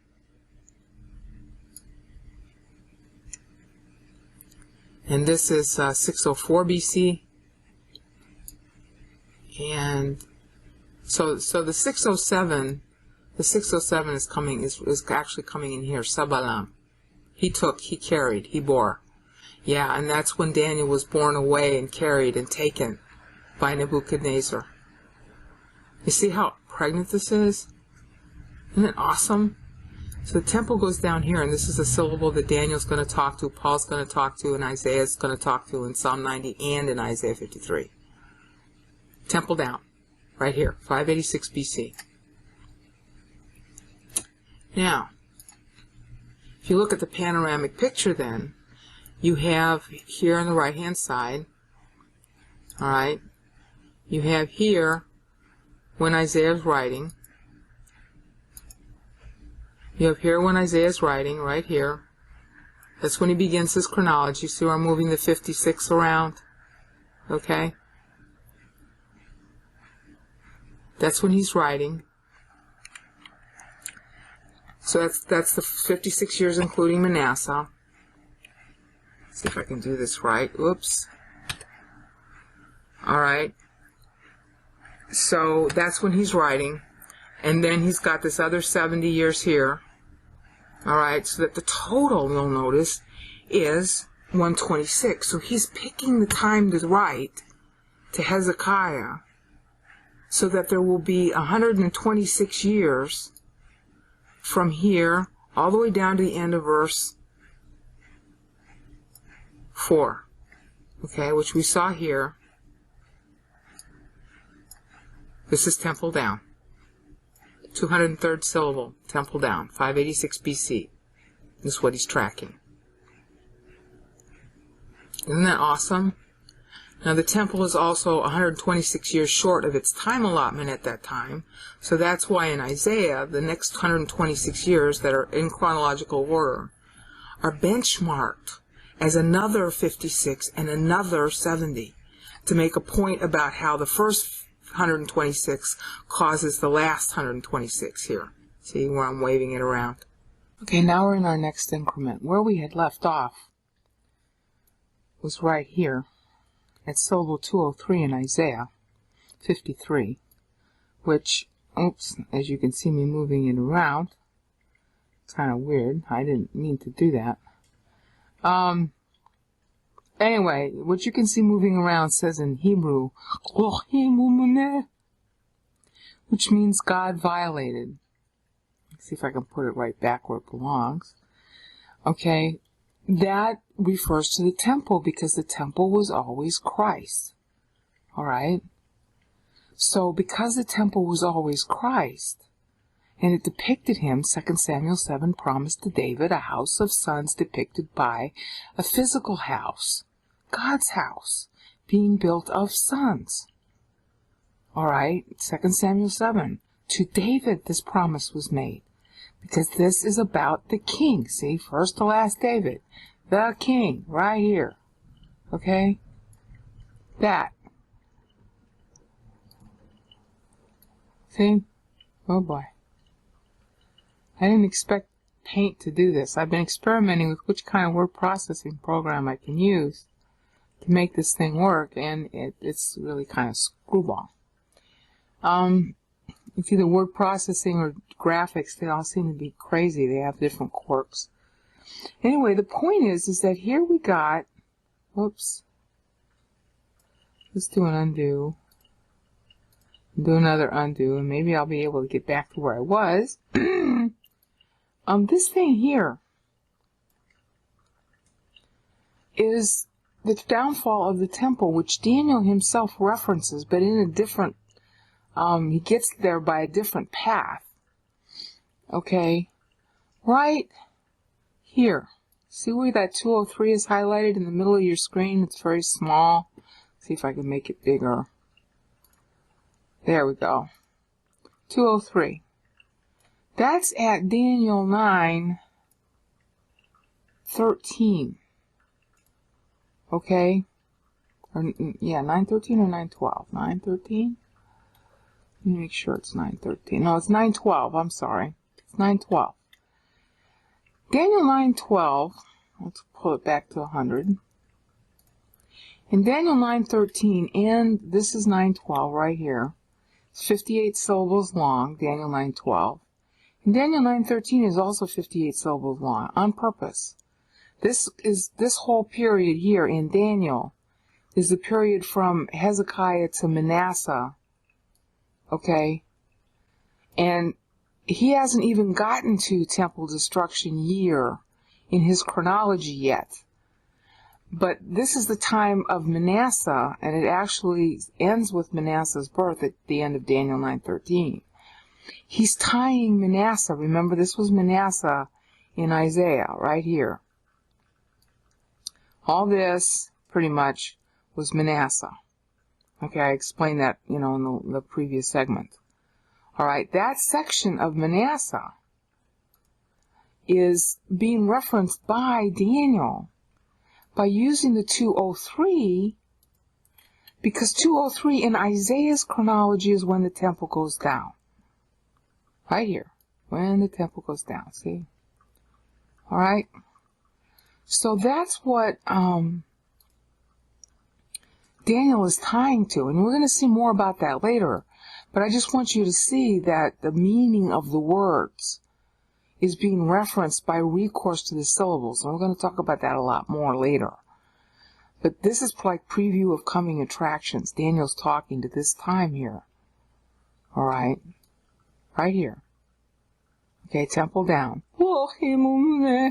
God violated. Okay? So we got to go through why Isaiah does that. What he's trying to say in it. And basically he's trying to say that due to Manasseh, okay, let's see if I can do this better. Due to Manasseh, let's do it from this. Due to Manasseh, this whole thing is going to happen. Due to Manasseh, the temple goes down in the 203rd syllable. Right here. Same thing. See? Okay,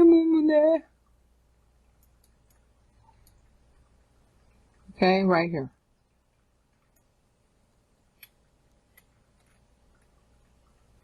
Okay. Sorry I'm having so much trouble with my little programs. They're being sort of persnickety. So, why does Isaiah do this? He's tracking here, again, here, right here.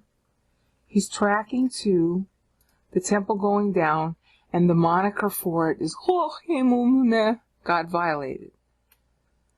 To keep the same syllables. That's how I translated it. Prior 5 years, okay, prior to this, see this at the end of the period. Prior to that, that was the puppet kings under Nebuchadnezzar. Okay, this ends at 605 BC, which is when Daniel is taken. He's actually taken at the syllable that reads, if I can get it to fix, he's actually taken at this syllable, Savalam, and that means taken. It means he took on the burden of our sins. That's what the actual clause means in Isaiah 53:4. And so Daniel is being taken to Babylon and being reminded of this verse as he's going to Babylon, as indeed were the people in Psalm 119. That whole psalm is about being taken to Babylon. Those were the students under Jeremiah. So our boy here is being taken, Daniel, is being taken right here at the beginning of this word, Sabalat. Okay? So it's really pregnant that he's going to reference it, and he's going to reference it by means of his verse right here in 9:12, which talks about the kings and our fathers, okay, those ruling us, okay, those ruling us, that's the kings.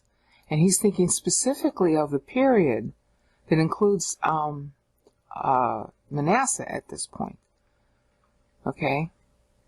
Now, when Isaiah is doing his chronology in an earlier syllable that is being referenced by Daniel here by means of recourse to the difference between the last time he divided a paragraph by 7. When Isaiah is doing that, he's also going to tell you from now on the future from that. So let's have a look at this. Okay? These orange dots, by the way, are areas where I'm not sure I've parsed the syllables right. I know that the paragraph is right in toto, but I'm questioning whether these orange areas are parsed rightly. So that's what the orange dots mean. Right here at 203 is the temple going down. That's 586 BC. 8 years later, okay, let's get a calculator up here. Okay, 8 years later, 586 minus 8, that's the number of syllables in the first clause of Isaiah 53:5, is 578. I don't know why that's significant. Okay, there are a lot of these benchmarks I don't know yet why they're significant, but some of them I can prove as significant. So we're going to go through that.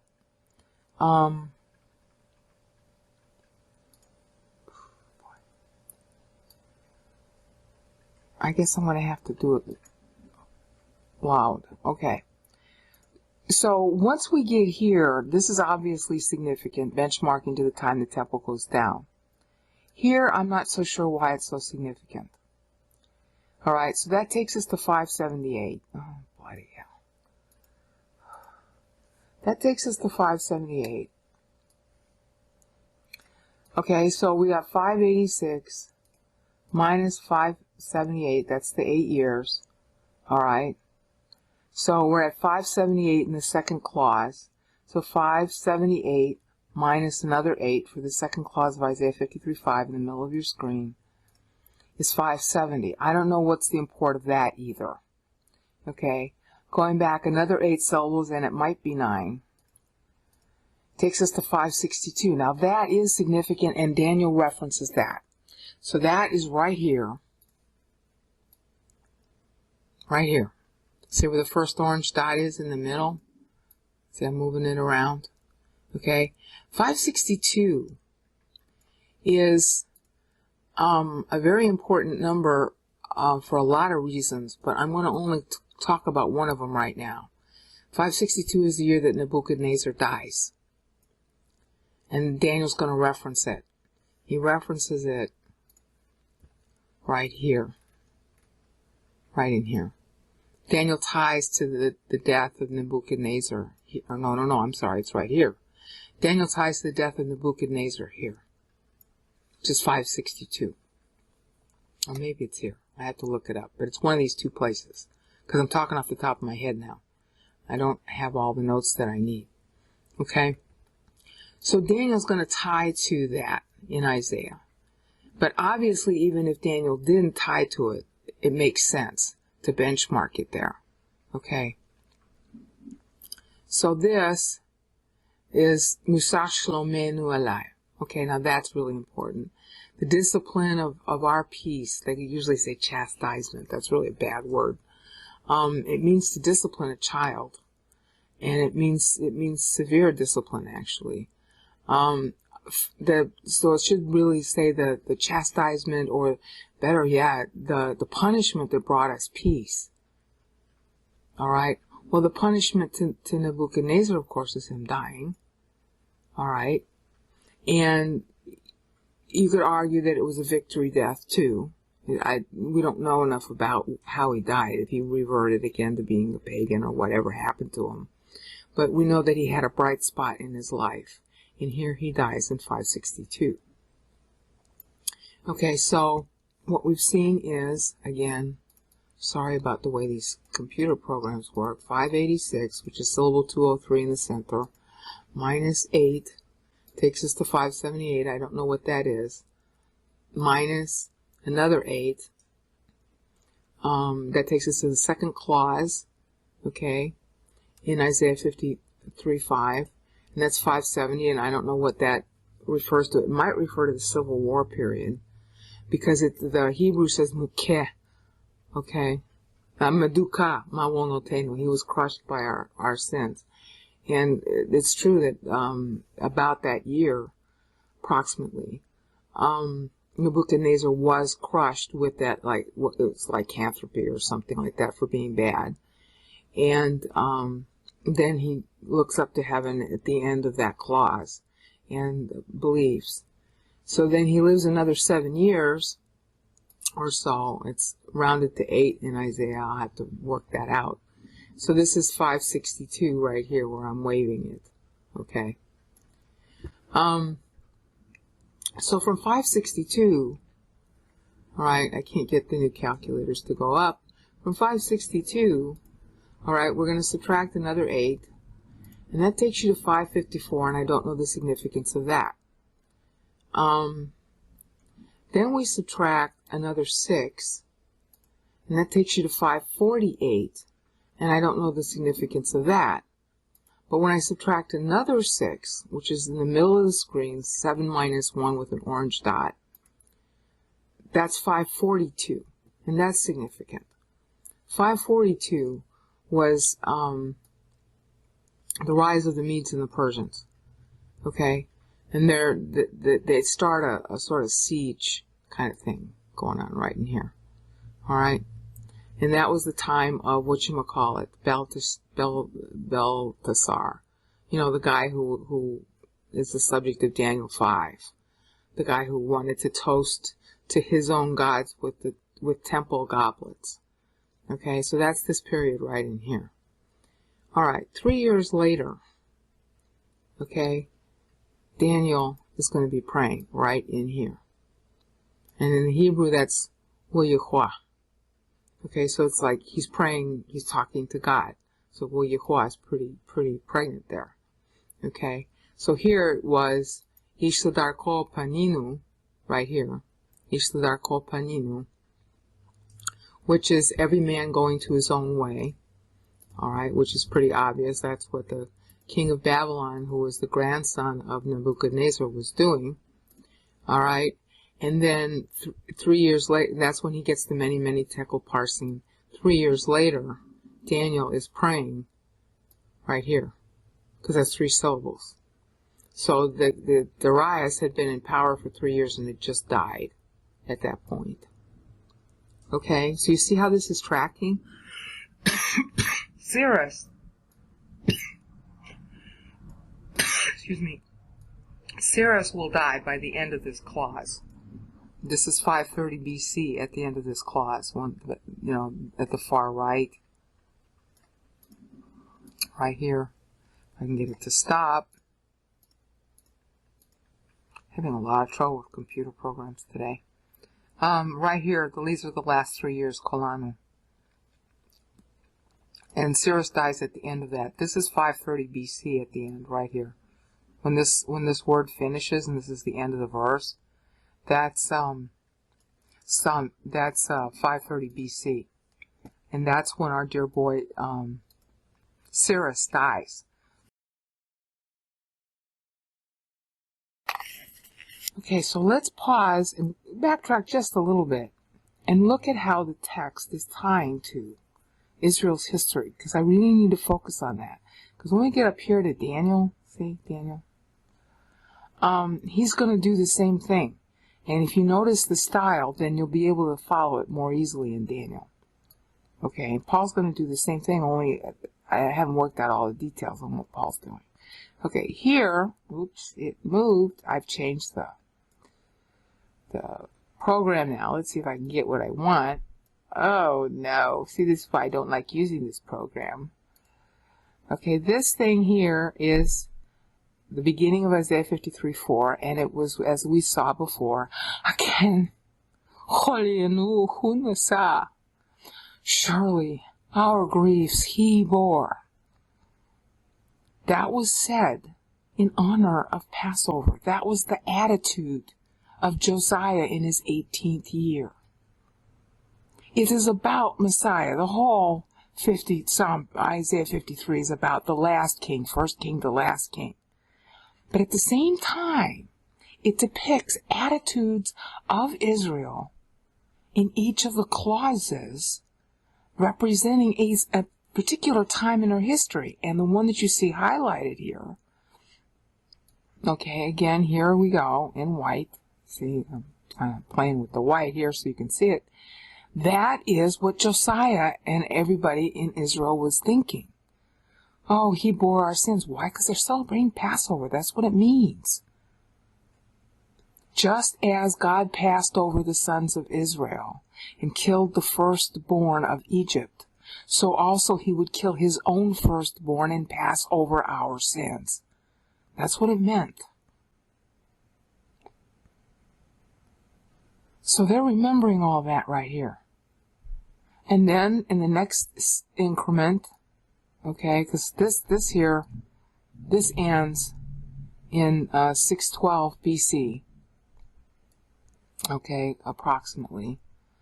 Let's see if I can make that work right. 640, because that's when Josiah started, minus 18.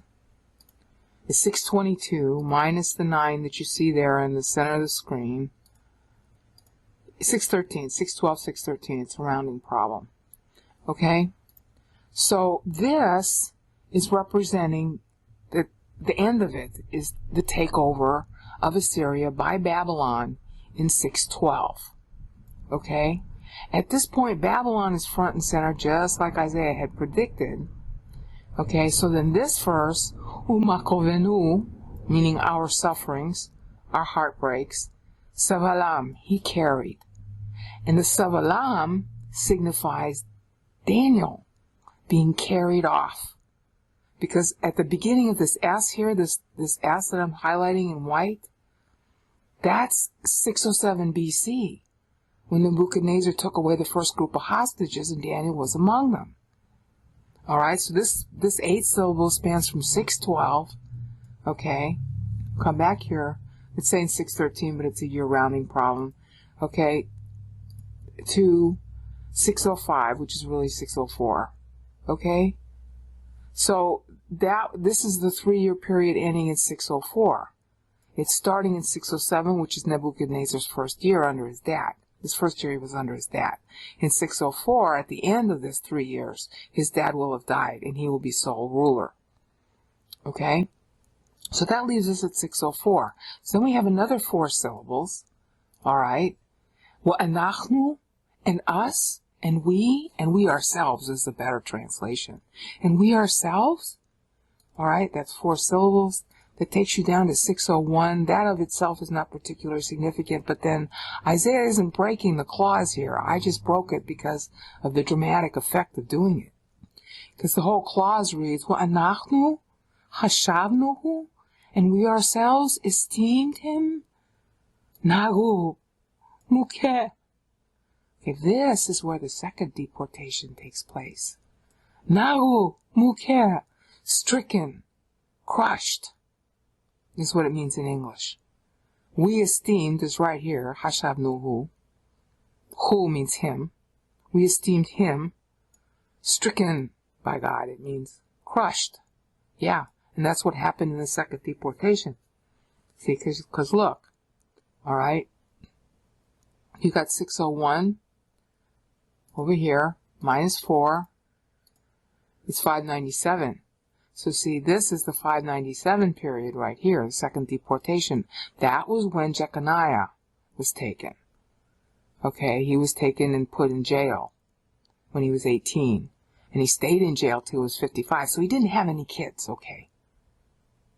He ended up adopting Shealtiel, who was the son of Nathan, who was one of David's other sons through Bathsheba.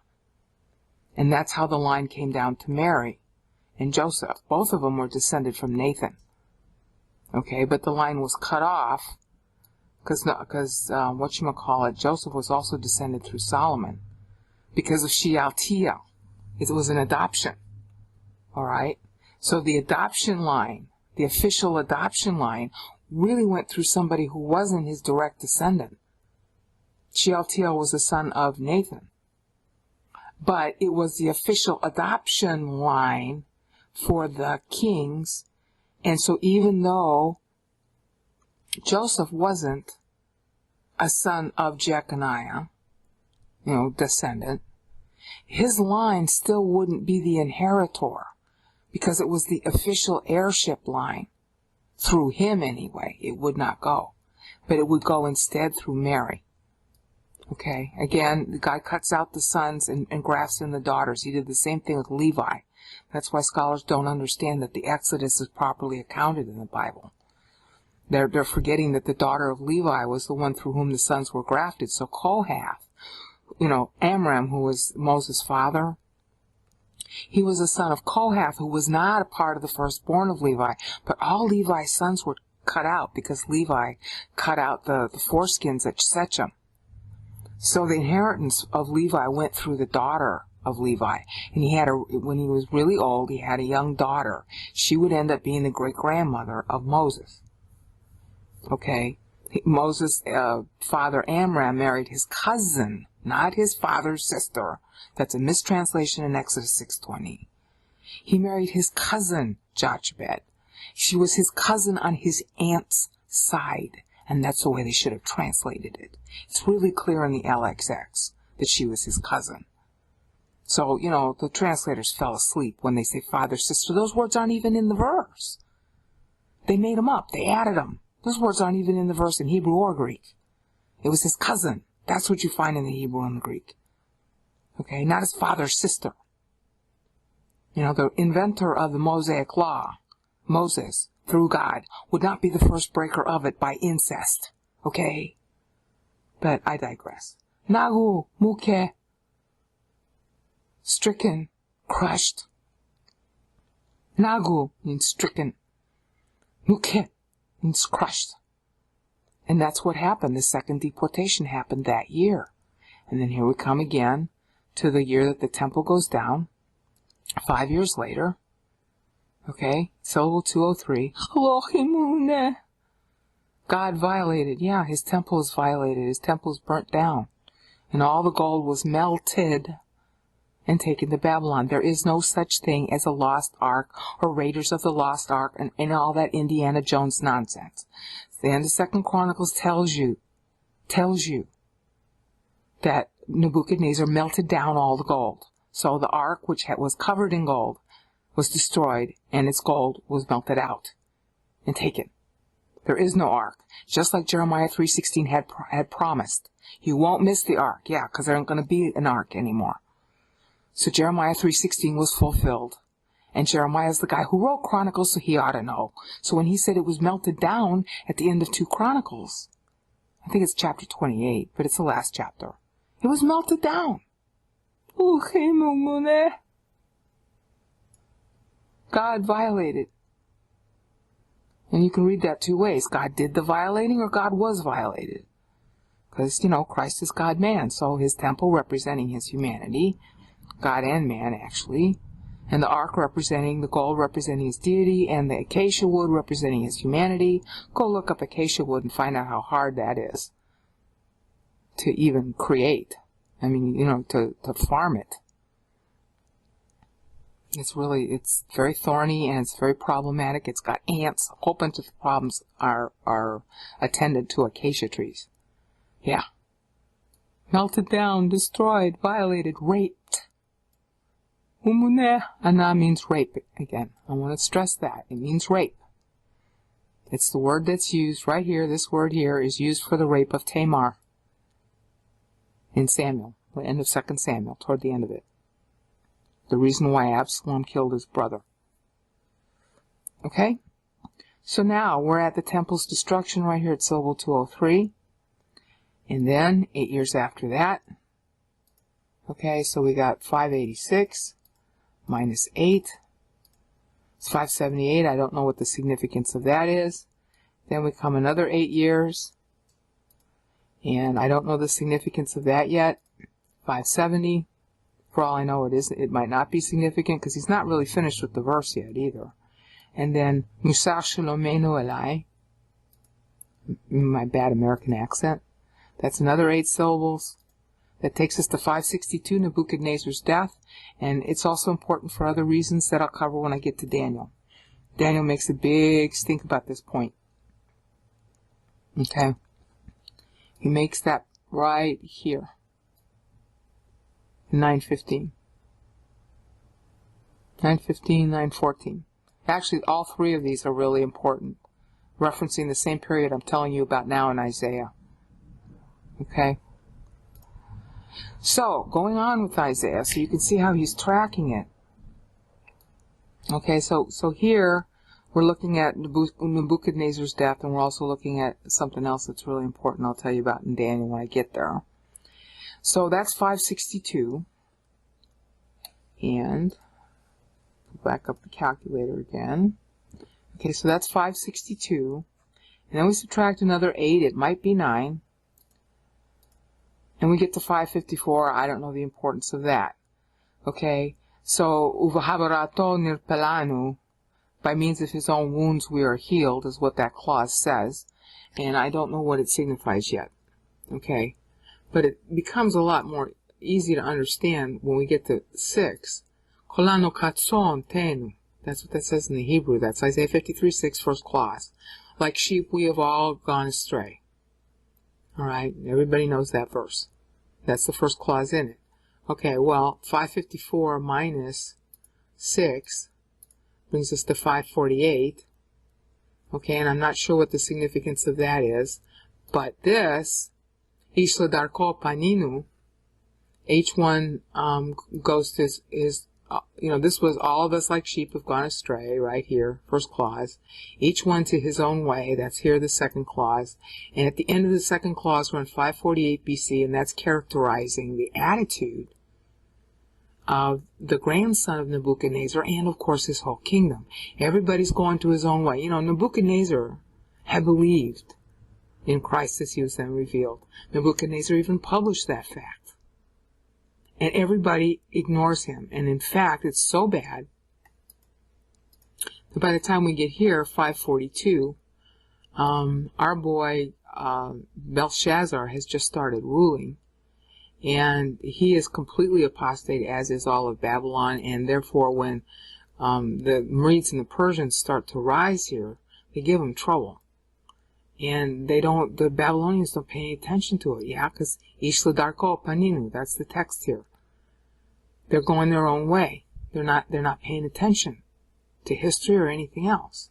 So that's 542, and then we come to the last 12 years, which encompasses both the Babylonian Empire and the Medes and the Persians. Okay, but now I have to slow it down a little because Daniel's going to do this. Right here, Wayahwa, 3 syllables, that's 3 years. Okay, so 542 minus 3 is 539 when Daniel's praying. And who do you pray to? Yahweh. So you see how pregnant this is? Yahweh. He's talking to God at this point. And watch this next word. This is also 3 syllables. Hifgiyah. Hifgiyah is from Pagah. Pagah means really an arrow that hits its mark, that hits its target. And it also means to intercept. In other words, you're walking down the street and a car's just about to hit you, and somebody, instead to keep you alive, goes running in front of you and takes the car hitting them instead of you. That's intercept. And it also has that football meaning too. It pass interception. Hifki is the actual word here in Hebrew. It's from pagah, which means to hit the mark, to intercept. Okay, so look at this. All right, that's 539 when Daniel prays. It's at the end of the year. Minus 3 It's 536. That's at the end of the year that they had finished building the temple foundation. So time is intercepted. The 49th year, all the sabbatical years, in 539, their last year is left to go, and Daniel starts praying at the beginning of their last sabbatical year to go. Okay? And then Hifki, interception. They go back to the land just after Daniel prays, and 538 is really a better way to look at it. Okay? They go back the following year. And that's called the first year of Cyrus. It's called the first year of Cyrus even though it's the third year of Cyrus. Because Darius the Mede had died. So it's the first year of Cyrus solo. Okay, and that's in the book of Ezra. They go back the following year. They go back and they spend their first year basically getting ready to rebuild. Okay, so it's like we would call it the end of 537 because it was in 25 Kislev that they laid the foundation. Alright, so for math purposes, that's like 536. So for math purposes, we treat this like 539 instead of 538. We minus 3. And Hifki ends here. Interception. The foundation is laid on the 24th of Kislev. And we know that from Haggai 2. That was when the foundation was laid. Haggai 2 tells us that. Okay? So interception. And then Boet went to him. In other words, and God intercepted to him, hit him, marked him. Awon, our sins, kulanu, ours. You see how pregnant that is? Okay, the interception for our sins was represented by the temple. Okay, and it is now absorbing all of the sacrifices that are now going to start operating, because they did do the sacrifices right away, even before the temple was finished. They built the altar and they built the foundation, and then they stopped, but they didn't stop the sacrifices. Those kept going on. So Awon, sins, were being depicted as, the future Messiah to come to atone for them. Kolanu, ours. See how cute that is? And Daniel is praying right here in Daniel 9. Isn't that cool? Daniel actually knows this is what Isaiah is saying. He picks, he's mapping to all these syllables in Isaiah, especially these. He's actually starting his mapping right about here. Okay, he starts mapping here. Okay, and then he continues mapping here. Alright, so that he stops it with his own prayer on one time track, because he's operating on 2 time tracks, which I'll get into when I get into the Daniel thing. And then he's also stopping at the time when he got captured, as far as the line of King's time track is concerned. I know this is probably not making a whole lot of sense to you now, but it will after you've thought it over and seen more. I don't know how else to introduce this except to show that what Daniel's following. I first have to show the style of Isaiah before I can show the style of Daniel. So then at this point, here, okay, we're in this 70-year period right down there, okay? See where I'm moving it, 70, okay? And this therefore begins the temple rebuilding time and the time that gets restored to the temple, and that's where we'll continue in the next increment. Okay, where we had stopped off in the chronology was right here at Wayehua, which is the 252nd syllable in Isaiah 53. And this is something that Daniel ties to. He ties to it this way. If I can wait for the stupid mouse. Here is the 385th syllable in Daniel. That is in Daniel 9:12. Daniel 9:12. Oh, my computer is so slow. Daniel 9:12 ends at 698 BC when Manasseh is born. What Daniel is doing is he's tracking to Isaiah on 2 levels. He's tracking to Isaiah at the time he he makes his prayer, which is right here, which is technically, 539, beginning of 538 BC. But in his own syllabification, he's also tracking to the Manasseh period, which was right here in Isaiah. It's syllable 133, Isaiah 52. This whole section here in Isaiah 53 is Manasseh, all the way from the beginning of Isaiah 53:1 all the way to the last word in the second clause of Isaiah 53:3, which is holy, meaning grief. Okay? And that's where Daniel is tracking to, as we're going to see more when we get into Daniel. But I have to introduce it now so that I can show you the relationship of what Isaiah is saying and what Daniel is saying, to introduce it. In Daniel, he does this by making the difference between his syllable 385, which is divisible by 7. That, the last place he had a paragraph divisible by 7 was in Daniel 9:7, which covers the period from Solomon to the 11th year of Asa, those kings. And so the difference between 182 and 385 is 203, and he's tying deliberately, by doing that, he's tying right here to syllable 203 in Isaiah. Just take my word for it for now, because I'm going to be covering why he's doing that more in detail in the later Daniel videos. But I want you to understand right now that 49 syllables after that, see, because he's also making this Daniel 9:13 divisible by 7 at 49 years. Okay, well, mapping it out, if 203 is 586 BC, and the temple goes down, 49 years later is right here at Yehovah, where Daniel says he's doing his prayer. Remember, he had the 49. See, this is where Daniel 9:4 ends. It's divisible by 7. It's a date line, 49 years after the temple falls. So what Daniel's doing is he's coming full circle back to the beginning of his prayer by tagging, which I'm going to get into more, tagging Isaiah 53 at the 203rd syllable, and then 49 syllables later, that's at syllable 252 in Isaiah, which is right here, when Daniel prays. Okay, that's what Daniel's going to do. Now, I didn't need Daniel to know that, but I'm surprised that Daniel's doing that. And what he does is, by doing this, he's tracking the kings, he's tracking to Isaiah and Psalm 90, which we're going to see in later videos. And he's coming full circle on 2 time tracks. First his own, full circle to the time he's praying, and then full circle on Israel's kings, which ends right here.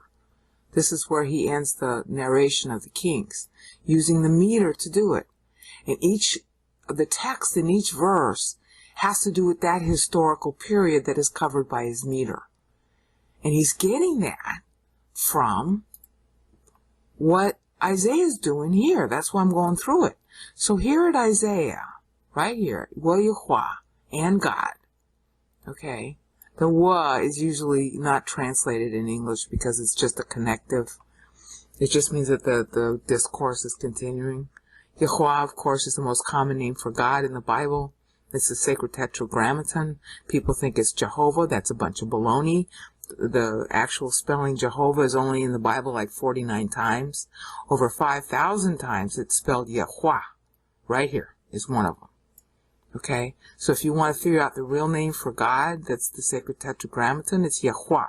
And it's vowel pointed as Yehovah. I don't know how the scholars could have missed it. They keep thinking there should be an O. Okay, between the H here. Here's the H. That's the H, the Hey. And the wow, which they call Vav today. They think that there's supposed to be an O between them. Not necessarily. There are lots of words in Hebrew where you don't have a vowel in between, because it's a liquid consonant, the wow. So it's Yehovah. So if you want to know God's real name, said more than 5,000 times, and even the Masoretes vowel pointed it that way. I'm going to say it's like 5,600 times total in the Bible. And over 5,000 of them belong to Yehovah. Okay? Not Yahweh, Yehovah. See? Because this is a yod, and there's no vowel sound underneath it, so it's a yeh sound. Okay? Oh well. So, Yahweh, this is a 252nd syllable in Isaiah, and it corresponds to the end of 539 BC. Okay? You with me? Now I'm going to go full scale on this, because I want to show something. So here we are at beginning of 538 BC, end of 539 BC, right there. That's when Cyrus takes over. That's when Babylon is defeated. That's when Daniel 5 ends. Many, many tekel upharsin. That same night, it's closing the chapter of Daniel 5. That same night, Belshazzar and all of his people were taken over by Gobi Ras, who was the general. Cyrus was the king in charge, and his uncle, who should have been king instead, Darius the Mede, ends up taking over Babylon on behalf of Cyrus. Okay? So notice this. Yivki. That's from Pagah. It means to intercept, as I covered in previous videos. It means to strike the mark, to hit the mark, to intercept, to take over. So see how appropriate that is? Again, this whole thing here is first David to last David in its primary meaning. But each clause has a meaning about the king or Israel during that time, to show that all history is wrapped up in Messiah, from first David to last David, that its purpose got fulfilled, and then he's basically doing a little annual high. This is the characterization of the time. And like from here on down, except in the word holy there at the end, if you cut that out. But just go from here all the way down. Alright, that's Manasseh. Okay? And then this is Josiah. And this is Josiah. And then Josiah's term ends right here. Umakovenu. Our sufferings, our hurts. He dies in 609 BC, and then in 607, that's when our boy Nebuchadnezzar takes over, and this is Sabalam. Ending at 605, 604 BC. And there's an adjustment for beginning and ending of year that keeps on running through this. So, and we despised him. We considered him, meaning Christ, struck and crushed. Yeah, so this is the time period when, right, starting at Sabalam, right, starting here, this is the time period when Israel is struck and crushed by Nebuchadnezzar. And it's in 2 deportations. The second deportation started here, in this clause, and ends with the temple. So this whole year, this is 597 to 586 BC. The temple. And you see me say this many times now. God raped. God being raped, or God doing the raping. The temple goes down. Okay? And by here, it's the 49th year. The sabbatical years are now about to be up. Daniel's praying at the beginning of the last sabbatical year. And then Cyrus takes over. I mean, Cyrus has taken over it since this point here. Ever since Yahweh. Okay, because that's really 539 when he takes over. It's the same year. Okay, and then this is Hifkiah, the 3 years that Darius the Mede will be ruling. Okay, and during these 3 years is when Israel is intercepted and goes back to the land. See, this word here in Hebrew means to intercept, to hit the mark, to shoot your arrow and it hits the target properly. Hifkiah. Is that pregnant or what? This is when they return to the land to start rebuilding. And then this means that this is saying that and God hit him, meaning Christ, hit him. This is the him part. And then at is the direct object marker with sins. Awon means sin. And then kulanu, ours. So our sins are being hit at this point. See, this is after Israel's back in the land and she built the foundation and she's doing the sacrificing every year. Okay, so this takes us to 530 BC, this period. Okay, and during that time, she hadn't built the temple, but she had built the foundation. She did build the altar. She was doing the sacrifices as she was supposed to. And then here at the end, this marker here, here where I'm highlighting white, that little colon, the 2 diamonds there, that marks the end of the verse. end of verse 6, okay, that is when Cyrus dies. Okay? This is pregnant or what? So Cyrus dies, but Israel's in the land, and Boet Awon Kulanu, okay, that the sacrifices are being done to the lambs representing him, who is struck for our sins.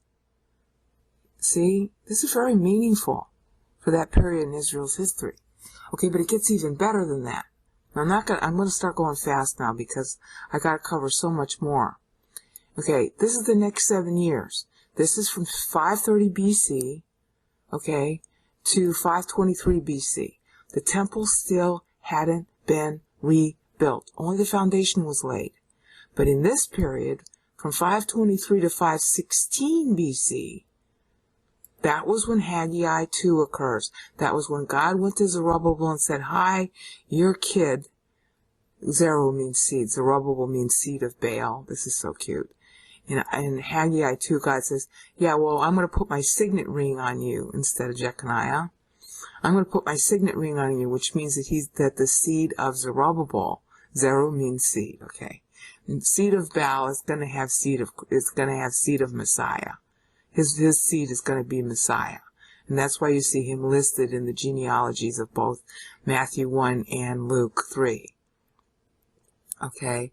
And so the verse here says, Welo yiftach piu. He didn't open his mouth. Okay? He didn't open his mouth.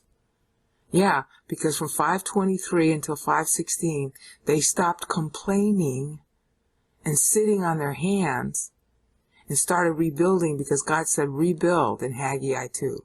I'm going to make Christ's birthday the anniversary of the foundation of the temple on 24 Kislev. That from this day forward, he keeps on saying twice. That's so cute. In Haggai 2. And that day would end up being called Hanukkah. Okay? So they're finished by 6 Adar, rebuilding the temple. Or 3 Adar, I forget which. It's in Ezra 6:15 or Nehemiah 6:15. I think it's Ezra 6:15. So they finished building the temple in Adar, which is the end of 516 for the Jewish calendar. It's the beginning of 515 in our calendar. Okay, so then after that, there are a series of marks, but there's nothing particularly distinguishable until you get here. Okay. Now, as you might remember, let's bring this boy up. Oops. There we go. There we go. This is good enough. As you might remember, this is 126 years.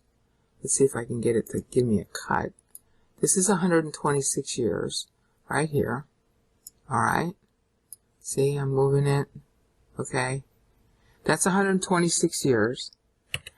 And that 126 years is the time that the temple, the temple had left to run if the temple had, well,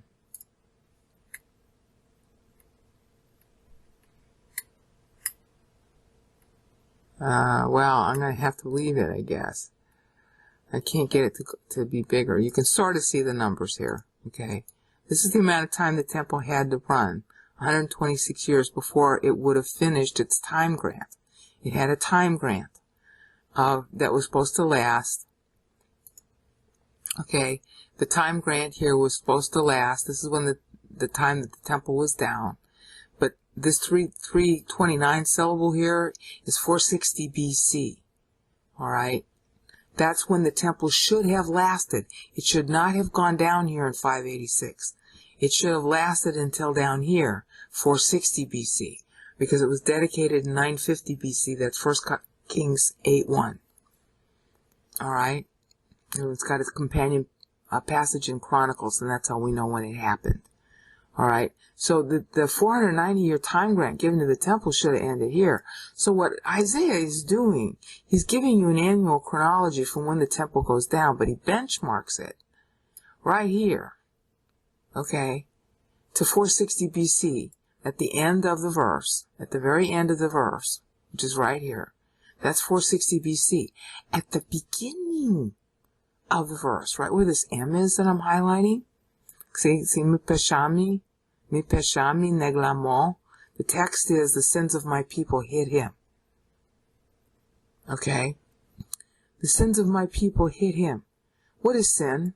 It's a vote. And what is this period right here beginning with the M? That's when the historical voting period for believers was supposed to begin. But it was in breach because why? Because the temple went out. 126 years short. So in the last 7 years of what should have been its time grant, that was when the voting window was going to begin for believers. So the world should have ended right here.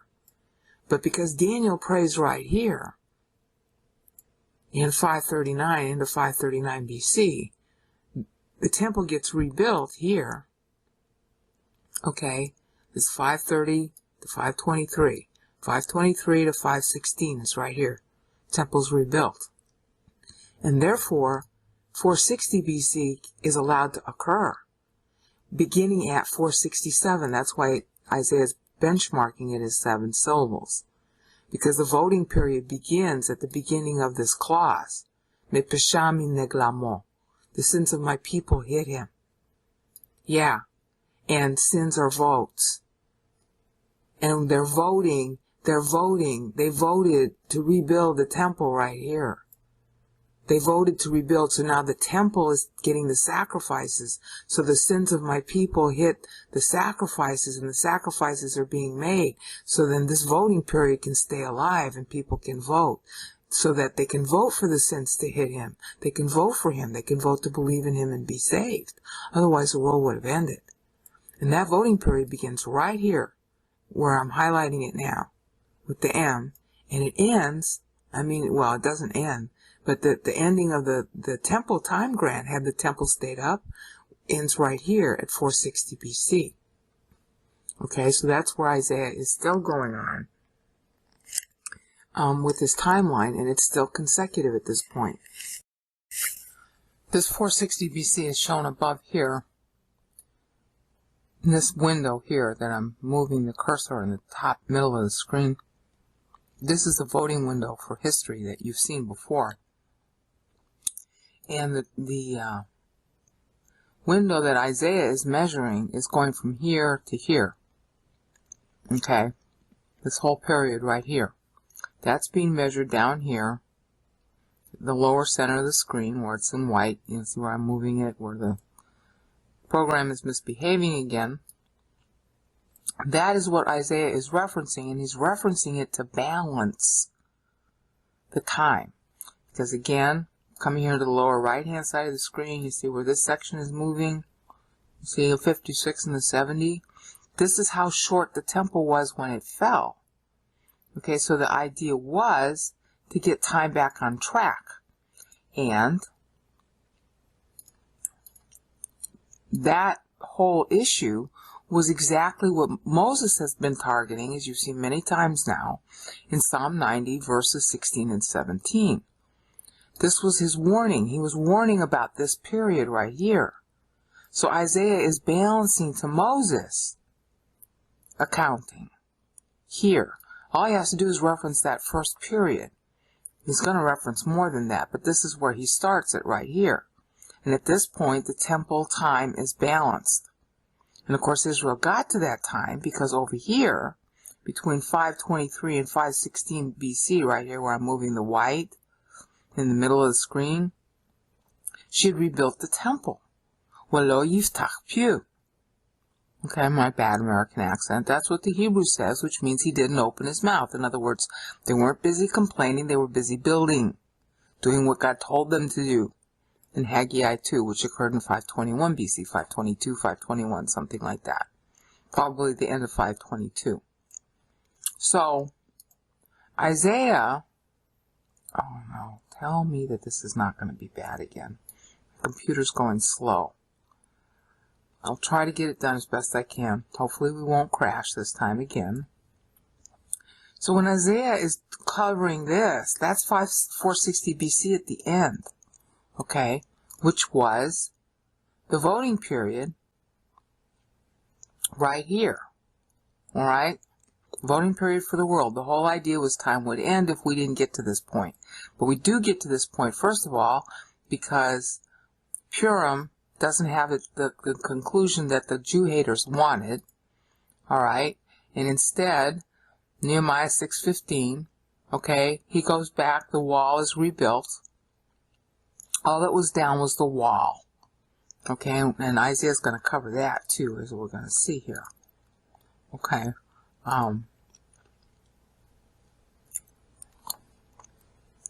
Because Isaiah goes on in his timeline. This is the next 9 years, okay, from 560 down to 551. And then here is where the Nehemiah passage occurs. 7 years later, 444 BC. And wouldn't you know, that's when most scholars think that Nehemiah went back instead of 446 BC. But again, we got a 2-year rounding, and it depends on how you're accounting your AD and BC dates. So that's close enough. Okay, you know, I don't know how they got 444, but that's obviously, there's some accuracy to that. Okay, but 446 was the deadline. And in 444, Nehemiah goes back, and Isaiah is benchmarking the fact that he went back and the walls were completed. Now look at the text here. Okay, this was the at-risk period, right in here, these first 2 clauses. Okay, the first 2 clauses are about Messiah, but look at their dual entendre. Wayitin et kashaim kiro. And that says, that what that basically means in English is, I'll give to them his grave, to the evil, to the treacherous. It's usually translated wicked, but it really means treacherous. I'll give to the wicked, to the treacherous, his grave. In other words, all they're going to get for all their trouble is that they kill him. Okay, so the whole goal, this is so annoying. The whole goal was to kill Jerusalem. And they get a grave for that. That's all they get. They don't really succeed in killing Jerusalem because Nehemiah goes back and rebuilds the walls. Right here. This section. And this section says, Wetashir vemotai.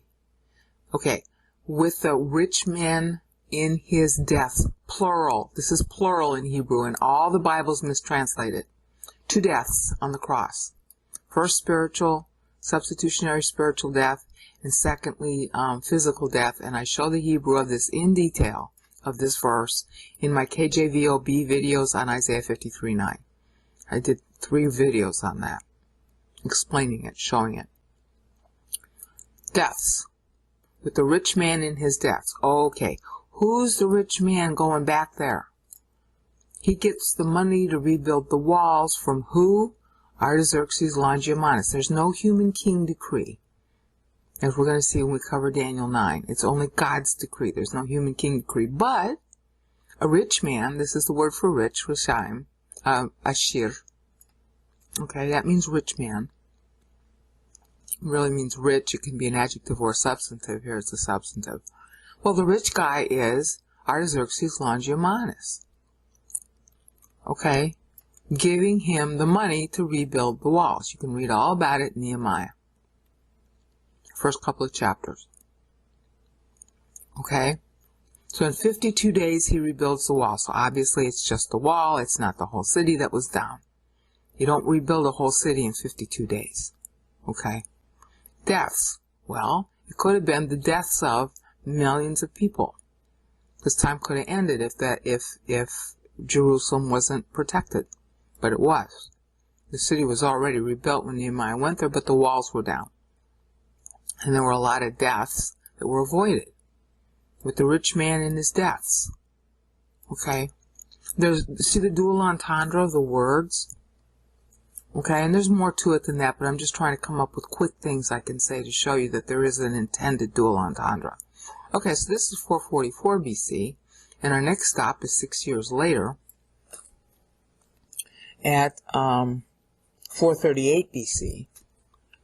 Alright, and there's nothing, I don't know of any particular thing that he's benchmarking to, and he might not be benchmarking to that particular event, because this is not, these are clauses, but they're not complete clauses like they should be. This is not a whole verse until the end. Okay. So, Elo Hamas Asa. There was no violence. He never did any violence. That's what that clause says. Walo Mirma Bifu. And there was no deceit in his mouth. Okay. In other words, Israel was loyal during this time. That's the basic tenor of it. And she was. Now, at this point, right here, at syllable 357, it's 432 BC. Okay?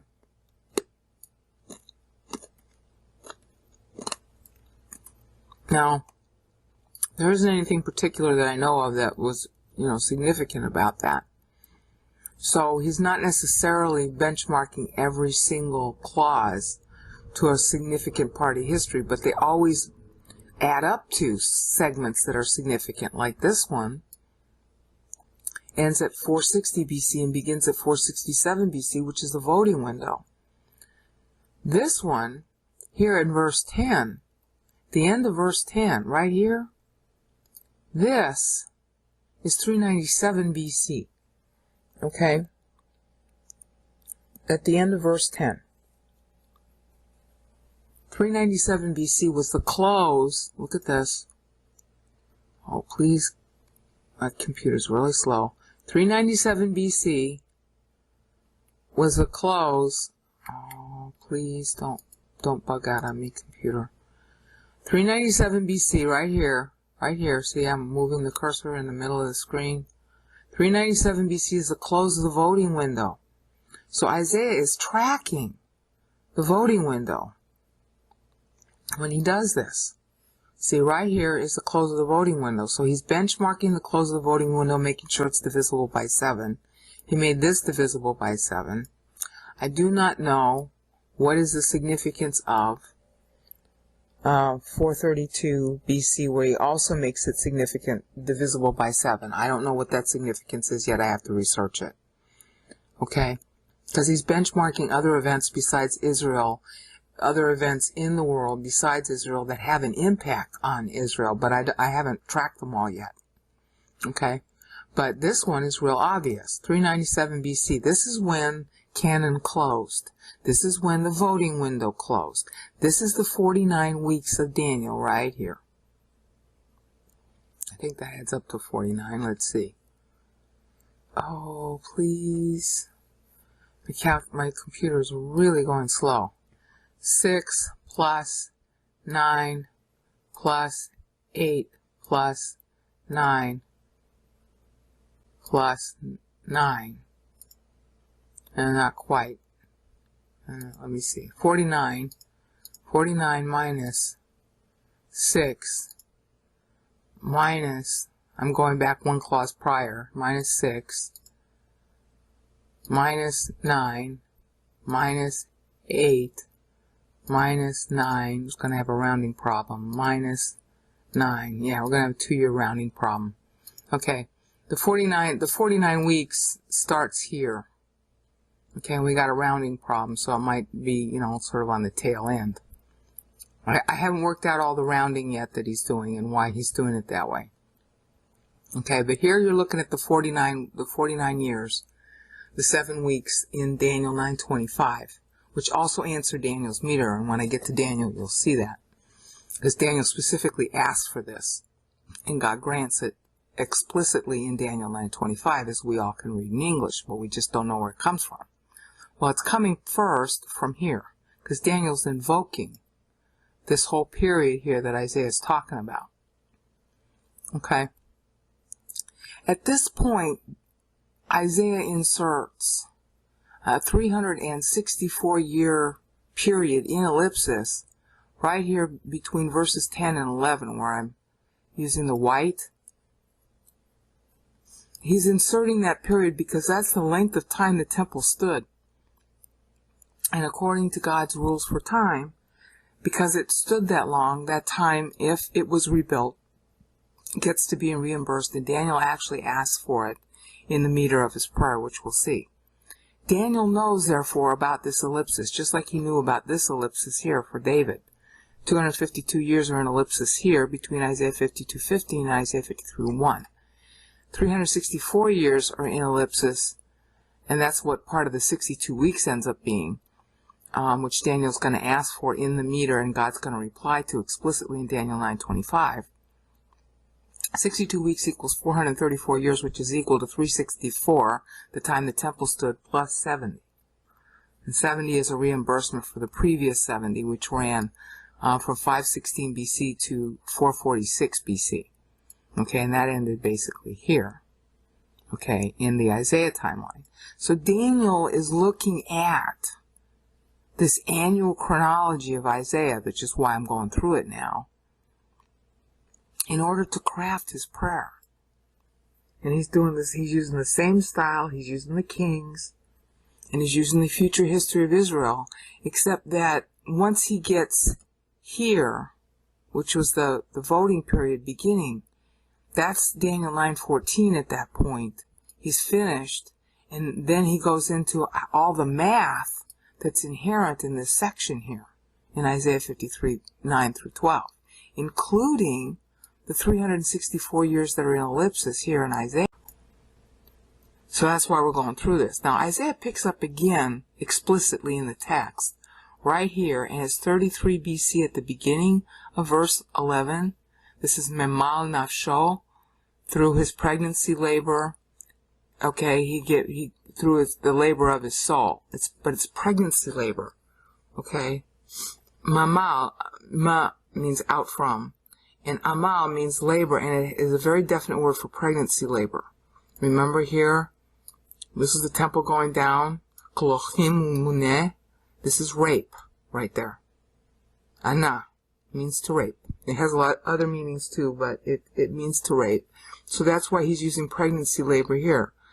The one who had no descendants is going to give birth, okay, to everybody. And that, of course, is the contract right here in Isaiah 53:10. Okay, if you will give your soul as a substitute for sin. That's what that says in Hebrew.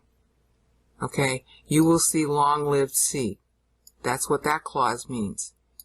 This last clause, second to the last clause in Isaiah 53:10. And then Christ accepts it, taking on hands, in the last clause of Isaiah 53:10.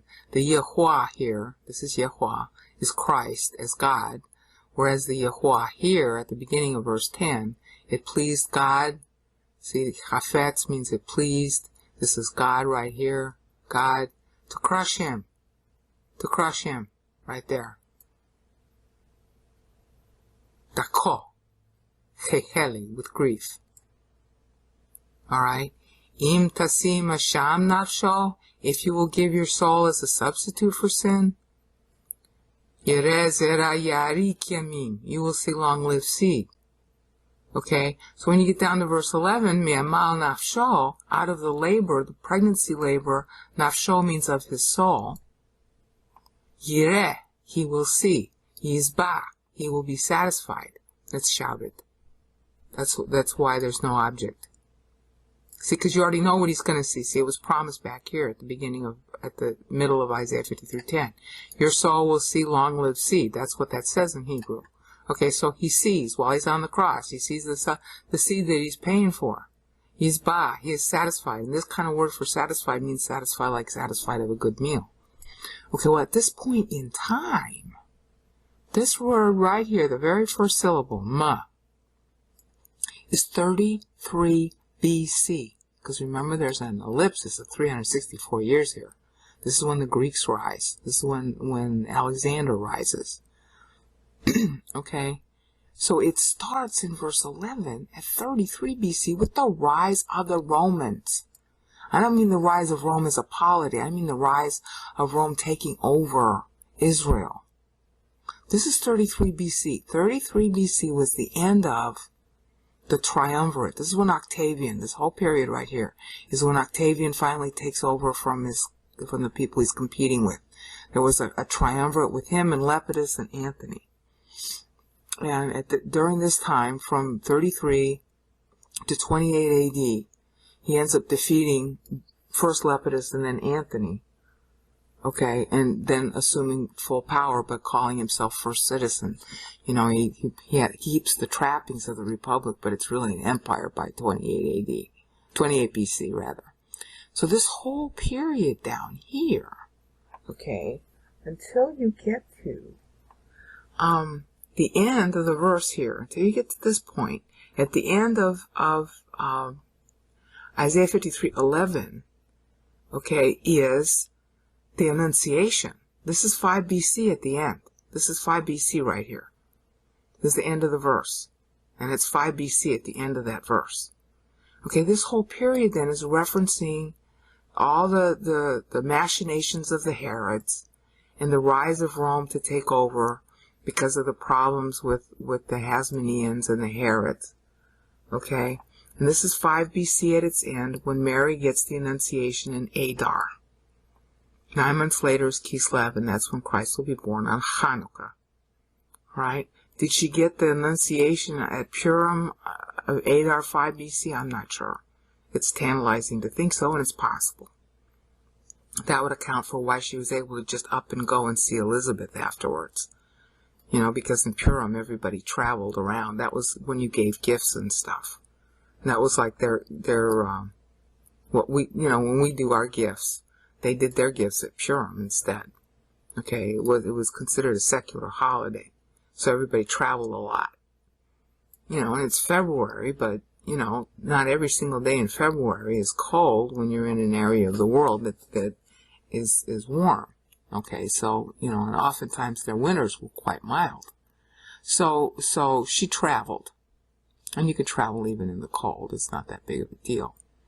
All right, so now let's look at the text. Me'emal nafsho. Out of the labor of his soul, he will see, be satisfied. Bedato yatzdik, by means of mastery of knowledge, he makes righteous. Tzaddik, let me cover this better. Tzaddik abdila rabim. Tzaddik abdila rabim, right here in white. The righteous one for the masses. Wa'awonatam hu yizbo, and their souls he carried. Alright? So see how pregnant that is, because this is the countdown to, alright, his Annunciation. Carried. Oh, this is even better. Yizbo, caused to carry. Yeah, Yizbo, she's caused to carry Messiah. She gets the Annunciation in the last two syllables. Okay, the last syllable is 5 BC. See, Yizbo, she's gonna, hi Mary, I'm Gabriel, and you're gonna carry Messiah. Yizbo, you're gonna be caused to carry. Yizbo means to be caused to carry. Is that cute or what? Okay. Wa'awonatam hu yizbo. Yeah, she's gonna be carrying the one who's gonna be carrying our sins. You see how cute this wordplay is? The double entendre? Alright? And so all of these words prior are countdown to what he's going to do. Starting at 33 BC, going all the way down to the Annunciation. Okay? So it's really, really pregnant, the wording. The righteous one for you know, the masses. Yeah. See, counting down. The last is 28 syllables, this whole thing. The last 28 syllables, the last 28 years before the Annunciation occurs. Okay? And then we have his lifetime covered right here. Okay? Now his lifetime, see, the Annunciation occurs here. This is 5 BC. So he's born at the beginning of, see, Laken. This is so cool. The verse in 53:12 starts out, Laken, achalek lo barabim, which means truly, Laken means truly. I will give to him. All the English Bibles mistranslate this, okay? I will give to him. That's what this says here. I will assign to him. I will give to him booty. Okay? Barabim. The people, the masses, are his booty, are his spoil, because he's a victor. Laken, truly, I will give to him, okay, to him, I will give to him, achalek lo, to him, lo means him, to him, Barabim, the people. See, he inherits us. That's what Paul's going to pick up on. Paul's always picking up on Isaiah 53. Paul's going to be picking up on this in the Ephesians decree. Our election is not of us. Our election is in him. And it says that like 90 bazillion times in the New Testament. Our election is not of us. Our election is in him. And the Calvinists have never understood that for 500 years. So you can't talk to them. They're too stupid to live. Achalek lo barabim. Surely, laken, I will give to him the people. Ba, the participle ba here, or the preposition ba here, is used when it's denoting the object. When you're talking about halek. And you can look that up in any Hebrew, lexicon you want in. Okay, halek takes ba to show what it is that's being shared out. And it's a halek lo. It's not a halek hem. It's a halek lo. It's not lachem. It's not to them. It's to him.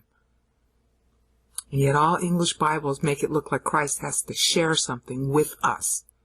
Because they don't look up how halek, the ba here, is denoting the object of what he gets. They're mistranslating the ba as with. Because they're stupid. I'm sorry, but it's a blasphemy against Christ to make it look like Christ shares something with somebody else. He inherits everything. Okay? So, he's born now. Yeah. The one who's going to inherit everything is born. This is the first 8 years of his life. I'm going to give to him the people. Yeah, he's born a king. He's born son of David. He's born the Savior. He's going to pay for the sins of the world. He inherits everything. He is the heir. Okay? Then this is the next 8 years of his life. Alright? And at this point, the text is saying, Ho'et atzumim yahalek shalal. The atzumim means with the other honored ones, mighty ones. He, Christ, will share out booty. Shalal means booty. This is the word for booty, shalal. So he's the one that's doing the sharing out of booty. He's the one who decides who gets what. That's the bema for us. Judgment seat of Christ. Okay? But in the immediate context, he's growing up. This is his first 8 years. At this point, at the end of this, he's 16 years old. Okay? Under either Greek society or Jewish society, he's a man. In Jewish society, you became a man at 12. In Greek society, you became considered an independent citizen at 15. Okay? And he had a special ceremony in both cases. Alright? So he's 16 at the end of this. So he's old enough now to pick, who he's going to associate with. Alright? There might be more significance to it. I haven't gone through it all. Okay, so then this is the next 6 years of his life. So here he's 16. And here, 16 and 6, he's 22. Military age. Alright? So at that time, that's about 17 AD. You're going to have to round up or down one. Okay, I have to work out the rounding yet. Okay? So at this point, he's about 22. 4 years later, 26. Okay, that's roughly what should be, but we don't date it right. What should be 26 AD. That should have been we even say so. About 26, 27 AD is when we say he started his ministry. Okay. So, our calendars are screwed up. I'm going to go through our calendars versus, what the Bible says when I get to Paul. Because I'm still trying to figure out how to tell you how we can fix this.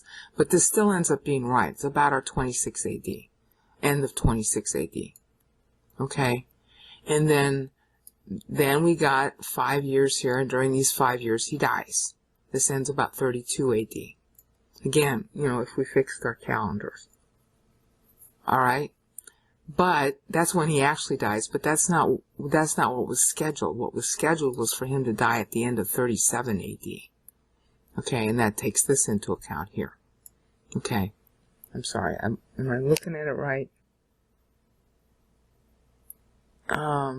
This is, I get confused sometimes. This is 21 AD right here, I'm sorry. And this is 26 AD when his ministry begins at the end of the clause. End of 26 AD, which we call 27 AD. Okay, and then this ends up being 6 years later, alright, which we would normally call like 33 AD. Alright, but again, because of calendar problems, we can call it 30 AD, sometimes 33 AD. Well, I'll go through that in a later video. But this is when he was supposed to die, what we call 37 AD. This is the 1000th anniversary of David's death, and that's why Isaiah ends the chapter there. Because it began with 1st David in 1040 BC, when David was born. Alright, and you can also date it to picking up from 1050 BC, skipping over 10 years to when David was born. Alright, so because these first 77 syllables deal with David's life, and then these last 42 syllables deal with the period prior to and including his own birth and death. He was supposed to die at age 40 in 37 AD, because that was the 1000th anniversary of David's death, because David was 77 and died in 963 AD, BC rather. Okay, so that's how Isaiah tracks it. That's the annual. And look at how pregnant this is, because when he ends it, Walapushim Yifki. Now we saw Yifki over here. This was Hifki. This means intercept. This is from Pagah. This means to strike, to hit the mark accurately, to shoot your arrow literally and make a bullseye. That's the etymology of the word Pagah. Okay, and it ends with Pagah, Yifki. He will, intercept. He will be caused to intercept. Wala Poshim, Poshim means rebellion. Our rebellion, really. The rebellings, literally, which is our sins. Another way of saying sins. There are different kinds of sins. Here it's distinguishing rebellious sins. He carried. He took. They hit him. He intercepted. So this is the year he was scheduled to die. Alright? And all the prior was what it would mean when he did it, which you can read in Isaiah 53:12 either in Hebrew or English. Okay? Or whatever language you naturally read. You know. So the whole time that he's alive, okay, the whole time that he's alive, which is beginning, roughly about here, okay, because this is the Annunciation in 5 BC, so we can call this 4 BC, the next syllable, that's when he's born. So this whole time, even before he dies, he's bearing with us. He's bearing our sins. He's putting up with our nature. He's putting up with all the negativity. He's putting up with all the fighting. He's putting up with us. He has to grow up, sinless, amidst us. I mean, here he is, the God-man, totally superior. And he has to live with us, and he has to be subject to human weakness. He has to eat. He has to pee. I mean, how humiliating is that? It's humiliating even to us. How much more if you're God and man in one person? I don't know how you even survived to get to the cross, to be honest. Because when I look at how low and slow and stupid humanity is now, and I'm certainly not better, I can't bear myself and I can't bear people. I cannot bear life anymore. This last 10 years of life has just been totally unbearable, even though I've had good circumstances pretty much most of the time. I can't bear it. People are too low, too slow, too disinterested, too ugly in their thinking. Whatever they look like on the outside. They're puny, they're petty, they're arrogant, they're all concerned about themselves. They have no concern for God at all. It's impossible to live here, so if it's impossible for me, another sinner, to live amidst humanity, I can't even imagine what it would be like for somebody sinless to live here. So this whole verse 12, Tachat Asher Hera, down to the depths of the earth he went. Lamuet nafsho, to death his soul. Wet poshim nimna, with the rebellers he was numbered. Wahu chetarabim nasa, and he, the sins of the people, he carried. Wala poshim yifki, and the rebellious sins, yifki, he carried, they hit him. They found their mark in him. In other words, he was imputed with all the sins of all mankind. Why? Because God is holy, and the Calvinists never understand that. If you will give your soul as a substitute for sin, see here? If you will give your soul as a substitute for sin. That's what this says in Hebrew. A substitute for sin, a sham. Im tasim, if you will appoint your soul, a sham is the word for red heifer offering, and it means for all the people. Nafsho, your soul. So if, im, you will appoint tasim, hasham, as a red heifer offering, your soul. That means all the people, okay? God is holy. He deserves and gets to be paid for all sin. He is not incompetent. And Christ was not incompetent on the cross. He paid for all sins. So he inherits everybody right here. Laken, achalek lo b'rabim. He inherits everybody. Because tachat asher hera, he went all the way down to the bottom. Lamuet nafsho, to death his soul. And doesn't mean death physical. It's the death of imputation of our sins right here. You have to be alive to carry. Okay? Wala poshim, the rebellious sins he carried. He took. They hit him. He has to be alive when that happens. He can't be dead. Then there's no payment. Why? Because it says right here, Tzadik avdi l'rabim. But dato yatzdik, by means of knowledge, mastery of knowledge, he makes righteous. Yatzdik means to make righteous. Well, you have to be alive in order to have knowledge that by means of it, you make something. So he's not dying physically to pay for our sins. The physical death is the victory of it. Lamuet nafsho. He went all the way to the bottom with his soul. And that's why he says, Father, into your hands I commit my spirit, O God of doctrine. Quoting Psalm 31:5 as his last words. It was a victory to die physically. But of course Christians don't know that because nobody gives a flip about what the Bible really says. They just want to sing rah rah Jesus in church.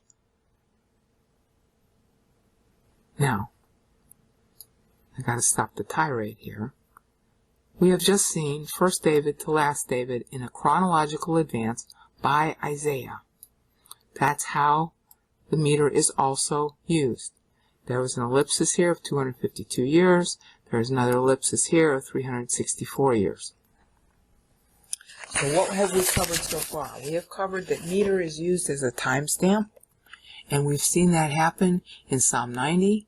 We've seen it happen here in Isaiah, right here, first 42 syllables. Okay, we've seen it happen here in Daniel. If my mouse will start to work. We've seen it happen here in Daniel. The first verse, Daniel 9:4, 49, which I'm highlighting between the 49s in dark blue right now. 49 years. Daniel is benchmarking. It's now in red. Daniel is benchmarking the 49th year, beginning of the 49th year after temple destruction. So that's the first use of meter.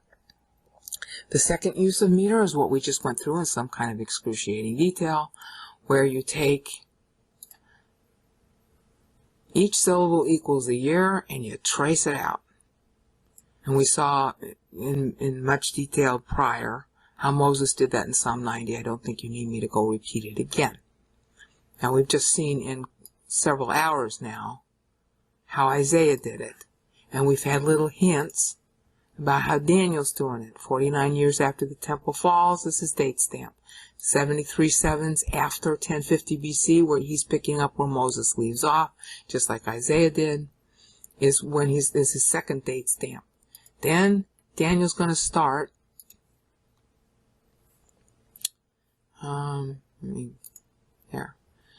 At this point, Daniel starts a chronology.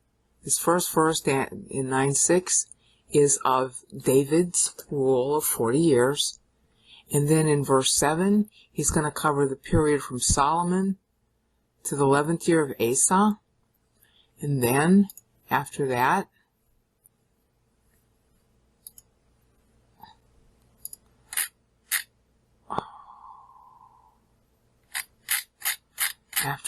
this is something you can't download yet. I'm making annual notes on what Daniel's doing. Okay. After that, in Daniel 9:8, 9:7. Why are you so slow? Daniel 9:7. I'm sorry, the Word is a terrible program. Somebody, they ought to shoot whoever wrote the program. It's really awful. Daniel 9:7 starts in 970 BC when David retires. And it runs 69 syllables to the 11th year of Asa, therefore ending in 901 BC. Okay, that's the 69th year. The annual 69 tracking. And then at Asa, because Asa has a change in the way his attitude toward God changes. So then Daniel 9:8 is 30 syllables because it's starting with Asa's 11 year and then he goes negative. Okay. Well, actually he goes positive for those 30 years and then he goes negative in the last 21. Okay. And I'm going to be covering this in more detail, but Daniel is breaking his meter by the benchmarks of when a king goes bad or he switches and becomes good. So this was a good number, the 30. It's a savior number. Whereas 69 broke at Asa.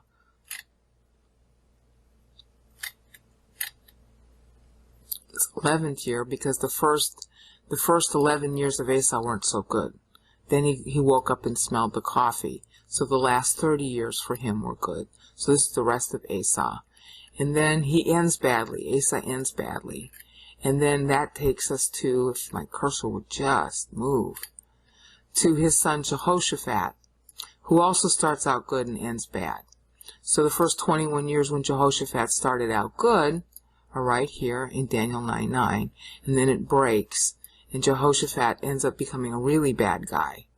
And then other kings are mentioned after that. Now the biggest point in Daniel is when he gets to Daniel 9:11 and 12 right here. He's using 258s. And that I'm going to have to cover in the next increment about why he's doing that. But right now just notice that this is a historical thing that's covering from, what was it, Amaziah? Oh, my cursor is so slow. Daniel 9:11 is 814 BC, and it's 58 syllables to track to Amaziah. Okay? And he started out good and he went bad. And then Azariah followed him, and Azariah started out good and went bad. And this is where, in Daniel 9:12, the back-to-back 58s, this is where Isaiah's ministry begins. And that is why he's tagging to Isaiah here. But then I have to explain that more, which I'm going to do. Alright, so after that, then he's tracking after, this period ends with Manasseh being born.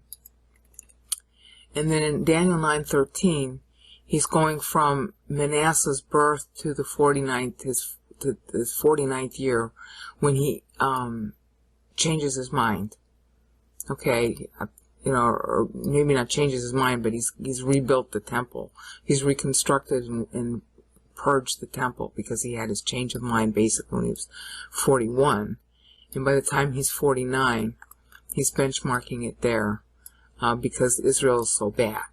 Okay, and at this point, he ends his own chronology right here.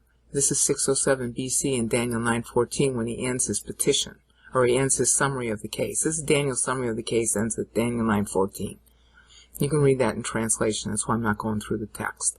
Okay, his petition begins in Daniel 9:15 and goes all the way to Daniel 9:19, which you can't quite see on the screen. See, this is Daniel 9:19. And this is Daniel 9:15, and that's his petition. Up until then, until Daniel 9:14 ends, in the chronology, he's ending at 607 BC of his own time here. And he's already finished ending at 539 BC based on Isaiah's timeline here, which we're going to cover in more detail. So at this point, his summary of the case in Daniel 9:14 ends, which you can tell that even in English. Okay? Because he starts asking, he says, and now, see this is and now, O God, our God, the Lord our God, who brought us up out of Egypt. He brings up Egypt because he's tying back to Moses at this point in Psalm 90. I haven't covered that. I'm going to. Okay, who brought us up out of Egypt with a mighty hand and made a name for yourself that endures to this day. That's the word for this that I've highlighted in black. Okay, we have sinned. We have acted wickedly or acted treacherously. So this is where he's beginning his petition.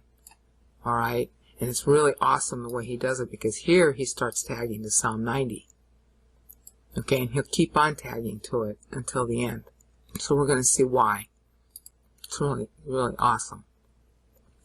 So that's kind of the idea. That just I had to show you that much of Daniel so that you'll understand why I walked you through so much of Isaiah. That Isaiah was using an annual chronology based on Israel's history, and Daniel does the same thing. Isaiah had started with David's birth and goes all the way down to the last David's death. Daniel will start at David's kingship of Hebron in 1010 BC, and then David's chronology, unlike this, is only going to go through to the sons of Josiah, stopping where Isaiah stopped right here at the temple destruction, and then stopping again right here in Isaiah 53 at the time Daniel prays. Okay? After this, he stops tracking to Isaiah.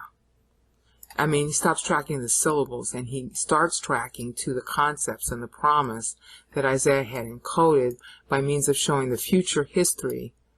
Oh, this program is so aggravating. I can't see straight. The future history that Isaiah is tracking in verses 9 through 12 and 7 through 8. Okay, and we're going to see more of that when we get to Daniel. Alright, so that sums up the second use. I'm sorry it took so long.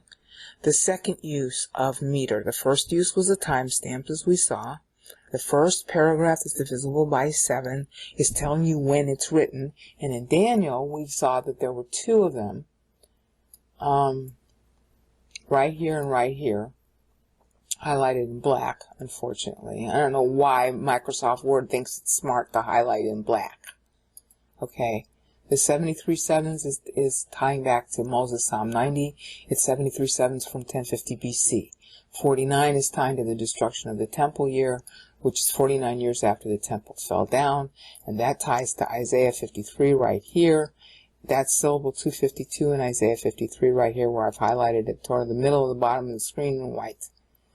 Alright, that's our first use of meter. The second use of meter, which we've gone through in excruciating detail, is an annual chronology of the kings. Okay?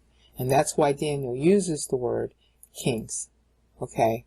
Which you see here. No, not right there. Hatenu. Okay, that's not where it starts. It starts right here. I'm sorry.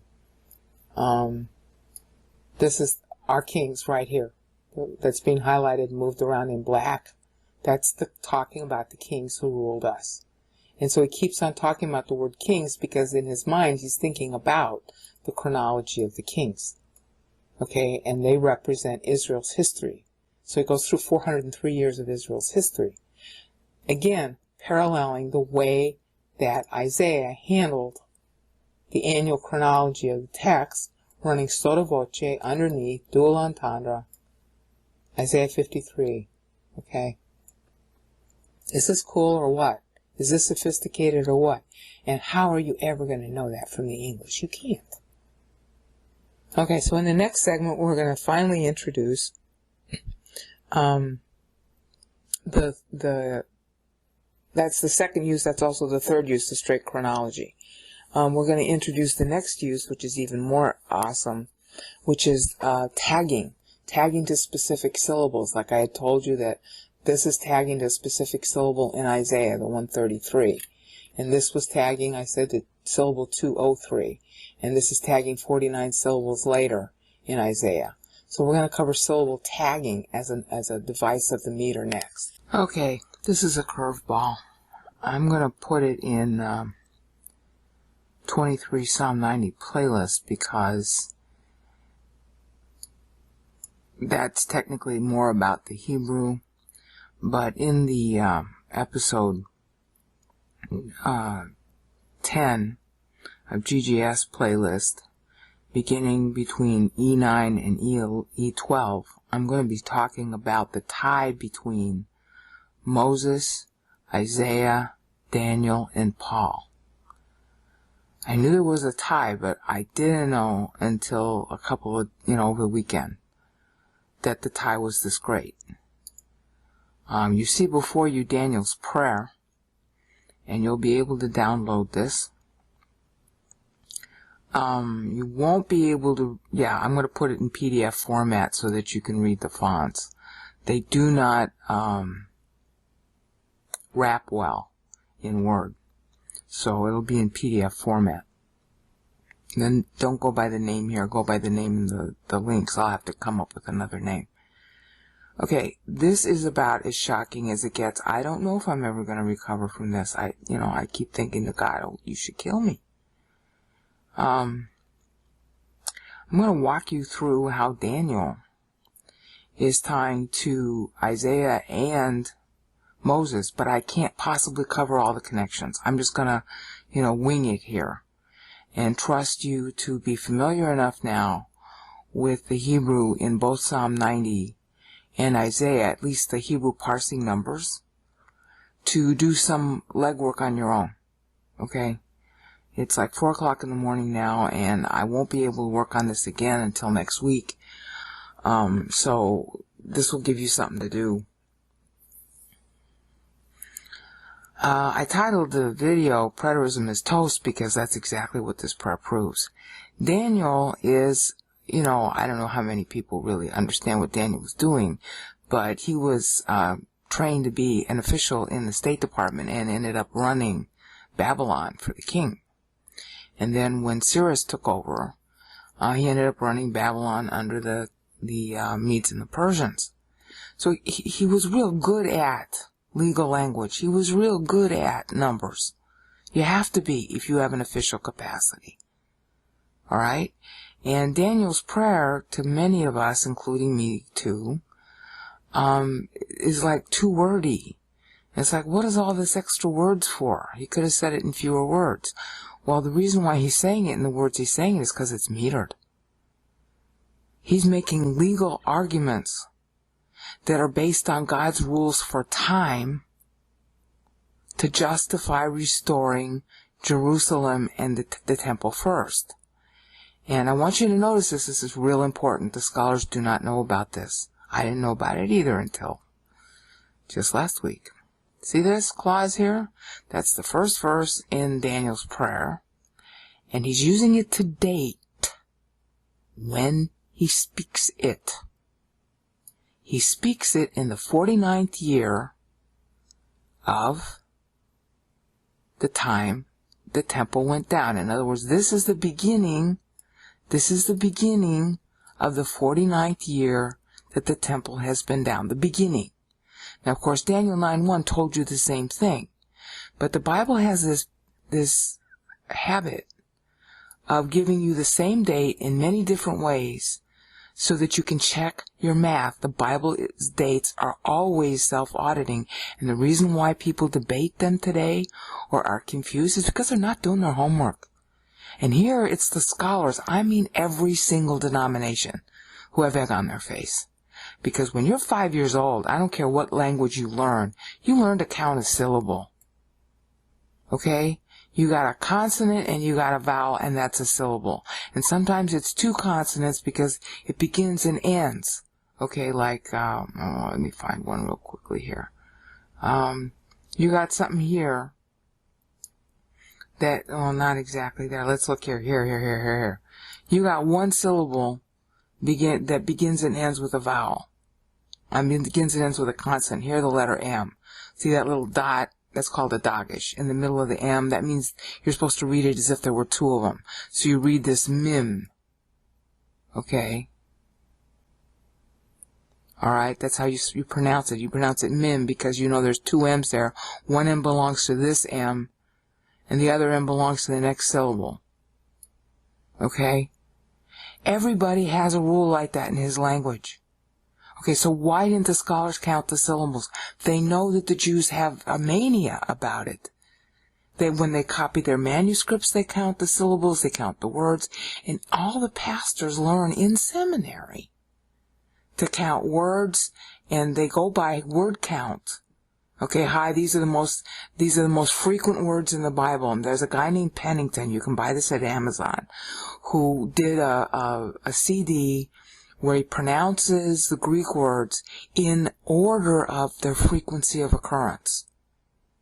Every single piece of Bible software has something that measures the frequency of occurrence. For a lot of reasons you need to know that. Okay? And every single book of the Bible has got it registered as to how many books it is, how many words are in the book. And the reason to do that is to account for, to audit, whether or not you have a complete copy. Okay, so did everybody's brains just turn off when it came to the Hebrew Bible and say, oh, we're not going to count the syllables, they can't mean anything? Yeah, anti-Semites would make that conclusion. And the preterists, honey, if you're a preterist, you are toast. Absolute toast because of this. Okay? And you know what? All I can do is show you the math, and then you'll conclude whatever you want to conclude. But anybody who's a preterist is anti-Semitic and should be shot. I'm sorry. You didn't do your homework in the syllables that every 5-year-old Jewish kid learns. Alright, enough of being nasty, because all the dispies got egg on their face too, because they're just as guilty as the preterists. They didn't count the syllables either. How many people have debated when was Daniel written? Okay, he's telling you right here. I'm praying in the 49th year, at the beginning of the 49th year after temple destruction.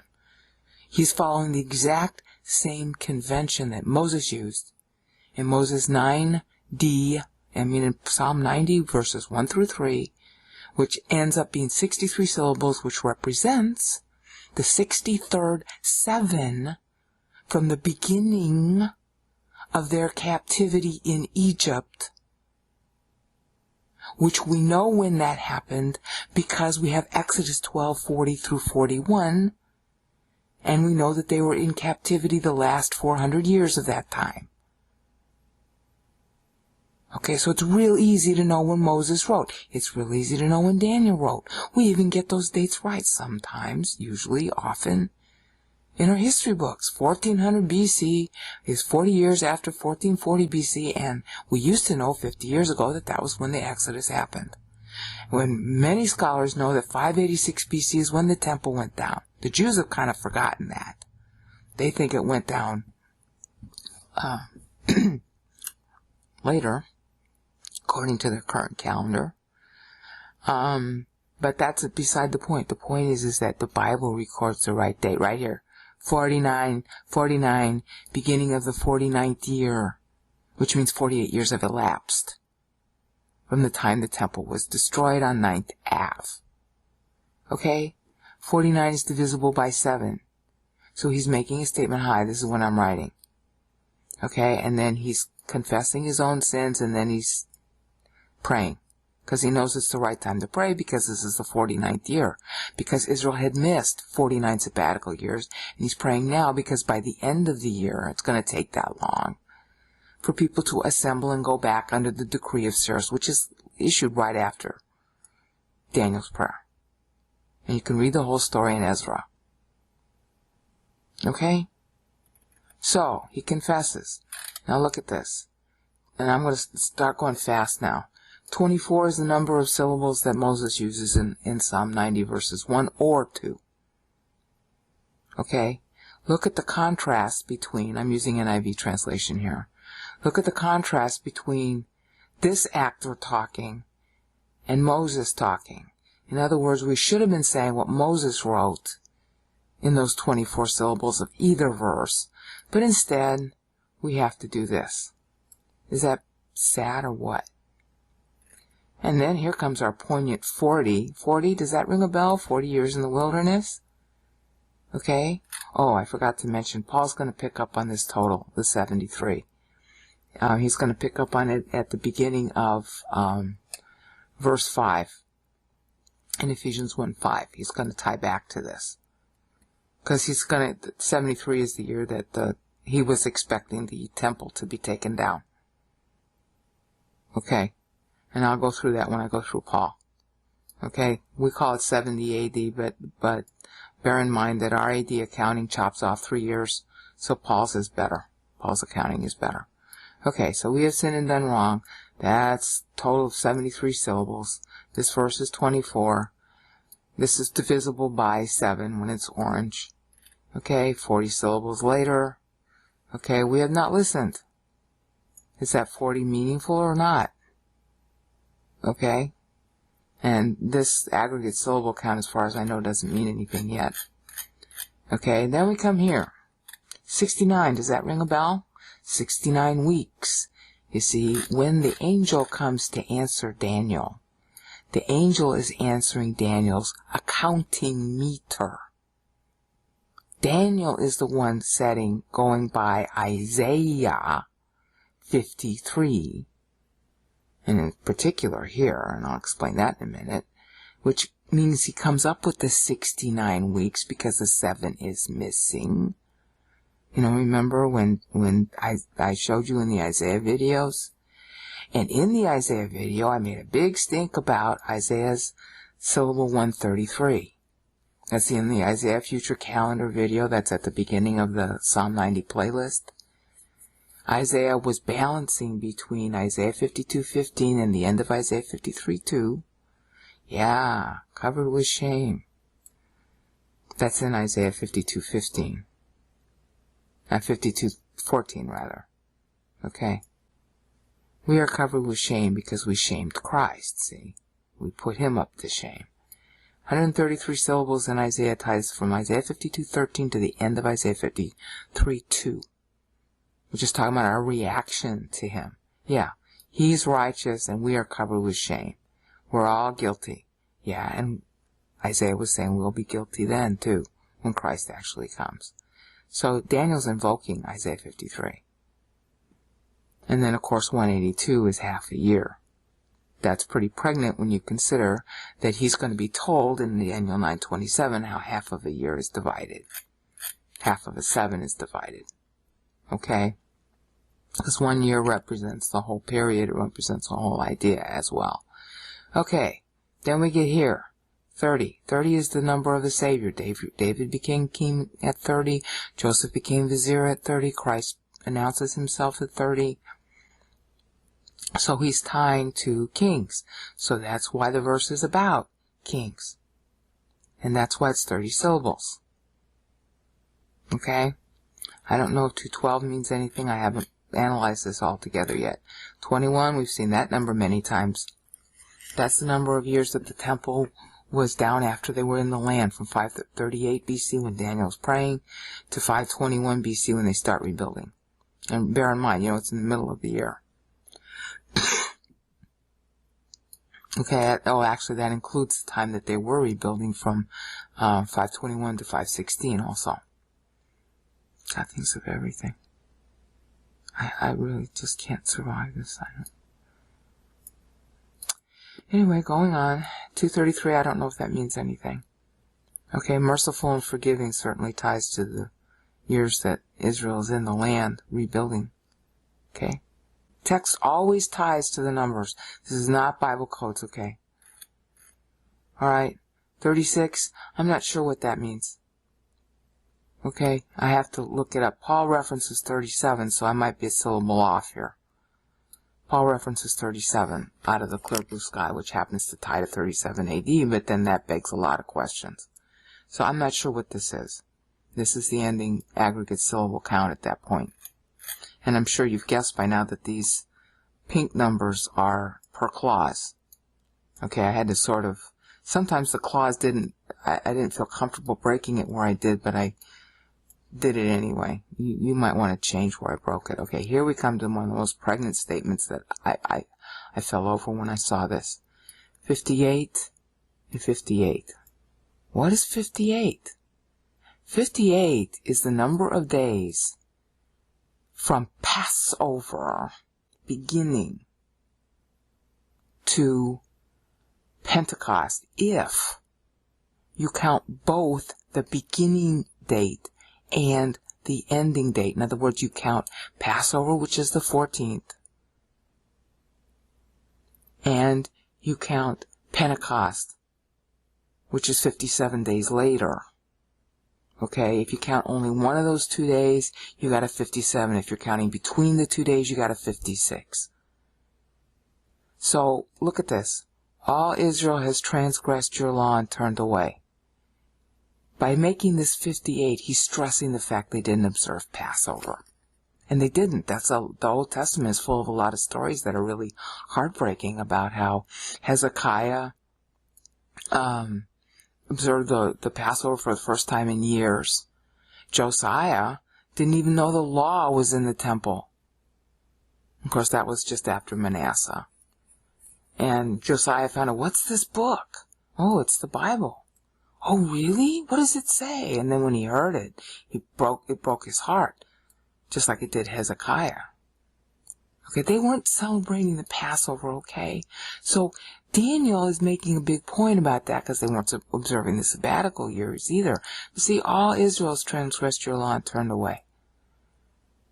So he's stressing Passover, most important holiday in Judaism, they didn't care about.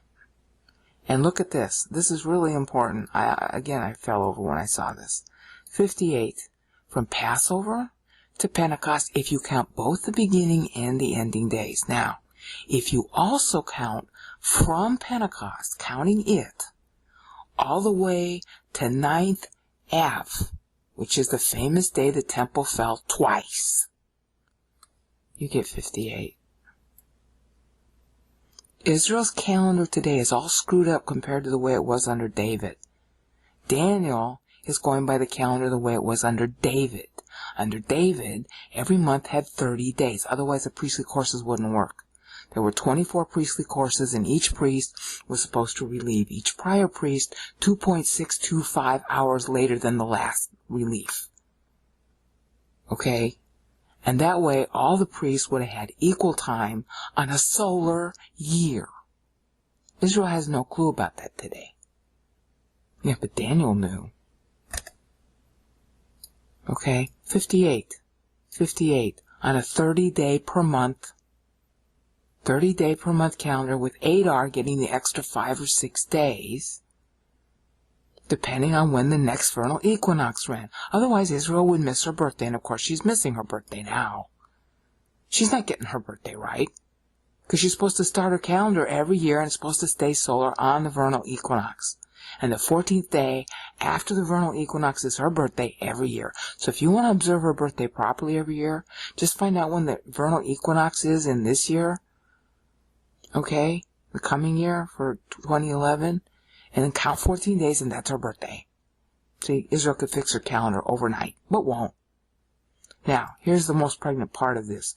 Remember I said back to back, from Passover to 9th Av when the temple goes down. You have fulfilled the word spoken against us. Could it be more pregnant, the text? All Israel has transgressed your law. You have fulfilled the word spoken against us. Yeah, twice. When Titus, in what we call 70 AD, which we should call 73 AD, when Titus came to take over Jerusalem and kill the temple, he started it on Passover and he ended it on 9th Av, according to the Jews, which means their calendar was in arrears by about 2 weeks at that time. Because history, like in Military History Magazine, 1995, December, says that in our terms, the calendar was on August 28th and 29th when the temple was burnt down by Titus, who needed to make a gift to his daddy, the newly appointed Emperor Vespasian, in the year of the 4 emperors. Now, as if I hadn't said enough, 385. You know what that is? That's the number of syllables in Isaiah 53, starting at Isaiah 53:1.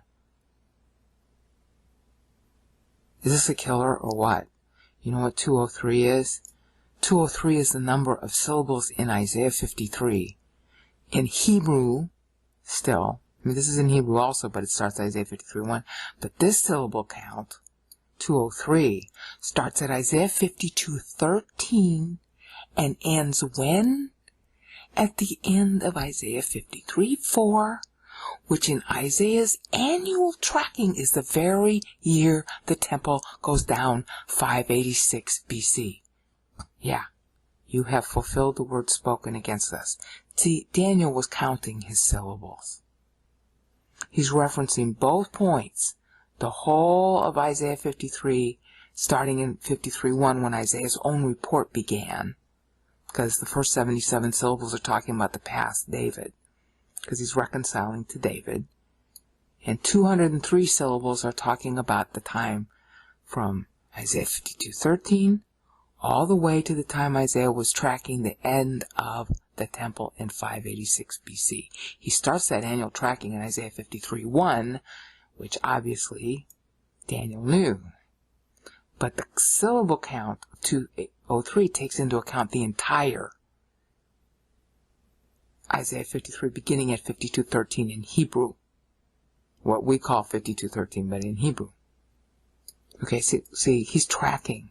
And then he's tracking the content. This is how they talk to each other. This is how all these passages talk to each other. And Daniel's doing the same thing we saw in Psalm 90 versus Isaiah 53, and what we're going to see in Paul. You know, Daniel's basically Act 3 of a 4-act play. I'm just showing you how he's tracking it. And then we come to our very pregnancy. Those 62 weeks in English are out of thin air. See, 49, we don't know what the 49 represents. See how he's doing 49? See how pregnant it is when Gabriel answers him in Daniel 9:25? Hi, 49, 7 sevens, and 62 sevens. He's talking right back to this verse. He's talking right back to this prayer right here. God is answering him syllable for syllable. Preterist scholars don't know that, do they? Yeah, because the Jews don't mean anything. Yeah, Jewish dispensationalism, they don't even know anything about it. They think dispensationalism was an invention of the 19th century. What a bunch of putzes. You see, Gabriel's answer in Daniel 9:25 is talking straight back to the meter count here. Got that? And of course it's divisible by 7. Duh. Okay, and then we have 42. Have you heard of 42 before? Oh yeah, Revelation 11 and a bunch of other places talk about 42 months, the first 3.5 years of the tribulation, or the last 3.5 years of the tribulation. Yeah, Daniel therefore is recognizing it going to happen, okay? And that leads to 476. Because why? Because it's going to be part of the 490 that Gabriel's going to tell him about. Remember, 7 is in Daniel 9:27, and half of the week when thing happens, and then the other half of the week, something else happens. See, so Gabriel's also answering Daniel 9:14 in meter. And guess what? What is 476 total? 476 is 14 short of 490. 14. Ever heard that number before? Huh? Preterism is toast. There are 2 sevens missing, and they're solar. Solar year accounting, not lunar. If you use lunar year accounting, you won't catch the other 7. Because 483 solar years are in 490 lunar years. But the Bible never, ever once accounts in lunar years. The Jews do that. And that's why they don't know what time it is. And instead of going back to the Bible, their timeline is all screwed up. And Josephus' numbers are completely wrong in his Antiquities and his Wars of the Jews. Completely wrong. Nobody's reading the Bible. This is inexcusable that we can't count our syllables.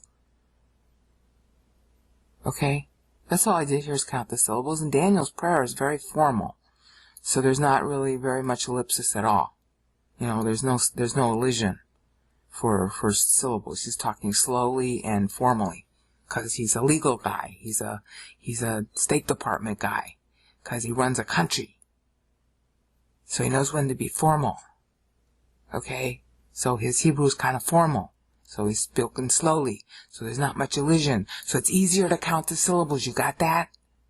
14, 14, 14. Hello, Bill Robinson. 14. 14 short. Ta-da! Okay, but now it gets really weird. Because now he's going to go beyond. Oh, I really did. I almost looked for a gun.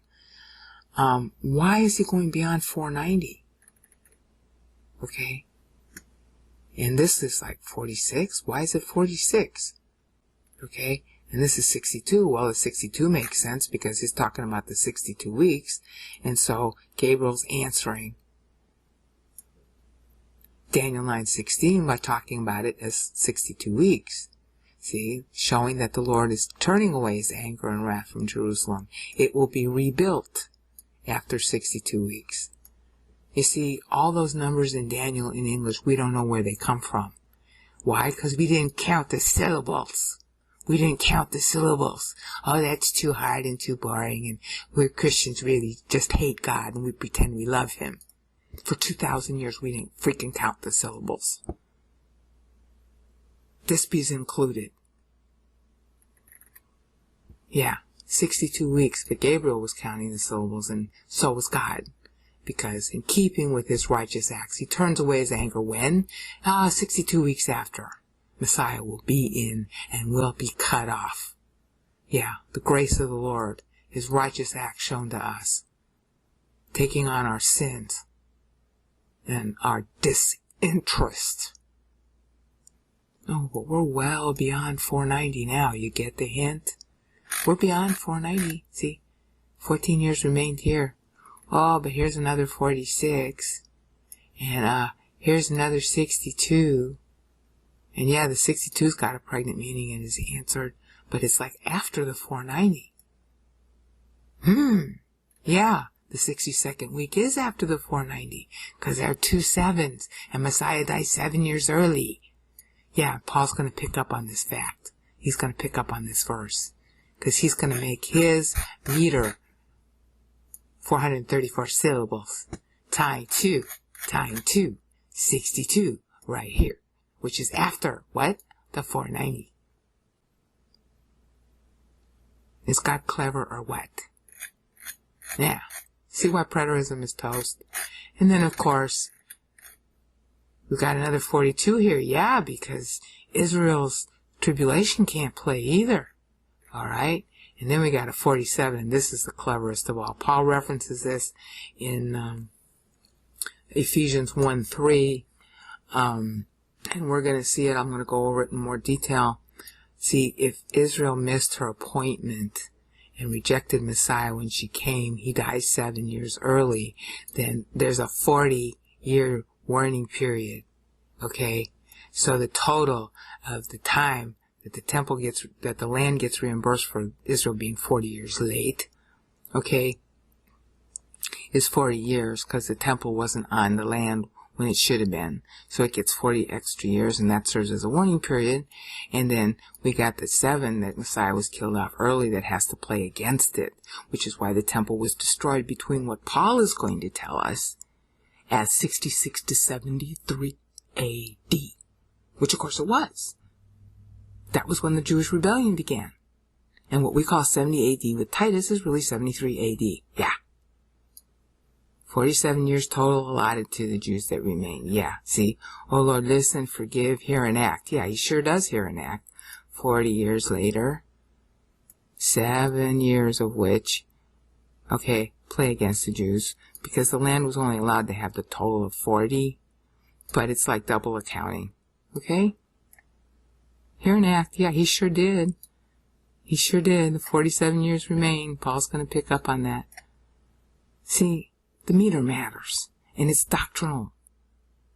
It helps you know how to read the Bible. And that is where it ends. Ding. So, where are we going to go from here? In 10E9 through 12 GGS, I'm going to backtrack and show a more comprehensive picture of how Moses, Isaiah, and Daniel are the first 3 acts of a play. And I start by summarizing the history and how they knew they were counting to the millennium. And that'll take 5 sub-episodes of 10E9 through 12. 9, 10, 11, 12, 13. Because there's 5 of them. And then I'm going to come back to Daniel and Paul. And we're going to see how all 4 of them tie together. Okay, this is a kind of journaling video, just an interim video on Daniel 9:24. It says 9:24 and 25, but I really now parsed Daniel 9:24 through 27, and I'm in a complete state of shock over it, because this is God's use of meter. You know, I've talked about meter to so much of an extent and probably confused everybody, or at least their eyes are glazing over from it. And I did talk about the fact that Daniel 9:24 and 25 was metered. I thought that Daniel 9:26 wasn't metered. I'm wrong. Same thing for Daniel 9:27. It's also metered, which we're going to see. But I didn't do any videos on that. So I'm doing one now, and it's kind of out of place. You know, I'm still in the middle of posting the 11 GGS videos. But this is so important, I just have to talk about it now. Turn it off if you don't want to watch. You see in front of you 2 windows. The top window is Microsoft Word, and you will be able to download this. It'll be in the video description.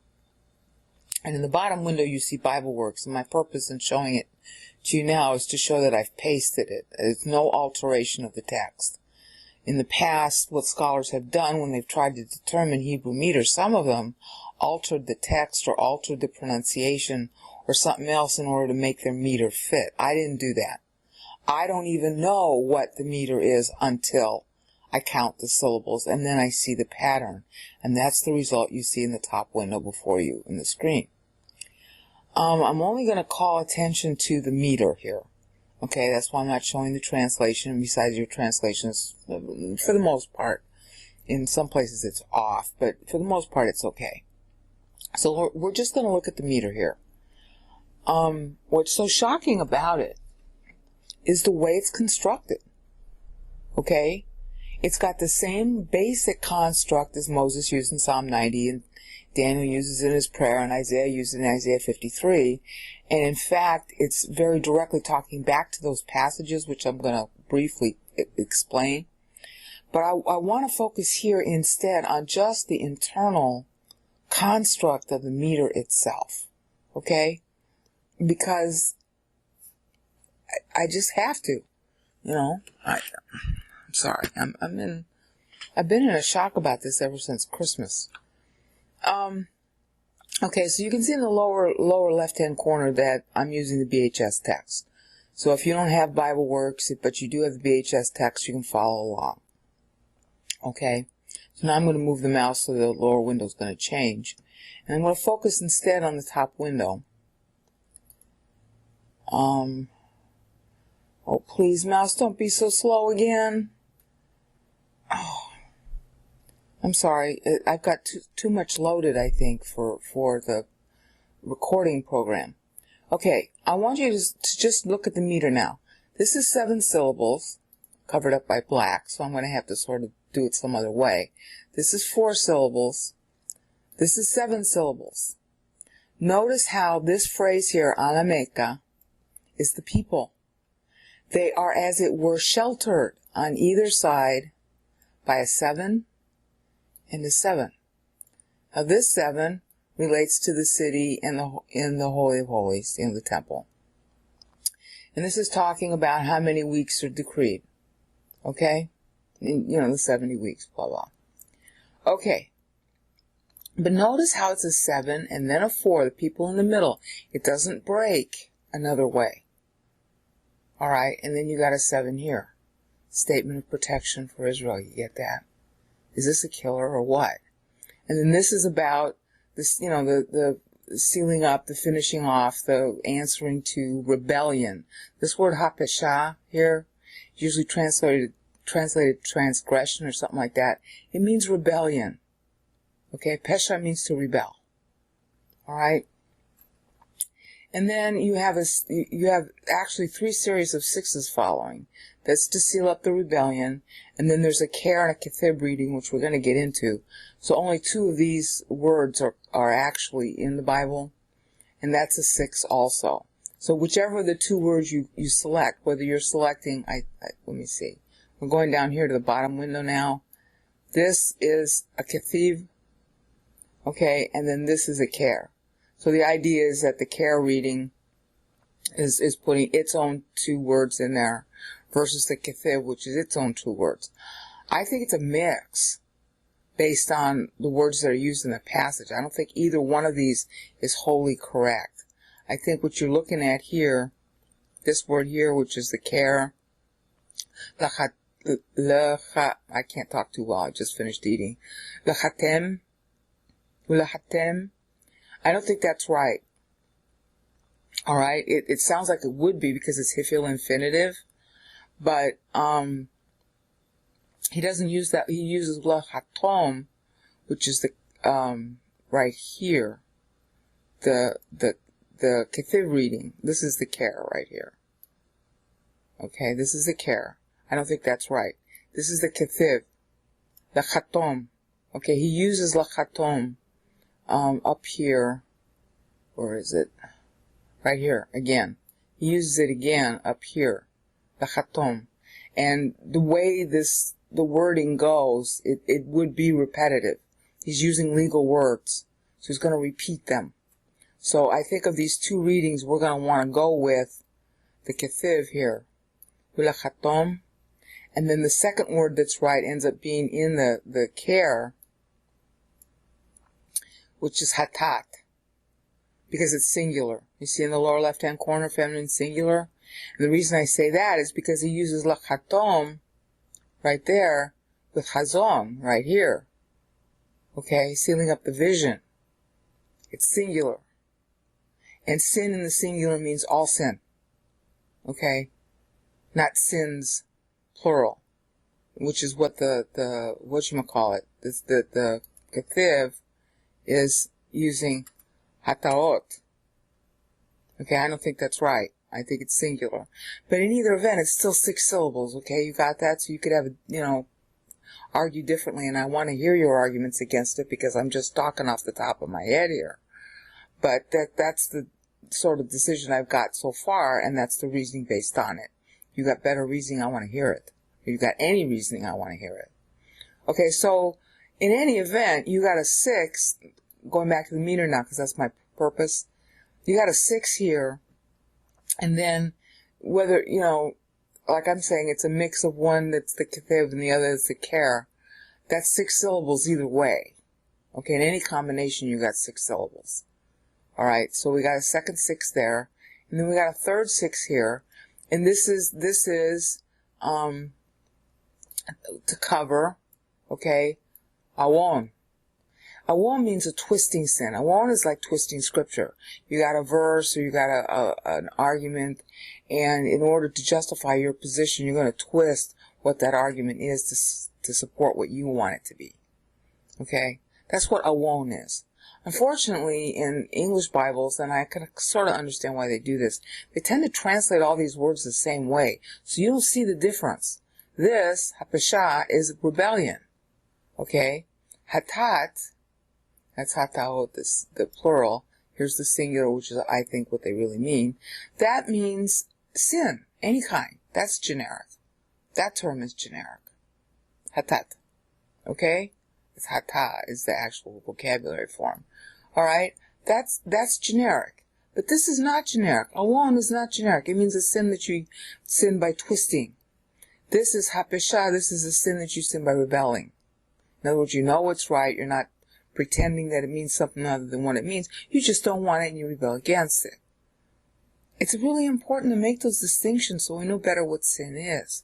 But, they don't do that in the translations, and that's really kind of pathetic. But at the same time, translation committees are all full of politics. What are you going to do? All right? But anyway, notice this. We got 3 6s here. All right? There's a 6, and there's a 6. You see that? All right? That argues a lot of things about the 666 in Revelation 13. All right? Yeah, they do mean it as a number, but you can spell 19,000 different names with 666. So, it doesn't necessarily mean Nero, and of course Nero was already dead then. And then you've got this, all right? In order to bring to an end, or bring into completion, really, righteousness forever. All right? Notice that's a 9. Trinity. You see that? And that's not the only 9. It's got, see, you had 3 6s right here. That's the first one. Here are the other 2. And then you got 3 9s. There's a 9. And then this next phrase, which I can't show rightly in the mouse, is the second 9. And here's the third 9. 3 9s following 3 6s. You get that? This meaning is like really significant. And it helps you, because he's parsing it that way, it helps you understand the distinctions being made. Because a lot of people have made all kinds of comments about this passage in English, about what it means. And they don't know how it's being parsed in the meter, so they make mistakes in what they say it means. And it really matters, because see this word here? Are decreed. Decreed by who? By God. God's doing the decreeing here. Gabriel is speaking for God. Okay? 70 weeks. Here, here's weeks. Okay, yeah. Shibim, Shabuim, yeah, weeks. Shibim, 70. Are decreed. Decreed by who? God. So then Daniel 9:25 doesn't have anything whatsoever to do with the human king. You got that? I mean, it's real obvious from the Hebrew that the only one doing any decreeing is God. So what is it with the dispies that they all come up with a human king? I tell you, that tied me up in knots. For months I was trying to find how do you date it to a human king. I went with all the conventional scholarship and garbage like that for a long time. And then it's like, hello, who's doing the decreeing here in Daniel 9:24? So I'd gone to God and I said, I can't make this balance. Yeah, because it's not a human king doing the decreeing. It's God. See? Know and understand. Well, that's Daniel. He's a man, so it's a 6. It divides. From the going forth of the decree to rebuild. Whose decree? The guy who's speaking right here. God. From the going forth of the decree to rebuild. Now, that's a 7. So that's obviously God. It's not a 6. We had our 6 right here. So if it was a human king's decree, this wouldn't be a 7. You'll notice it's split off by the wa here. So obviously I break it here at 7. So it's a 7. That means God's doing it. See how helpful the meter is for interpretation? Do you know how many scholars have torn themselves up in knots trying to balance Daniel 9 and they can't? Because there is no such thing as a decree to rebuild Jerusalem. It's not there. You can't find it. A lot of people say, well, it's in Nehemiah. No, it's not. First of all, Nehemiah goes there in 52 days and does it. And all he's doing is rebuilding the wall. He's not rebuilding the city. The city had to be built in order to support the temple. So the city was already rebuilt before Nehemiah was born. Okay? So then what does this mean, to rebuild? Well, who's the decreer? God. Right here. See, 7 syllables. And when did he do that decree? Back in Jeremiah 25 and 29. Hi, you're going to have 70 years. So then when do you start the countdown? You're starting it from the time the temple goes down, 586. Okay, and that was the time for the temple to be rebuilt. Oh, but this is another 70 to rebuild Jerusalem. See, here's Jerusalem right here. Here's the decree to rebuild. And of course you could say, well, that's really syntactically you could argue this is all one phrase. Okay, fine, it's 14 though. So God did it. God's the decreer here. It's real obvious from the meter. And then this is a separate period until Messiah, the Prince. Okay. And then these are weeks, Shabuim, Shiba, 7, 49 years. And Daniel's praying in the 49th year. That's why this is so pregnant. And Daniel modeled 2 of his verses at 49 syllables. That's why this is so pregnant. You can only know that if you know the meter. Why is it 49 in the English? Nobody knows. But if you know the meter, you know why. Because Daniel's praying in the 49th year because there were only 49 mid-sabbatical years, not 70. Eusebius thought there were 70, and nobody's questioned him ever since. Okay, but Daniel tells you it's only 49. So God's replying, hi, 49. There's going to be a 49 reimbursement of the 49 years that you just spent. Because he's praying really at the beginning of the 49th year. Okay? And then after that, see, here's the wa. After that, there are going to be weeks, Shabuim, Shishim, pardon me for my American accent, okay, 60, Ushanaim, and 2, Teshuv, to the return. Who's that? Of God to Israel. Okay, in other words, his first coming. Because that's what Moses had asked for. Shuhu Yahweh Matai in Psalm 90:13. Okay, and then here, it's a 9, because why? It'll be rebuilt in open space, of course, because it's all desolated, with a moat. Okay, this phrase here, harutz,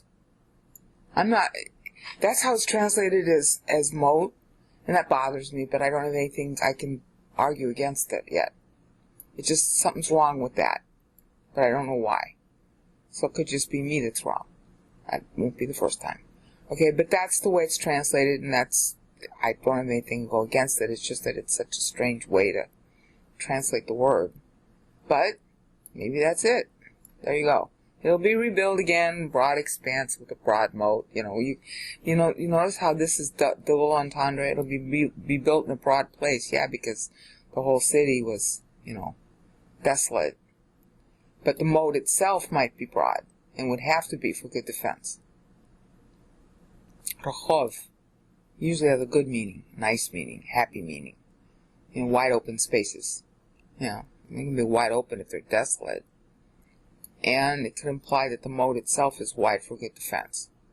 Alright, and then it says, in distress, see, u is saying that this is something separate now. Ba is the preposition, and tok, distress. The k, you have to say with a little click sound in the upper back of your throat.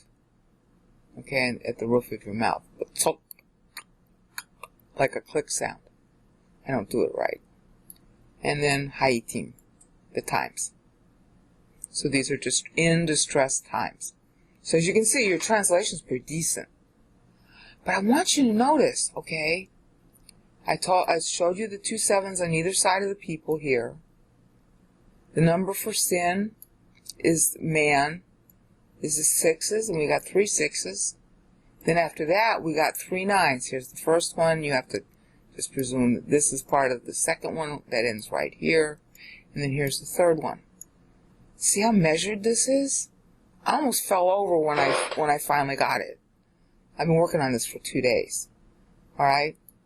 And then know and understand, Daniel's a man. He's a sinner just like anybody else.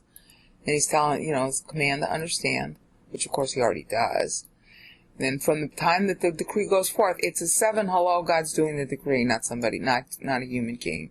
And then in case you had any doubt, here's a second 7. And really, syntactically, this whole thing fits together as a 14. And then here's until Messiah, the prince. Then you got the 7 weeks, and then you got the 62 weeks, and the sum of that is 21. Okay, stressing Trinity and stressing his humanity being perfect. And then this is the city being built with a moat. And that's a 9, which means the Trinity will be behind it, will make it happen. And in troubled times. Well, God is not the author of troubled times. Man is. So it's a 6. You see how the meter fits the doctrine. Is this cool or what? And the next increment, I'll deal with Daniel 9, 26 and 27, which is even more shocking. Okay, now we're back at Daniel 9, 26, and you're going to notice a really big change in the meter now. See all those 14s in the upper window? Right here? Okay, you got a 14 here. Then it's a 9, and this is about Mashiach going down, being killed for our sins. And he is backed and fronted by a 14. God, man, you get that doubling of the 7? That was introduced, actually, back here in Daniel 9:25. You see, you got 2 7s here. And then you got a Mashiach. Okay? And then hit the clause that's for him, starts here, and ends here as a 21. In other words, all the Trinity is involved. Is this clever or what? So, including him, it's a 21. Alright, you can't break it syntactically. You have to keep going. Okay, I mean, you could say, Ad Mashiach Nagid, and you could stop there, but that's only 6 syllables. Of course, that would mean he's man. Duh. Isn't this cute? But you really can't stop it there because it's like, that's just a noun phrase. Alright, all by itself. So then this is the timeline, which we already went through. And then here's the verb finally, teshuv. That's when he comes. So you got 14 in back of him, God, man, promise. And then 21 including him. Alright. So from that point onward, the 14s are used. See, here he is again, Mashiach, in a 9, again stressing Trinity. Isaiah did the same thing in Isaiah 53. Just blew me away. And in front of him, this is, after the 62 weeks. Okay, it's not really weeks, it's heptads, 7s. This word here, shishim, I'm sorry. This is shabua. Shabua means 7s. Okay. Shabuim, because it's plural. Sorry, Shabua is singular. Okay, so after the 62 7s, after. It doesn't say how long after. This is really important. After. Bachari. Bachare. After. Doesn't say how long after. In other words, at some point after this is started. Okay, started. Not ended. Started. Paul's going to be using that as the basis for his prayer. Okay? Then he's cut off. In other words, sometime after the 62nd week began, Messiah is cut off and seems to have nothing. This word here is really cute. It's Wayne. This is my American accent. It means like for nothing, like nothing comes out of it. Okay, and to him, lo. Okay.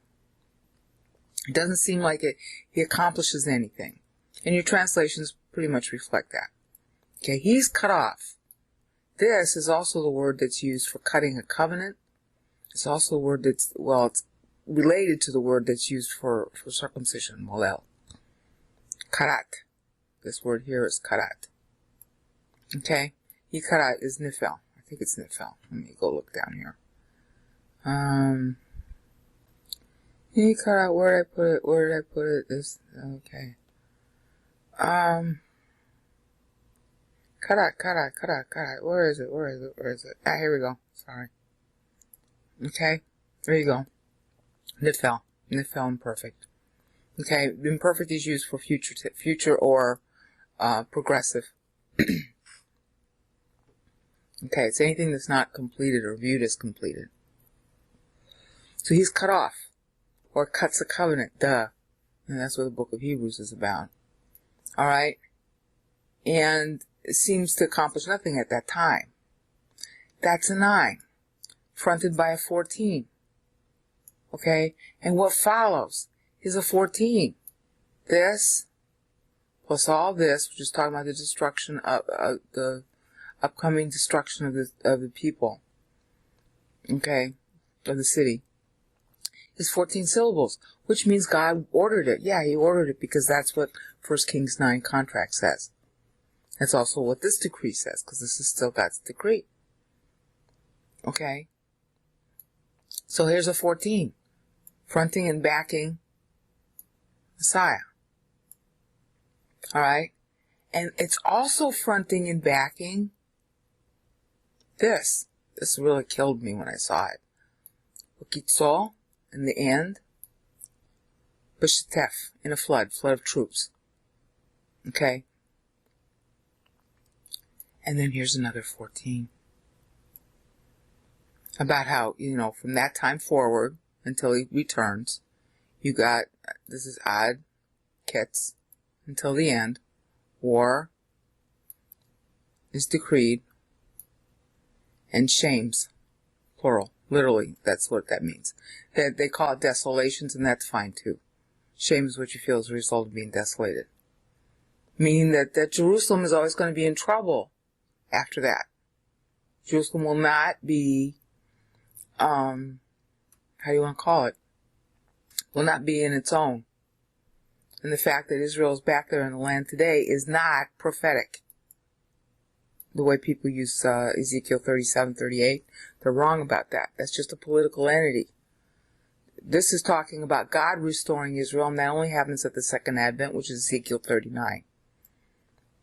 Right now, you fight for Israel to the death. All of us who are Christians should be the most staunch defenders of Israel and be willing to die for her at any second. At the same time, the return to the land is not right. But it's not her fault. She was pushed there by the pogroms as a result of World War II.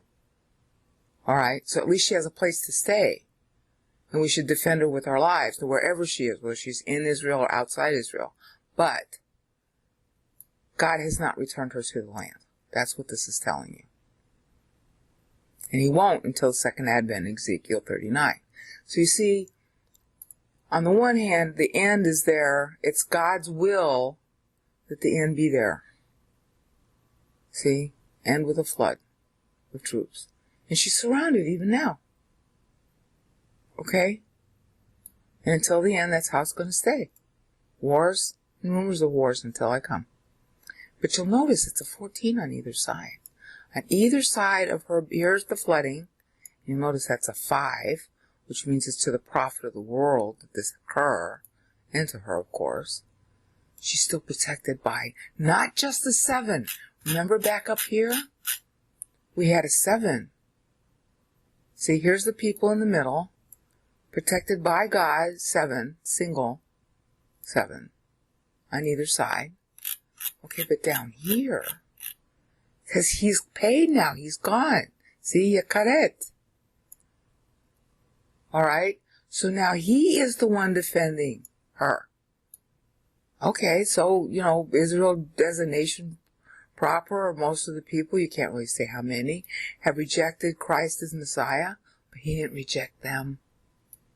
And he's now seated, and it's a 14, no longer a 7. Even though they're flooded. Is this cool or what? See how much more meaning to the text you get from the meter? I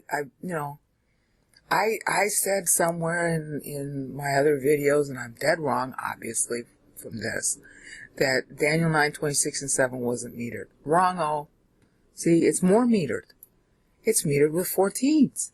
Why? Because he's already come. The minute he comes, it switches to 14. Again, we go back here.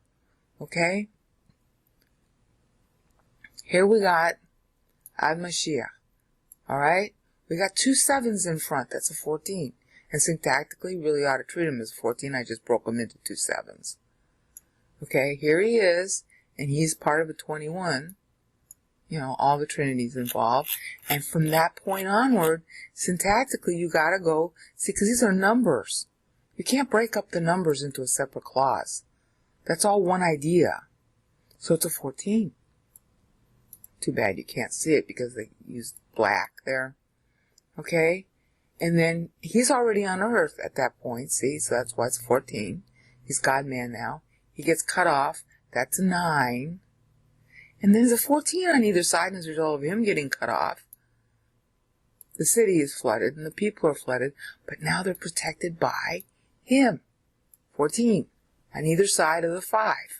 Even though, war is decreed and desolation's shame to Israel. Yeah, but he's still protecting them just the same. In other words, the wars and the desolation are designed to wake them up to smell the coffee. Yes, he came. And he's a 14 now. Got that? So are you surprised to see that Daniel 9:27 is also 4 14s? See, 5 14s. Here's 1.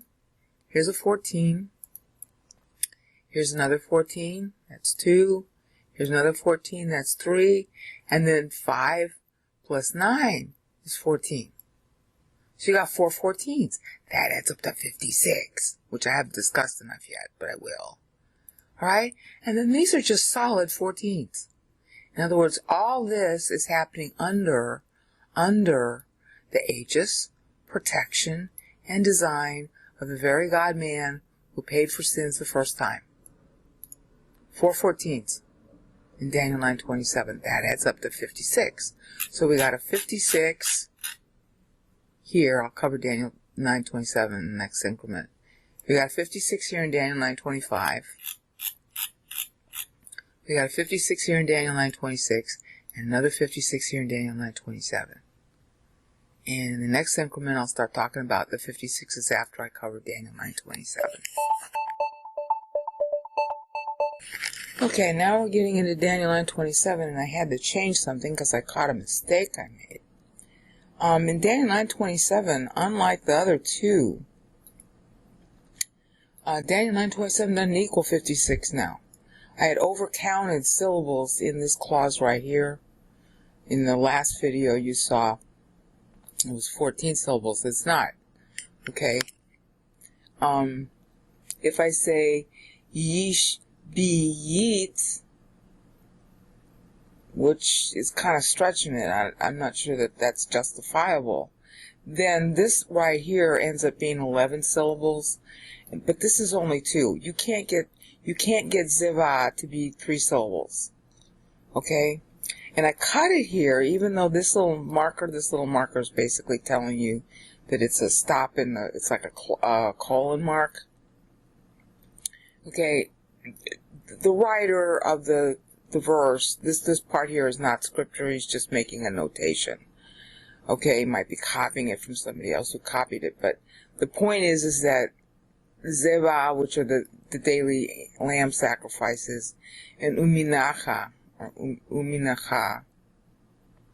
which are the food offerings that the people brought. He's basically saying that there is a cessation of offering, and the text is really dual entendre.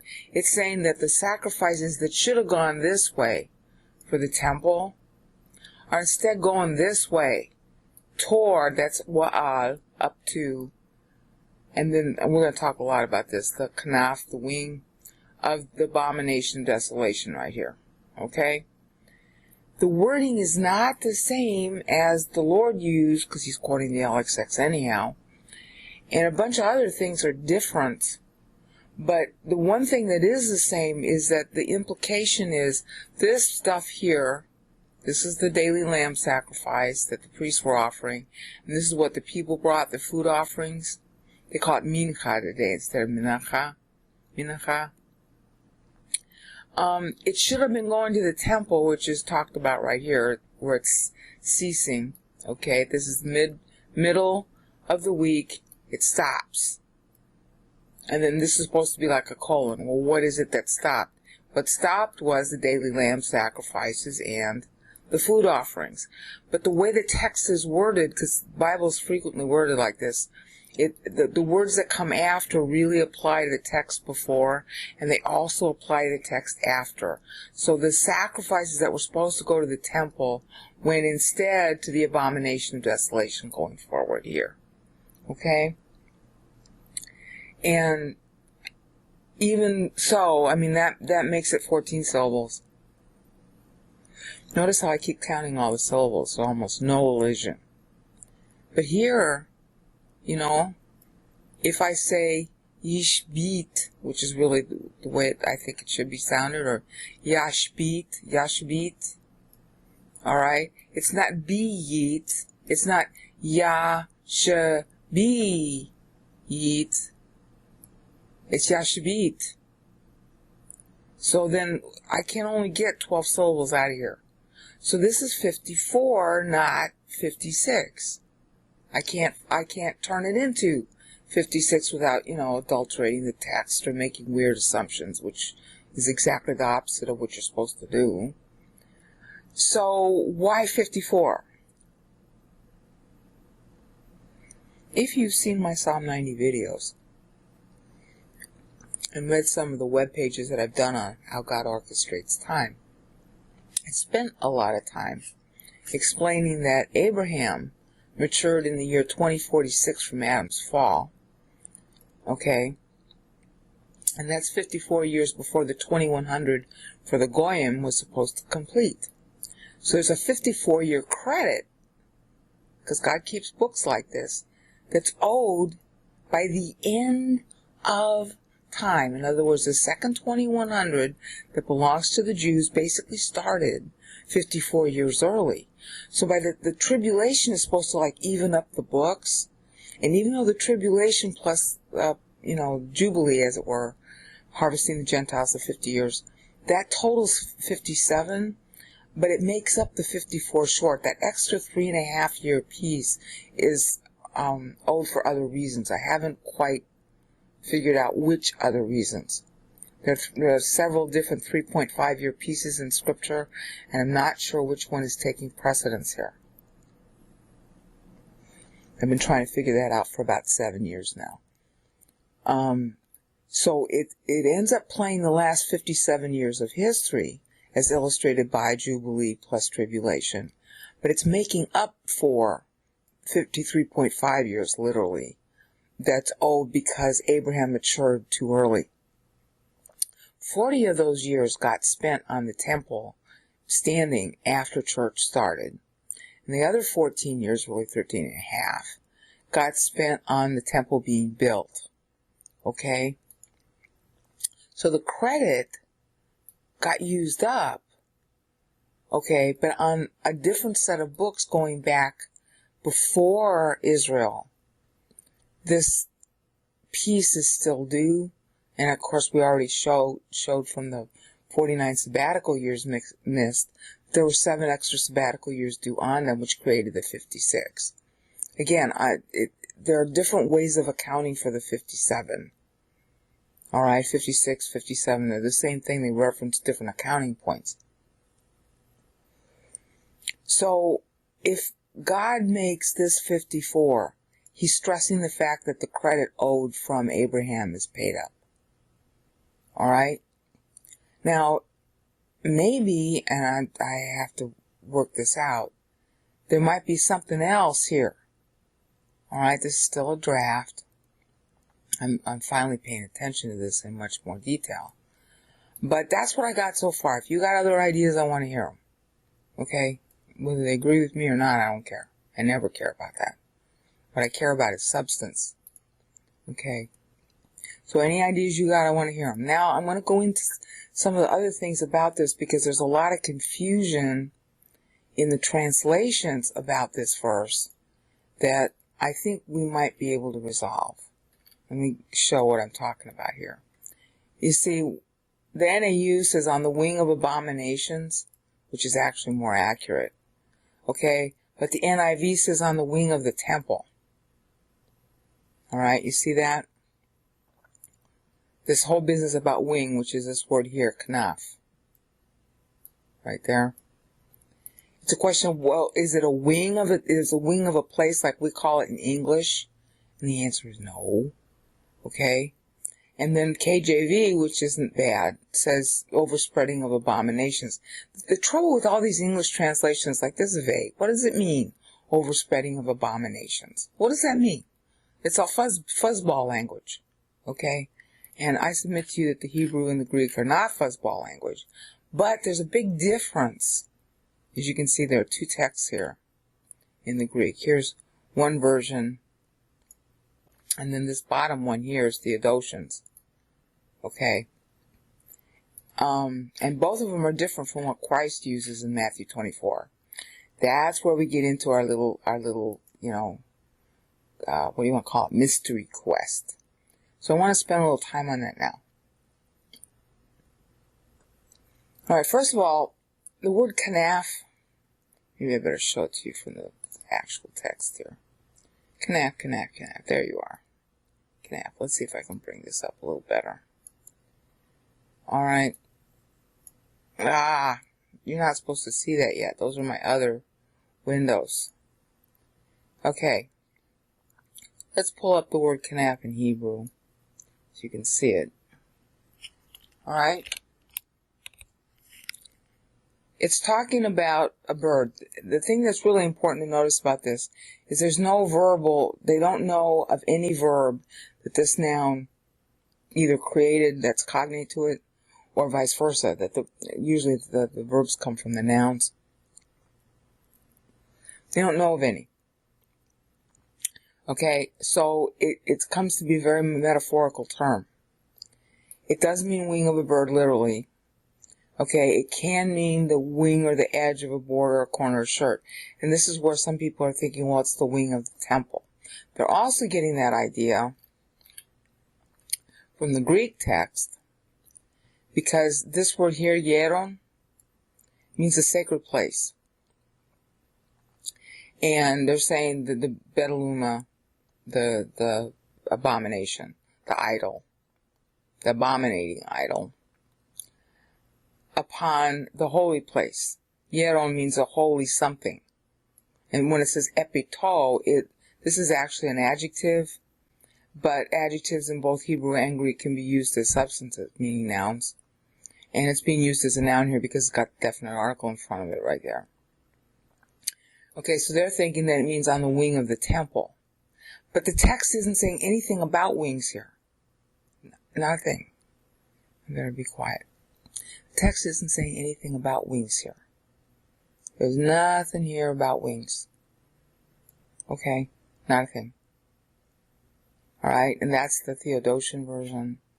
And then here, okay, you got the same language, epiton, hieron. But there's nothing about wings here. This is the sacrifices and the food offerings. And then the next thing it says is even upon the holy place, the abominating idol, okay, is set up. Well, it doesn't actually even say set up. It just says it is. Okay? Now, the thing that really tipped me off to this thing here is this is idomenoson. Menosis, okay, you can see that in the lower window. This is in the plural. See, it says, yeah, feminine plural. That's not what the Lord used in Matthew 24. In Matthew 24, he uses genitive plural, genitive singular rather. See, he's saying Betaluma also, right here. He's saying Betaluma also. But he's using the genitive singular. So it's that one statue. And you see it capitalized there in the NAU, abomination, desolation, which is okay. Alright? It's in the singular. And I'm like, okay, well then he's not quoting from Daniel 9:27. He's not quoting from the LXX anyway. He's either quoting from the Hebrew or he's quoting from another verse. And here's the other verse he's quoting from. Oh, my mouse is slowing down. Okay. See? Same wording as in Matthew 24 above. Having trouble with the mouse. Betaluma Erimuseus. Seus. You see?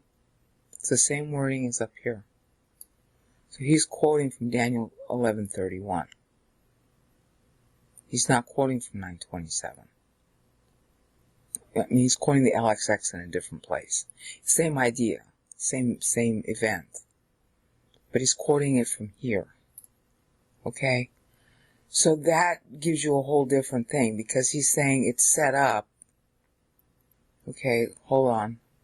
When you see it standing, you get through Daniel the prophet, okay? And then it says standing, but this is for istemi. Estos. You can see istemi in the middle of the screen. Right here.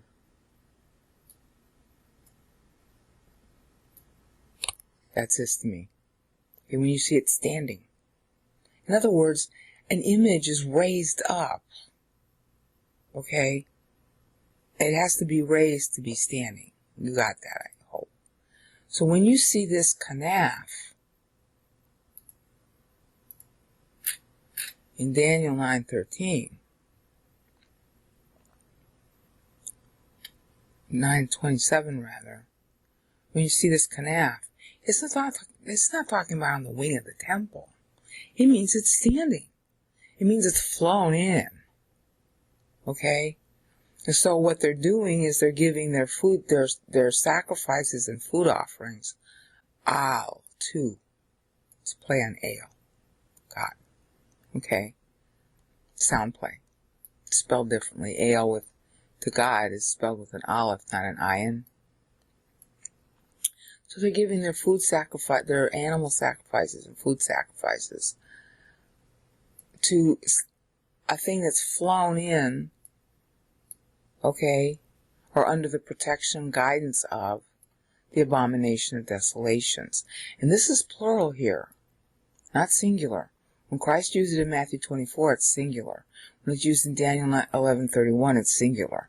Here it's plural. In other words, the people who are making these sacrifices are desolating themselves. Okay, prostrating themselves, prostituting themselves. Okay, they're shaming themselves by doing this. They're making their sacrifices to this abomination. So this is detestable things, plural. Okay, under the protection of detestable things, shameful things. See the dual entendre? The thing itself is shameful. The activity itself is shameful. It's sponsored by, Antichrist people. But it's also made with the people who are making these sacrifices here, the animal sacrifices, the zebah, and the food offerings. I can't get the mouse to go. Okay. They themselves are being shamed by doing it. Okay? And then, of course, the rest of the verse says, until the end, until the completion, it is decreed. Okay? And then you got to be poured out.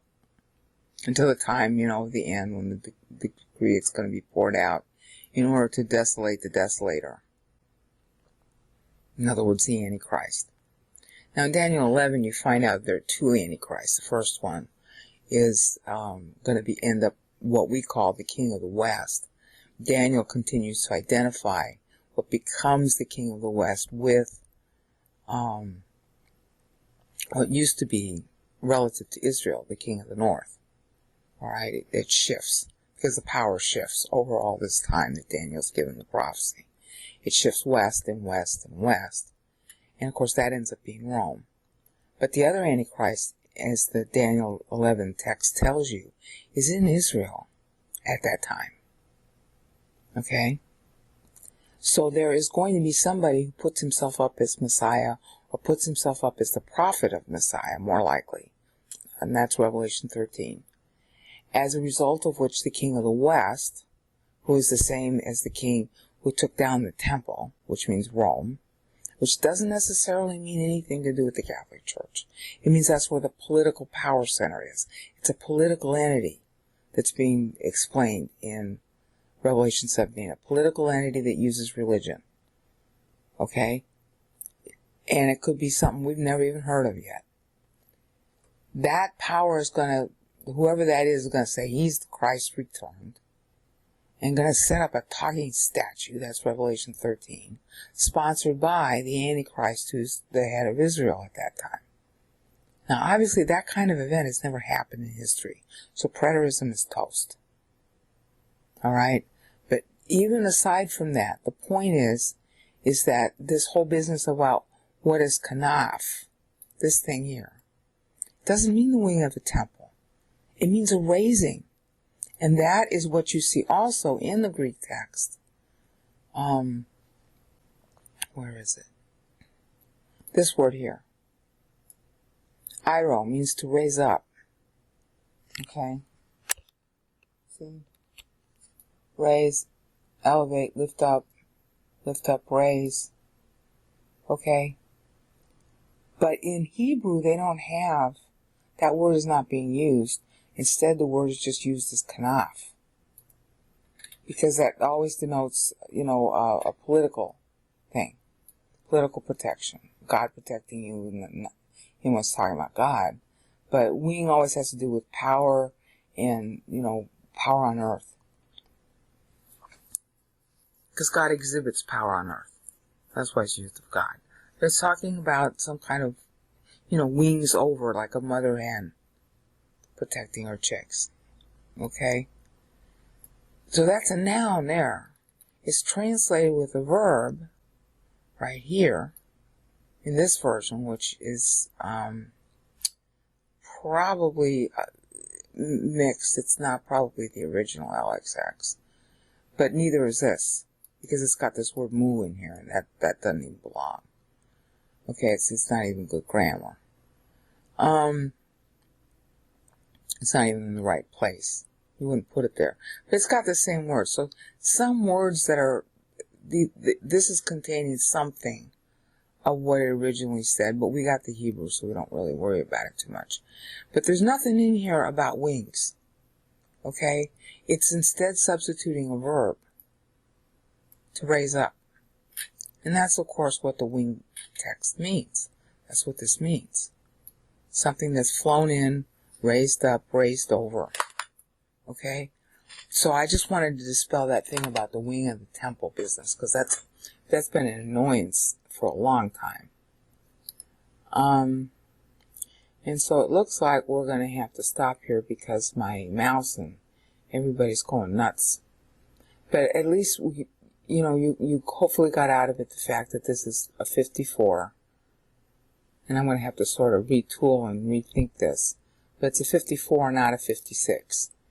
And that would that would be stressing the fact that all the time to the Gentiles is made up by the end of the tribulation, which therefore means that the millennium can start.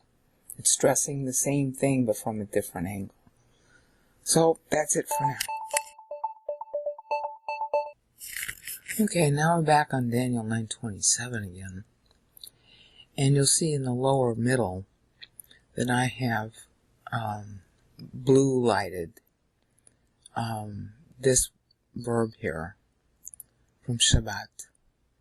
That's where we get, Sabbath. Yashbit. Okay? And when I pronounce it that way, you'll notice up here, this is the standard transliteration pronunciation that you get in seminary. And that's what the students all have to learn. And where is it up here? Yes, yeah, see? They don't, the transliteration is terrible, okay? You're supposed to know from this little short sound above the S that it's a sh sound. It's really dumb. They should just put in an SH, but they don't. Okay, Yashabit is how they tell you to pronounce it. Yashabit. Okay. My guess is that it's not really pronounced that way. But I'm following their convention. So when you follow their convention, you're going to get 12 syllables. Oh, bloody. You're going to get, oh, I'm not going to be able to stop that, so let me just cut the window.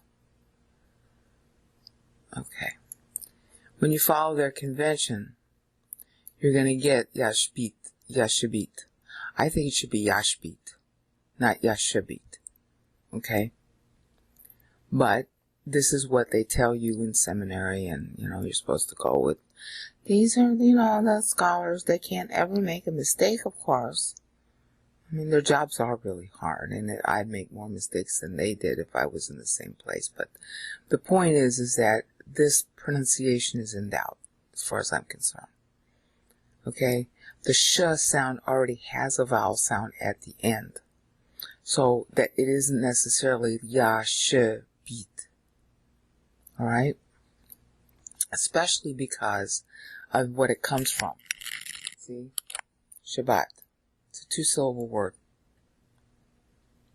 I mean, Sabbath, the Jews would all be used to saying Shabbat, Shabbat, Shabbat. So they would be used to saying Yashbit rather than Yashabit. Okay? But that's two ways you can go on that. And I'm setting up something. Because what I told you in the last increment was that this sum here is, I can't get it to light up all at the same time there without going crazy. Okay? That's a total of 54 syllables. Okay, because this is only 12 now. One of the reasons it's only 12 now is because I wanted this to say Yashabit, because this yod sometimes extends the sound, and it is technically speaking a consonant, but you don't find that supported here. Okay, they do sometimes show the yod separately, and they would have a B-I-Y-I-T, but it's not in here. Okay, so I took it out. So taking it out, you got 12 syllables here. Alright? Now again, I broke this in what seems to be the wrong place with seva here, because after Yashabit, the seva is what ceased. Okay? Again, it's du l'entendre umenacha, which is, they're pronouncing umenacha. I think that's wrong too. Umenacha is how they pronounce this word right here. Alright?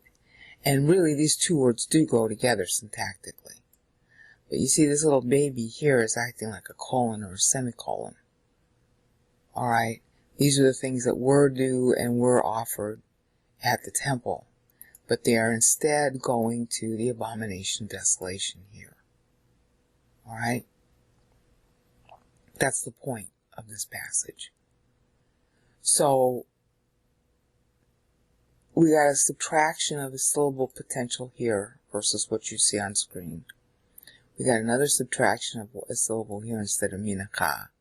But then you've also got the fact that this H, okay, zera, it already has your mouth open.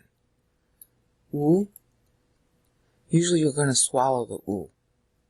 So it'd be zeval mincha, zeval mincha, zeval mincha. Okay? Because people said these words a lot. These were very common words. Alright? And I'm trying to set up where you could delete syllables. Because there could be a lot of elision here. And I'm going to explain why in a minute. So this could be yishbat, yishbit, rather than yishebit. This could be mincha rather than uminacha. Alright? And that's highlighted in blue in almost the center of the screen. Alright, and then here, we got wal instead of wa'al. In other words, the shua here, which is probably not meant to be silent, could be silent. Could be one syllable, wa'al, or wow instead of wa'al. Wa, like that. Okay? And there's kanaf, the wing, you can't do anything with that. That can only be 2 syllables. And then this is shikotsim. There's nothing else you can do with that. Shikotsim. Can't shorten it, can't lengthen it, nothing. Okay? Ma, you might be able to lengthen that, but not likely, not with the sh next. Ma, sho, mem. Really, that's pretty much how you have to pronounce it. These are very established words, okay? So when they're established words, they tend to be pronounced the same way. You don't slur them or anything like that. Now, in the old days, they used to say shema, shema, and today they say shma.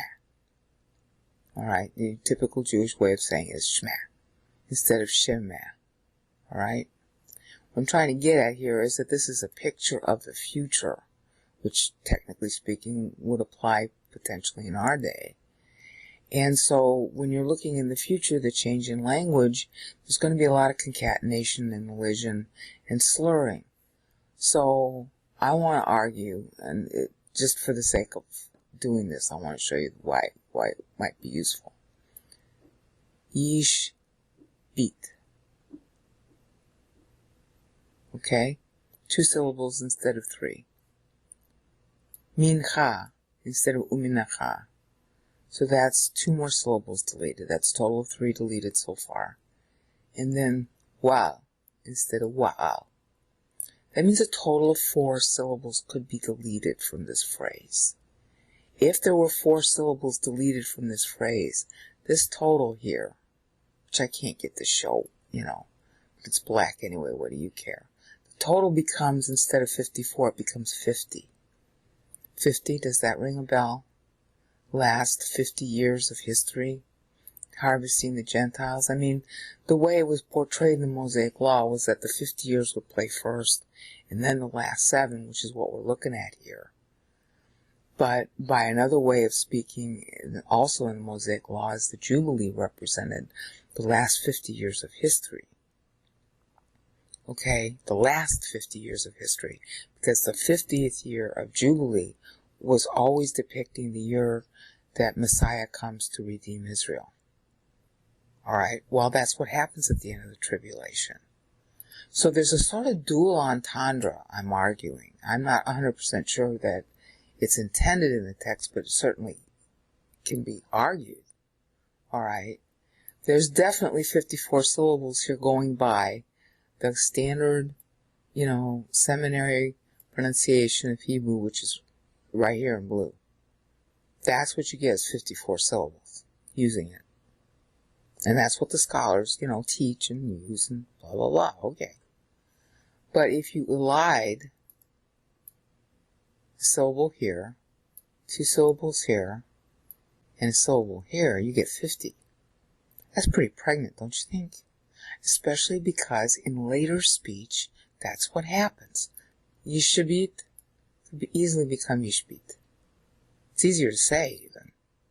And uminacha, mincha, mincha. Mincha is how it's spelled in modern Judaism, even. They don't take into account the n. See, you got a shua there. You got a shua there below the n. They don't give it an extra e. They don't even give it an apostrophe. Alright? In typical Jewish thought, when they transliterate this, they just transliterate it M-I-N-H-A, and so does our boy. This is 12th dictionary. See, they just say minha. Alright, and if you want, we can... Oh boy, am I going to have a problem with my computer? I'm having a problem with the computer not. There we go. Let's see if I can change the lexicon. Let's go to BDB. Okay, it's Brown Driver Briggs. Okay. And they don't typically spell it out. But mincha, of course, you don't see the n there. Alright. They don't like to spell it out. Okay, so we'll switch to another one. Let's see. How about halot?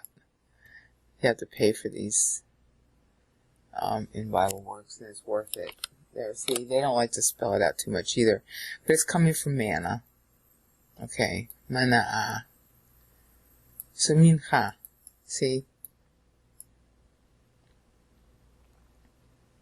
Okay. You could go either way, I guess, from the etymology. Okay? So, I'm arguing that it's at least potentially true that God knew how we would slur words. Okay? And so this thing here, adding up on conventional seminary pronunciation, is 54 syllables. But, given modern practice, it could easily equal 50. And I just thought that was cute to say. Okay, now is there anything more to say on Daniel 9:27? It's already taken me 11 minutes to get this far. Well, only the fact that, I wanted to compare something. See this? This is the Poel masculine. Okay, of Shamim, to be desolated. Okay, again, this is on the wing. It's not talking about the wing of the temple. It's talking about something being raised up. There's no verb for that. Flying something in when it's talking about the wing of a bird. They don't have a comparative now, a verb for it. There is a verb to fly, but that one's not being used here, because it's stressing the fact that it's an idol. Okay? This is plural. See? Detestable things. Okay? This is wing singular. Detestable things. The implication then is that it's flown in. Okay? And that makes sense because this is going to happen on day 1267. On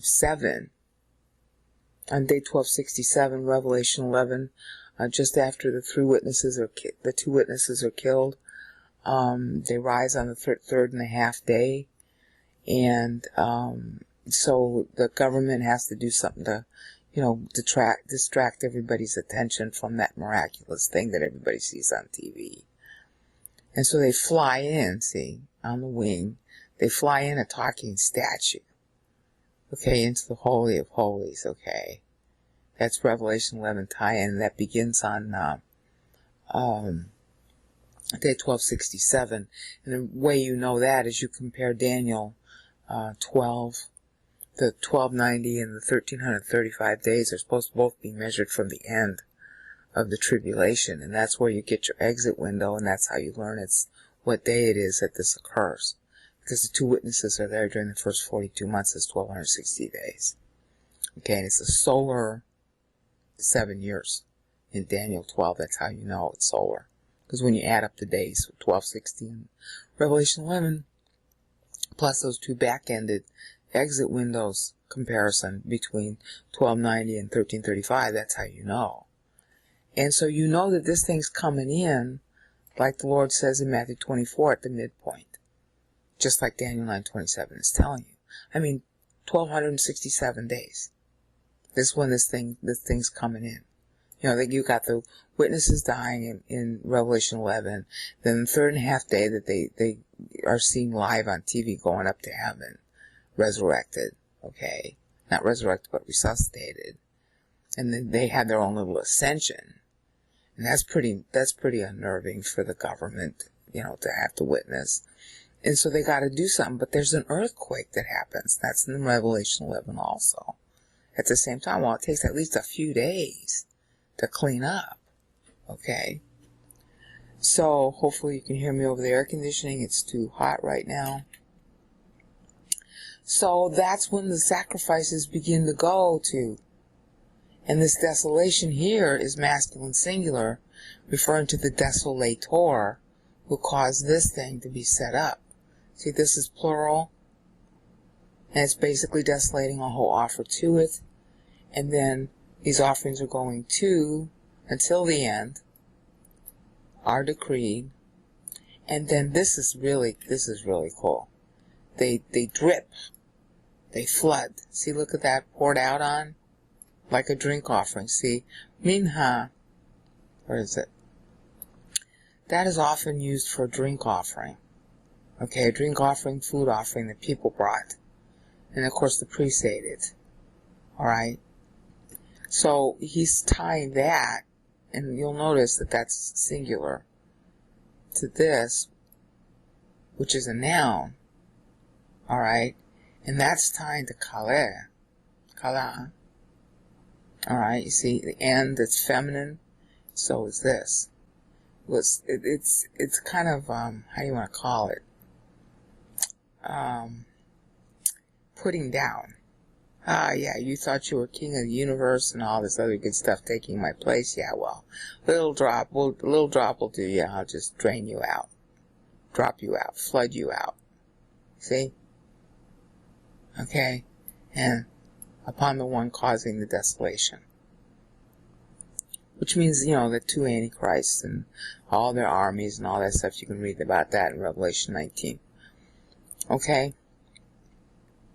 So that's about it for Daniel 9:27. So bottom line is, we're looking at here, I'm treating it according to the scholastic, pronunciation stuff here. Here's a scholastic pronunciation you taught in seminary. I'm following that, and I'm getting 54 syllables as a result. Okay?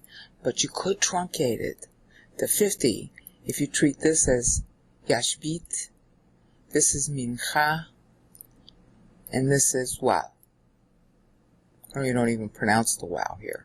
You just leave it out and just say Al. And that would be 50, and that would conform to Jubilee, and the last year of Jubilee is supposed to be the year of the millennium. So that's it. Let me know your thoughts. Ta-ta. Okay, it really pays to listen to God instead of your own opinion. Yes, I am recording. Let's come back. This is the last time I'm going to have to parse this. Everything I told you was okay before, except I kept messing the meter. And what I've been trying to argue for a very long time now is that it's really important to know the meter also because it's self-auditing.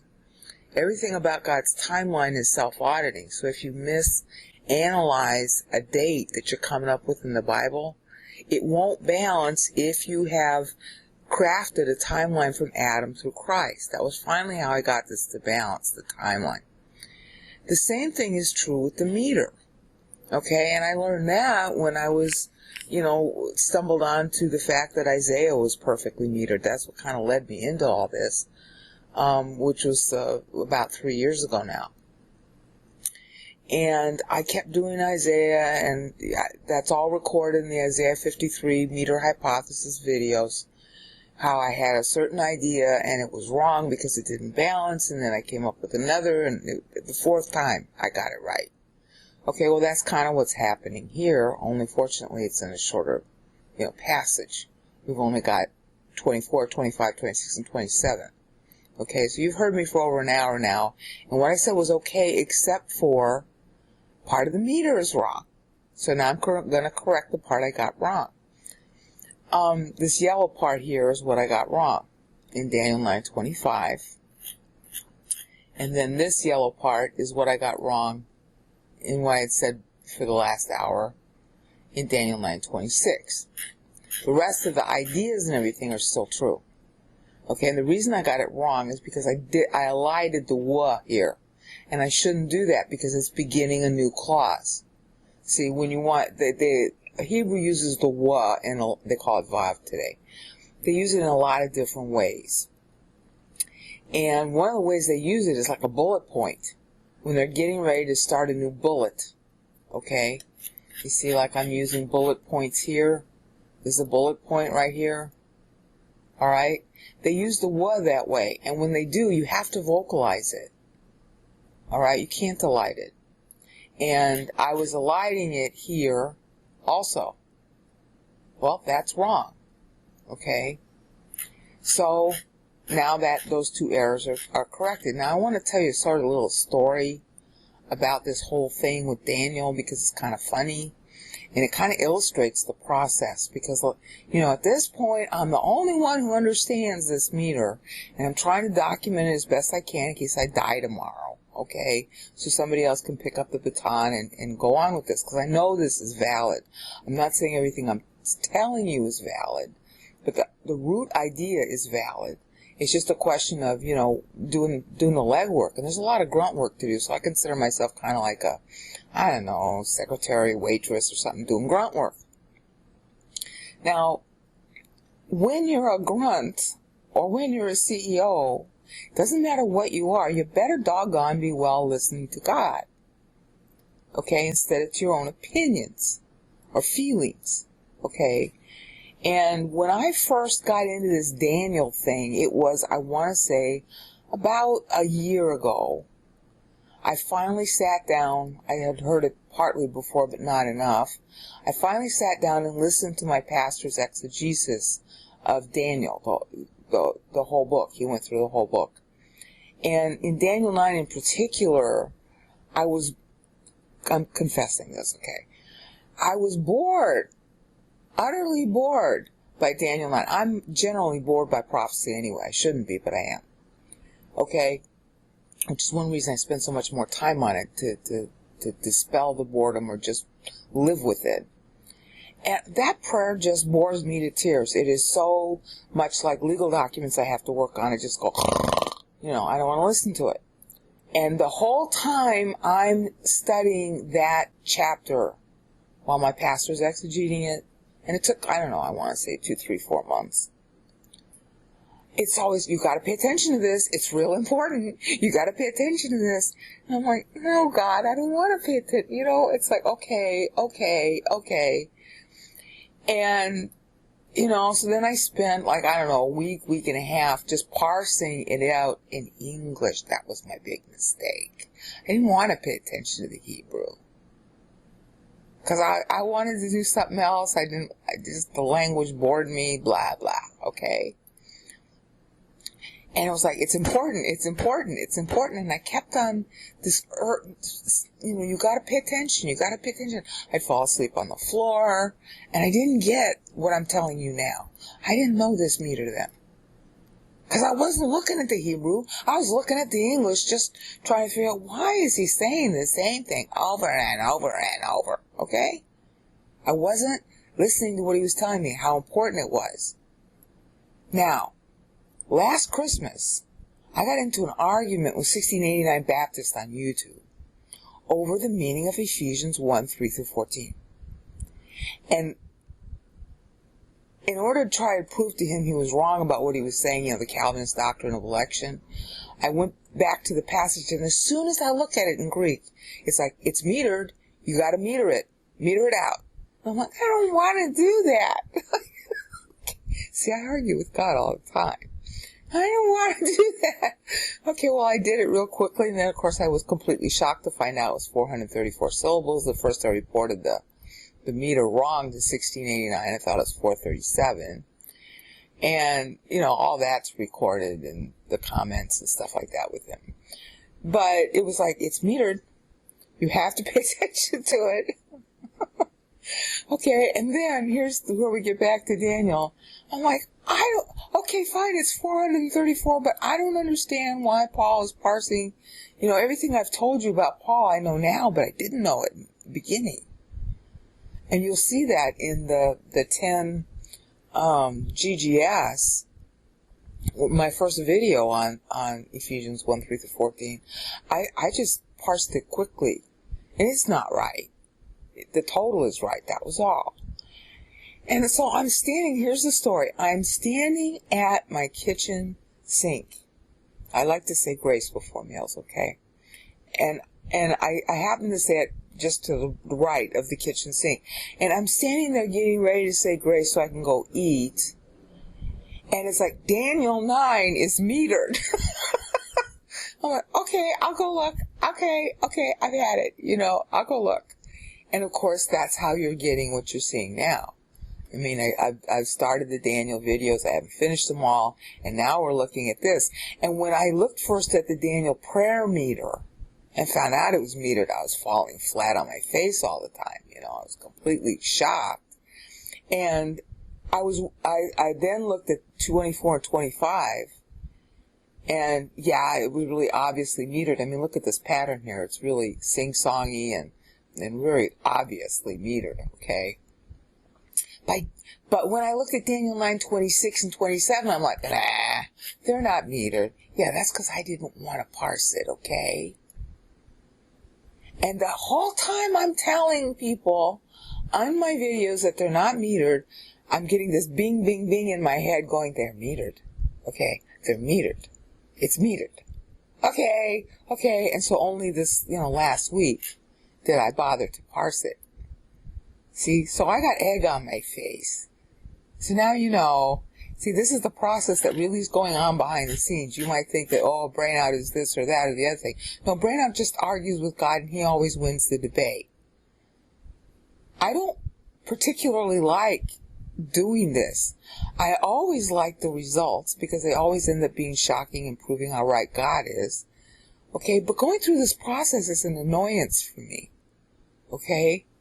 And now you know, God is right, I am wrong, I did it wrong again, and here's the mistake I made, I didn't vocalize the wa here. So when you vocalize it, it's 10 syllables. Okay, and you've already heard me talk about that paragraph, or that section, so I'm not going to do it again. And the same thing is true here. This wa is vocalized because it begins a new, clause. It's a new bullet point. You have to vocalize the bullet points so that the people know that's what that is. I mean, you can tell from the syntax anyway, but I'm just saying, this is vocalized. All right, now, here's what happens. Dang! He told me this, too, and I didn't listen to him. The whole time I'm talking to you for the last hour and a half now, and I'm saying, well, this is 56 syllables. I'm getting this little silent thing going on in my head. No, it's not. It's 57. And I'm like, no, I don't want it to be 57. That's not divisible by 7. You see? See, that's me arguing with God and losing the debate. This is 57 syllables. And the reason why, again, is that you have to vocalize the wa when it begins a new bullet point. See, you can elide it. In fact, they do elide it here. Okay? You got shishim shinaim. The wa gets swallowed here. Okay? Shabua, Shiva rather. Shiva Shivaim. Shabuim. It's going to get swallowed. The wa gets swallowed here. It's there for writing, but you wouldn't need the wa vocalized in numbers, because if the number's going on after Shiva, okay, then you're not going to need a vocalized wa here. So you can leave it out. That's why this equals 21 instead of 23. But this is a new bullet point, honey. I got to vocalize it. And he's saying, it's 57. I don't want to hear that. Yeah, I'm wrong, he's right, so he wins the debate. Here's the wa vocalized. Same thing here. This is 57. The whole time I'm telling you it's 56, I'm thinking it's really 57, but I can't find 57. How am I going to find 57? Yeah, well, why don't you pay attention to the rule? Bullet point, new clause, wa, okay? Kitso. Well, kitso. I mean, that's a whole new thing there.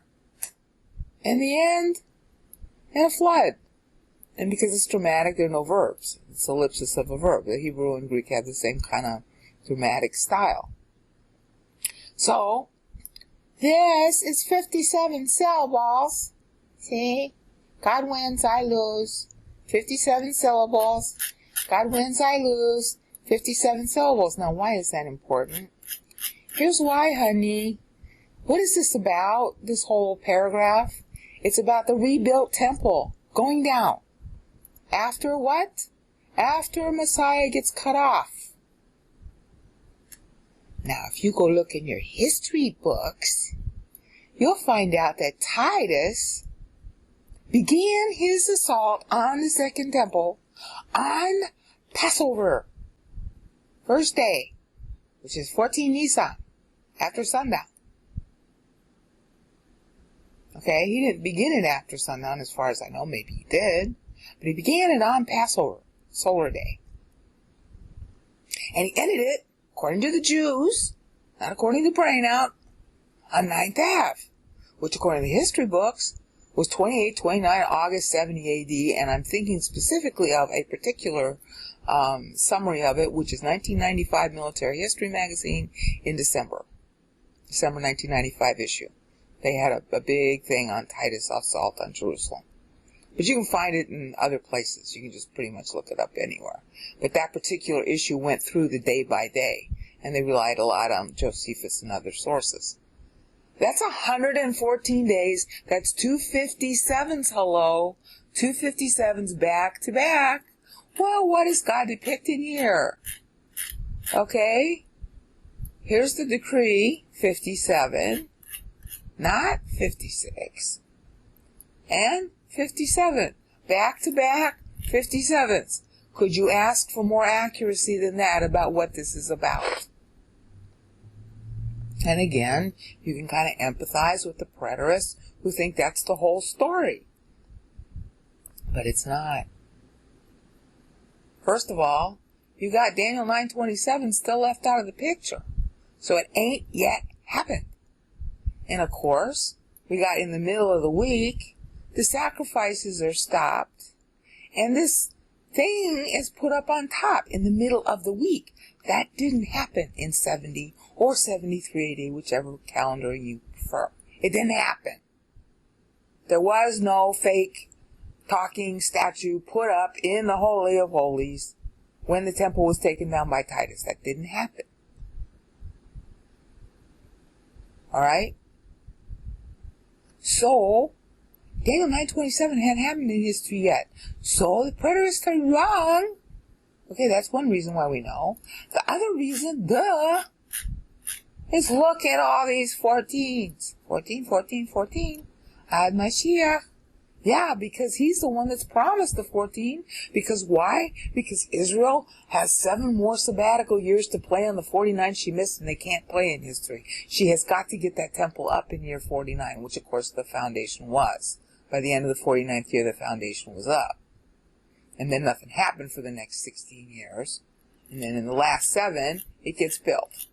6. Alright? 14. Oh, 14. Look at how 14 is stressed. Okay, not quite as stressed as I thought because this is still 12. I can't make it be another number. But we got 14s all over the place. Look at this. 14, 14, 14. These are the way the clauses break. You try to break them somewhere else and it doesn't quite work. Okay, the syntax. See, you break a clause by where it would naturally break in syntax.